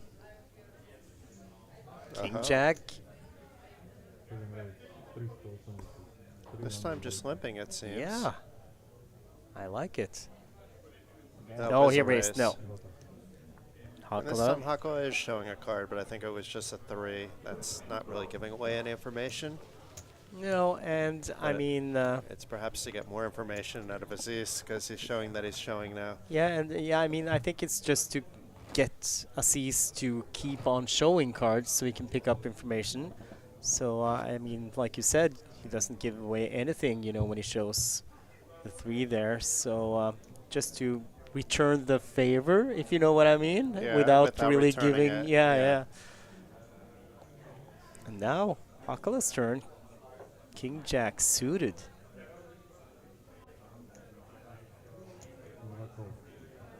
And he keeps on limping. Aziz checks behind, 8-3.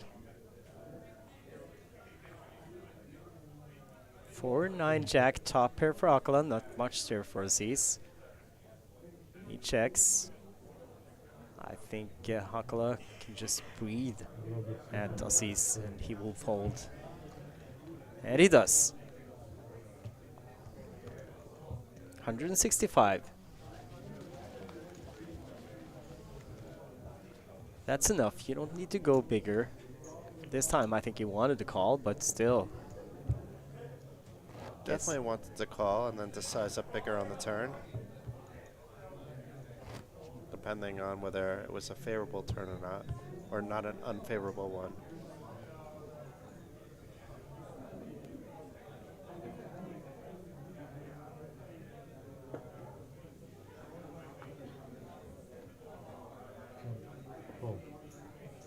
Limps the button. Has not shown us his cards. Oh, Pocket wow. sevens, there we go! Oh, do you remember I a few said he's hands not back? limping with Yeah. sevens.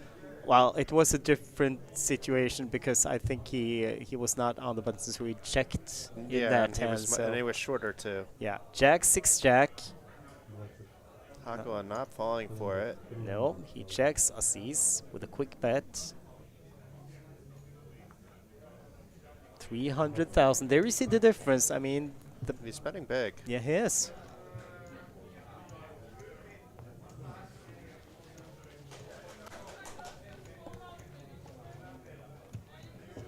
We could be in for a long heads up, Jason. Yeah, I think we might be. Is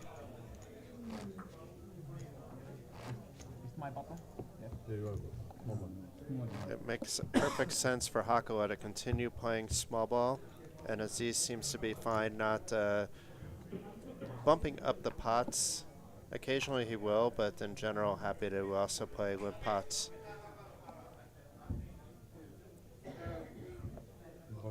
Limp and raise. 600. No, wait, don't. Yeah, he raised. First sevens and now eights. Hakla, are you gonna call? Higher. Are you gonna call?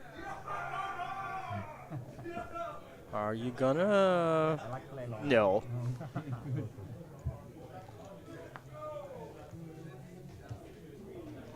Sees, I mean, he might get frustrated if he keeps on, you know, getting nothing from his good starting hands. Not yet, though. I mean, I have to give him the benefit of the doubt, but Ei mitään tosta paskaa. He has shown his emotions a little bit, but nothing like that he hasn't brushed off like pretty much instantly. It does seem, based on like the facial expressions and everything like that, that he wears his heart on his sleeve.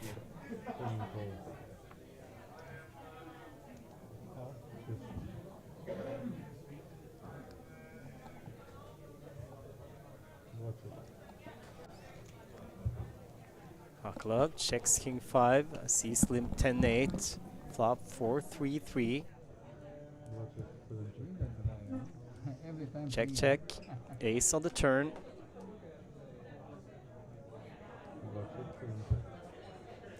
Check, check.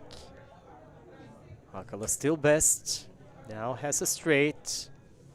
Didn't really need one, but is going to try to extract some value.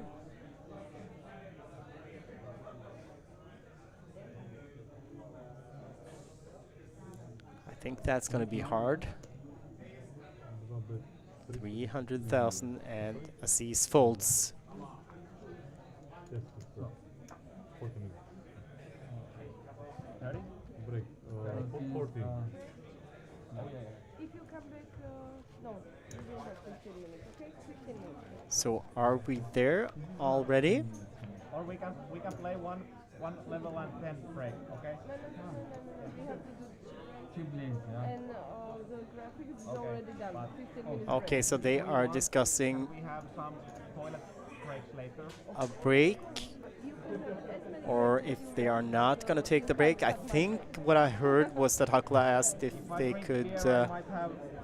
I might play need one five more breaks. level and then take a Just break. quick ones. But I think Susanna, our tournament director, I think she said that they would need to take a break now because they are gonna chip up. I mean, there's a lot of smaller chips that are no longer needed, so they are gonna do that. We are gonna take a break. We'll be back in 15 minutes here from Casino Banco or Banco Casino in Bratislava.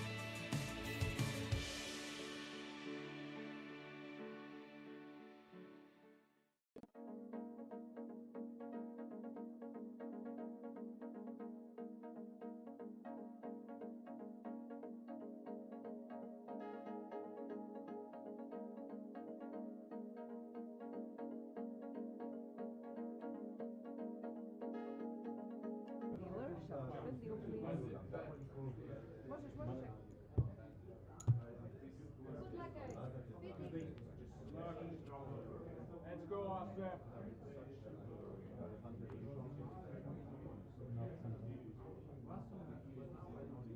Oh, Banco. Same check.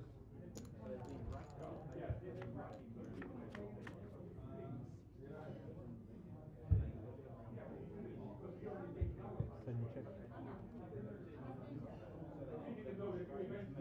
Deuce on the button, limped in, flop, 5 deuce, 3 best flop for Hakala. And there we go, 7 deuce playable, even though it's the worst starting hand in poker. When you got position in the button, Jason has had to leave us for a little while. He has some other duties, but I will get company in the booth very soon. Gonna keep it a secret for now who it is. So, playing for a first prize of 60,000 euros. If you just joined us, 620 players, or not players, but entries. But still, several hundred unique players in this tournament. And now, Aziz on the button, limps in. I guess it's blinds up. 100,000, 200,000. So Aziz playing almost 25 big blinds behind here. Ace King for Hakala. Aziz with Ace Deuce raised to 500,000. And this could be interesting depending on how big Hakala wants to make this and how much Aziz is willing to call. All in, he just jams on Aziz who has an ace. And Ylva, you came just in time for some action here because this is something that we have not yet seen from Hakala. And he shows an ace and folds. So that could have been the end of it actually. Wow. But Ylva, first, congratulations with, yeah, I'm going to give you a small hug. It's hard to do with headsets on. But congratulations with a wonderful third place in this main event. Thank you so much. I mean, it's like back-to-back final tables in the Coolbet Open Main Event. Yes. And, well, 8th place last time. And you could have gone out earlier than you actually did a couple of times. But, I mean, you did nothing wrong. I mean, it was, I'm thinking especially about the ace-jack against ace-queen hand where you hit the jack. And, I mean, those spots, you did what you had to do. And then the cards just fell. And you, I mean, you clawed your way up to third place. Now we have a pot again. None of the players hit. And then, so far this heads up, then it's been Hakala who's going to take it. How deep are they? Okay. Yeah, he is playing 20 big blinds now. Aziz lost the first 2 hands after they came back from the break. And now it's really expensive. But still, I mean, when you were down to, well, 6-handed and also especially 5-handed play, I kind of noticed that you tried to wait out the other short stacks. Yes, it was very close stacks behind with the short stacks at a point. I'm a little bit brain dead now, but I do remember at a point that Hakala had so insane much after winning maybe the last spot against Fuchs. Yeah. Is yeah. Last name to say? Fuchs, I think. Fuchs. Austrian. Let's say Fuchs. Fuchs. Okay, Fuchs. So then the rest of those were very short stacked, like, but were very similar. Oh. Or we could just go by his first name, but still. Florian. But now, Hakala, ace queen, king 6 from Aziz. He started limping buttons, mirrored what Hakala has been doing.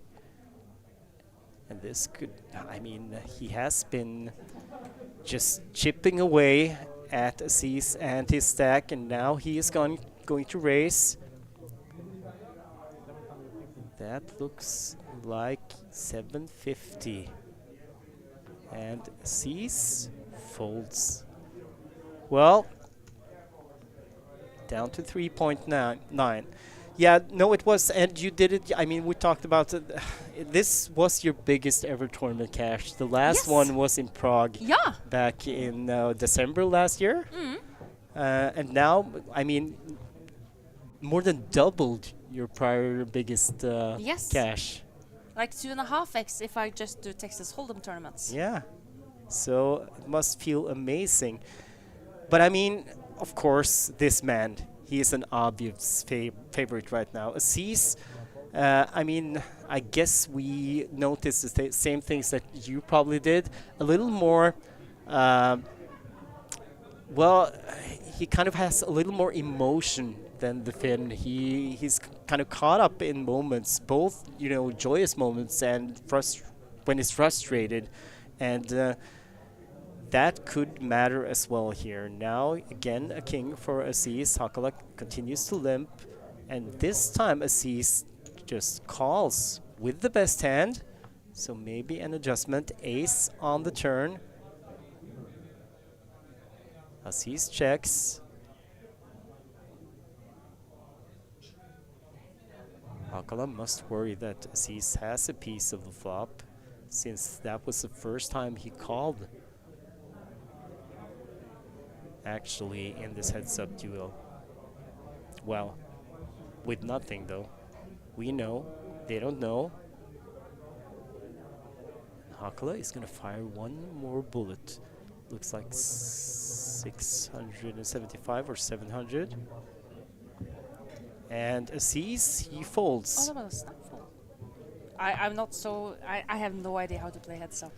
No, So, I mean, I not... would probably just gamble. Yeah, not a lot of us do, and that's not a bad strategy if you know that you're up against a better player. You understand that the other player is... With more chips. Yeah, is outplaying you.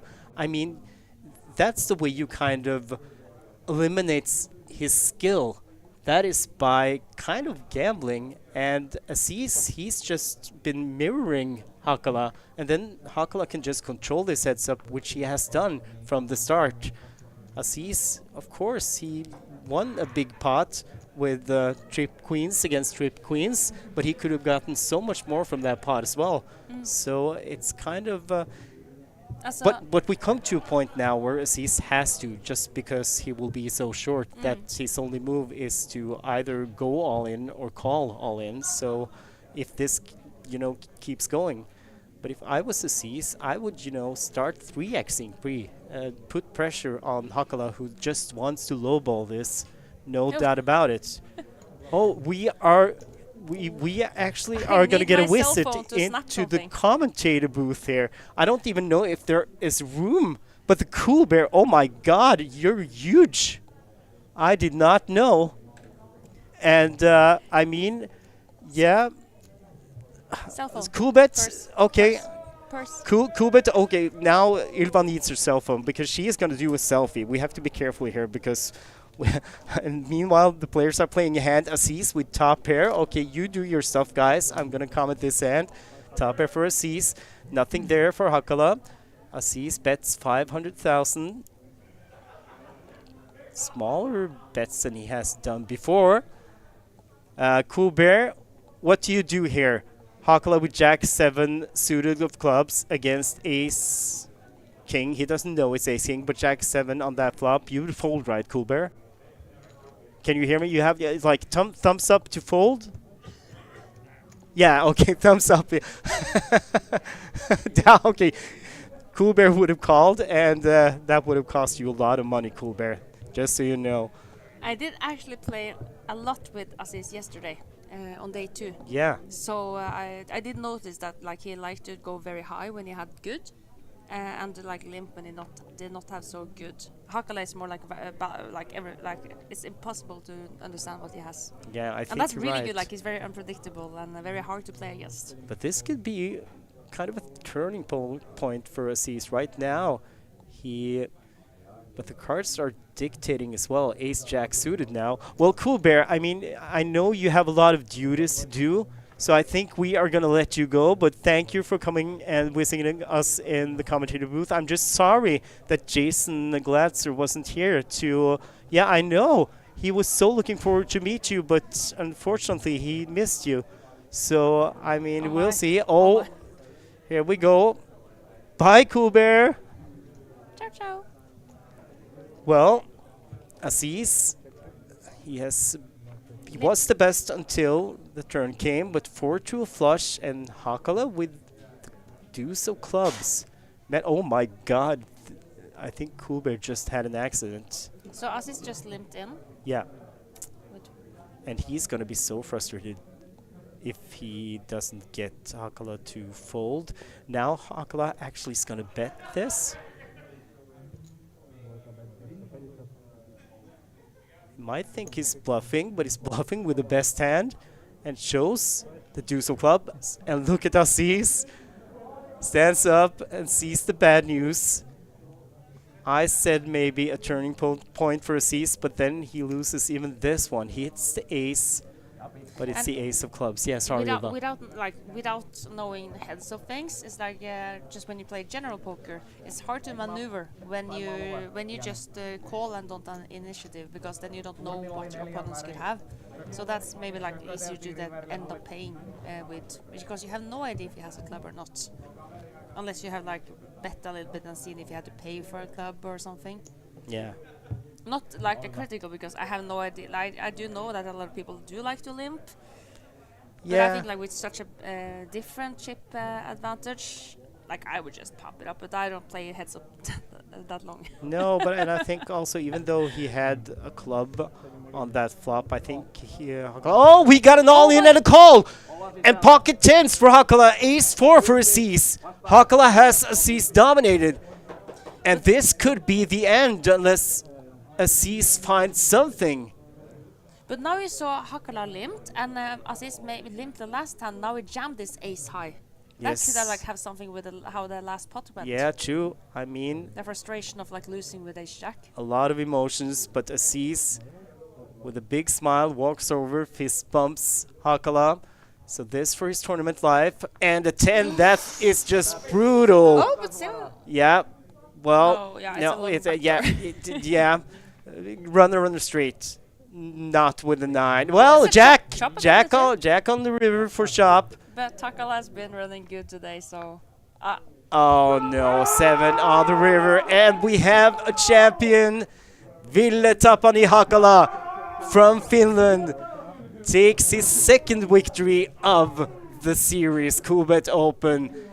First one was in 8 game, and now he's the main event champion. But I mean, Majid Aziz from Egypt, the only player from Egypt in the field. Second place, and he gets a nice consolation prize. 38,690 euros. But Vilde Tapalan, no deal was made. He was a big chip leader, 60,000 euros for first. And he also won 300 euros from me because he was in my stream, Joachim's stream community, last longer, wearing that patch that you can see on his breast. So that's why I gave him 300 euros when he busted me out. So that was the last longer prize. Okay. But it was really hard to win it because he was in the last longer, and also for Fox on the final table, so they had to last very long to win it. Yeah, and now we ended up winning. And we had so many players at the feature table with your stream patch, with the palm patch, as we say. It does bring good luck. I had a small palm and I got 3rd place, and that was kind of lucky at the end there. Watching Hakala eliminate all the others before me. Yeah, so Hakala becomes the 3rd Finn to win the Coolbet Open Main Event. That's half of the Coolbet Open Main Events we've had, and that's impressive. But the Finns are a strong poker nation, and and also a big poker community. A lot of Finns down here.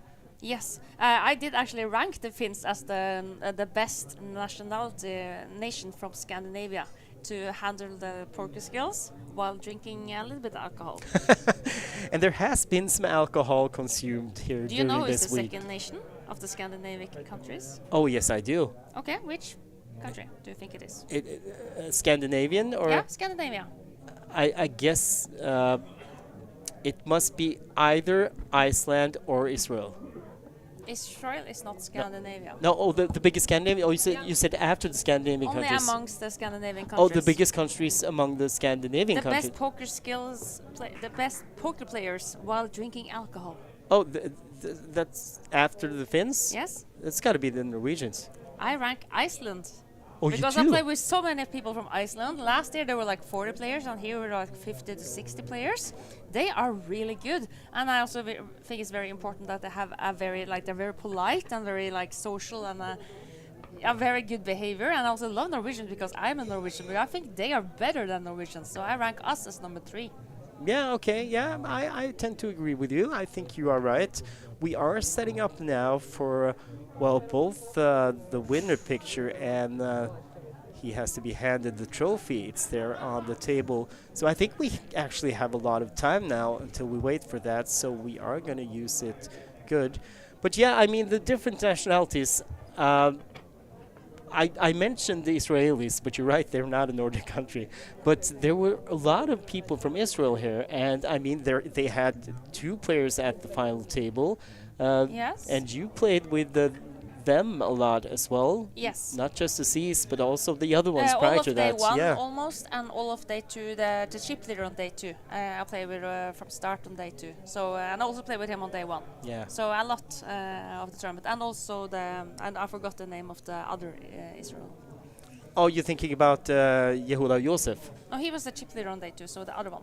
Oh, the Rafi Ben? Yep. Yes. He was the one. So, I mean, 4th and 5th place for Israel. Me and Jason, or Jason and I should rather say, we were talking about that. And if somebody had asked us if we thought on Wednesday when the main event started that we would have 2 players from Israel in the top 5, I don't think, I mean, it doesn't mean anything necessarily. It's not nothing with Israel. It's just so... I was so surprised to see so many Israelis here, and that 2 of them should finish in the top 5. And they were actually, even though both Josef and Ben has results, I mean, compared to the other players at the table, there were better results. I mean... Yeah, I did actually play with both of them at the same table with 2 other from Israel on day 2. So I was like, oh my god, there are like 4 from Israel. But I talked with them, and it turned out they were like a big community coming from Israel. I think there are like 120 players or something playing the main event. So then I understand like how there could be so many left. Yeah, they had 20 players through to day 2 yesterday. Yeah. And was the biggest nation. Okay, closely followed by, can you guess which other nation? Yeah, I'm gonna guess Iceland, just because I know they said like there were like 50 to 60 players. I thought it was going to be Norway, but they were like, I feel there were like 50, 60 players from Iceland. Well, Norway was the second best one with how 15. many that went through to day 2? Day 2, yeah. Oh, I thought you meant totally in main event. But Norway did very well. I also saw a lot of the people from my community with in the last longer, and the Pomeranian patch, the street patch, last longer. We were 34 that participated in the last longer from start. 19 survived to day 2, and out of the 19 on day 2, 7 survived to day 2, with only 16 players left. And then I don't count myself, of course, because I was not in the last longer. I was just hosting it.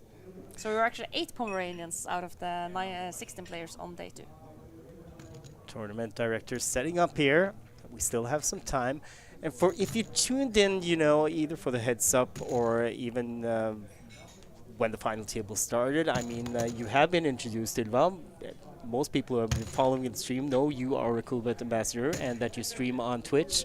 But I'm sure that some of the viewers right now does not know. But you have your own tournaments on the Twitch. You stream on Tuesdays and Fridays regularly, and also occasionally on Monday. Yeah, I stream on Twitch with the nickname Jevakim, so you can just go on twitch.tv Jevakim. And then I host a Coolbet tournament, which everyone that plays on Coolbet can play on Tuesday. It's a pot limit Omaha 20-euro tournament called Jevakim's PLO, 8 o'clock. And on Fridays, it's Jevakim's Friday Fun. 8 o'clock, 20-euro buy-in, Texas Hold'em. And also 6 o'clock, there's a free roll with the same name for the tournament, where you can practice PLO free roll on Tuesdays, 6 o'clock. And Fridays, it's the Jevakim's Friday Fun free roll for tickets to the tournament home game that we have hosting later. And this started actually during the pandemic because you didn't even like to play online. True, I never played, like almost never played online for the first 15 years I played poker. It had to be a pandemic to make me go online. But then, because I thought it was a little bit like not social compared to live poker. But during the pandemic, and I found Twitch and the community there. Now it's kind of like almost the same as playing live. Since we have the chat, we could talk to each other. We know each other on nicknames. Like I know so many people from Coolbet that I actually don't know what's like their real names almost. But we know each other on like Coolbet nicks. And then you go to Coolbet Open. And then you meet everyone, and that's so nice to like see the faces of the people that you play with every day. Like Hakala, he told me that he was, because he had like a big rail of Finnish people, and I said like, oh, are all you have so many friends here? I have no one on the rail because they're like playing tournaments now. And I said I only knew one of this Finnish before, but I met all of them, the other ones, during this Coolbet Open. So I said, yeah, that's the good thing about traveling here and playing Coolbet Open, to meet, like, get the social part, meet so many people, and then you realize you actually maybe probably played a lot with many of them. So he also had like the same, I think, I'm not going to put words in his mouth, but he said like he met a lot of people here during that part, and it was really social. Yeah, and I mean that time, those years during the pandemic with the restrictions, I mean, it changed a lot for a lot of people. But like you say, that was a kind of a social thing, at least for Norwegian poker players. And you, who started to stream, you knew nothing about how Twitch worked, nothing how and you didn't even play online. Online. And then in 2021, you became Norwegian champion. You won the latest event. Yes, and online. That's insane, like after just playing online and streaming it in 1 year. Yeah, and that was the live version as well, because we were supposed to, well, actually, if possible, we would have gone to Dublin like we have done for, well, since 2012 up until the pandemic. But this year, we were here in Bratislava, but you became Norwegian champion in 2021, and you played your first Norwegian championship back in Gothenburg in 2007. Yes, so time flies. But you were close so many times. You had several final tables. Yeah, the first time well. I had a Norwegian championship in ladies online in 2012, I actually got heads up. But I'm not so good playing heads up, and I'm not so good playing online, so I lost. But I'm glad it happened many years later when it was on the. I did stream live.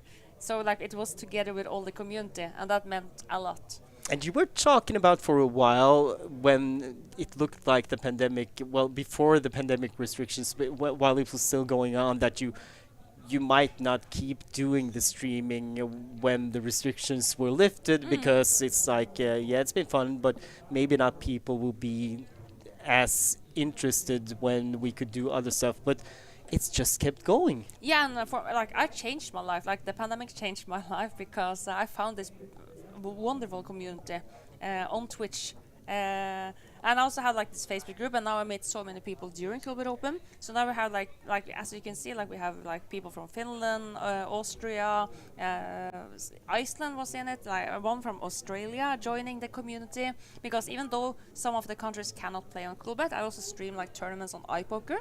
So it's like it's just for people that want to have a social time. And the focus for me is number 1, the social part, and number 2, trying to do good in poker. But if you have a focus is the social part, you will always win. We are still waiting for the trophy ceremony, which is going to take place as soon as everyone is ready. So just be patient. While we are waiting for that, I mean, back to this thing, the pandemic and your stream and. I mean, I already told about us actually celebrating New Year's Eve online. Yeah, we have celebrated New Year's Eve. I feel it's been a tradition now to have doing it the last couple of New Years. Yeah, because the thing is, the first one was during the pandemic. Yeah. We couldn't meet each other. We couldn't be social. But it was so much fun that we actually did it the year after as well. Yeah. So what I did, we put up just that tournament, a home game on Coolbet, and then we all play it and just chat in the chat. And I made a full New Year's Eve dinner, like with turkey and all the side dishes. One of the other guests, Mugens, he made like a shrimp cocktail for first course. I had oysters, and then we ate dinner on stream and chat, and then we played a home game. So it's really social. Like I met also now this really social. The winner of the Nations Cup, Luchowin, on Twitch. So for the people that follow Luchowin, you probably know. But Louis. Yeah. Yeah. And he's hosting his own tournaments. We play together in Coolbet streamer. Arenada. That's his tournament. And we're gonna host a tournament together. Oh, great! Yeah. So he's gonna stream it on his channel, and I'm gonna stream it on my channel. But we're gonna play it together with all our communities. Nice. And that looks so cool. Like when I met him, it's like so cute. So so. He looks so happy to be here and play poker, just as I am. And that was so nice to see him win the Nations Cup. Just because I didn't know all the others so well, and now of course I hope the Norwegian were going to win because it's cool to see which one of the 9 countries they were going to win.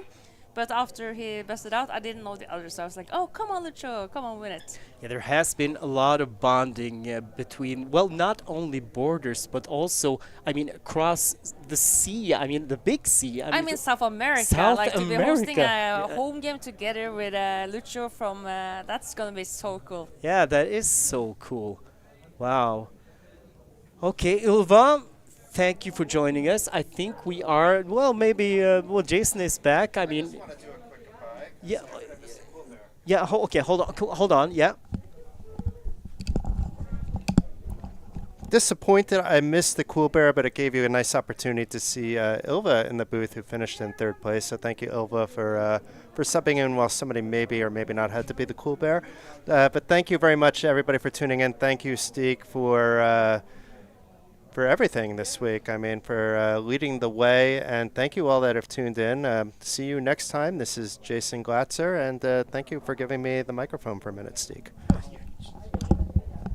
You are so welcome, Jason, and thank you for your contribution, which has been, you know, really valuable. I mean, there is no one like Jason. He's American, but still, I don't think anyone knows more about European poker players than Jason does. He has been reporting live for years now. Yeah, and I remember seeing Jason for the first time. I was just amazed at his work capacity. So, I mean, if you're ever on a poker festival somewhere in the world, odds are that Jason Glatzer will be there. And he's a friendly guy. Just go up and say hi because, yeah, I mean, don't be shy.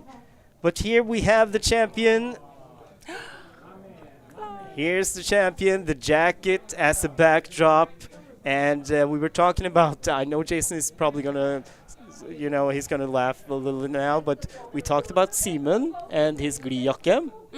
And this must be the champion's glijakke. I think he will probably wear that jacket at every single final table he plays. But do you think he's gonna wear the Pomeranian patch? Because I asked him when we were playing, and he said like, okay, this is his biggest live cash. I also handled him, so I knew it, but he was talking through. And at a point today, he was shorter than me, so I doubled him up. And then after that, he just crushed us all. But did you notice when you came back from dinner break, that was when Wille probably went up to his room and got the jacket. He did not wear it until after the dinner break. He told me he was going to change. Oh, he did? Yes. And after that, actually, that's when he started to dominate. Yeah, that's true. So it's probably a very good. I do love good charm and good luck things. I actually took a sit out and posted blinds at a point when we after dinner break because I forgot my jacket at my hotel room. So I chose to lose 2.5 bigs to get my jacket. Yeah. So I don't know. We might still be waiting for the Cool Bear to make an appearance. I don't know. Cool Bear cannot be in 2 places at one time. Well, do you know, Jason, if the Cool Bear was on stage for the trophy ceremony? I mean, I'm pretty sure that that's where the Cool Bear was, but the Cool Bear couldn't see where the Cool Bear was, but the Cool Bear was sitting next to the winner. I get it. Yeah, the Cool Bear was standing next to the winner. Okay, we are going to wait for the Cool Bear, and the trophy has to be, well, it's there. So if there's new viewers that are just tuning in or have tuned in at the end, if you don't know, we could see everything in all the episodes are out, all of the streaming from this week on the Coolbet channel on YouTube. Yes, I think it will be there. I mean, I think it is there already. I haven't checked, but I think so. Yeah. 2 days before day 3. Oh, there is Oskari. Yeah. He was also in the last longer. Oskari Piri. Yes, he was. He was so unlucky when he was knocked out. It was an enormous cooler. Ace Jack. Yeah, but still so close to a big stack. on the turn, but then the river kind of crushed his dreams. But I talked to Oskari afterwards, and he's such a nice guy. He's young, but he's so reflected. He took it really well. Of course, it Oh, hurt. they're gonna bring both trophies with is it the 8th game and Yes. the main event trophy? Yes, it is. Oh, that's gonna be cool. I mean, not many players go home from a Coolbet Open series with 2 trophies. No, I just won. Just one. Yeah, I mean, you have to be really good to get 2. Yeah, oh yeah. So I forgot now that, yeah, But- true. Yeah, No, in but- 2018 you won 2. Yeah, I think it was 2018, but still, I never even gotten to day 2 in the main event, so I mean... Oh, it's almost impossible not to cash in main event. I've done it 3 out of 4 rub it times. in. Ville Hakala posing for his friends, his fellow Finns. So we are going to stay a little while longer. I have been promised an appearance from the Cool Bear. You know, the thing is, well, I guess, you know Santa Claus, right? I mean, and I remember when my father, after Christmas dinner, he had to go out and deliver something to the neighbors. And for some reason, my dad always missed Santa Claus.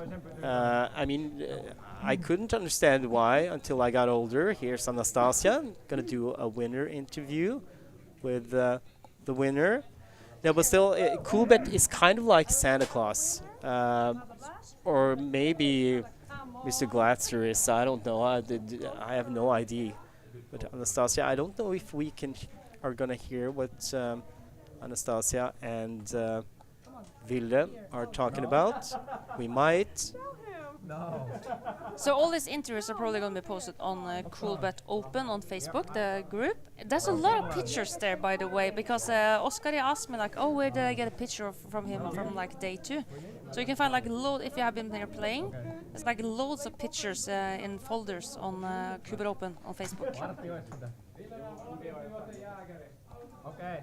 So here we go. Let's try to hear what Anastasia is going to ask the winner.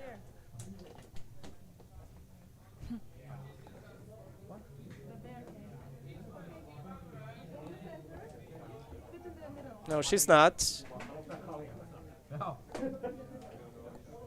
Service, one more beer. You've deserved this one, Ville. This is end soon.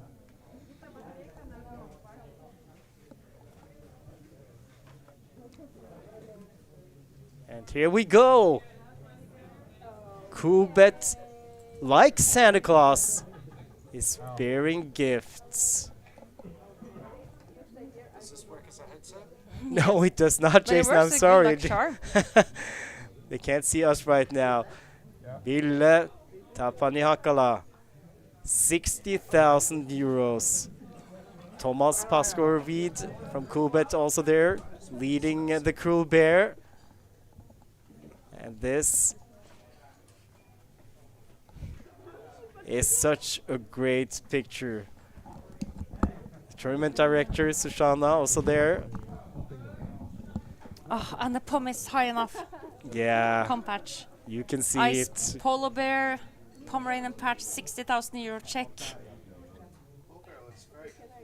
And yeah, I know the Cool Bear guested us here in the booth as well, Jason, and he was And really like a finish, he wants to confused. show his beard. Yeah, of course. No champagne, it's beer o'clock. Well, people, it's been a wonderful Coolbet Open. Started on Monday, now it's Sunday.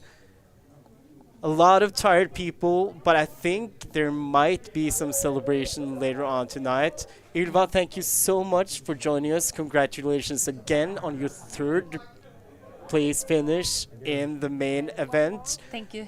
So it's going to be hard to top it, but I know you are going to try. It's always room for improvement when you don't win, so that's like the best thing you can get if you don't win. And like if you want to join this thing, just go on to Coolbet every day 8 o'clock. It's a 20 euro daily satellite for Coolbet Passport, where you play for 130 euro tickets. We should play on this Coolbet Passport satellites every Sunday, the weekly final, where you can win packages to go to Coolbet and join this, play the main event, get hotel room, get the hospitality, and then be able to be in this situation and win it all. And to all the viewers that joined us this week, thank you for following our broadcasts. And we are already looking forward to the next Coolbet Open. We don't know when, we don't really know where, probably in Bratislava. Nothing has been decided, well, the final decision. Just go to coolbetopen.com or coolbeton.com and you will find out. Until next time, from me, Jason Glatzer, and Ylva Torsrud, have a good night. He will go through the airport like, So maybe I am a bear. ahead of time say maybe to tell him. Sure.